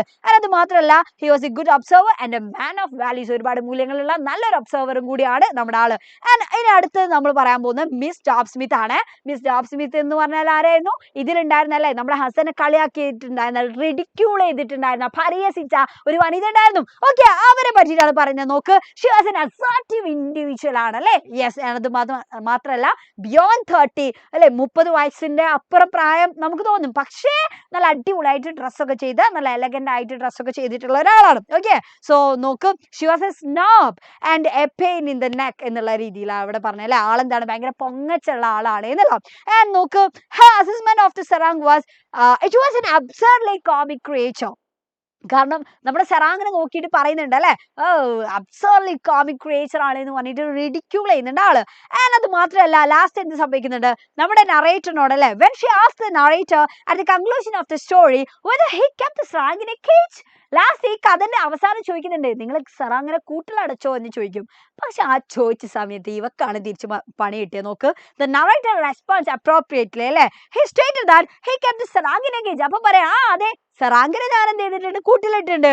But the rest of the animals were free to roam. പക്ഷെ ബാക്കിയുള്ള മൃഗങ്ങളൊക്കെ അലഞ്ഞു തിരിയാൻ വേണ്ടിയിട്ട് അല്ലെ ഫ്രീ ആക്കി വിട്ടതാണ് എന്ന് പറയും. So with a nasty statement about humanity and a display of nature, he implied that she was an animal. അപ്പൊ അവരുടെ ഈ ഒരു മോശമായിട്ടുള്ള അല്ലെ ഈ ഒരു പെരുമാറ്റത്തിലും ഈ ഒരു സ്റ്റേറ്റ്മെന്റും ഒക്കെ കണ്ടിട്ട് നമ്മുടെ നറേറ്റർ ഇവരെ ഒരു ആനിമൽ ആയിട്ടാണ് ഇവിടെ പറയുന്നത് എന്നുള്ള കേട്ടോ കമ്പയർ ചെയ്തിട്ടുള്ളത്. ഓക്കെ, അപ്പൊ ഈ ഒരു ചാപ്റ്റർ പഠിക്കുന്നതോട് കൂടിയിട്ട് ക്യാരക്ടർ സ്കെച്ച്, ദെൻ കോൺവെർസേഷൻ എഴുതാൻ വേണ്ടി പഠിക്കുക. അതായത് നമ്മുടെ ഹസന് അതേപോലെ തന്നെ നമ്മുടെ നറേറ്റർ ഒക്കെ തമ്മിലുള്ള കോൺവെർസേഷൻ ഉണ്ടാവും. അതേപോലെ തന്നെ നറേറ്റർ അതോറിറ്റിക്ക് വിളിച്ചിട്ട് ഹസന് പ്രൊമോഷൻ കൊടുക്കാന്ന് വിചാരിച്ചോ അല്ലെ. ആ പ്രൊമോഷൻ കൊടുക്കുന്ന അവർ തമ്മിലുള്ള ആ ഒരു കമ്മ്യൂണിക്കേഷനുമായി ബന്ധപ്പെട്ടിട്ടുള്ള കോൺവെർസേഷൻ ജസ്റ്റ് നിങ്ങളൊന്ന് എഴുതി നോക്കുക കേട്ടോ. ഓക്കെ, അതേപോലെ തന്നെ സ്പീച്ച്. എന്ത് സ്പീച്ച് എന്നറിയോ? നമ്മുടെ ഹസന് പ്രൊമോഷൻ കൊടുത്ത്, കാരണം ഹസൻ ഇത്രയും അടിപൊളിയായിട്ട് വർക്ക് ചെയ്തില്ലേ. അപ്പൊ ഹസന് പ്രൊമോഷൻ കൊടുത്താ ഹസന് ഭയങ്കര ഹാപ്പി ഉണ്ടാവുമല്ലോ, ഭയങ്കര സന്തോഷം തോന്നും അല്ലെ. അപ്പൊ ആ സന്തോഷം തോന്നുമ്പോ ഹസൻ പറയുന്ന ആ ഒരു സ്പീച്ച് എങ്ങനെയായിരിക്കും ഹസൻ എല്ലാവരെയും അഡ്രസ് ചെയ്യുന്നത്? ആ രീതിയിലുള്ള സ്പീച്ചിനും സാധ്യതയുണ്ട്. അതേപോലെ തന്നെ ഫോർമൽ ലെറ്റർ, അഥവാ ഹസന് പ്രൊമോഷൻ കൊടുക്കണമെന്ന് ഡോക്ടർ AJ ക്രോണിന് അതോറിറ്റിനോട് റിക്വസ്റ്റ് ചെയ്യുന്ന ഒരു ഫോർമൽ ലെറ്ററിന്റെയും ചോദ്യം സാധ്യതയുണ്ട് എന്നുള്ള കേട്ടോ. അപ്പൊ ആ രീതിയിലും കൂടി നമ്മൾ എന്ത് ചെയ്യണം? നമ്മൾ പ്രിപ്പയർ ചെയ്യണം. ഓക്കെ, അപ്പൊ നമ്മൾ ഇത്രയും ചാപ്റ്റേഴ്സ് നമ്മൾ കംപ്ലീറ്റ് ചെയ്തു. ഇനി നമ്മൾ എന്ത് ചെയ്യാണ് നോക്ക്, ഇനി നമുക്ക് പറയാനുള്ളത് last chapter, the wreck of Titanic അല്ലെ. അതൊരു പോമാണ് ബെഞ്ചമിൻ ബെക്കറ്റിന്റെ. ഓക്കെ, സോ ഇതിൽ എന്തിനെ പറ്റിയിട്ടാണ് പറയുന്നതാ നോക്ക്. ദിസ് ഇസ് എ പോം about one of the greatest tragedies at see അല്ലെ. അപ്പൊ ഈ ഒരു പോയത്തിൽ എന്തിനെ പറ്റിയിട്ടാണ് പറയുന്നത്? കടലിൽ വെച്ച് നടന്നിട്ടുള്ള ഏറ്റവും വലിയൊരു ട്രാജഡിനെ പറ്റിയിട്ടാണ് എന്നുള്ള. ഓക്കെ, സോ നോക്കി, അത് എന്നാ നടന്നിട്ടുണ്ടായിരുന്നത്? ഈ ഒരു ടൈറ്റാനിക് ദുരന്തം അല്ലേ. യെസ്, ഈ ഒരു ടൈറ്റാനിക് ദുരന്തം എന്നാണ് നടന്നിട്ടുള്ളത്? യെസ്,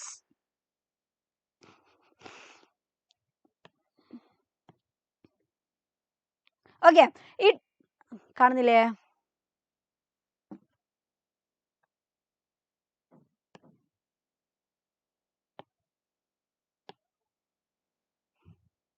ഓക്കെ, യെസ്, നമ്മുടെ ഈ ടൈറ്റാനിക് ദുരന്തം അല്ലെ എന്നാ നടന്നിട്ടുള്ളത് എന്നാണ് പറയുന്നത്? യെസ്, 14th April എന്നാണ് ഇവിടെ പറയുന്നത് കേട്ടോ. ഓക്കെ, 14th April 1912 അല്ലെ. The Titanic which carried 2100 passengers and crew. അപ്പൊ അതിൽ എത്ര ആളുകൾ ഉണ്ടായിരുന്നു? യെസ്, 1912 14th April ആണ് ഈ ഒരു യാത്ര ഉണ്ടായിട്ടുണ്ടായിരുന്നത്. അതില് 2100 passengers ഉണ്ടായിരുന്നു ആൻഡ് ക്രൂ മെമ്പേഴ്സ് അല്ലെ. അതെന്താ ചെയ്ത്? കൊളൈഡഡ് വിത്ത് an iceberg, വലിയൊരു ഹ്യൂജ് ആയിട്ടുള്ള ഒരു ഐസ്ബർഗുമായിട്ട് ഇത് ഇടിച്ചു.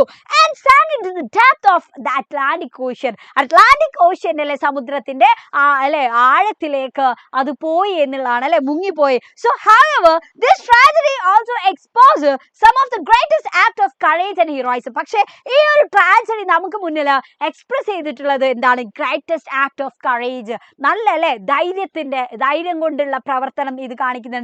ആൻഡ് അതേപോലെ തന്നെ ഇവരുടെ ധീരത, ബ്രേവറിയും ഇത് കാണിക്കുന്നുണ്ട് എന്നുള്ള. ഓക്കെ, സോ അങ്ങനെയാണെങ്കിൽ മക്കളെ ഏറ്റവും ഇമ്പോർട്ടന്റ് ആയിട്ടുള്ള ഒരു കാര്യമാണ് നോക്ക്, തീം ഓഫ് ദ പോം. ഈ പോയത്തിൽ ടെക്സ്റ്റിൽ നിങ്ങൾ ഈ പോയം കണ്ടിട്ടുണ്ടല്ലോ. അപ്പൊ ആ പോയത്തിന്റെ തീം എന്താണ് എന്നുള്ള ഏറ്റവും ഇമ്പോർട്ടന്റ് ആണ്, ചോദ്യങ്ങൾ വരാറുണ്ട്. ഓക്കെ, സോ നോക്ക്, bravery is the main theme of the poem. ഈ പോയത്തിൽ പോയിട്ട് മുന്നോട്ട് വെക്കുന്ന ഏറ്റവും ഇമ്പോർട്ടന്റ് ആയിട്ടുള്ള തീം എന്ന് പറഞ്ഞാൽ എന്താണ്? ബ്രേവറി ആണ് എന്നുള്ള കേട്ടോ. അതേപോലെ തന്നെ അതിൽ എന്തിനെ പറ്റിയിട്ടാണ് പറയുന്നത്? act of bravery that the captain and the crew of the Titanic performed when the ship was sinking. ഈ ഷിപ്പ് ഇങ്ങനെ സിങ്ക് ചെയ്യുന്ന സമയത്ത്, ഇതിങ്ങനെ മുങ്ങുന്ന സമയത്ത് നമ്മുടെ ക്യാപ്റ്റനും നമ്മുടെ ക്രൂ മെമ്പേഴ്സും ചെയ്തിട്ടുള്ള ബ്രേവറി അല്ലെ, അവരുടെ greatest act of courage and bravery ആണ് പോയിന്റ് ഇവിടെ പറയുന്നത് എന്നല്ല. ഓക്കെ, സോ നോക്ക്, ചോദ്യം നോക്കടാ, ചോദ്യം നോക്ക്, പബ്ലിക് എക്സാമിന് ചോദിച്ചതാണ്. What is the theme of the poem The Wreck of Titanic? Explain briefly. 2 മാർക്കിന് ചോദിച്ചിട്ടുള്ള ചോദ്യമാണ്. അപ്പൊ നമ്മൾ ഇങ്ങനെ കഥ പറഞ്ഞ്, കഥ ഇങ്ങനെ ഗ്രേറ്റസ്റ്റ് അല്ലെ ആക്ട് ആണ്, അതാണ് ഇതാണ് എല്ലാം ഇങ്ങനെ പറഞ്ഞാൽ നമുക്ക് 2 മാർക്ക് കിട്ടൂല. നമ്മൾ എന്ത് ചെയ്യണം, കറക്റ്റ് എന്താണോ ചോദ്യം, ചോദ്യത്തിന് ഉത്തരം കൊടുക്കണം. ഓക്കെ, സോ നോക്ക്, bravery is the main theme of the poem അല്ലെ, അപ്പൊ 1 മാർക്കായി. then അടുത്ത എന്താണ്, 2 മാർക്ക് കിട്ടണമല്ലോ. സോ നോക്ക്, it talks about the act of bravery that the captain and the crew of the Titanic performed when the ship was sinking. ഈ ship ഇങ്ങനെ zinc ചെയ്തുകൊണ്ടിരിക്കുന്ന സമയത്ത് നമ്മുടെ ക്യാപ്റ്റനും ക്രൂ മെമ്പേഴ്സും ചെയ്തിട്ടുള്ള അല്ലെ അവരുടെ ആ ഒരു ബ്രേവറി ആയിട്ടുള്ള ആക്ടിനാണ് ഇവിടെ കാണിക്കുന്നത്. സോ നമുക്ക് 2 മാർക്ക് കിട്ടിയെന്നുള്ള കേട്ടോ. സോ ഈ ഒരു പോം പഠിക്കുന്നതോട് കൂടി നിങ്ങൾ അല്ലെ ഓർത്ത് വെക്കേണ്ട പോയിന്റ്സ് എന്ന് പറഞ്ഞാൽ ശ്രദ്ധിച്ചോ നോക്ക്. The Wreck of the Titanic is a beautiful poem by Benjamin Beckett and it is about the greatest tragedy അല്ലെ that happened in the sea and the poem explores some noble act of courage and heroism. അപ്പൊ ഇതിൽ correct പറയുന്നത് എന്താണ്, അവിടെ അല്ലെ Nobel ആക്ടിനെ പറ്റിയിട്ടാണ്, അവരുടെ courage, അവരുടെ ഹീറോയിസം ഇതിനെ പറ്റിയിട്ടാണ്. So the Titanic was called a poem of iron and steel. ഓക്കെ, ഇത് ഇമ്പോർട്ടന്റ് ആണ്. ഈ ഒരു പോം എന്തിന്റെ പേരിലാണ് അവിടെ അറിയപ്പെടുന്നത്, a poem of iron and steel. സോ അങ്ങനെ പറയാൻ കാരണം എന്താ, അയണും സ്റ്റീലും എന്നാ ഭയങ്കര പവറുള്ള സാധനമാണ് അല്ലെ.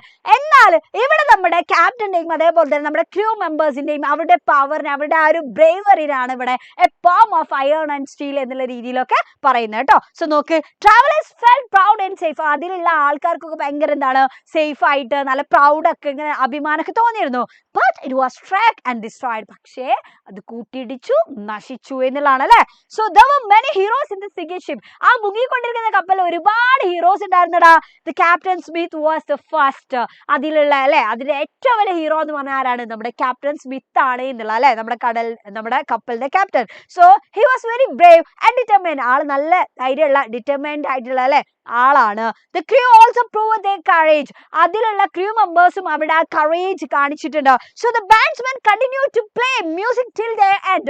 നമ്മുടെ ആ കപ്പലുള്ള ക്യാപ്റ്റൻ മാത്രമല്ല, അതിൽ കുറച്ച് എന്തുണ്ടായിരുന്നു, ബാൻഡ്സ്മാൻ ഉണ്ടായിരുന്നു. അപ്പോ ഈ കപ്പൽ ഇങ്ങനെ മുങ്ങിക്കൊണ്ടിരിക്കുമ്പോ അതിങ്ങനെ മുങ്ങിക്കൊണ്ടിരിക്കുകയാണ്, പക്ഷെ അപ്പോഴും ഈ ബാൻഡ്സ്മാൻ എന്ത് ചെയ്യുന്നുണ്ട്, ബാൻഡ് ഇങ്ങനെ മുട്ടുന്നുണ്ട് എന്നുള്ള. സോ ദി പോം celebrates the courage of Smith and his team. അപ്പൊ ഈ പോം ശരിക്കും സെലിബ്രേറ്റ് ചെയ്യുന്നത് എന്താ, ശ്രദ്ധിച്ചു കേട്ടോ, എന്തിനാണ് ഇത് സെലിബ്രേറ്റ് ചെയ്യുന്നത്, കറേജ് ഓഫ് സ്മിത്തിന്റെ ധൈര്യത്തെയാണ്, ക്യാപ്റ്റൻ സ്മിത്തിന്റെ ധൈര്യത്തെയാണ്, ആൻഡ് ഹിസ് ടീം അദ്ദേഹത്തിന്റെ അല്ലെ ബാക്കിയുള്ള ക്രൂ മെമ്പേഴ്സിന്റെയും കറേജ്, അവരുടെ ബ്രേവറി ആണ് എന്നുള്ള. ഓക്കെ, സോ ഈ ഒരു പോയത്തില് ഇനി ക്വസ്റ്റ്യൻസ് വരുന്ന തീമും കാര്യങ്ങളൊക്കെ കഴിഞ്ഞാൽ വരിക പോയിന്റിംഗ് ഡിവൈസസ് ആണ് കേട്ടോ. അപ്പൊ പോയിന്റിംഗ് ഡിവൈസസ് അറിയുമ്പോൾ നമുക്ക് ആദ്യം തരണം ഇതിന്റെ റൈം സ്കീം എന്താന്നുള്ളത്. AABB ആണ് ഇതിന്റെ rhyme scheme. Okay, rhyme scheme മറക്കണ്ട, AABB ആണ്. ഓക്കെ, സോ ഇനി എന്താണ്, ഇതിൽ പേഴ്സോണിഫിക്കേഷൻ ഉണ്ട്, ഇതിലെ പോയിന്റിംഗ് ഡിവൈസസ് ആണ് കേട്ടോ, പേഴ്സോണിഫിക്കേഷൻ ഉണ്ട്. കാരണം എന്താണ്, ഇവിടെ നോക്ക്, കപ്പലിന് എങ്ങനെ ഈ ലൈനിൽ പറയുന്നത്, she was the last best work of man എന്നൊക്കെ പറയുന്നുണ്ട്. അവള് മനുഷ്യന്റെ ഏറ്റവും അല്ലെ അവസാനത്തെയും എന്നാ ഏറ്റവും ബെസ്റ്റ് ആയിട്ടുള്ള വർക്കാണ് എന്ന് ആരെ പറയണേ, നമ്മുടെ ടൈറ്റാനിക്കിനെ പറയണേ, ഷീ എന്നൊക്കെ അല്ലെ. അപ്പൊ എന്താ ചെയ്തേ, ഹ്യൂമന്റെ ക്വാളിറ്റി ഇവിടെ ആട്രിബ്യൂട്ട് ചെയ്ത് അല്ലെ ഒരു പേഴ്സോണിഫിക്കേഷൻ നടത്തിയിട്ടുണ്ട് ഇവിടെ. സോ അതുകൊണ്ട് തന്നെ ഇത് പേഴ്സോണിഫിക്കേഷൻ എക്സാമ്പിളാ. ആൻഡ് ഇവിടെ നോക്ക്, she struck with a shiver from stump to stern എന്നൊക്കെ പറയുന്നുണ്ട് അല്ലെ. അവിടെയും എന്ത് നടന്നിട്ടുണ്ട്, ഹ്യൂമന്റെ ക്വാളിറ്റി ആട്രിബ്യൂട്ട് ചെയ്ത് കൊടുത്ത് പറഞ്ഞിട്ടുണ്ട്. സോ ഈ 2 ലൈനിലും എന്ത് നമുക്ക് കാണാൻ പറ്റും, ഫിഗേഴ്സ് ഓഫ് സ്പീച്ച് ഏതാന്ന് ചോദിച്ചാൽ പേഴ്സോണിഫിക്കേഷൻ ആണ്. ആൻഡ് ഇവിടെ നോക്ക്, മെറ്റഫർ നമുക്ക് കാണാൻ പറ്റുന്നുണ്ട്. കാരണം എന്താ, മെറ്റഫർ എന്ന് പറഞ്ഞാൽ എന്താണ്, ഡയറക്റ്റ് ആയിട്ടുള്ള കമ്പാരിസൺ ആണ് അല്ലെ, വിത്തൗട്ട് യൂസിങ് ലൈക്കോ ആസ് ഒന്നും ഇല്ലാതെ കമ്പയർ ചെയ്യുന്നതിനാണ്. 2 ഡിഫറെന്റ് ആയിട്ടുള്ള തിങ്സ്. സോ ഇവിടെ നോക്ക്, എ പോം ഓഫ് അയൺ ആൻഡ് സ്റ്റീൽ എന്ന് പറയുന്നുണ്ട് അല്ലെ. അപ്പൊ കറക്റ്റ് എന്താണ്, അവിടെ കമ്പാരിസൺ നടക്കുന്നുണ്ട് അല്ലെ. സോ അതും എന്തിന്റെ എക്സാമ്പിളാ, മെറ്റഫറിന്റെ എക്സാമ്പിളാ. ആൻഡ് ഇവിടെ നോക്ക്, എ സീ ഡ്രീം എന്നൊക്കെ പറയുന്നുണ്ട് ഈ ടൈറ്റാനിക്കിന് അല്ലെ. ദെൻ ഇവിടെ നോക്ക്, ആൻ ഓമിനസ് ഫോം ഓഫ് ഗാസ്ലി വൈറ്റ് എന്നൊക്കെ പറഞ്ഞിട്ട് ആ ഒരു നമ്മുടെ ആ ഒരു ഐസ്ബർഗിനൊക്കെ ഇവിടെ പറയുന്നുണ്ട് അല്ലെ. അപ്പൊ അതും എന്തിന്റെ എക്സാമ്പിൾ ആണ്, മെറ്റഫറിന്റെ എക്സാമ്പിൾ ആണ് കേട്ടോ. അപ്പൊ ജസ്റ്റ് ഒന്ന് മൈൻഡിൽ എന്ത് ചെയ്യാ, ഒന്ന് സെറ്റ് ആക്കുക, ഇതൊക്കെ ഇങ്ങനെ കണ്ട ഇതൊക്കെ അതാണ് എന്നുള്ളൊരു ഓർമ്മ ഉണ്ടാവണം. ഓക്കെ, ദെൻ അതേപോലെ അലിട്രേഷൻ എന്ന് പറഞ്ഞാൽ എന്തായാലും repetition of initial consonant sound. So ഇവിടെ നോക്ക്, ഔട്ട് ഓഫ് സദാംപ്ടൺ ഷീ എന്നൊക്കെ പറഞ്ഞു അല്ലെ. അപ്പൊ ഇവിടെ എന്താണ്, സൗണ്ട് റിപ്പീറ്റഡ് ആയിട്ട് വന്നിട്ടുണ്ട്. ആൻഡ് ഇവിടെ നോക്ക്, she struck with a shiver from stump to stern. അപ്പൊ സ്റ്റംപ് to stern. അതിലൊക്കെ എന്താണ് സൗണ്ട് അവിടെ ഒക്കെ റിപ്പീറ്റഡ് ആയിട്ട് വന്നിട്ടുണ്ട്. ദെൻ ഇവിടെ നോക്ക് ബി ബ്രിട്ടീഷ് കേട്ടോ. ഓക്കെ, ബി ബ്രിട്ടീഷ് ബ് സൗണ്ട് അവിടെ കണ്ടു. ദെൻ ഇവിടെ നോക്ക് sank from sight sound, singing ship അല്ലെ. ദെൻ അതേപോലെ തന്നെ സ്റ്റോറി ഷോൾ സൗണ്ട് സബ്ലിം അവിടെയൊക്കെ എന്താണ് സൗണ്ട് റിപ്പീറ്റഡ് ആയിട്ട് വന്നിട്ടുണ്ട്. അപ്പൊ ഇതൊക്കെ കോൺസണന്റ് സൗണ്ടിന്റെ റിപ്പീറ്റേഷൻ ആണ്. സോ അതൊക്കെ അലിട്രേഷൻ എക്സാമ്പിൾ ആണ്. എന്നാൽ ഇമേജറി ഉണ്ട് ഇതില്, ഇമേജറി ഉണ്ട് അല്ലെ. ഇമേജറി എന്ന് പറഞ്ഞാൽ എന്താണ്, ഏതെങ്കിലും ഒരു ഫ്രേസോ ലൈൻസോ ഒക്കെ വായിച്ചിട്ട് നമുക്ക് കറക്റ്റ് നമുക്ക് എന്താണ് നമുക്ക് സെൻസ് ചെയ്യാൻ പറ്റുന്ന രീതിയിൽ പോയിട്ട് ഡിസ്ക്രൈബ് ചെയ്യുന്ന കാര്യങ്ങളാണ്. അത് ചിലപ്പോൾ കാണാൻ പറ്റുന്ന അല്ലെ, കാണാൻ പറ്റുന്ന വിഷ്വൽ ആയിട്ടുള്ള കാര്യങ്ങളായിരിക്കും, ചിലപ്പോൾ കേൾക്കാൻ പറ്റുന്ന കാര്യങ്ങൾ ഓഡിറ്ററി ആയിരിക്കും, ചിലപ്പോൾ നമുക്ക് ടച്ച് ചെയ്യാൻ പറ്റുന്ന ടാഞ്ചിബിൾ ആയിട്ടുള്ള കാര്യങ്ങളായിരിക്കും, ചിലപ്പോൾ നമുക്ക് മണക്കാൻ പറ്റുന്ന ആൾഫാക്ടറി ആയിട്ടുള്ള കാര്യങ്ങളായിരിക്കും. ഇങ്ങനെ ഡിഫറെന്റ് ഓഫ് എന്തുണ്ട് നമുക്ക് സെൻസ് ചെയ്യാൻ പറ്റുന്ന ഇമാജിനറി ഉണ്ട്. സോ ഇവിടെ നോക്ക് largest and grandest of all ship എന്ന് പറയുന്നുണ്ട്. ആ ഷിപ്പിനെ എങ്ങനെ വർണ്ണിക്കുകയാണ് അല്ലെ, ഷിപ്പിനെ എങ്ങനെ ഡിസ്ക്രൈബ് ചെയ്യുമ്പോൾ അത് നമുക്ക് ഇങ്ങനെ കാണാൻ പറ്റുന്ന കാര്യമല്ലേ അല്ലേ. സോ അത് വിഷ്വൽ ഇമാജിനറി ആണ്. എന്നാൽ ഇവിടെ നോക്ക് out of the darkness and out of the night. ഡാർക്കും നൈറ്റും ഒക്കെ നമുക്ക് കേൾക്കാൻ പറ്റുന്ന കാര്യമാണോ? അല്ല, അതും കാണാൻ പറ്റുന്ന കാര്യമാണ്. ആൻഡ് ഇവിടെ നോക്ക് ആൻഡ് ഓമിനസ് ഫോം ഓഫ് ഗാസ്ലി വൈറ്റ്, വലിയ അല്ലെ ഭീകരപ്പെടുത്തുന്ന രീതിയിലുള്ള രൂപം എന്നാ പറഞ്ഞേ. അതും എന്താണടാ, അതും നമുക്ക് കാണാൻ പറ്റുന്ന കാര്യമാണ്. സോ അതെന്തിന്റെ എക്സാമ്പിൾ ആണ്? വിഷ്വൽ ഇമാജിനറിക്ക് എക്സാമ്പിൾ ആണ് എന്നുള്ളത്. ഓക്കെ, സോ ഇവിടെ ചോദ്യം നോക്ക് 2018 3 മാർക്സിന് ചോദിച്ചിട്ടുള്ള ചോദ്യമാണ്. സോ നോക്ക് read the following lines and comment on the poetic devices used in the stanza അല്ലെ. നമുക്ക് തന്നിരിക്കുന്ന സ്റ്റാൻസ് ചെയ്യുന്ന പോയറ്റിക് ഡിവൈസസ് ആണെടാ കമന്റ് ചെയ്യാൻ പറഞ്ഞേ. ഓക്കെ, 3 മാർക്കിനാ ചോദിച്ചേ. അപ്പൊ കറക്റ്റ് ഈ 4 ലൈനിന് നമുക്ക് ചെയ്യാൻ പറ്റണം, ഇതിലെ പോയറ്റിക് ഡിവൈസസ് നമുക്ക് പറയാൻ പറ്റണം. സോ ഇവിടെ നോക്ക് out of സദാംപ്ടൺ she sung with stream. ഇതിൽ എന്തുണ്ടായിരുന്നു? ഇവിടെ നമുക്ക് അലിട്രേഷൻ ഉണ്ടായിരുന്നു അല്ലേ, അലിട്രേഷൻ ഉണ്ട്. എന്നാൽ ഇവിടെ നോക്ക് A poem of iron and steel എന്ന് പറയുന്നുണ്ട്. അതെന്താടാ? അത് മെറ്റഫർ ആണ് അല്ലെ, മെറ്റഫർ ആണ്. എന്നാൽ എ സീ ഡ്രീം എന്ന് പറയുന്നുണ്ടല്ലേ, അതും എന്തായിരുന്നടാ? മെറ്റഫർ ആണല്ലോ, മെറ്റഫർ ആണ്. എന്നാൽ ഇവിടെ നോക്ക് the largest and the grandest of all ship that day എന്ന് പറഞ്ഞിട്ടുണ്ടായിരുന്നു അല്ലെ. അതെന്താടാ? അത് ഞാൻ നേരത്തെ പറഞ്ഞിട്ടുണ്ടായിരുന്നു, നമുക്ക് കാണാൻ പറ്റുന്ന കാര്യമാണ്. അപ്പൊ അതെന്താ? വിഷ്വൽ ഇമേജറി ആണല്ലേ, വിഷ്വൽ ഇമേജറി ആണ് എന്നുള്ള. അപ്പൊ കൃത്യമായിട്ട് നമുക്ക് എന്ത് ചെയ്യാൻ പറ്റി? 3 ഫിഗർ ഓഫ് സ്പീച്ച് നമ്മൾ കണ്ടെത്തി. സോ നമുക്ക് അതിന്റെ 3 മാർക്ക് നമുക്ക് കിട്ടാൻ പോകുന്നു. ഓക്കെ, അപ്പൊ ഈ രീതിയിൽ വരെ ക്വസ്റ്റ്യൻസ് വരാറുണ്ട് എക്സാമിന് കേട്ടോ. നമ്മുടെ ഷോർട്സ് ഒക്കെ നമ്മൾ ചെയ്തിട്ടുണ്ടായിരുന്നു, എങ്ങനെയാണ് നമ്മൾ 7 മാർക്ക് ഒറ്റ മിനിറ്റിൽ നമ്മൾ അച്ചീവ് ചെയ്യാന്ന് പറഞ്ഞിട്ട്. അപ്പൊ അതാണ് നമ്മൾ പെട്ടെന്ന് നമുക്ക് ലൈൻ കാണുമ്പോൾ കൃത്യമായിട്ട് നമുക്ക് ഫിഗർ ഓഫ് സ്പീച്ച് നമുക്ക് കണ്ടെത്താൻ വേണ്ടി പറ്റണം. ഓക്കെ, സോ ഇതിന്റെ theme poetic devices, the news paper report അറിഞ്ഞാൽ നമുക്ക് എന്ത് സെറ്റായി? ഈ ചാപ്റ്റർ നമുക്ക് സെറ്റായി എന്നുള്ള. സോ പ്രീവിയസ് ഇയർ ക്വസ്റ്റ്യൻസ് ആണ് നമ്മൾ ഇനി പറയാൻ പോകുന്നത്, യൂണിറ്റ് 4ന്റെ previous year questions. Okay, so നോക്ക് കറക്റ്റ് കേട്ടോ ഇതിൽ എന്തൊക്കെയാണ് പറയാൻ പോകുന്നത് എന്നുള്ള കേട്ടോ. So first question, you have read the poem The Wreck of Titanic. Imagine that you are a reporter of a local daily. Prepare a news report to be published on the wreck of Titanic. അപ്പോൾ നിങ്ങൾ വിചാരിക്കുക അല്ലെ, നമ്മൾ എന്താണ് local ഡയലിയിലെ ഒരു reporter ആണ്. So ആ ഒരു റെക്ക് ഓഫ് ടൈറ്റാനിക് അല്ലെ, ടൈറ്റാനിക് ഡിസാസ്റ്ററുമായി ബന്ധപ്പെട്ട് നമ്മൾ തയ്യാറാക്കുന്ന ന്യൂസ് പേപ്പർ റിപ്പോർട്ടാണ് ചോദിച്ചത്. Okay, so news paper article അല്ലെങ്കിൽ ന്യൂസ് പേപ്പർ റിപ്പോർട്ട് എന്നൊക്കെ പറയുമ്പോൾ നമുക്ക് എന്ത് വേണം? ഒരു ടൈറ്റിൽ നമുക്ക് നിർബന്ധമാണ് അല്ലെ. ടൈറ്റിൽ വേണം, പ്ലേസ് വേണം, ദെൻ ഡേറ്റ് വേണം. എന്നിട്ട് നമ്മൾ എന്ത് ചെയ്യുക? ഇൻട്രൊഡക്ഷൻ അല്ലേ, എവിടുന്ന് എങ്ങോട്ടാണ് പോകുന്നത്? സദാംപ്ടൺ എന്ന് ന്യൂയോർക്കിലേക്കാണ് പോകുന്നത്. എന്തായി? അത് collided with a huge iceberg അല്ലെ, ഐസ്ബർഗുമായിട്ട് കൊളൈഡ് ചെയ്തു. എന്നിട്ട് sank in the icy water, തണുത്ത ആ വാട്ടറിലേക്ക് അത് മുങ്ങിപ്പോയി. അതിൽ 200 പാസഞ്ചേഴ്സ് ഉണ്ടായിരുന്നു, 60 ക്രൂ മെമ്പേഴ്സ് ഉണ്ടായിരുന്നു. ക്യാപ്റ്റൻ ആരാണ്? ക്യാപ്റ്റൻ സ്മിത്ത് ആണ്. ഇതൊക്കെ നമ്മൾ പറഞ്ഞു. എന്നിട്ട് പിന്നെ എന്താണ്, എത്ര ആളുകൾ മരിച്ചിട്ടുണ്ട് അല്ലെ, എന്തൊക്കെയാണ് കാര്യങ്ങൾ ചെയ്തിട്ടുള്ളത്, അവർ ചെയ്തിട്ടുള്ള ഹീറോയിക് ആക്ടിനെ പറ്റിയിട്ടൊക്കെ പറയാം. ആൻഡ് ഇംഗ്ലണ്ട് എന്നിട്ട് എന്താണ് ഒരു മോർണിംഗ്, ഒരു വിലാപ ദിവസം എന്നുള്ള രീതിയിൽ അവർ ഒരു ദിവസം ഡിക്ലെയർ ചെയ്തു എന്നൊക്കെ പറഞ്ഞു. എന്നിട്ട് ഗവൺമെന്റ് എന്ത് ചെയ്തിട്ടുണ്ടായിരുന്നു? ഫൈനാൻഷ്യൽ റിലീഫ് ഒക്കെ അവർക്ക് ഇത് മരിച്ച ആളുകൾക്കൊക്കെ ഏൽപ്പിച്ചിട്ടുണ്ട് അല്ലെ. റിലേറ്റീവ്സ് ഓഫ് ദ വിക്ടിംസ്, ഇതിൽ ഇരയാക്കപ്പെട്ടിട്ടുള്ള ബന്ധുക്കൾക്ക് അവര് ഡിക്ലെയർ ചെയ്തിട്ടുണ്ട് എന്നാണ് പറയാൻ, അനൗൺസ് ചെയ്തിട്ടുണ്ട്. So one of the survivors remarked അല്ലെ, അതിൽ അതിജീവിച്ചിട്ടുള്ള ഒരാൾ എന്താണ് റിമാർക്ക് ചെയ്തിട്ടുള്ളത്? I have never seen anything more tragic and nobler in all my life. ഇത്രയും അല്ലേ ഭീകരമായിട്ടുള്ള ഒരു സംഭവം, ട്രാജിക് ആയിട്ടുള്ള സംഭവം ഞാൻ എൻ്റെ ലൈഫിൽ ഇതുവരെ കണ്ടിട്ടില്ല. ആൻഡ് അത് മാത്രമല്ല, പക്ഷേ ഈ ഒരു ട്രാജഡിക്ക് മറ്റൊരു പ്രത്യേകതയും കൂടിയുണ്ട്. കാരണം എന്താ? It exposes the greatest act of courage അല്ലെ, courage and bravery of the captain Smith and his crew members, the team members അല്ലെ. ആ സംഭവം കൂടി ഇത് എക്സ്പോസ് ചെയ്യുന്നുണ്ട്, കാണിക്കുന്നുണ്ട്. അപ്പൊ അത് നമുക്ക് പറയാം കേട്ടോ. അപ്പൊ ഇതൊക്കെ വെച്ചിട്ട് നമ്മൾ എന്ത് ചെയ്യണം? ഒരു ന്യൂസ് പേപ്പർ റിപ്പോർട്ട് നമ്മൾ ഇങ്ങനെ തയ്യാറാക്കണം എന്നുള്ള. ഓക്കെ, സോ അടുത്ത ചോദ്യം നോക്കണം. ഓക്കെ, നോക്ക്, disasters cannot be prevented but the impact can be reduced through proper disaster management. നമുക്ക് എന്ത് ചെയ്യാൻ പറ്റില്ല, ഈ ഡിസാസ്റ്റർ നമുക്ക് തടയാനൊന്നും പറ്റില്ല, പക്ഷേ നമുക്ക് പ്രോപ്പർ ആയിട്ടുള്ള ഡിസാസ്റ്റർ മാനേജ്മെന്റ് സിസ്റ്റത്തോട് കൂടിയിട്ട് അത് ഇങ്ങനെ എന്ത് ചെയ്യാൻ പറ്റും, അതിന്റെ ഒരു ഇമ്പാക്ട് നമുക്ക് റെഡ്യൂസ് ചെയ്യാൻ പറ്റും. So how does science and technology help us to manage disasters? സയൻസും ടെക്നോളജിയും ശരിക്കും ഈ ഡിസാസ്റ്റേഴ്സിന്റെ ദുരന്തങ്ങളെ മാനേജ് ചെയ്യാൻ അല്ലെ എത്രത്തോളം ഹെൽപ്പ് ചെയ്യുന്നുണ്ട് എന്നുള്ള. So is India really prepared to manage disaster properly? ശരിക്കും ഇന്ത്യ ഇതിനൊക്കെ തയ്യാറാണോ ദുരന്തങ്ങളൊക്കെ ഫേസ് ചെയ്യാൻ വേണ്ടിയിട്ട്? And what should we bear in mind for the effective management of disaster? അപ്പോൾ ഒരു ദുരന്തം കറക്റ്റ് എഫക്റ്റീവ് ആയിട്ട് മാനേജ് ചെയ്യാൻ വേണ്ടിയിട്ട് നമ്മുടെ മൈൻഡിൽ നമ്മൾ എന്തൊക്കെയാണ് അല്ലെ നമ്മൾ കരുതേണ്ടതെന്നുള്ള. So prepare write up on disaster management in India. അപ്പോൾ നമ്മുടെ ചോദ്യം ഡിസാസ്റ്റർ മാനേജ്മെന്റ് ഇൻ ഇന്ത്യനെ പറ്റിയിട്ട് എന്ത് ചെയ്യണം, നമ്മൾ റൈറ്റ് അപ്പ് ചെയ്താനാണ്. സോ 8 മാർക്കിന് ചോദിച്ചിട്ടുള്ള ചോദ്യമാണ് കേട്ടോ. ഓക്കെ, സോ ഡിസാസ്റ്റർ മാനേജ്മെന്റ് അല്ലെ എങ്ങനെയൊക്കെയാണ് പോസിബിൾ ആയിട്ടുള്ളത്, അപ്പം ഇന്ത്യയിൽ എന്തൊക്കെ ഡിസാസ്റ്റർ മാനേജ്മെന്റ് സിസ്റ്റം ഉണ്ടോ, ഇതിനൊക്കെ പറ്റിയിട്ട് നമ്മൾ റൈറ്റ് അപ്പ് ചെയ്തണം. സോ റൈറ്റ് അപ്പ് എന്ന് കേൾക്കുമ്പോൾ നിങ്ങൾക്ക് കൺഫ്യൂഷൻ ഉണ്ടാകാൻ പാടില്ല, കാരണം റൈറ്റ് അപ്പ് എന്ന് പറഞ്ഞാൽ എന്താണ്, ഇത് 8 മാർക്കിനാണ് ചോദിച്ചത്. സോ നമ്മൾ അതിന് എന്തായാലും ഹെഡിങ് കൊടുക്കാം. ഓക്കെ, എങ്ങനെയാണ് നമ്മൾ എസ് ഒക്കെ എഴുതാറില്ലടാ, എസ് ഒക്കെ എഴുതുന്ന പോലെ തന്നെ നല്ല പാരഗ്രാഫ് ആയിട്ട് നമ്മൾ കാര്യങ്ങൾ പറയാം 8 മാർക്കിനായതുകൊണ്ട്. എന്നിട്ട് ഇവിടെ നിങ്ങൾ ശ്രദ്ധിക്കേണ്ടത് നിങ്ങളുടെ അഭിപ്രായം പറയുന്ന പോലെയാണ് ഇതിൽ നമ്മൾ കാര്യങ്ങൾ പറയാം, അതായത് ഇങ്ങനെ ഒരു വ്യക്തത വരുത്താണ് നമുക്ക് തന്നിരിക്കുന്ന ടോപ്പിക്കിൽ. ഓക്കെ, സോ ഇവിടെ നോക്ക്, നമ്മൾ എങ്ങനെ പറയുന്നുണ്ട്, disaster management system in India safeguarding lifes and property എന്ന് പറഞ്ഞ് നമ്മൾ ടൈറ്റിൽ കൊടുത്തിട്ടുണ്ട്. അതായത് ഇന്ത്യയിലുള്ള ഡിസാസ്റ്റർ മാനേജ്മെന്റ് അല്ലെ.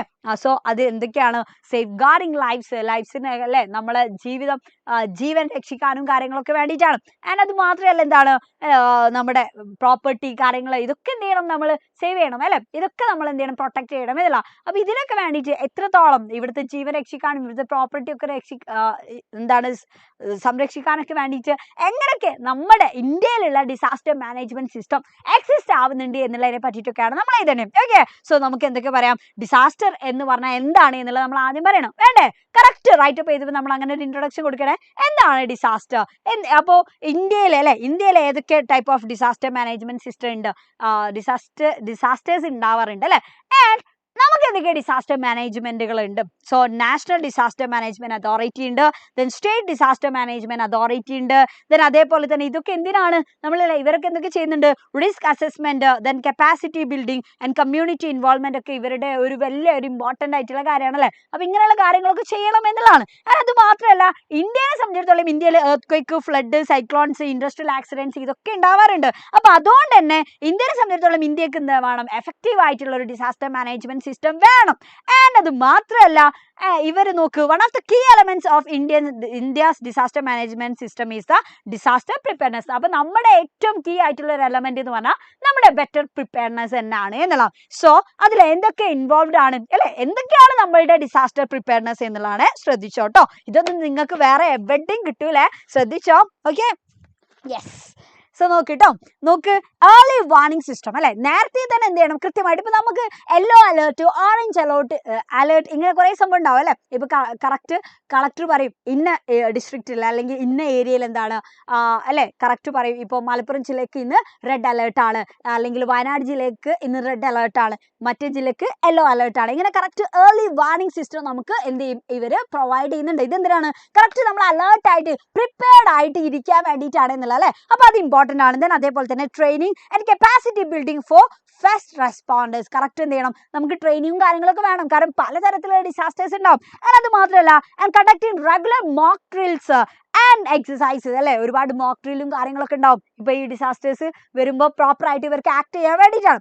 ഓക്കെ, നോക്ക് നാഷണൽ ഡിസാസ്റ്റേഴ്സ് റെസ്പോൺസ് ഫോഴ്സ് അഥവാ NDRF എന്ന് പറയുന്നുണ്ട്. അപ്പൊ അതിനും എന്തുണ്ട്, ക്രൂഷ്യൽ ആയിട്ടുള്ള റോൾ ഉണ്ട്.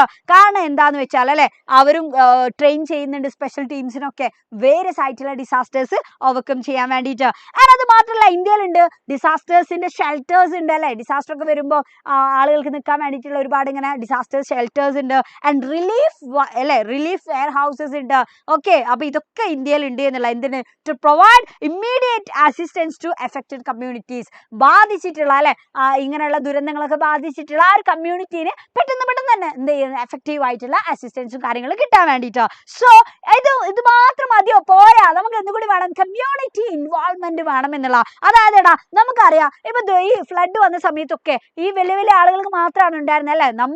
നമ്മുടെ ഫിഷർമാൻ ഇറങ്ങിയിട്ടുണ്ട് അല്ലെ, ഒരുപാട് മത്സ്യത്തൊഴിലാളികളൊക്കെ ഇറങ്ങിയിട്ടുണ്ട്. അപ്പൊ അവരൊക്കെ അവിടുത്തെ നോർമൽ ആയിട്ടുള്ള അല്ലെ നമ്മുടെ കമ്മ്യൂണിറ്റിയാണ്. പക്ഷെ അവർ ഇറങ്ങിയത് എന്തിനാന്ന് വെച്ചാല് നമ്മൾ കറക്റ്റ് 2018 എന്ന് പറഞ്ഞിട്ടുള്ള നമ്മുടെ ആ ഒരു ഫിലിമിലൊക്കെ നമ്മൾ കാണുന്നുണ്ട്. അതായത് വരുന്ന ആളുകൾക്ക് കറക്റ്റ് അറിയില്ല എവിടേക്ക് ആരൊക്കെ പെട്ട് കിടക്കുന്നുണ്ട്, ഏതൊക്കെയാണ് ഭയങ്കരമായിട്ടുള്ള അല്ലെ ഏരിയാസ്, വൾണറബിൾ ഏരിയാസ് എന്നുള്ളതൊക്കെ അറിയില്ല. പക്ഷെ അത് അവിടുത്തെ ലോക്കൽ പീപ്പിളിന് വളരെ കൃത്യമായിട്ട് മനസ്സിലാവും എവിടേക്ക് ആരൊക്കെ എന്തൊക്കെ ചെയ്യണം എന്നുള്ളതൊക്കെ. അപ്പം അവിടുത്തെ കമ്മ്യൂണിറ്റി അതിൽ ഇൻവോൾവ് ആണ് എന്നുണ്ടെങ്കിൽ ആ ഒരു പ്രദേശത്തെ ഡിസാസ്റ്റർ മാനേജ്മെന്റ് പ്രോപ്പർ ആയിട്ട് എഫക്റ്റീവ് ആയിട്ട് നമുക്ക് കൊണ്ടുവരാൻ വേണ്ടി പറ്റുമെന്നുള്ള കേട്ടോ. അപ്പൊ നമ്മൾ ഈ എസ് ഒക്കെ വരുമ്പോൾ എന്ത് ചെയ്യണം, നമ്മൾ കണക്ട് ചെയ്തിട്ട് അങ്ങോട്ട് എഴുതുക കേട്ടോ. 2018 2019 നമ്മുടെ കേരള ഫ്ലഡ് ഒക്കെ നമുക്ക് കണക്ട് ചെയ്ത് എഴുതാൻ പറ്റും. ഓക്കെ, സോ നോക്ക്, identify vulnerable areas, conducting awareness campaigns and developing community based disaster management plans അല്ലെ. അപ്പൊ ഇതൊക്കെ ചെയ്യാൻ വേണ്ടിയിട്ട് കമ്മ്യൂണിറ്റി ഇൻവോൾവ്മെന്റ് അത്യാവശ്യമാണ് എന്നുള്ള. And this grassroots involvement helps in enhancing the resilience of communities and ensures a more effective response during disasters അല്ലെ. അപ്പം ഇങ്ങനെയുള്ള ദുരന്തങ്ങൾ വരുന്ന സമയത്ത് അതൊന്നും കൂടി എഫക്റ്റീവ് ആണെന്ന് എൻഷുർ ചെയ്യാൻ ഇത്തരത്തിലുള്ള കാര്യങ്ങൾക്ക് കഴിയുമെന്നുള്ള. ഓക്കെ, എന്നിട്ട് കൺക്ലൂഷൻ ആയിട്ട് നമുക്ക് എന്തൊക്കെ പറയാം, ഇന്ത്യയിൽ അല്ലെ എങ്ങനെയൊക്കെയുള്ള ഡിസാസ്റ്റർ മാനേജ്മെന്റ് സിസ്റ്റം ഉണ്ട്. അപ്പൊ ഇതൊക്കെ എന്തിനാണ്? മിനിമൈസ് ഇമ്പാക്ട് ഓഫ് ഡിസാസ്റ്റേഴ്സ്, ഇതിന്റെ ആ ഒരു ഇമ്പാക്ട് കുറക്കാൻ വേണ്ടിയിട്ട്. So NDMA, SDMA, NDRF and local communities ഇതൊക്കെ ഉണ്ട് ഇന്ത്യയിൽ അല്ലെ. സോ അതൊക്കെ എന്തിനാണെന്ന് വെച്ചാൽ നമ്മളുടെ റെസ്പോൺസ് കപ്പാബിലിറ്റീസ് കൂട്ടാനും നമ്മുടെ ഈ ഒരു ഇമ്പാക്ട് കുറക്കാനൊക്കെ വേണ്ടിയിട്ട്. So it is crucial for students to understand and appreciate the importance of this system and safeguarding the nation from the adverse effect of disasters. അപ്പോൾ നമ്മുടെ വിദ്യാർത്ഥികൾക്ക് എന്താണ് ഇത് അത്രയും ഇമ്പോർട്ടൻ്റ് ആണ് ഈ ഒരു ഡിസാസ്റ്റർ മാനേജ്മെന്റ് സിസ്റ്റത്തിന്റെ ഇമ്പോർട്ടൻസ് മനസ്സിലാക്കാൻ ഒക്കെ കേട്ടോ. എന്തിനാന്ന് വെച്ചാൽ അവർ അല്ലേ എത്രത്തോളം അടിപൊളിയായിട്ടാണ് ഈ ഒരു മേഖലയിൽ വർക്ക് ചെയ്യുന്നത്. അപ്പോൾ അവരെ അപ്രിഷിയേറ്റ് ചെയ്യാനും അവരെ റിയലൈസ് ചെയ്യാനൊക്കെ അത് ഏറ്റവും ഇമ്പോർട്ടൻ്റ് ആയിട്ടുള്ള കാര്യമാണ് എന്നുള്ളതൊക്കെയാണ് പറയുന്നത്. ഓക്കെ, കാരണം നാഷണൽ നന്നായിട്ട് ലീഡ് ചെയ്യാണ്. ഓക്കെ, സോ അടുത്ത ചോദ്യം എന്താ പറയുന്നടാ, write a letter to edit ആണ്. ലെറ്റർ ടു എഡിറ്റ് ആണ് അടുത്ത ചോദ്യം കേട്ടോ. എന്തിനെ പറ്റിയിട്ടാണ്? 2018 അല്ലേ നമ്മുടെ കേരള ഫ്ലഡ് ഒക്കെ ഉണ്ടല്ലോ. അപ്പൊ അതിനൊക്കെ പറ്റിയിട്ടാണ് നമ്മൾ ഇവിടെ എഴുതാൻ പോകുന്നത്. സോ അതിൽ എന്തിനെ പറ്റിയിട്ടാണ്? On the ways to tackle disaster and the need for a more effective disaster management system അല്ലെ. അപ്പൊ നമ്മൾ ആ ലെറ്റർ ടു എഡിറ്റിൽ നമ്മൾ പറയാൻ പോകുന്നത് എങ്ങനെയൊക്കെ നമുക്ക് ഡിസാസ്റ്റേഴ്സ്, ദുരന്തങ്ങൾ നമുക്ക് ടാക്കിൾ ചെയ്യാം and the need for a more effective disaster management system അല്ലെ. നമുക്ക് നല്ല എഫക്റ്റീവ് ആയിട്ടുള്ള ഒരു ഡിസാസ്റ്റർ മാനേജ്മെന്റ് സിസ്റ്റം നമുക്ക് വേണം. ഓക്കെ, അപ്പൊ അതിന്റെ നീഡ് എന്താണ്, ഇങ്ങനെയുള്ള കാര്യങ്ങളൊക്കെ പറഞ്ഞിട്ട് നമ്മൾ ലെറ്റർ ടു എഡിറ്റ് ആണ് നമ്മൾ എഴുതുന്നത് എന്നുള്ള കേട്ടോ. ഓക്കെ, ഓ എന്താലേ ഇങ്ങനെ കളിച്ച ശരിയാവടാ. ഓക്കെ, സോ നോക്കട്ടോ. അപ്പൊ ലെറ്റർ ടു എഡിറ്റർ ആകുമ്പോൾ നമ്മൾ നേരത്തെ പറഞ്ഞിട്ടുണ്ടായിരുന്നു എന്ത് ആദ്യം നമ്മൾ എഴുതണം, ഫ്രം അഡ്രസ്സ് കൊടുക്കണം. വേണ്ടേ? ഫ്രം അഡ്രസ്സ് നമ്മൾ കൊടുക്കണം, ആരാർക്കാണ് അയക്കുന്നത് എന്ന് കൊടുക്കണം. അത് കഴിഞ്ഞിട്ടോ യെസ് നമ്മൾ എന്താണ് ഡേറ്റ് കൊടുക്കേണ്ടടാ, ഡേറ്റ് കൊടുക്കണം. ഓക്കെ, ഡേറ്റ് കൊടുക്കണം. ദെൻ ടു അഡ്രസ്സ് നമ്മൾ കൊടുത്തു. ഓക്കെ, എഡിറ്റർ ഏതാണ് ന്യൂസ് പേപ്പർ അങ്ങനെയുള്ള കാര്യങ്ങളൊക്കെ കൊടുക്കാം. അത് കഴിഞ്ഞിട്ട് നമുക്ക് എന്ത് വേണം, സബ്ജക്റ്റ് വേണം. ഓക്കെ, സോ ഇവിടെ എന്താണ് നമ്മുടെ സബ്ജക്റ്റ് എന്തായിരുന്നു? Enhancing disaster management through environment friendly measures. Okay, അപ്പൊ അതാണ് നമ്മുടെ സബ്ജക്റ്റ്. നമ്മൾ നല്ലൊരു സബ്ജക്റ്റ് തന്നെ സിംഗിൾ ലൈനിൽ നല്ല അടിപൊളിയായിട്ട് കൊടുത്തു. ഇനി നമ്മൾ ഡിയർ എഡിറ്റർ എന്ന് പറഞ്ഞിട്ട് കാര്യം പറയാം. എന്താണ്? I M writing to express my concern about the devastating floods and incidents rains that wreaked havoc in August 2018 അല്ലേ. അപ്പൊ ഞാൻ എഴുതാൻ പോകുന്നത് ഈ 2018 ഇത്രയും അല്ലെ നിർത്താതെയുള്ള മഴയും ആ മഴ കാരണം ഉണ്ടായിട്ടുണ്ടായിരുന്ന ഫ്ലഡ്, അപ്പൊ പെട്ടെന്ന് ഉണ്ടായിട്ടുള്ള ആ ഫ്ലഡും അത് വഴി വന്നിട്ടുള്ള നാശനഷ്ടങ്ങളൊക്കെ അല്ലേ. അപ്പൊ ഇതിനൊക്കെ പറ്റിയിട്ടുള്ള കൺസേൺ എക്സ്പ്രസ് ചെയ്യാൻ വേണ്ടിയിട്ടാണ്. So leaving an indelible mark on our collective memory അല്ലെ. അത് ശരിക്കും അത്രയും നമ്മുടെ ഓർമ്മകളിൽ നിൽക്കുന്ന ഒരു സംഭവമാണ് ഈ 2018 ഓഗസ്റ്റിലെ ഈ ഒരു ഫ്ലഡ് എന്ന് പറഞ്ഞാൽ.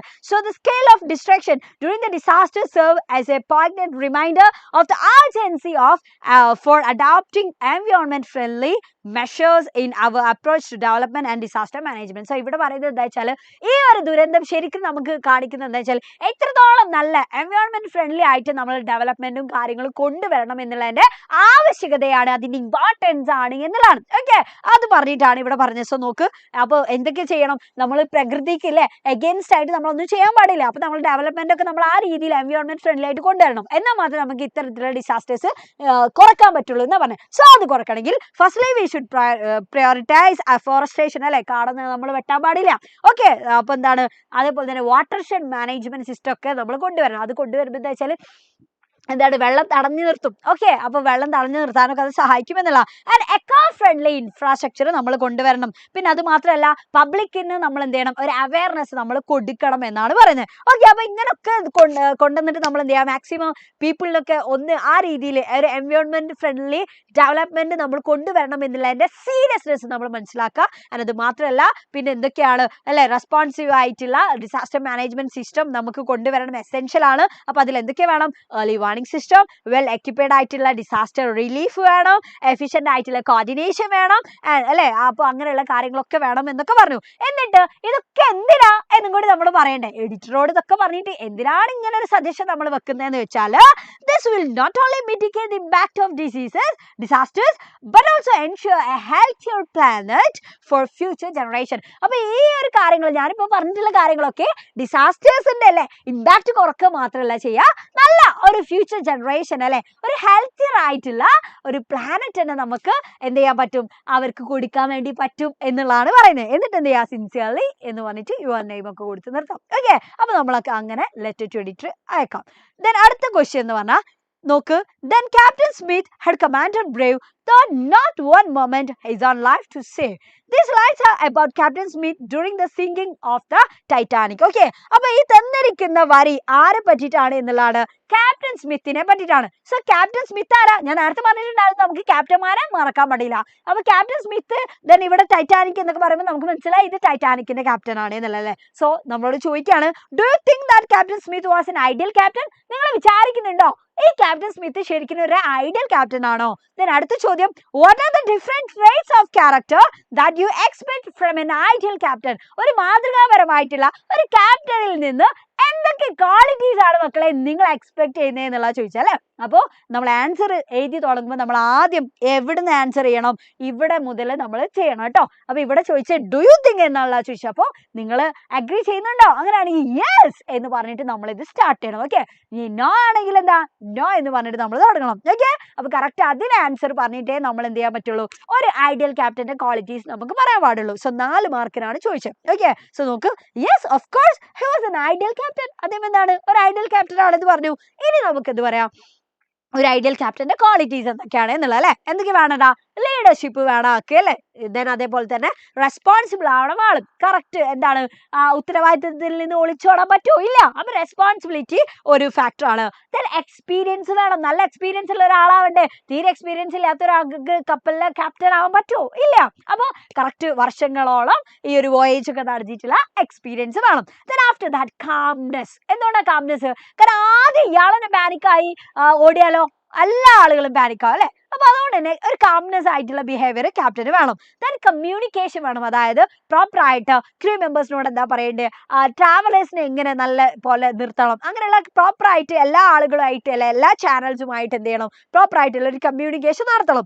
And the next one is prioritization അല്ലെ. കറക്റ്റ് എന്താണ്, പ്രിയോറിറ്റി കൊടുക്കണം, അതായത് യാത്രക്കാരുടെ സേഫ്റ്റിക്ക് അല്ലെ, അതായത് സ്വന്തം സേഫ്റ്റി നോക്കാതെ ബാക്കിയുള്ള ആളുകൾക്ക് ആ ഒരു അവരുടെ സേഫ്റ്റി നമ്മൾ എന്ത് ചെയ്യണം, ക്യാപ്റ്റൻ പ്രയോറിറ്റി കൊടുക്കണം എന്നുള്ള. ഓക്കെ, സോ ദെൻ അതേപോലെ തന്നെ നോക്ക്, പ്രോബ്ലം സോൾവിങ്. എന്ത് പ്രശ്നം വന്നാലും അതിന് ആപ്റ്റ് ആയിട്ടുള്ള കാര്യങ്ങൾ ഡിസിഷൻ എടുക്കാൻ വേണ്ടി പറ്റണം. ആൻഡ് അതേപോലെ തന്നെ അക്കൗണ്ടബിലിറ്റി, അത് മറ്റൊരു പോയിന്റ് ആണ് കേട്ടോ. സോ നോക്ക്, taking responsibility for the ship and it's passengers as A fundamental trait of A captain. Then next എന്താണ്, ടീം വർക്കും. കറക്റ്റ് എന്താണ്, ഒരു ടീം വർക്കും ചെയ്യാൻ വേണ്ടി പറ്റണ്ടേ. അല്ല ആളിങ്ങനെ ഞാൻ ക്യാപ്റ്റനാ വിചാരിച്ചിങ്ങനെ നടന്നാൽ മാത്രം പോരാ.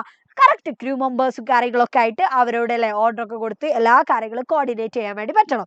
സോ അടുത്തത് എന്താണ്, എത്തിക്കൽ കണ്ടക്ട് അഥവാ ഹോണസ്റ്റി ആയിരിക്കണം ആള് എന്നുള്ള കേട്ടോ.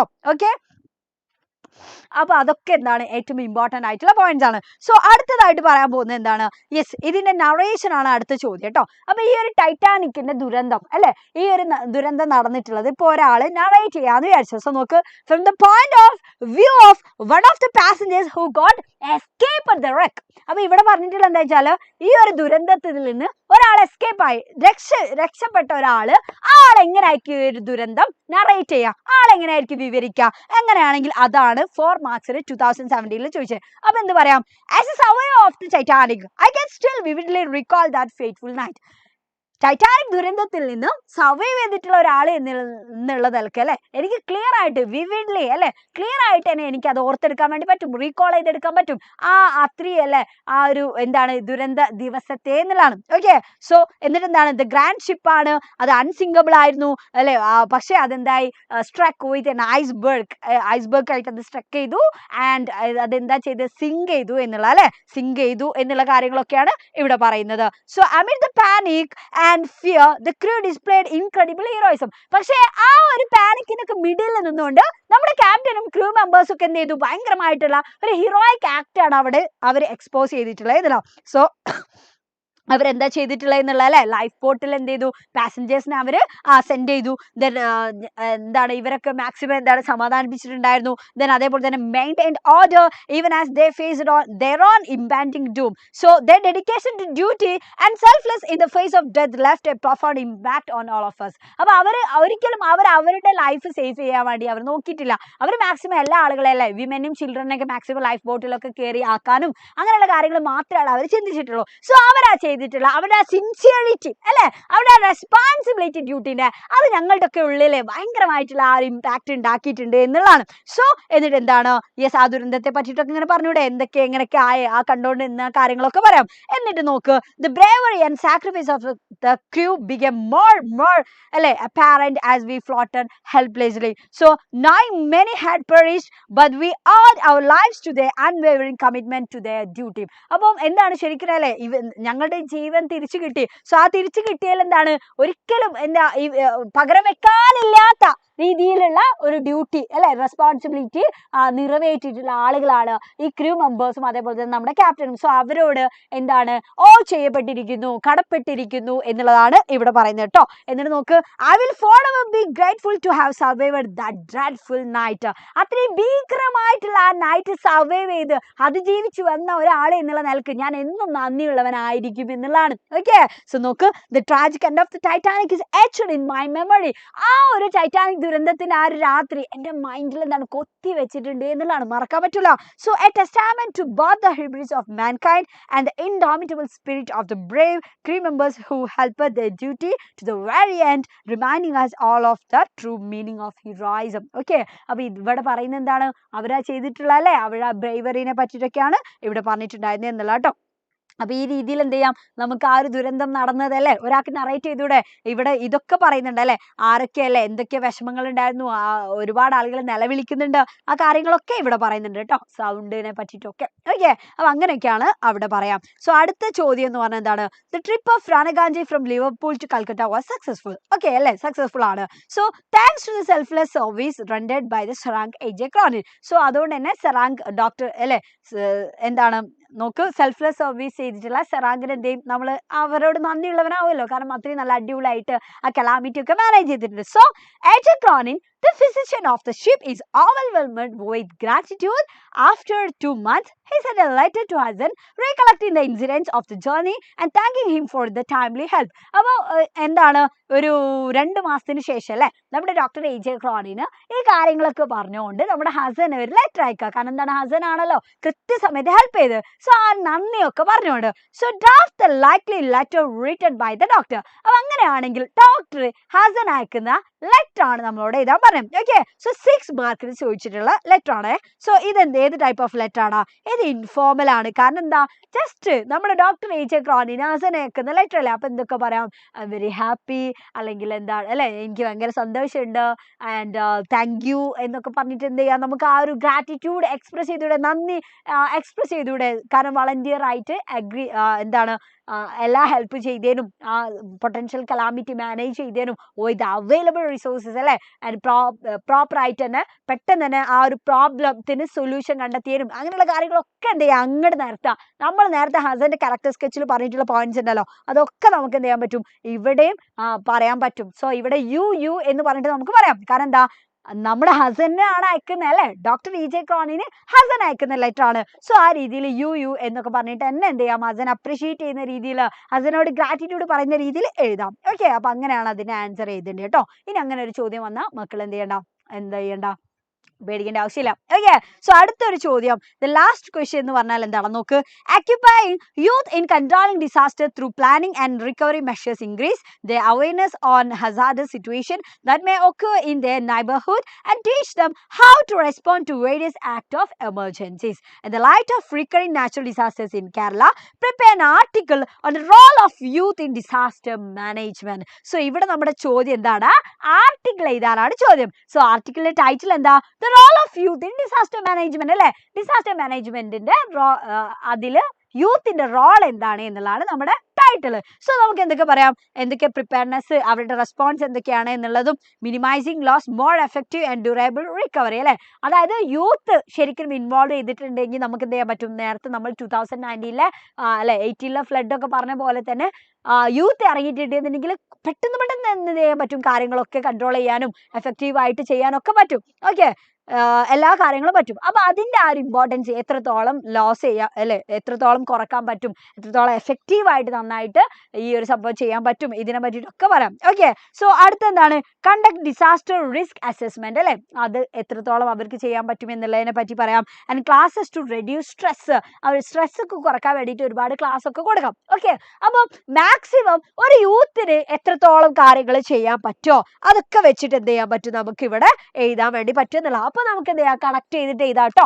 ഇങ്ങനെ ആർട്ടിക്കിളൊക്കെ വരുമ്പോൾ എന്ത് ചെയ്യാം, നിങ്ങൾ +1 അപ്പൊ ഈ +1 ഇംഗ്ലീഷ് ടെക്സ്റ്റിന്റെ മെയിൻ ആയിട്ടുള്ള ഒരു ഉദ്ദേശം എന്ന് പറഞ്ഞാൽ തന്നെ എപ്പോഴും ആൻസർ നോക്കുമ്പോൾ അല്ലേ നിങ്ങൾക്ക് അതിൽ ഫുൾ മാർക്ക് കിട്ടണം എന്നെനിക്ക്. ടെക്സ്റ്റിലെ നേരെ കാര്യം എഴുതിയാലും നിങ്ങൾക്ക് ചെയ്യാൻ പറ്റില്ല, ചിലപ്പോൾ ഫുൾ മാർക്ക് കിട്ടൂല. ഇനി പുറത്തുള്ള കാര്യം മാത്രം എഴുതിയാലും അപ്പോഴും നിങ്ങൾക്ക് ഫുൾ മാർക്ക് കിട്ടൂല. പക്ഷെ ഇത് രണ്ട് എന്ത് ചെയ്യണം, കണക്ട് ചെയ്തിട്ട് എഴുതാൻ വേണ്ടി പറ്റണം. ഓക്കെ, അങ്ങനെ എഴുതിയാലും നിങ്ങൾക്ക് അതിന്റെ മാർക്ക് കിട്ടും എന്നുള്ള. കാരണം അപ്പം പേപ്പർ നോക്കുന്ന ആൾക്ക് ഒരു ഇംപ്രഷൻ ഉണ്ടാവും. ഓക്കെ, ഈ കുട്ടിക്ക് കാര്യം മനസ്സിലായിട്ടുണ്ട്, ഈ ചാപ്റ്റർ എന്തിനായി കുട്ടി പഠിച്ചത് എന്നുള്ളതും, ഈ ചാപ്റ്ററിൽ എന്തായി കുട്ടി പഠിച്ചത് എന്നുള്ളതും ഈ കുട്ടിക്ക് മനസ്സിലായിട്ടുണ്ട് എന്നുള്ളത് പേപ്പർ നോക്കുന്ന ആൾക്ക് മനസ്സിലാവും. ഓക്കെ, അപ്പൊ ആ രീതിയിൽ നിങ്ങൾ എന്ത് ചെയ്യുക, നിങ്ങളുടെ ആൻസർ നിങ്ങൾ ഡെവലപ്പ് ചെയ്ത് എഴുതുക എന്നുള്ള കേട്ടോ. സോ 8 മാർക്സിന് ചോദിച്ചിട്ടുള്ള ചോദ്യമാണ്. അപ്പൊ ആർട്ടിക്കിൾ എന്നൊക്കെ കണ്ടാൽ നിങ്ങൾ എന്ത് ചെയ്യേണ്ട, ബേജാറാവേണ്ട ഒരു ആവശ്യമില്ല. ഒരു ടൈറ്റിൽ കൊടുക്കുക, ഇൻട്രൊഡക്ഷൻ, ബോഡി, കൺക്ലൂഷൻ എന്നുള്ള രീതിയിൽ 8 മാർക്കാണ്. അപ്പൊ 4 പാരഗ്രാഫ് എന്തായാലും നിങ്ങൾ എന്ത് ചെയ്യണം, മിനിമം എഴുതണം എന്നുള്ള കേട്ടോ. ഓക്കെ, അപ്പൊ ആ രീതിയിൽ തന്നെ നിങ്ങൾ എന്ത് ചെയ്യുക, സെറ്റ് ചെയ്ത് എഴുതാം. ഓക്കെ, അപ്പൊ നമ്മൾ മക്കളെ ഇപ്പൊ എന്തൊക്കെ കംപ്ലീറ്റ് ചെയ്തു, ഇത്രയും ചാപ്റ്റേഴ്സ് അല്ലെ, 6 ചാപ്റ്റേഴ്സ് നമ്മൾ കംപ്ലീറ്റ് ചെയ്തു. ആൻഡ് ഈ കാര്യങ്ങളെല്ലാം നമ്മൾ എന്ത് ചെയ്തു, കംപ്ലീറ്റ് ചെയ്തു എന്നുള്ള കേട്ടോ. ഓക്കെ, PYQ ഒക്കെ 2017 മുതൽ 22 വരെ എന്തൊക്കെ ക്വസ്റ്റ്യൻസ് ആണ് യൂണിറ്റ് 3 യൂണിറ്റ് 4 വന്നിട്ടുള്ളത് അതൊക്കെ നമ്മൾ ഡിസ്കസ് ചെയ്തു മക്കളെ. അപ്പൊ നോക്ക്, ഇനി നിങ്ങൾക്ക് ഈ നോട്ടൊക്കെ വേണമെന്നുണ്ടെങ്കിൽ എന്ത് ചെയ്യാടാ, നേരെ അല്ലെ നമ്മുടെ ഈ ഒരു ക്രിസ്മസ് ലൈവിന്റെ അവിടെ നേരെ ക്ലിക്ക് ചെയ്യുക. എന്നിട്ട് ടുഡേയ്സ് ലൈവിന്റെ നേരെ എന്തുണ്ടാവും, നമ്മുടെ നോട്ട്സും കാര്യങ്ങളൊക്കെ നിങ്ങൾക്ക് അവൈലബിൾ ആണ്. അപ്പൊ നിങ്ങൾ എന്ത് ചെയ്യുക, അതൊക്കെ ഒന്ന് എടുത്തിട്ട് ഒന്ന് വായിക്കാം കേട്ടോ. അത് വായിച്ചിട്ടൊക്കെ എന്ത് ചെയ്യുക, ഒന്ന് പോയി കിടന്നു. അല്ലെങ്കിൽ എന്ത് ചെയ്യുക, ഇനിയിപ്പോൾ നിങ്ങൾക്ക് വായിക്കാൻ സമയമില്ലെങ്കിൽ നാളെ രാവിലെ എന്ത് ചെയ്യണം, നിങ്ങൾ അതൊക്കെ ഒന്ന് എടുത്തിട്ട് ഒന്ന് നോക്കണം എന്നുള്ള കേട്ടോ, നേരത്തെ എണീറ്റിട്ട്. അതേപോലെ തന്നെ നമ്മുടെ വാട്സപ്പ് കമ്മ്യൂണിറ്റി ഗ്രൂപ്പിൽ ഈ നമ്മുടെ നോട്ട്സ് ഒക്കെ അവൈലബിൾ ആണ്. ഓക്കെ, ആൻഡ് ഇനി നിങ്ങൾ എന്ത് ചെയ്യാൻ പാടില്ല, മറക്കാൻ പാടില്ല, നാളെ രാവിലെ എന്തുണ്ട്, റോക്കറ്റ് റിവിഷൻ ഉണ്ട്.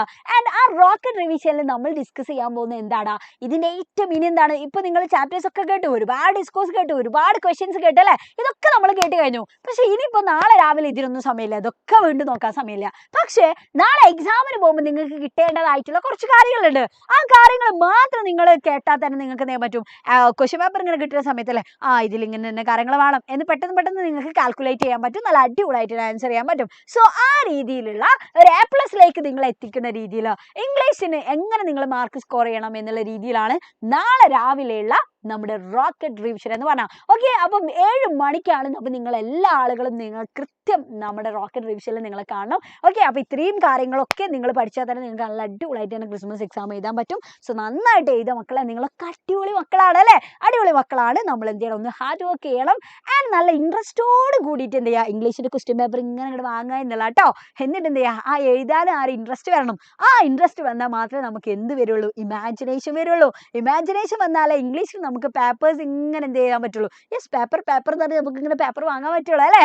അതല്ല എഴുതാൻ തന്നെ എന്നോടാവില്ല എന്ന് പറഞ്ഞിട്ടുള്ള ഒരു മൂഡാണെന്നുണ്ടെങ്കിൽ നിങ്ങൾക്ക് എഴുതാൻ പറ്റില്ല അല്ലേ. അപ്പൊ നമ്മുടെ ആ ഒരു എന്താണ് മൈൻഡ് സെറ്റ് എന്നുള്ളത് വളരെ ഇമ്പോർട്ടൻ്റ് ആണ്. ഓക്കെ, അപ്പൊ ആ രീതിയിൽ തന്നെ നമുക്ക് നാളെ റോക്കറ്റ് റിവിഷനോട് കൂടിയിട്ട് നിങ്ങൾക്ക് അത് സെറ്റ് ആക്കും. സോ മക്കളെ, യൂണിറ്റ് 3യും യൂണിറ്റ് 4ഉം നിങ്ങൾക്ക് സെറ്റ് ആയിട്ടുണ്ടാവും എന്നാണ് ഞാൻ വിചാരിക്കുന്നത്. യൂണിറ്റ് 1ഉം 2ഉം നെയിംസ് വരെ സെറ്റ് ആക്കിയിട്ടുണ്ട് അല്ലേ. അപ്പോൾ നിങ്ങൾ എന്ത് ചെയ്യാം മക്കളെ, അപ്പോൾ നമ്മുടെ ലൈവ് കഴിയാൻ പോവാണ്, കഴിഞ്ഞിട്ടുണ്ട്, ചാപ്റ്റേഴ്സ് ഒക്കെ കഴിഞ്ഞു. അപ്പോൾ നേരെ പോവാതെ ലൈക്ക് അടിക്കാൻ ആരെങ്കിലും മറന്നിട്ടുണ്ടെങ്കിൽ എന്തായാലും ലൈക്ക് ചെയ്യുക. താഴെ കമന്റ് ബോക്സിൽ നിങ്ങൾ എന്ത് ചെയ്യണം, കമന്റ് ചെയ്യണം. ഓക്കെ, ആൻഡ് നിങ്ങൾ ചിലപ്പോൾ ചെറിയൊരു ബുദ്ധിമുട്ടൊക്കെ തോന്നിയിട്ടുണ്ടാവും. ഞാനിങ്ങനെ ഇടയ്ക്കിടയ്ക്ക് അല്ലേ എൻ്റെ സൗണ്ടൊക്കെ ഇങ്ങനെ പോയിട്ടുണ്ട്. പക്ഷെ കുറേ ദിവസമായിട്ട് എനിക്ക് ഭയങ്കരമായിട്ട് സൗണ്ട് പോയിട്ടുണ്ടായിരുന്നു. അപ്പം ഞാൻ ഇന്നലെ ആവിയൊക്കെ പിടിച്ച് വന്നതാണ്.